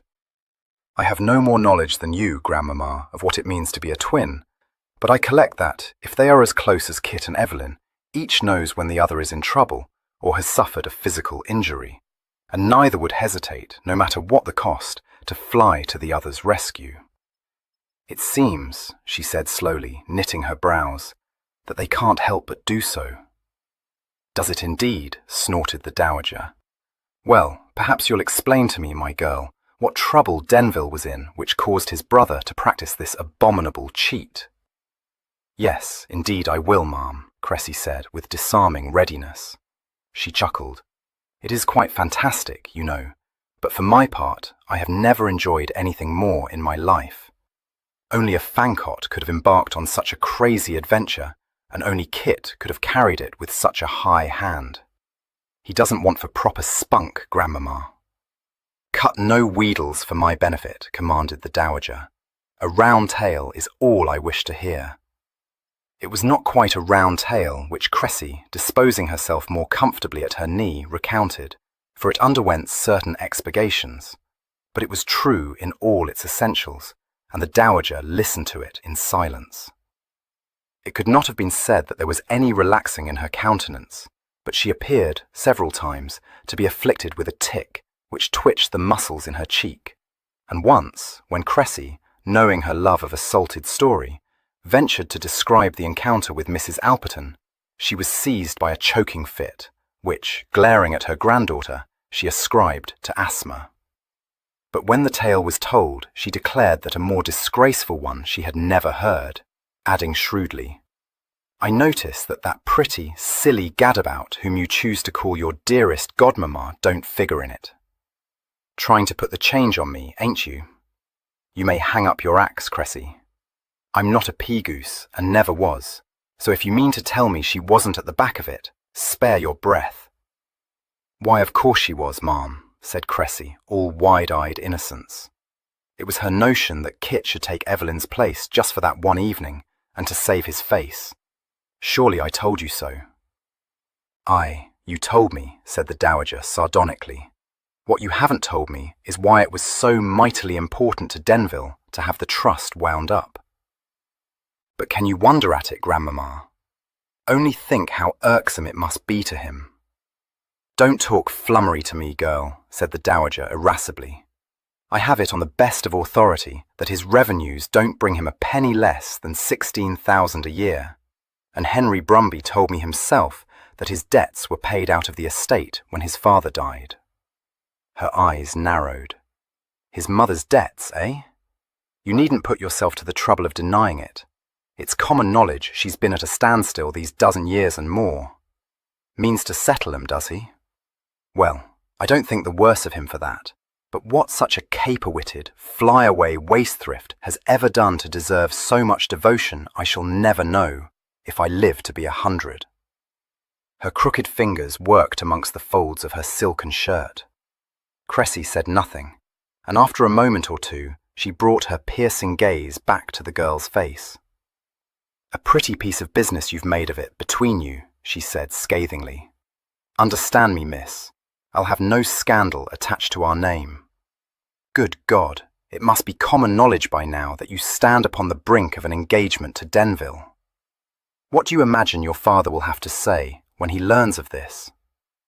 "He will await your decision, grandmamma," Cressy answered calmly. "You know that as surely as I do. I hope it may be in my favour, in Kit's favour, because I love you both, and to marry without your approval couldn't but throw a cloud over my happiness." She raised her eyes, giving the dowager look for look. "But in less than a 12-month, ma'am, I shall come of age, and neither you nor papa will have the power to prevent my marriage to Kit." "If," said the dowager, after a pregnant silence, "I had ever dared to speak so to my grandmother, I should have been soundly whipped and confined to my bedchamber on bread and water for a sennight." The gravity vanished from Cressy's face. "No, would you, ma'am? How very brave your parents must have been." "Hussy," said the dowager, putting up her hand to hide her quivering mouth. "Don't think you can come over me with your impertinence. Pull the bell. I am out of all patience with you, and fagged to death as well. Look at the time. I should have been laid down on my bed half an hour ago. Not an hour left before I shall be obliged to rig myself out for dinner, and not a wink of sleep shall I get, thanks to you, you ungrateful, abandoned, unnatural baggage. Go away, and don't flatter yourself that you've won my support, because you haven't." Retiring discreetly from the presence, Cressy closed her eyes in momentary thankfulness, before running down the stairs in search of Mr. Fankert. Admirably though she had concealed it, it had been with considerable trepidation that she had admitted the dowager into the secret of the hoax practised upon her. The result of her disclosure had, so far, been more hopeful than she had allowed herself to expect. At no time had she indulged her fancy with the thought that her tyrannical grandparent would instantly bestow her blessing on a union which, besides being undeniably inferior to the one first submitted for her approval, bore all the signs of being attended by exactly the sort of scandalous on-dits which were most obnoxious to a high-bred dame of her age and generation. She had rather entertained a lively fear that the dowager would fly into a towering rage, which might even impel her to sweep herself and her granddaughter off to Worthing that very day. She had certainly and justifiably taken a violent pet, but, to Cressy's experienced eye, no thought of proceeding to extremes had so much as crossed her mind. Even more significantly, and very much to Cressy's relief, she had not instantly summoned her hostess to account for her perfidy. Instead, and in a querulous voice which belonged to a vexed and bewildered old lady rather than to an infuriated despot, she had abused her erring granddaughter, not for having lent herself to a disgraceful hoax, but for having caused her to lose half an hour's sleep. Grandmamma, thought Cressy shrewdly, wanted time for reflection, and that circumstance alone was enough to encourage optimism in the initiated. The battle was by no means won.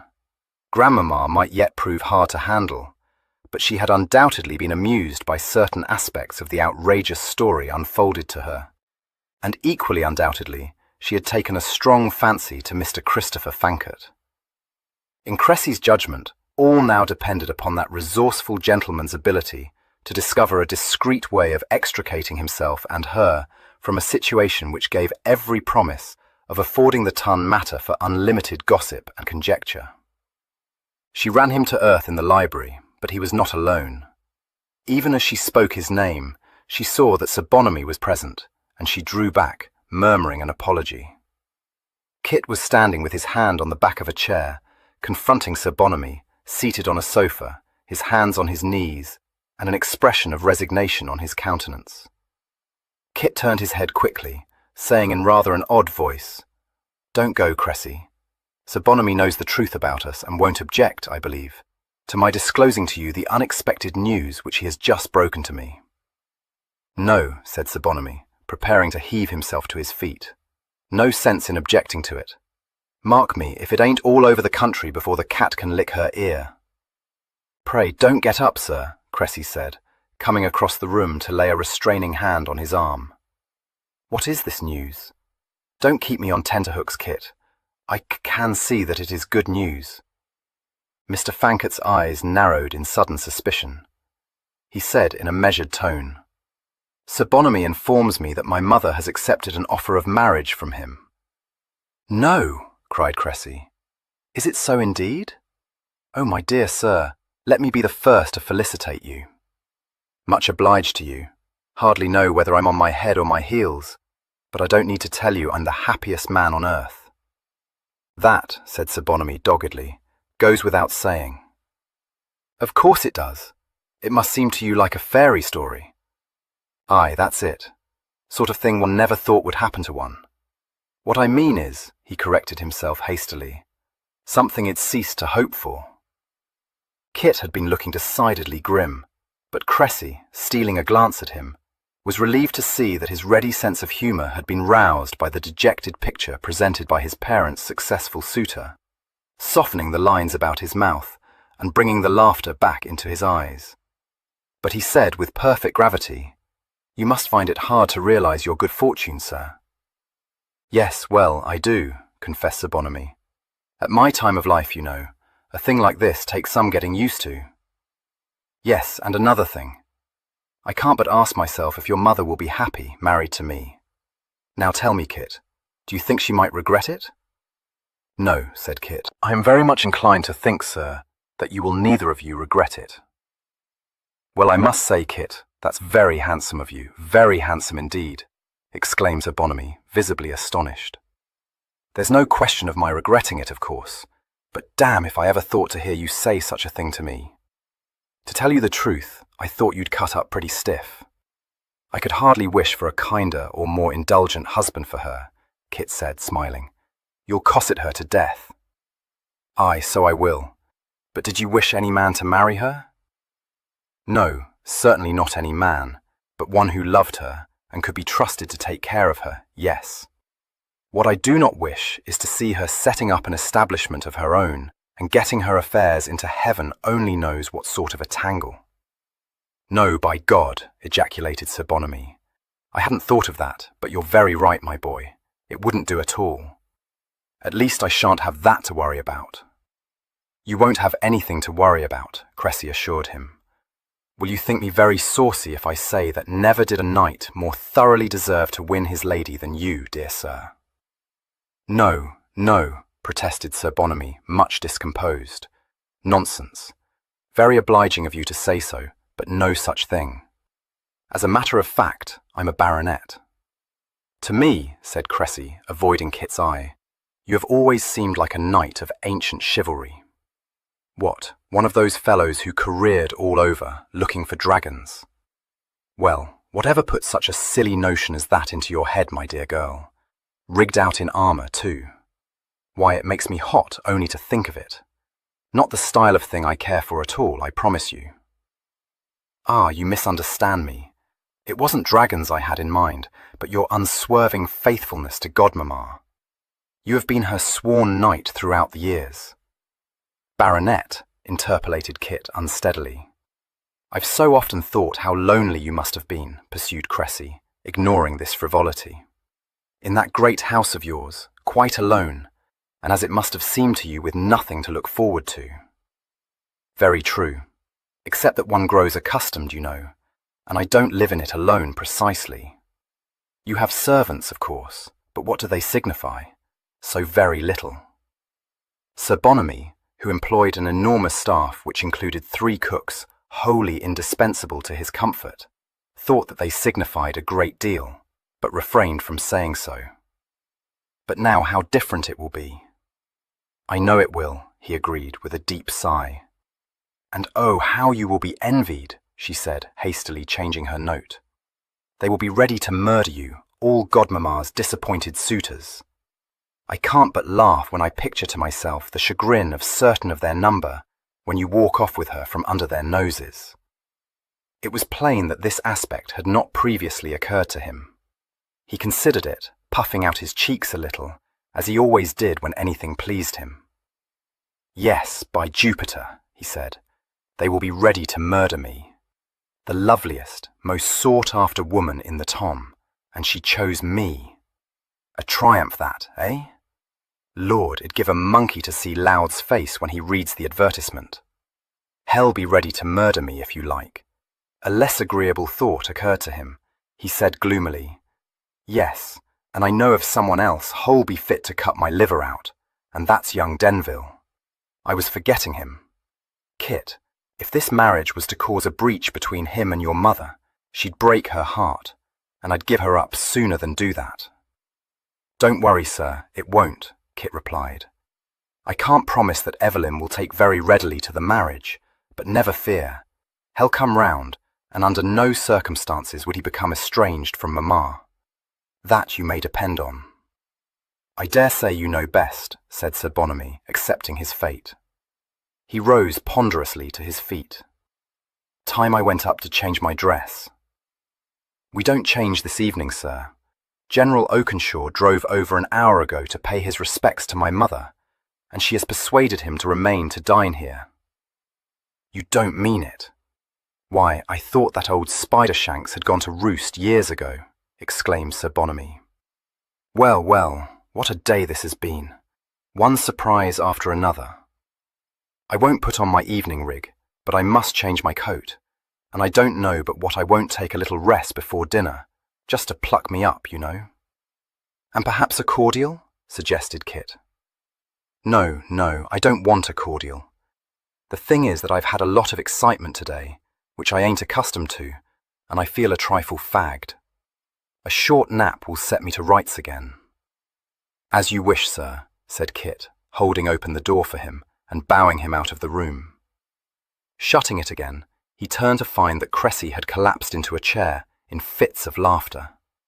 She uttered, between gusts, Oh, Kit, I thought I should die. Poor Sir Bonamy, you and your knights, he said. That sent her into a fresh paroxysm. Baronets, she wailed. Wretch that you are, that was nearly my undoing. Oh, don't make me laugh any more, it positively hurts. She mopped her eyes. But it will be a happy marriage, won't it, when he has accustomed himself to the idea? I should think it might well be, if he can be brought up to the scratch.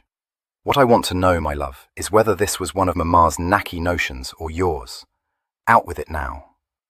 Kit, how can you suppose that I would venture to suggest to Godmamma that she should marry Sir Bonamy or anyone else? I don't, but I strongly suspect that it was you who put the idea into her head. Well? Her mirth ceased. Not quite that. I own, however, that it did spring from something I said, and that I hoped it might. Are you vexed with me? I don't know. No, of course I'm not, but Cressy, is she doing this for Evelyn's sake? Not entirely. I think for her own as much as his. I can't tell you what passed between us, for what she said to me was in confidence. I will only tell you that I found her in great distress, and discovered that she meant to make a perfectly dreadful sacrifice for Evelyn, and that when I left her she was wearing her mischief look. Kit, I do most sincerely believe that she will be happy. She is very fond of Sir Bonamy, you know, and always on comfortable terms with him. And above all, she must not live alone. You yourself said so. You had her quite incurable extravagance in mind, but what has been very much in my mind is my conviction that she would be miserably unhappy. Yes, I feel that too. But what of Ripple? You wouldn't describe him as radiant, would you? She laughed. Well, perhaps not radiant precisely. Now don't set me off again, I implore you. The thing is that he has been perfectly content with his lot for years, and has suddenly realized, I think, that he doesn't in the least wish to change it. It must have been a great shock to him, but he will very soon become reconciled to the idea, for he does dote on her, you know. He will be very proud of her too, and positively revel in squandering enormous sums on her. Oh dear, look at the time. I must go, or I shall be late for dinner. Kit, who is this General Godmamma has invited to dine with us? I wish she had not, for there is something else I must tell you. I have broken it to Grandmamma that you are not Denville. Good God, you have been busy, haven't you? I thought it was agreed that that should be left to me to do. She shook her head. Believe me, Kit, it wouldn't have answered. He lifted an eyebrow at her. Wouldn't it? Am I to understand that your efforts have been crowned by success? Well, I don't know, and I must own that nothing could be more unfortunate than this general, she said seriously. It is bound to put her out of temper, to be obliged to keep her tongue between her teeth all the evening, for you may depend upon it, she will have decided just how she means to rattle you down. However, there's no denying that she has a pronounced tendre for you, and I am very hopeful that if you can but hit upon a scheme to bring us all off from this mingle-mangle, without anyone's knowing what really happened, she will be very much inclined to relent. I should think she might well. She looked inquiringly at him. I must own that it seems very difficult to me, but I wondered if you have already some such scheme in your mind. Have you? Frankly, my loved one, no. Oh, she said, slightly dashed. I must admit that it has me at a standstill. But I did think that perhaps you might have discovered just how to do the trick neatly. I can see you did, he replied, regarding her in rueful amusement. Believe me, adorable, it is only with the utmost reluctance that I shatter an illusion so flattering to myself. But, sooner or later, the truth will out. Better, I dare say, to make a clean breast of it immediately. Cressy, my darling, if your mind is set on becoming the wife of a brilliant diplomatist, cry off at once, for I must confess to you that I too am wholly at a standstill. Her gravity melted into laughter. Oh, Kit, you detestable creature. How dare you think me such a widgeon as to cherish illusions? I know that you'll do the trick. Mr. Fancott, having dealt suitably with this moving declaration of his loved one's faith in his superior intellect, said affably, still holding her in his arms. To be sure I shall. After all, I have 20 minutes to consider the problem before we sit down to dinner, haven't I? As for the task of breaking the news of Mamma's approaching nuptials to Eve, not to mention cajoling him into accepting it with at least the semblance of complacence, 20 seconds, I dare say, will be time enough for me. Miss Staveley, a gurgle of laughter in her throat, but blatant adoration in her eyes, said, More than enough, my darling, my darling. 21. Dinner at Ravenhurst that evening was not destined to be ranked amongst Lady Denville's more successful parties. She, indeed, deriving consolation from the reflection that no one for whose opinion she cared a rush would ever know anything about it, sparkled with all her usual brilliance. But her harassed son showed signs of preoccupation. Miss Staveley was in a quake. The dowager, too long-headed to denounce, in the presence of a stranger, the irreclaimable hedge-bird seated beside her, at the head of the table, was understandably filled with a thwarted rage, which caused her to snap the nose off anyone so unwise as to address her. And General Oakenshaw was revolted by the discovery that his ancient rival, whom he variously stigmatized as a chawbacon, a bag pudding, a ludicrously fat Bartholomew baby, and a contemptible barber's block, was not only an honoured guest at Ravenhurst, but was apparently on terms of the most regrettable intimacy with his hostess. The only person, in fact, who enjoyed the party was Sir Bonamy Ripple. He had joined the rest of the company without the smallest expectation of enjoyment. The recuperative nap to which he had pinned his faith had been denied him. He had been unable to close his eyes, and he arose from his uneasy couch feeling as blue as megrim, and much inclined to suspect that he had received notice to quit. But when he entered the saloon in which the remaining members of the party were gathered, his sinking spirits revived. Lady Denville, ravishingly beautiful in a golden satin gown, came towards him, bewitching him with her lovely smile, and murmuring as she held out her hands to him, "Bonamy, my dear." "Amabel," he breathed. "Well, upon my word. Exquisite, my pretty, exquisite." "Truly? Then I'm satisfied. No one is a better judge than you of what becomes me." He was so much overcome by this tribute that words failed him, and he was obliged to content himself with kissing both her hands. Straightening himself from a bow which caused his Cumberland corset to creak ominously, he became aware of General Oakenshaw and realized, with immense satisfaction, that that distinguished gentleman was observing this passage with blatant revulsion. From that moment, his subsequent enjoyment of the evening was assured. Raising his quizzing glass to his eye, he ejaculated, "God bless my soul, Oakenshaw."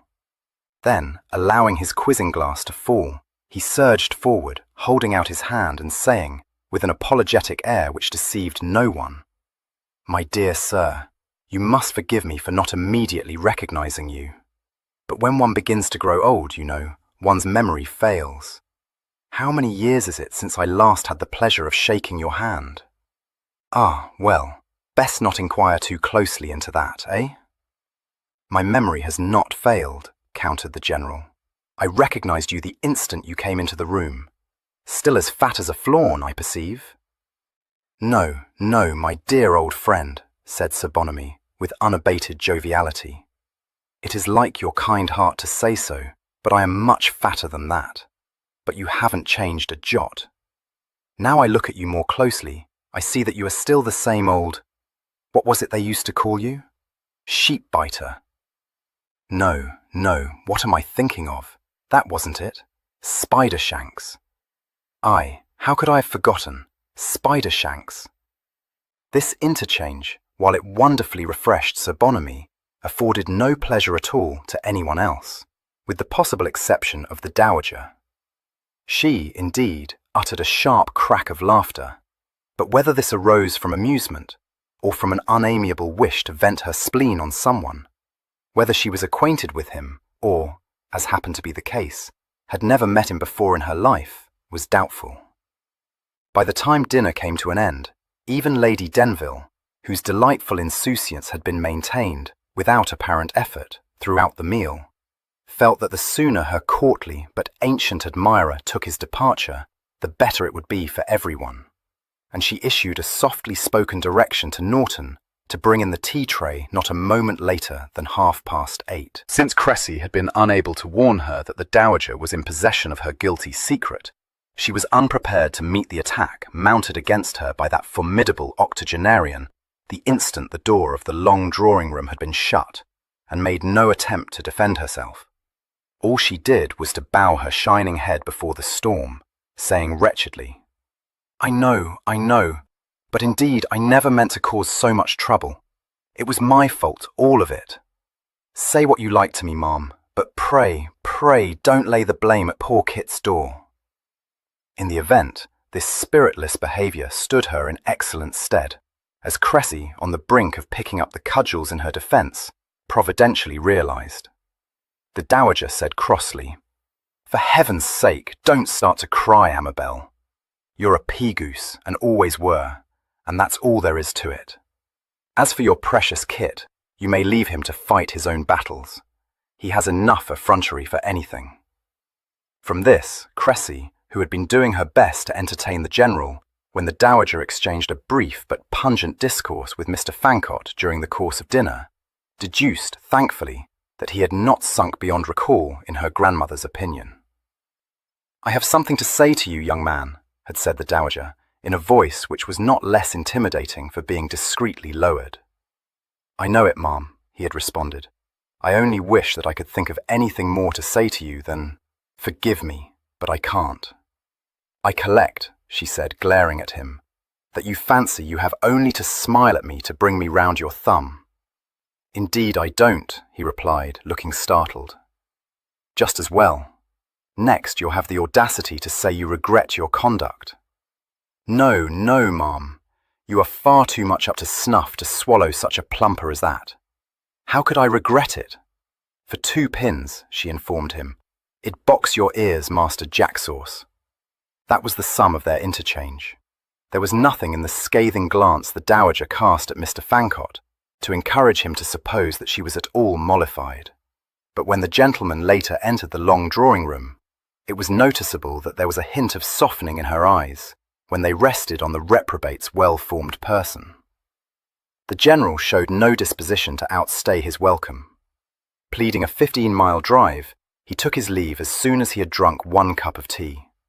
Kit escorted him downstairs to his waiting carriage, and was just about to tell Norton to send Fimber to him, when he perceived that that faithful, if censorious, henchman was standing on the half-landing, where the graceful staircase branched to the left and right. Good, I want you, he said, treading swiftly up the stairs and grasping Fimber by the arm. Fimber, I must have a word with my brother, he said, under his breath. I told him 10 o'clock, but her ladyship ordered tea to be brought in earlier, and the coast should be clear in a very few minutes. Go down to the cottage, will you, and bring his lordship up to my room. His lordship, Mr. Christopher, said Fimber, as I was about to tell you, is already in your room, or, as I should say, his own room. Having delivered himself of this reproof, he unbent, saying confidentially, Which was imprudent, sir, as I told him, but can you wonder at it, knowing what he is, and the way Mrs. Pinner frets him to fiddle-strings, carrying on as if he was in short coats, and scolding as I am sure I should think it very improper to do? Well, that's a new come-out, retorted Kit. Let me know when Norton has taken away the tea-tray, you old humbug. He found his twin moodily flicking over the pages of the latest number of the Gentleman's Magazine. Evelyn looked up quickly, his frown changing to a smile. Now don't scold, Kester. I've had enough of that from Fimber. Talk of jobations. But when it came to a glass of hot milk before being tucked up in bed at 8 o'clock, there was nothing for it but to escape from Pinny. He rose and began to pace restlessly about the room. I've thought till my brain reels, Kester, but it's hopeless. Oh no, it isn't, replied Kit. Something has happened which entirely alters the situation. Tell me one thing, Eve. If you were not faced with the burden of our treasured parents' debts, and were free to marry Miss Ascombe, would you be prepared to endure the trust until such time as it may take you to convince my uncle that you are very well able to manage your own affairs? Yes, I dare say, but since I am faced with that burden— No, you're not, brother, interrupted Kit. Oh, am I not? Said Evelyn, a flash in his eyes. I have already told you, Kester, that I will not, under any circumstances whatsoever, permit you to saddle a responsibility which is mine, and mine only. I'm not going to saddle it, so come down from your high ropes. Now listen, Eve. I have some news for you which I know very well you won't like, but which you must stomach. Mamma has accepted an offer of marriage from Ripple." "What?" Evelyn exclaimed thunderously. "It isn't possible." "You'd have been even more incredulous had you been present when he made the announcement to me." "Lord, Eve, I wish you had been present. He couldn't have been cast into greater gloom if he had received a death sentence. My own view of the matter is that it wasn't he who made the offer, but Mamma." "Oh my God, no," Evelyn said, shuddering. "How could she do such a thing? How can you, Kester, think that I would let her make such a sacrifice? Just what sort of a contemptible skirter do you believe me to be? Don't spare me." "I shan't if you don't stop behaving like a tragedy Jack," replied Kit. "For God's sake, Twin, take a damper." "I didn't relish the notion either, but it will do, you know. I haven't lived with Mamma for as long as you have, but for long enough to realize that she's no more fitted to live alone than a babe unborn. I know you think she continue to live with you, but you may take it from me that she won't. Well, what do you imagine will be the outcome if she sets up an establishment of her own?" I know, Kester, but I should rather think you might. Now consider what her life will be if she marries Ripple." Their eyes met and held across the space that lay between them. Evelyn's holding an arrested look, Kit's very steady. It was he who broke the silence. "We always thought him a bobbing block, didn't we, Eve? Well, so he is, but he's been a pretty firm friend to Mamma. He isn't in love with her now, but Cressy's right when she says that he dotes on her. There's very little he wouldn't do for her, and the more she wastes the ready, the better pleased he'll be. Furthermore, Twin, he'll take better care of her than ever you or I could. I fancy that such loose fish as Louth will be speedily put to rout." There was a long silence. "If I thought that she would be happy—" "Oh no, Kester, no. She's doing it to smooth my path, and for no other reason." "Yes, I think she is," agreed Kit imperturbably. "But if you imagine that she's sacrificing herself, you're fair and far off. It's Ripple who is the sacrifice, Mamma's in high gig. I tell you, in all seriousness, Eve, that if you drive a spoke into this wheel, you'll be doing her the worst turn you could. Kester, you know I wouldn't." He broke off as the door opened, and Fimber entered the room and said impatiently, "Yes, what is it?" "The tea tray has been removed, sir," said Fimber, addressing himself pointedly to Kit. "I have taken it upon myself to instruct Norton, informing him that such was your desire, Mr. Christopher, to set out the brandy in the library. He will have no occasion, therefore, to enter the long drawing-room again this evening. I should perhaps add that, according to what he tells me, Lady Staveley has not yet retired, but is playing piquet with Sir Bonamy. I shall hold myself in readiness to accompany his lordship to Mrs. Pinner's cottage in due course." "That," said Evelyn bitterly, as Fimber withdrew, "is what I have to endure." "What now, Kester?" "Now," said Kit, "you are going to meet Lady Staveley, God help you. You are also going to felicitate poor old Ripple. And finally, you are going to try and discover a way out of this scrape which will not set the tun by the ears." "There isn't one." "There must be one," said Kit firmly. "My life's happiness depends upon it." "Then you find it," recommended Evelyn. "I'm not the clever twin. Kester, what's the old lady like? How do I deal with her?" "Boldly. She's a Tartar." "Lord, I wish I'd never come home," said Evelyn. "Don't you dare to abandon me. I'm all of a twitter already." "Courage, brother," said Kit, opening the door into the long drawing-room. They entered the room together and paused for a moment on the threshold. The dowager, who had just picked up the cards dealt her by Sir Bonamy, laid them down again, staring at the twins in astonishment. She did not speak, but the sudden gleam in her eyes informed her granddaughter that she was not unappreciative of the picture, quite unconsciously, presented by the Fankett twins. Apart, they were held to be very fine young men. Together, with the candlelight glinting on their burnished heads, they were so striking that the Dowager, like many before her, was dazzled into thinking them the most handsome men she had ever beheld. "Evelyn, my dear one," exclaimed Lady Denville, springing up from the sofa and going towards him with her light, graceful step, and her hands held out in welcome. He took one in his own left hand and kissed it, murmuring wickedly, "You are smart tonight, love, dressed like Christmas beef." She chuckled and would have led him forward, but he put her gently aside and advanced down the room alone to where the Dowager sat. If he was in a quake, no trace of it was apparent in his bearing. He bowed and with a smile quite as disarming as Kit's, said, "I owe you an apology, Lady Staveley, but indeed I couldn't help it." In spite of herself, her lips twitched and she put out her hand. "So you are Denville, are you?" she said. You'd better beg my granddaughter's pardon, young man." "Why, yes," he agreed, his mother's mischievous look in his eyes, and turned towards Cressy, holding out his hand. "So I do, Pressy, but you are very well rid of me, you know."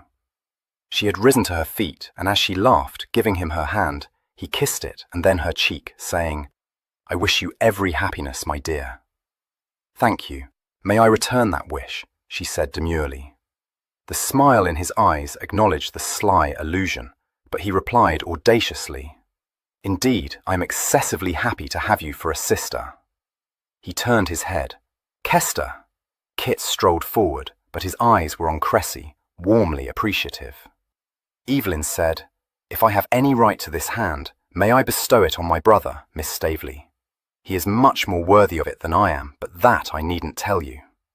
"Thank you, twin, that will do," said Kit, receiving the hand and clasping it strongly. Evelyn laughed and turned away to confront Sir Bonamy. He looked down at him, laughter dying, and his smile a little rigid. "Kit tells me, sir, that I must offer you my felicitations." Sir Bonamy, regarding him with all the wariness of one faced with a cobra, said, Yes, very much obliged to you, Denville. That is if you have no objection." "Eh?" exclaimed the Dowager. She looked sharply from Sir Bonamy to Lady Denville. "So that's it, is it? Upon my word." "Yes, ma'am," corroborated Lady Denville sunnily. "That's it. Sir Bonamy has done me the honour to ask me to marry him, and I have accepted his offer." "You have you?" "Well," said the Dowager trenchantly, "if that's so, it's the only sensible thing I've ever known you do, Amabel." Sir Bonamy, paying no heed to this, seized the opportunity to say in an urgent undervoice, "Not if you dislike it, Denville. Naturally, it's the dearest wish of my heart, but no need for you to take snuff. Only have to tell me, for I wouldn't come between you and your mother for the world." Over his hapless head, the twins' eyes met for an instant of unholy joy. No more than Kit could Evelyn resist the appeal of the ludicrous. The rigidity melted from his smile. He produced his snuff-box from his pocket, unfobbed it with an expert flick, and offered it to Sir Bonamy, saying, "Take snuff? Yes, indeed. Will you try my sort, sir?" "Well, that isn't precisely what I meant, but thank you, my boy. I've often wondered what your mixture is, a touch of old Havre, I fancy, and a suspicion no more of French prize, added, of course, to—" "Just so, sir, and you will not find it dry." Sir Bonamy, helping himself to a pinch, was shaken by one of his rumbling laughs. "Ah, that was where I was a trifle too knowing for Kit. Told you about it, did he? He hasn't your deft way of opening his box, either." "Oh, he will never acquire that," said Evelyn. "His taste is for cigars." "No," uttered Sir Bonamy, profoundly shocked. The Dowager broke in impatiently on this digression. "Now, listen to me," she commanded, driving her cane into the carpet with an imperative thud. "Very pretty talking, all of this, but if you think, any of you, that I'll give my consent to this havey-cavey business, you very much mistake the matter." "But grandmamma," interposed Cressy, releasing Kit's hand and sitting down beside the Dowager, "you told me more than once that you liked Kit. Why, this very day you said that he was a very proper man, and were ready to eat me for seeming to be unwilling to accept his offer. You said I was no better than a moonling. Hold your tongue, girl. I'll have you know that there has never been any scandal attached to the Staveleys, and I'll have no hand in helping you to create one. A fine piece of work this is." "Well, of course, it is a little awkward," agreed Lady Denville, "but I dare say it will soon be forgotten." "That," said the Dowager witheringly, "is an observation only worthy of such a jingle brain as you are, Amabel." A flush rose to Evelyn's lean cheeks, but before he could speak, Sir Bonamy forestalled him. "Perfectly true," he pronounced, fixing the Dowager with his round-eyed stare. "I never knew a scandal that wasn't precious soon ousted by another. What's more," he added, pointing a stubby finger at her and wagging it, "if it hadn't been for that dashed silly notice in the Morning Post, there ain't a soul worth a rush who would have known anything about this affair." "Yes," Evelyn struck in, "who was responsible for that notice?" "Not you, Mamma. No, indeed," Lady Denville replied indignantly. "I may be jingled-brained, but never have I been guilty of vulgarity." "No one said you had," said the Dowager testily, and for once in her life disconcerted. "We all know it was Albinia who was responsible for that. Not that it's proved against her mind, but I'm not one to blink what's as plain as the nose on your face. It was her doing, no question about it. I wrote instantly to tell her that I knew it, and not one word has she dared set down on paper in reply. And if she thinks that because she has given Staveley an heir, she'll hear no more of the business, she will very soon learn her mistake. But," pursued the old lady, making a gallant recovery, "I'll thank you all to remember that pretty well every member of the family believes that it was you, Denville, whom they was invited to meet in my son's house, and you who had made her an offer." "What of that?" demanded Sir Bonamy, continuing to fret the Dowager with his unnervingly blank stare. "It ain't to be supposed they'll spread it about that they was hoaxed. They'll do what you bid 'em, my lady." "Not all of them," replied the Dowager unexpectedly. "Staveley saw fit to gather his relations together, stock and block, and there were several sprigs there I never saw before in my life, and don't wish to see again." "That's very true," said Lady Denville. "Only think of that tiresome young man who pestered Kit to buy a horse, which I know poor Evelyn doesn't want to own." "Luckton," ejaculated Evelyn. "Kester, you didn't." Kit, who had seated himself a little apart from the rest of the group, replied briefly, "Nothing else I could do." "Gudgeon," said Evelyn, "an abominable screw. Why didn't you consult Challoner?" He won no answer at all to this inquiry, Kit having relapsed into frowning abstraction. He took no part in the lively discussion that followed, although once or twice he showed that he was not wholly deaf to it, by raising his eyes from contemplation of his own clasped hands to glance thoughtfully at one or other of the disputants.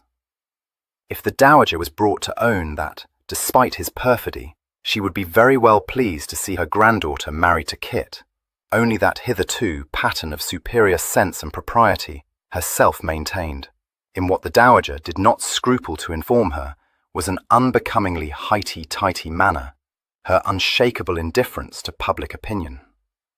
Lady Denville was fully alive to the necessity of concealing, by unexplained means, the true facts of the case from the world. Evelyn, knowing that these could only be extremely prejudicial, if not fatal, to his twin's career, came down heavily on the Dowager's side, and threw Sir Bonamy into disorder by demanding whether he, an experienced exponent of the established mode, was sincere in declaring that no one would think anything more of the hoax than that it was a very good joke. "But it's something you have frequently done before," urged Cressy. "Would people be so very much shocked?" "I should hope they would be," replied Evelyn tartly. "Good God, Cressy, it a better opinion of your understanding. Of course we have done it before, but only for the sport of it. That was one thing, this is quite another." "Oh dear, that is exactly what Kit said," exclaimed Lady Denville guiltily. "I ought never to have asked him to do it. It is all my wretched fault, only I was fully persuaded that you would have done the same thing for him." The swift change in his expression betrayed the difference that lay between his own mercurial temperament and Kit's more evenly balanced one. The frown of fretting anxiety vanished. A zestful gleam, compound of recklessness and amusement, heightened the brilliance of his eyes, He burst out laughing. "You were right, love," he told his mother. "I would, in a crack." He threw a challenging look at the dowager. "You might as well blame my brother for drawing breath as for coming to my rescue, ma'am. He couldn't help himself, nor could I. But he, if I know him, took my place that evening only for that reason, and with extreme reluctance, whereas I, standing in his shoes, should have had no reluctance whatsoever. I don't know that I should have carried it off as well as he must have done, but I should certainly have enjoyed the fling, which he, even more certainly, did not." "No doubt," she retorted. "It didn't need your Uncle Brumby to tell me that your brother's worth a dozen of you, young man." "Oh, anyone could have told you that, ma'am," he said cheerfully. "Indeed, I know of only two persons who would deny so obvious a truth. Kester himself, and my mother, who considers us both to be above criticism. Well, we are not, but you may believe, Lady Staveley, that neither he nor I would have entered into this particular hoax had we known that it would ever become known, or that we should be obliged to maintain the imposture. My brother presented himself to you that evening in the belief that either I had forgotten the date of the engagement, or had been delayed by some hitch or accident, and must surely reappear at any moment. In fact, I had suffered an accident which knocked me senseless for days. When I did recover consciousness and realized that the date of my engagement was past, I thought I must have ruined myself, and to own the truth, I was too pulled and battered to care. Had I known that my brother was in England and desperately trying to save my face, but I didn't know it until I saw the notice in the newspaper. By that time, he had not only been forced to keep up the pretense which, once having entered into, he couldn't abandon without, as he believed, serving me the worst possible turn, but he had fallen in love with Cressy, and she with him. But what I wish you will understand, ma'am, is that at the outset, he had no other thought than to save my face. "And mine," Cressy interpolated. "That thought also was in his mind, and in Godmamma's mind too, and whatever the outcome, I should have been grateful to them for sparing me the humiliation I must have suffered had he not presented himself in your stead that evening." "Very noble," said the dowager. She added, in the querulous tone of a very old lady rapidly approaching exhaustion, "I don't want to hear any more of your glib-tongued pittle-pattle. Find a way out of this abominable scrape that won't set every tongue wagging, and Cressy may marry your brother with my good will. And that's my last word." "Well, if that's so, a way must be found," said Evelyn. "But the only way I can see is for Kester to continue to be me, and for me to be him." The dowager threw him a contemptuous glance. Cressy laughed, and Sir Bonamy paid no heed. But Lady Denville said earnestly, "No, no, dearest, that would never do. Only think how awkward it would be for you in Vienna, trying to make everyone believe you were Kit, when I dare say you don't know anything about foreign affairs, or even who anyone is." "For heaven's sake, don't be such a widgeon," snapped the dowager, quite exasperated. "And if you can think of nothing better to do in this pass, Denville, than to cut silly jokes." "Not at all," said Evelyn incorrigibly. "Kester could perform his part without the least difficulty, but Mamma is far from being a widgeon. She has detected, in a flash, the flaw in my scheme. I had never the least turn for politics." "Or I," interposed Kit, getting up, "for the management of estates." He came forward and said, addressing himself to the dowager, "May I make a suggestion, ma'am? I know how tired you must be, but I think it just possible that there is a way out of the tangle." "Ah," breathed Cressy, raising her eyes to his in a glowing look of confidence. "I knew you would find it, oh, I knew it, my dearest dear." "Well, it's to be hoped he has," said the dowager irascibly. "But of course he has," said Evelyn, shocked by her evident want of faith in his twin's ingenuity. "Go on, Kester, tell us." Kit could not help laughing, but he coloured a little and said, "I will, but I'm afraid the scheme I have in mind is pretty makeshift. I think it covers all the difficulties, but I may have left something out of account. The devil of it is, there are so many of them." He glanced round the circle. Well, it seems to me that the most urgent need is to restore Evelyn to his rightful position. That can't be accomplished here, but I see no reason for him to bury himself in Leicestershire. He need go no further than to Hill Street. Brigg won't suspect anything, for he's a great deal too short-sighted, and I fancy Dinting won't either, because I took good care to keep out of her way when I was in Hill Street myself. What about my shoulder? Interrupted Evelyn. How are the London servants to know when or how you broke it?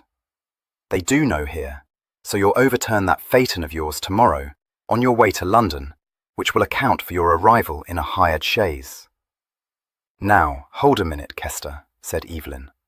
What the devil should I be doing, jauntering up to London, when I'm known to be entertaining guests here? Dash it, even my uncle wouldn't believe I was as freakish as that. You are going up to London to meet me, twin. I shall send Challoner to fetch the letters from the receiving office tomorrow, and he will bring me a packet letter from myself, whereupon Mamma will be cast into transports, and I, faithfully imitating your well-known impetuosity, Eve, shall set out for London in your curricle, taking Challoner with me, and picking you up at Pinny's cottage. There you'll take his place, and well hope to God we can get to East Grinstead without anyone's recognising you. I'll keep my hat over my eyes, and wind a muffler round my chin, promised Evelyn. What's the significance of East Grinstead? Well, you don't ever stop for a change there, do you? What, a bare 6 or 7 miles from here? No, of course I don't. So however well they may know you at the toll gate, they don't know you at the posting houses. I propose to leave the curricle at one of them, and to accomplish the rest of the journey in a job chaise. Challoner will have to walk to East Grinstead as soon as it begins to get dark, and drive the curricle up to London tomorrow. Fimber will follow us with your baggage, no difficulty about that. I must remember to ask him where he deposited my own baggage, by the by. You'll set me down when we get to London, and arrive in solitary state in Hill Street, where, in due course, I also shall arrive in a hack, having, for some inscrutable reason, journeyed up from the coast on the stagecoach. Not the stage, the mail, interrupted Cressy. Yes, that's much better, Kit agreed. Thank you, love. And then? She asked. I must see your father and disclose the truth to him.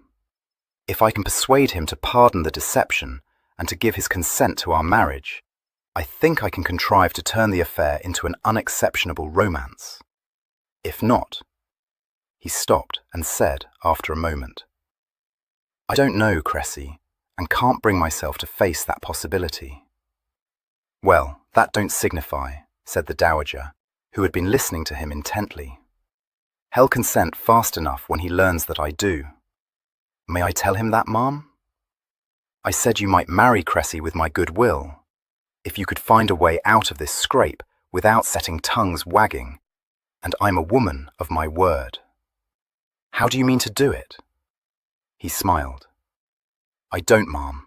It would be a task quite beyond my capability. Beyond anyone's, my boy, said Sir Bonamy. There's bound to be a deal of talk, no getting away from that. None at all, sir. The only thing to be done is to sell the world a bargain. I beg your pardon, ma'am.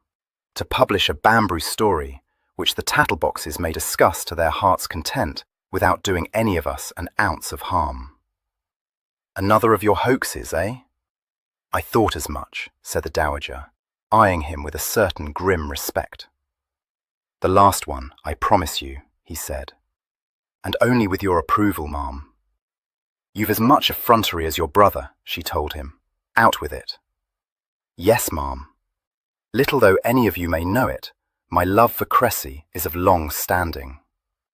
I met her when I was last in England, and formed an enduring passion for her, which, however, I kept locked in my breast. Why? Demanded Cressy, blinking in bewilderment. I knew my case to be hopeless. Your father would not have entertained my suit, nor did I feel that my circumstances were such as would enable me to support you in the style to which you were accustomed. You were modest, weren't you? Said Evelyn. Certainly I was. Noble, too, don't you think? No, replied Evelyn frankly. Buffle-headed. Dear one, Evelyn is perfectly right, said Lady Denville. You couldn't have been such a goose. Depend upon it, everyone must know that you came into a comfortable fortune when your father died. Let the boy alone, commanded the dowager. Staveley thought it not large enough. I'll attend to that. Go on. I'm much obliged to you, ma'am. Well, I withdrew, never dreaming that my passion was reciprocated, and that I was dashing Cressy's hopes to the ground. Oh, Kit, no, Cressy uttered imploringly. Don't tell me I hadn't the wit to throw out even one lure. No, no, he assured her. You had too much maidenly reserve to do so, and far too much pride to let anyone suspect your secret. You resolutely thrust me out of your mind. No, I didn't. I wondered if Evelyn wouldn't suit me just as well. After all, he's as like you as he can stare. That's an even better notion, said Kit approvingly. We now arrive at the point where we stand on unassailable ground. My godfather died, leaving his entire fortune to me. I built the whole story round that circumstance, because it is precisely what did happen. Naturally, this altered the complexion of the affair. I came home, full of hope, to find you on the brink of becoming betrothed to my brother. We met. Our feelings were too strong to be mastered, and either Evelyn discovered us locked in a fond embrace, or we disclosed our touching story to him, whichever you fancy, Eve. Whereupon he too succumbed to an attack of nobility, and gracefully retired from the lists. Only if I can also have too much pride to let anyone suspect my secret, stipulated Evelyn. Not even for you am I going to languish with a broken heart, Kester. Sir Bonamy, who had listened in rapt interest to the tale, said, Well, if ever I knew you had it in you, Kit, why, I shouldn't wonder at it if you could write a book, or a play, or some such thing. He perceived, with faint surprise, that Cressy had collapsed into helpless giggles. I'm bound to say I don't see what there is to laugh at.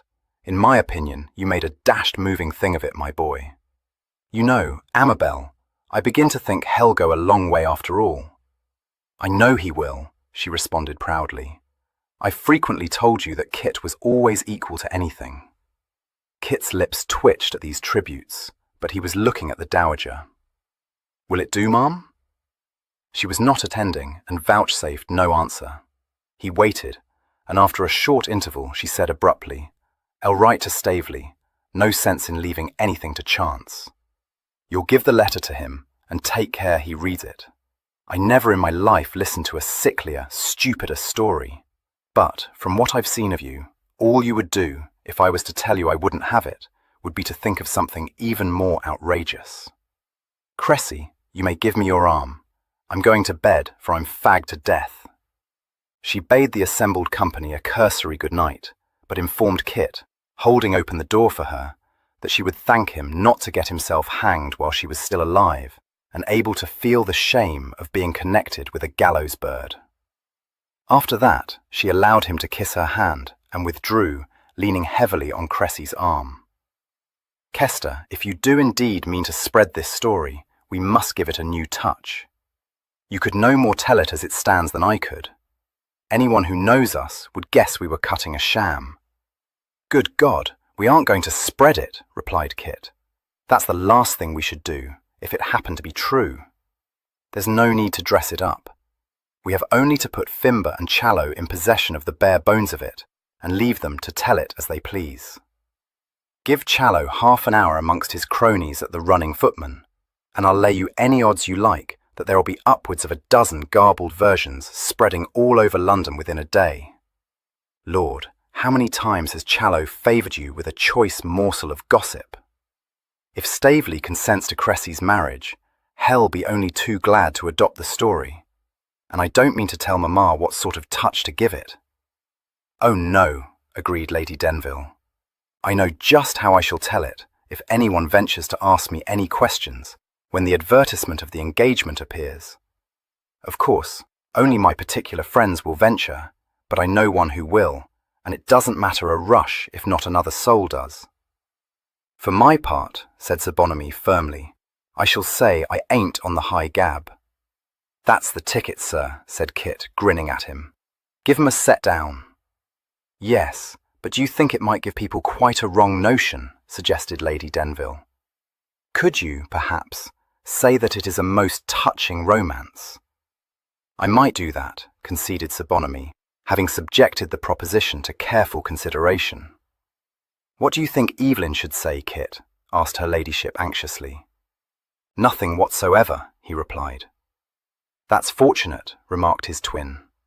All Evelyn has to do, said Kit, answering the doubtful question in her ladyship's eyes, is to behave exactly as he would if the story were true.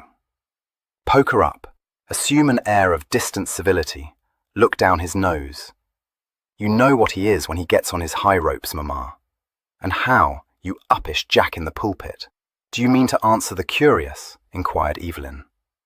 If it please your lordship, or even if it doesn't, retorted Kit, I shan't be obliged to answer them, because by the time the news is out, I shall be in Vienna. Now, don't eat me. Before I make good my escape, I'm going to divulge my apocryphal story to the person for whose benefit it was principally designed. And if you imagine, Eve, that, he broke off, as the door opened, and looked quickly round. But it was Cressy who came into the room, and, as she told him, only to bid him good night, and to tell him that she had left the dowager chuckling. I said I was positive you would make a stir in the world, and that's what set her off. She said she hadn't a doubt you would, and fell into such a fit of choking that I was in the greatest dread that it would carry her off. Kit, only a fancot could have fabricated such a story. Of all the— No, I will not start laughing again. Her hands were clasped in his, and her slender fingers tightened. When shall I see you again? She asked, looking up into his face. Tomorrow, love, he answered, smiling tenderly down at her. Ah, yes, but after that? As soon as I can contrive it. That's something I must discuss with your father, if the abominable Albinia could be cajoled into thinking she would enjoy a trip abroad. But we won't pin our hopes to that chance. Stuart, I'm persuaded, would give me leave in August, she said, resolutely smiling. Not so very long, then. We shall leave for Worthing almost immediately. I suppose you couldn't? No, of course not. He shook his head. I've still something to do, love, and I've lingered too long already. Cressy, my dear, forgive me if I run away, interposed Lady Denville. I have suddenly remembered that I have something most important I must say to Evelyn before he goes back to Pinny. Evelyn, instantly and accurately interpreting this as an excuse hurriedly conjured up to leave Kit alone with his prospective bride, responded without hesitation. Sir Bonamy was a little harder to move, but it was not long before he grasped that her ladyship was trying to convey a silent message to him, and no time at all, after that, before complete enlightenment dawned upon him. Oh, he said, hoisting himself to his feet. Yes, yes, my pretty, to be sure. I'll bid you good night, my dear Miss Staveley. It's been a tiring day, you know, devilish tiring. Yes, indeed, said Kit, perceiving that his love was once more in dire straits. Eve, wait for me. Why, Kester, of course. What's an hour to me? Don't hesitate to wake me if I should happen to have fallen asleep, responded his twin, strategically retiring in Sir Bonamy's wake and closing the door behind him. It was not, however, many minutes before Kit joined him. Hellhound, Kit said, entirely without rancour. Eve, I racked my brains to hit upon a way to speed your affair, but it can't be done. The only way to enable us to get there with both feet is for me to marry Cressy before you allow my uncle even to know that Miss Askham exists. I might have guessed you'd stab me in the back, said Evelyn mournfully. First you tried to usurp my place. Then you stole my bride, Kester. Remember my shoulder. Remember I'm the head of the family, you unnatural brute. Will you be serious? Demanded Kit wrathfully. I swear I will be, if only you won't talk balderdash. Good God, you great gudgeon, I haven't yet so much as made the smallest push even to fix Patience's interest. I know that, but I know you too, twin.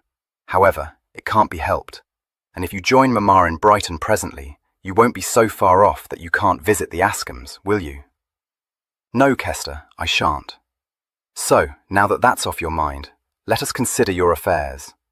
I've an uneasy conviction that you should have been in Vienna days ago. Yes? Yes, Kit admitted. I don't think Stuart will cut up stiff, however, so don't tease yourself.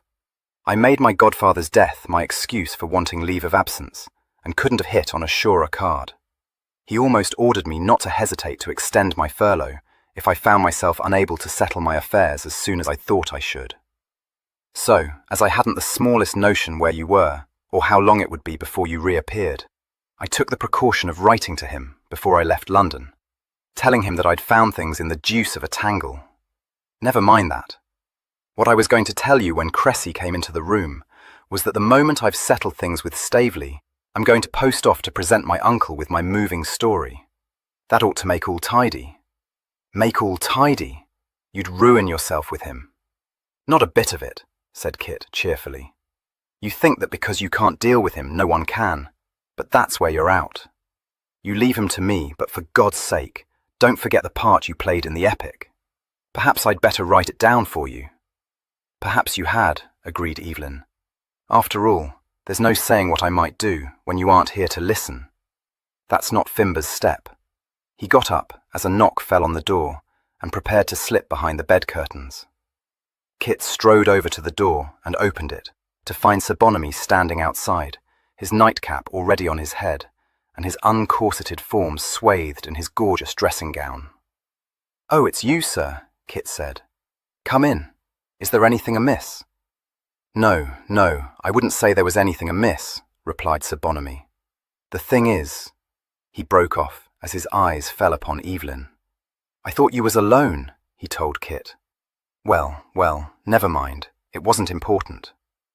Evelyn, stunned by the monstrous figure presented by Sir Bonamy en déshabillé, said faintly, "Don't go on my account, sir. Or shall I go?" No. I haven't anything private to say. I dare say you'll think it of no consequence. Well, no more it is. Just one of those trifling things one gets to thinking about in the middle of the night. Aye, and worse. Damn, if I didn't dream I was eating it last night.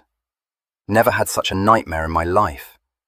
I thought I'd have a word with you, Kit, before you go off to Vienna. Well, you've been very civil and amiable.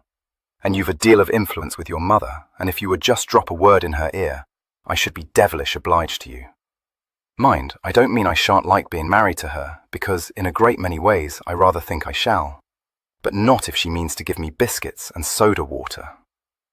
Does she? Asked Evelyn in a shaking voice. Of course she doesn't, said Kit. I wouldn't say that, said Sir Bonamy. You remember her telling me I ought to live on biscuits and soda water. I can't say I do, sir, but if she did, she was only funning, I promise you. Ah, but you never know what notions a female will take into her head. What's more, they always get their own way. Ask Evelyn if you don't believe me. You ain't much in the petticoat line yourself, I fancy. Not very much, sir, acknowledged Kit. I'll take your word for it, however, and won't fail to speak to Mamma. Sir Bonamy, much moved, shook him warmly by the hand, and thanked him with heartfelt sincerity, saying that he could now seek his bed without dreading a recurrence of his hideous nightmare. He then surged out of the room, just as Lady Denville, looking like a water nymph, in a dressing gown composed of layer upon layer of diaphanous material, dyed every shade of green, emerged from her own bedchamber.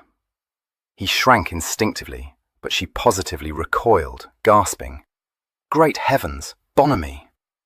Overcoming his discomposure, he said, putting a bold face on it, "Not wearing my corsets. I know you don't like 'em. You told me so." Recovering from her initial shock, she floated up to him, laying a fragile hand on his arm and saying, "Dearest friend, you must be mistaken. How could I have said such a thing?"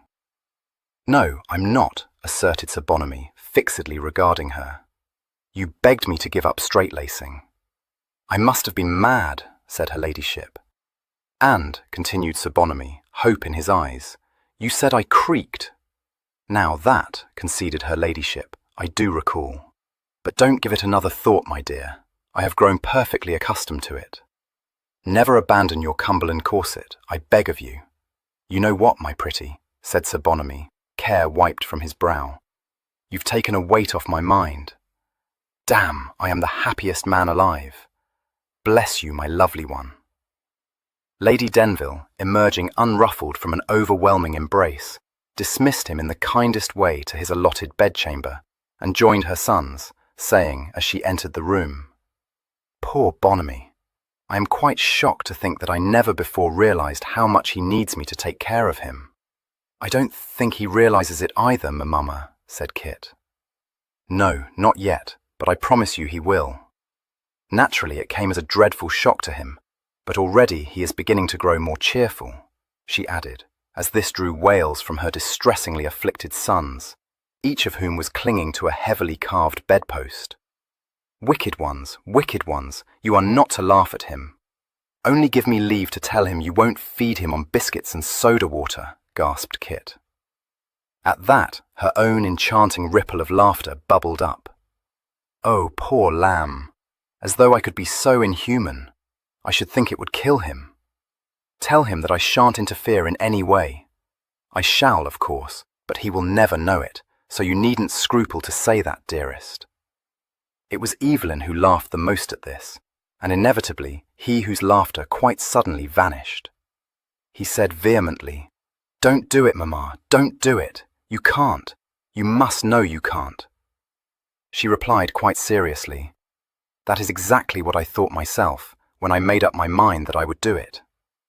But do you know, my dear one, the more I think about it, the more I believe that I shall positively enjoy being married to Bonamy. That's what I came to tell you, because I know you don't like it, and I haven't been able to snatch a word with either of you since it happened. And suddenly it occurred to me that I shan't be a dowager after all. You can't think what a relief that is to me." She drew his handsome head down and kissed him. "So now you'll let Fimber take you back to Pinny, my dearest, and you won't worry about anything, because there is nothing more you can worry about." Kit came to the rescue, just as he, her voice cracked, and she turned swiftly to hug her younger son convulsively. "Oh, my darling," she said, "thank you. I'm not going to say another word, because I should cry if I did, and I look hideous when I do that. Good night, my precious ones." The twins were left confronting one another. "You'll grow accustomed to it, Eve," said Kit, faintly smiling. "She will enjoy being married to him." "Yes," said Evelyn. He raised his eyes to Kit's, and a reflection of Kit's smile glimmered in them. "I don't propose to embarrass you, Kester, by enlarging on what our beloved parents said, or, mercifully, left unsaid." "Well, thank God for that," said Kit. "Just so. I do hope we shall never be obliged to say anything to each other. Why the devil should we? I haven't the faintest idea. Give the bell a tug, Kester. I'm going to bed. In the words of our future father-in-law, it's been a tiring day." "Devilish tiring," instantly responded his twin.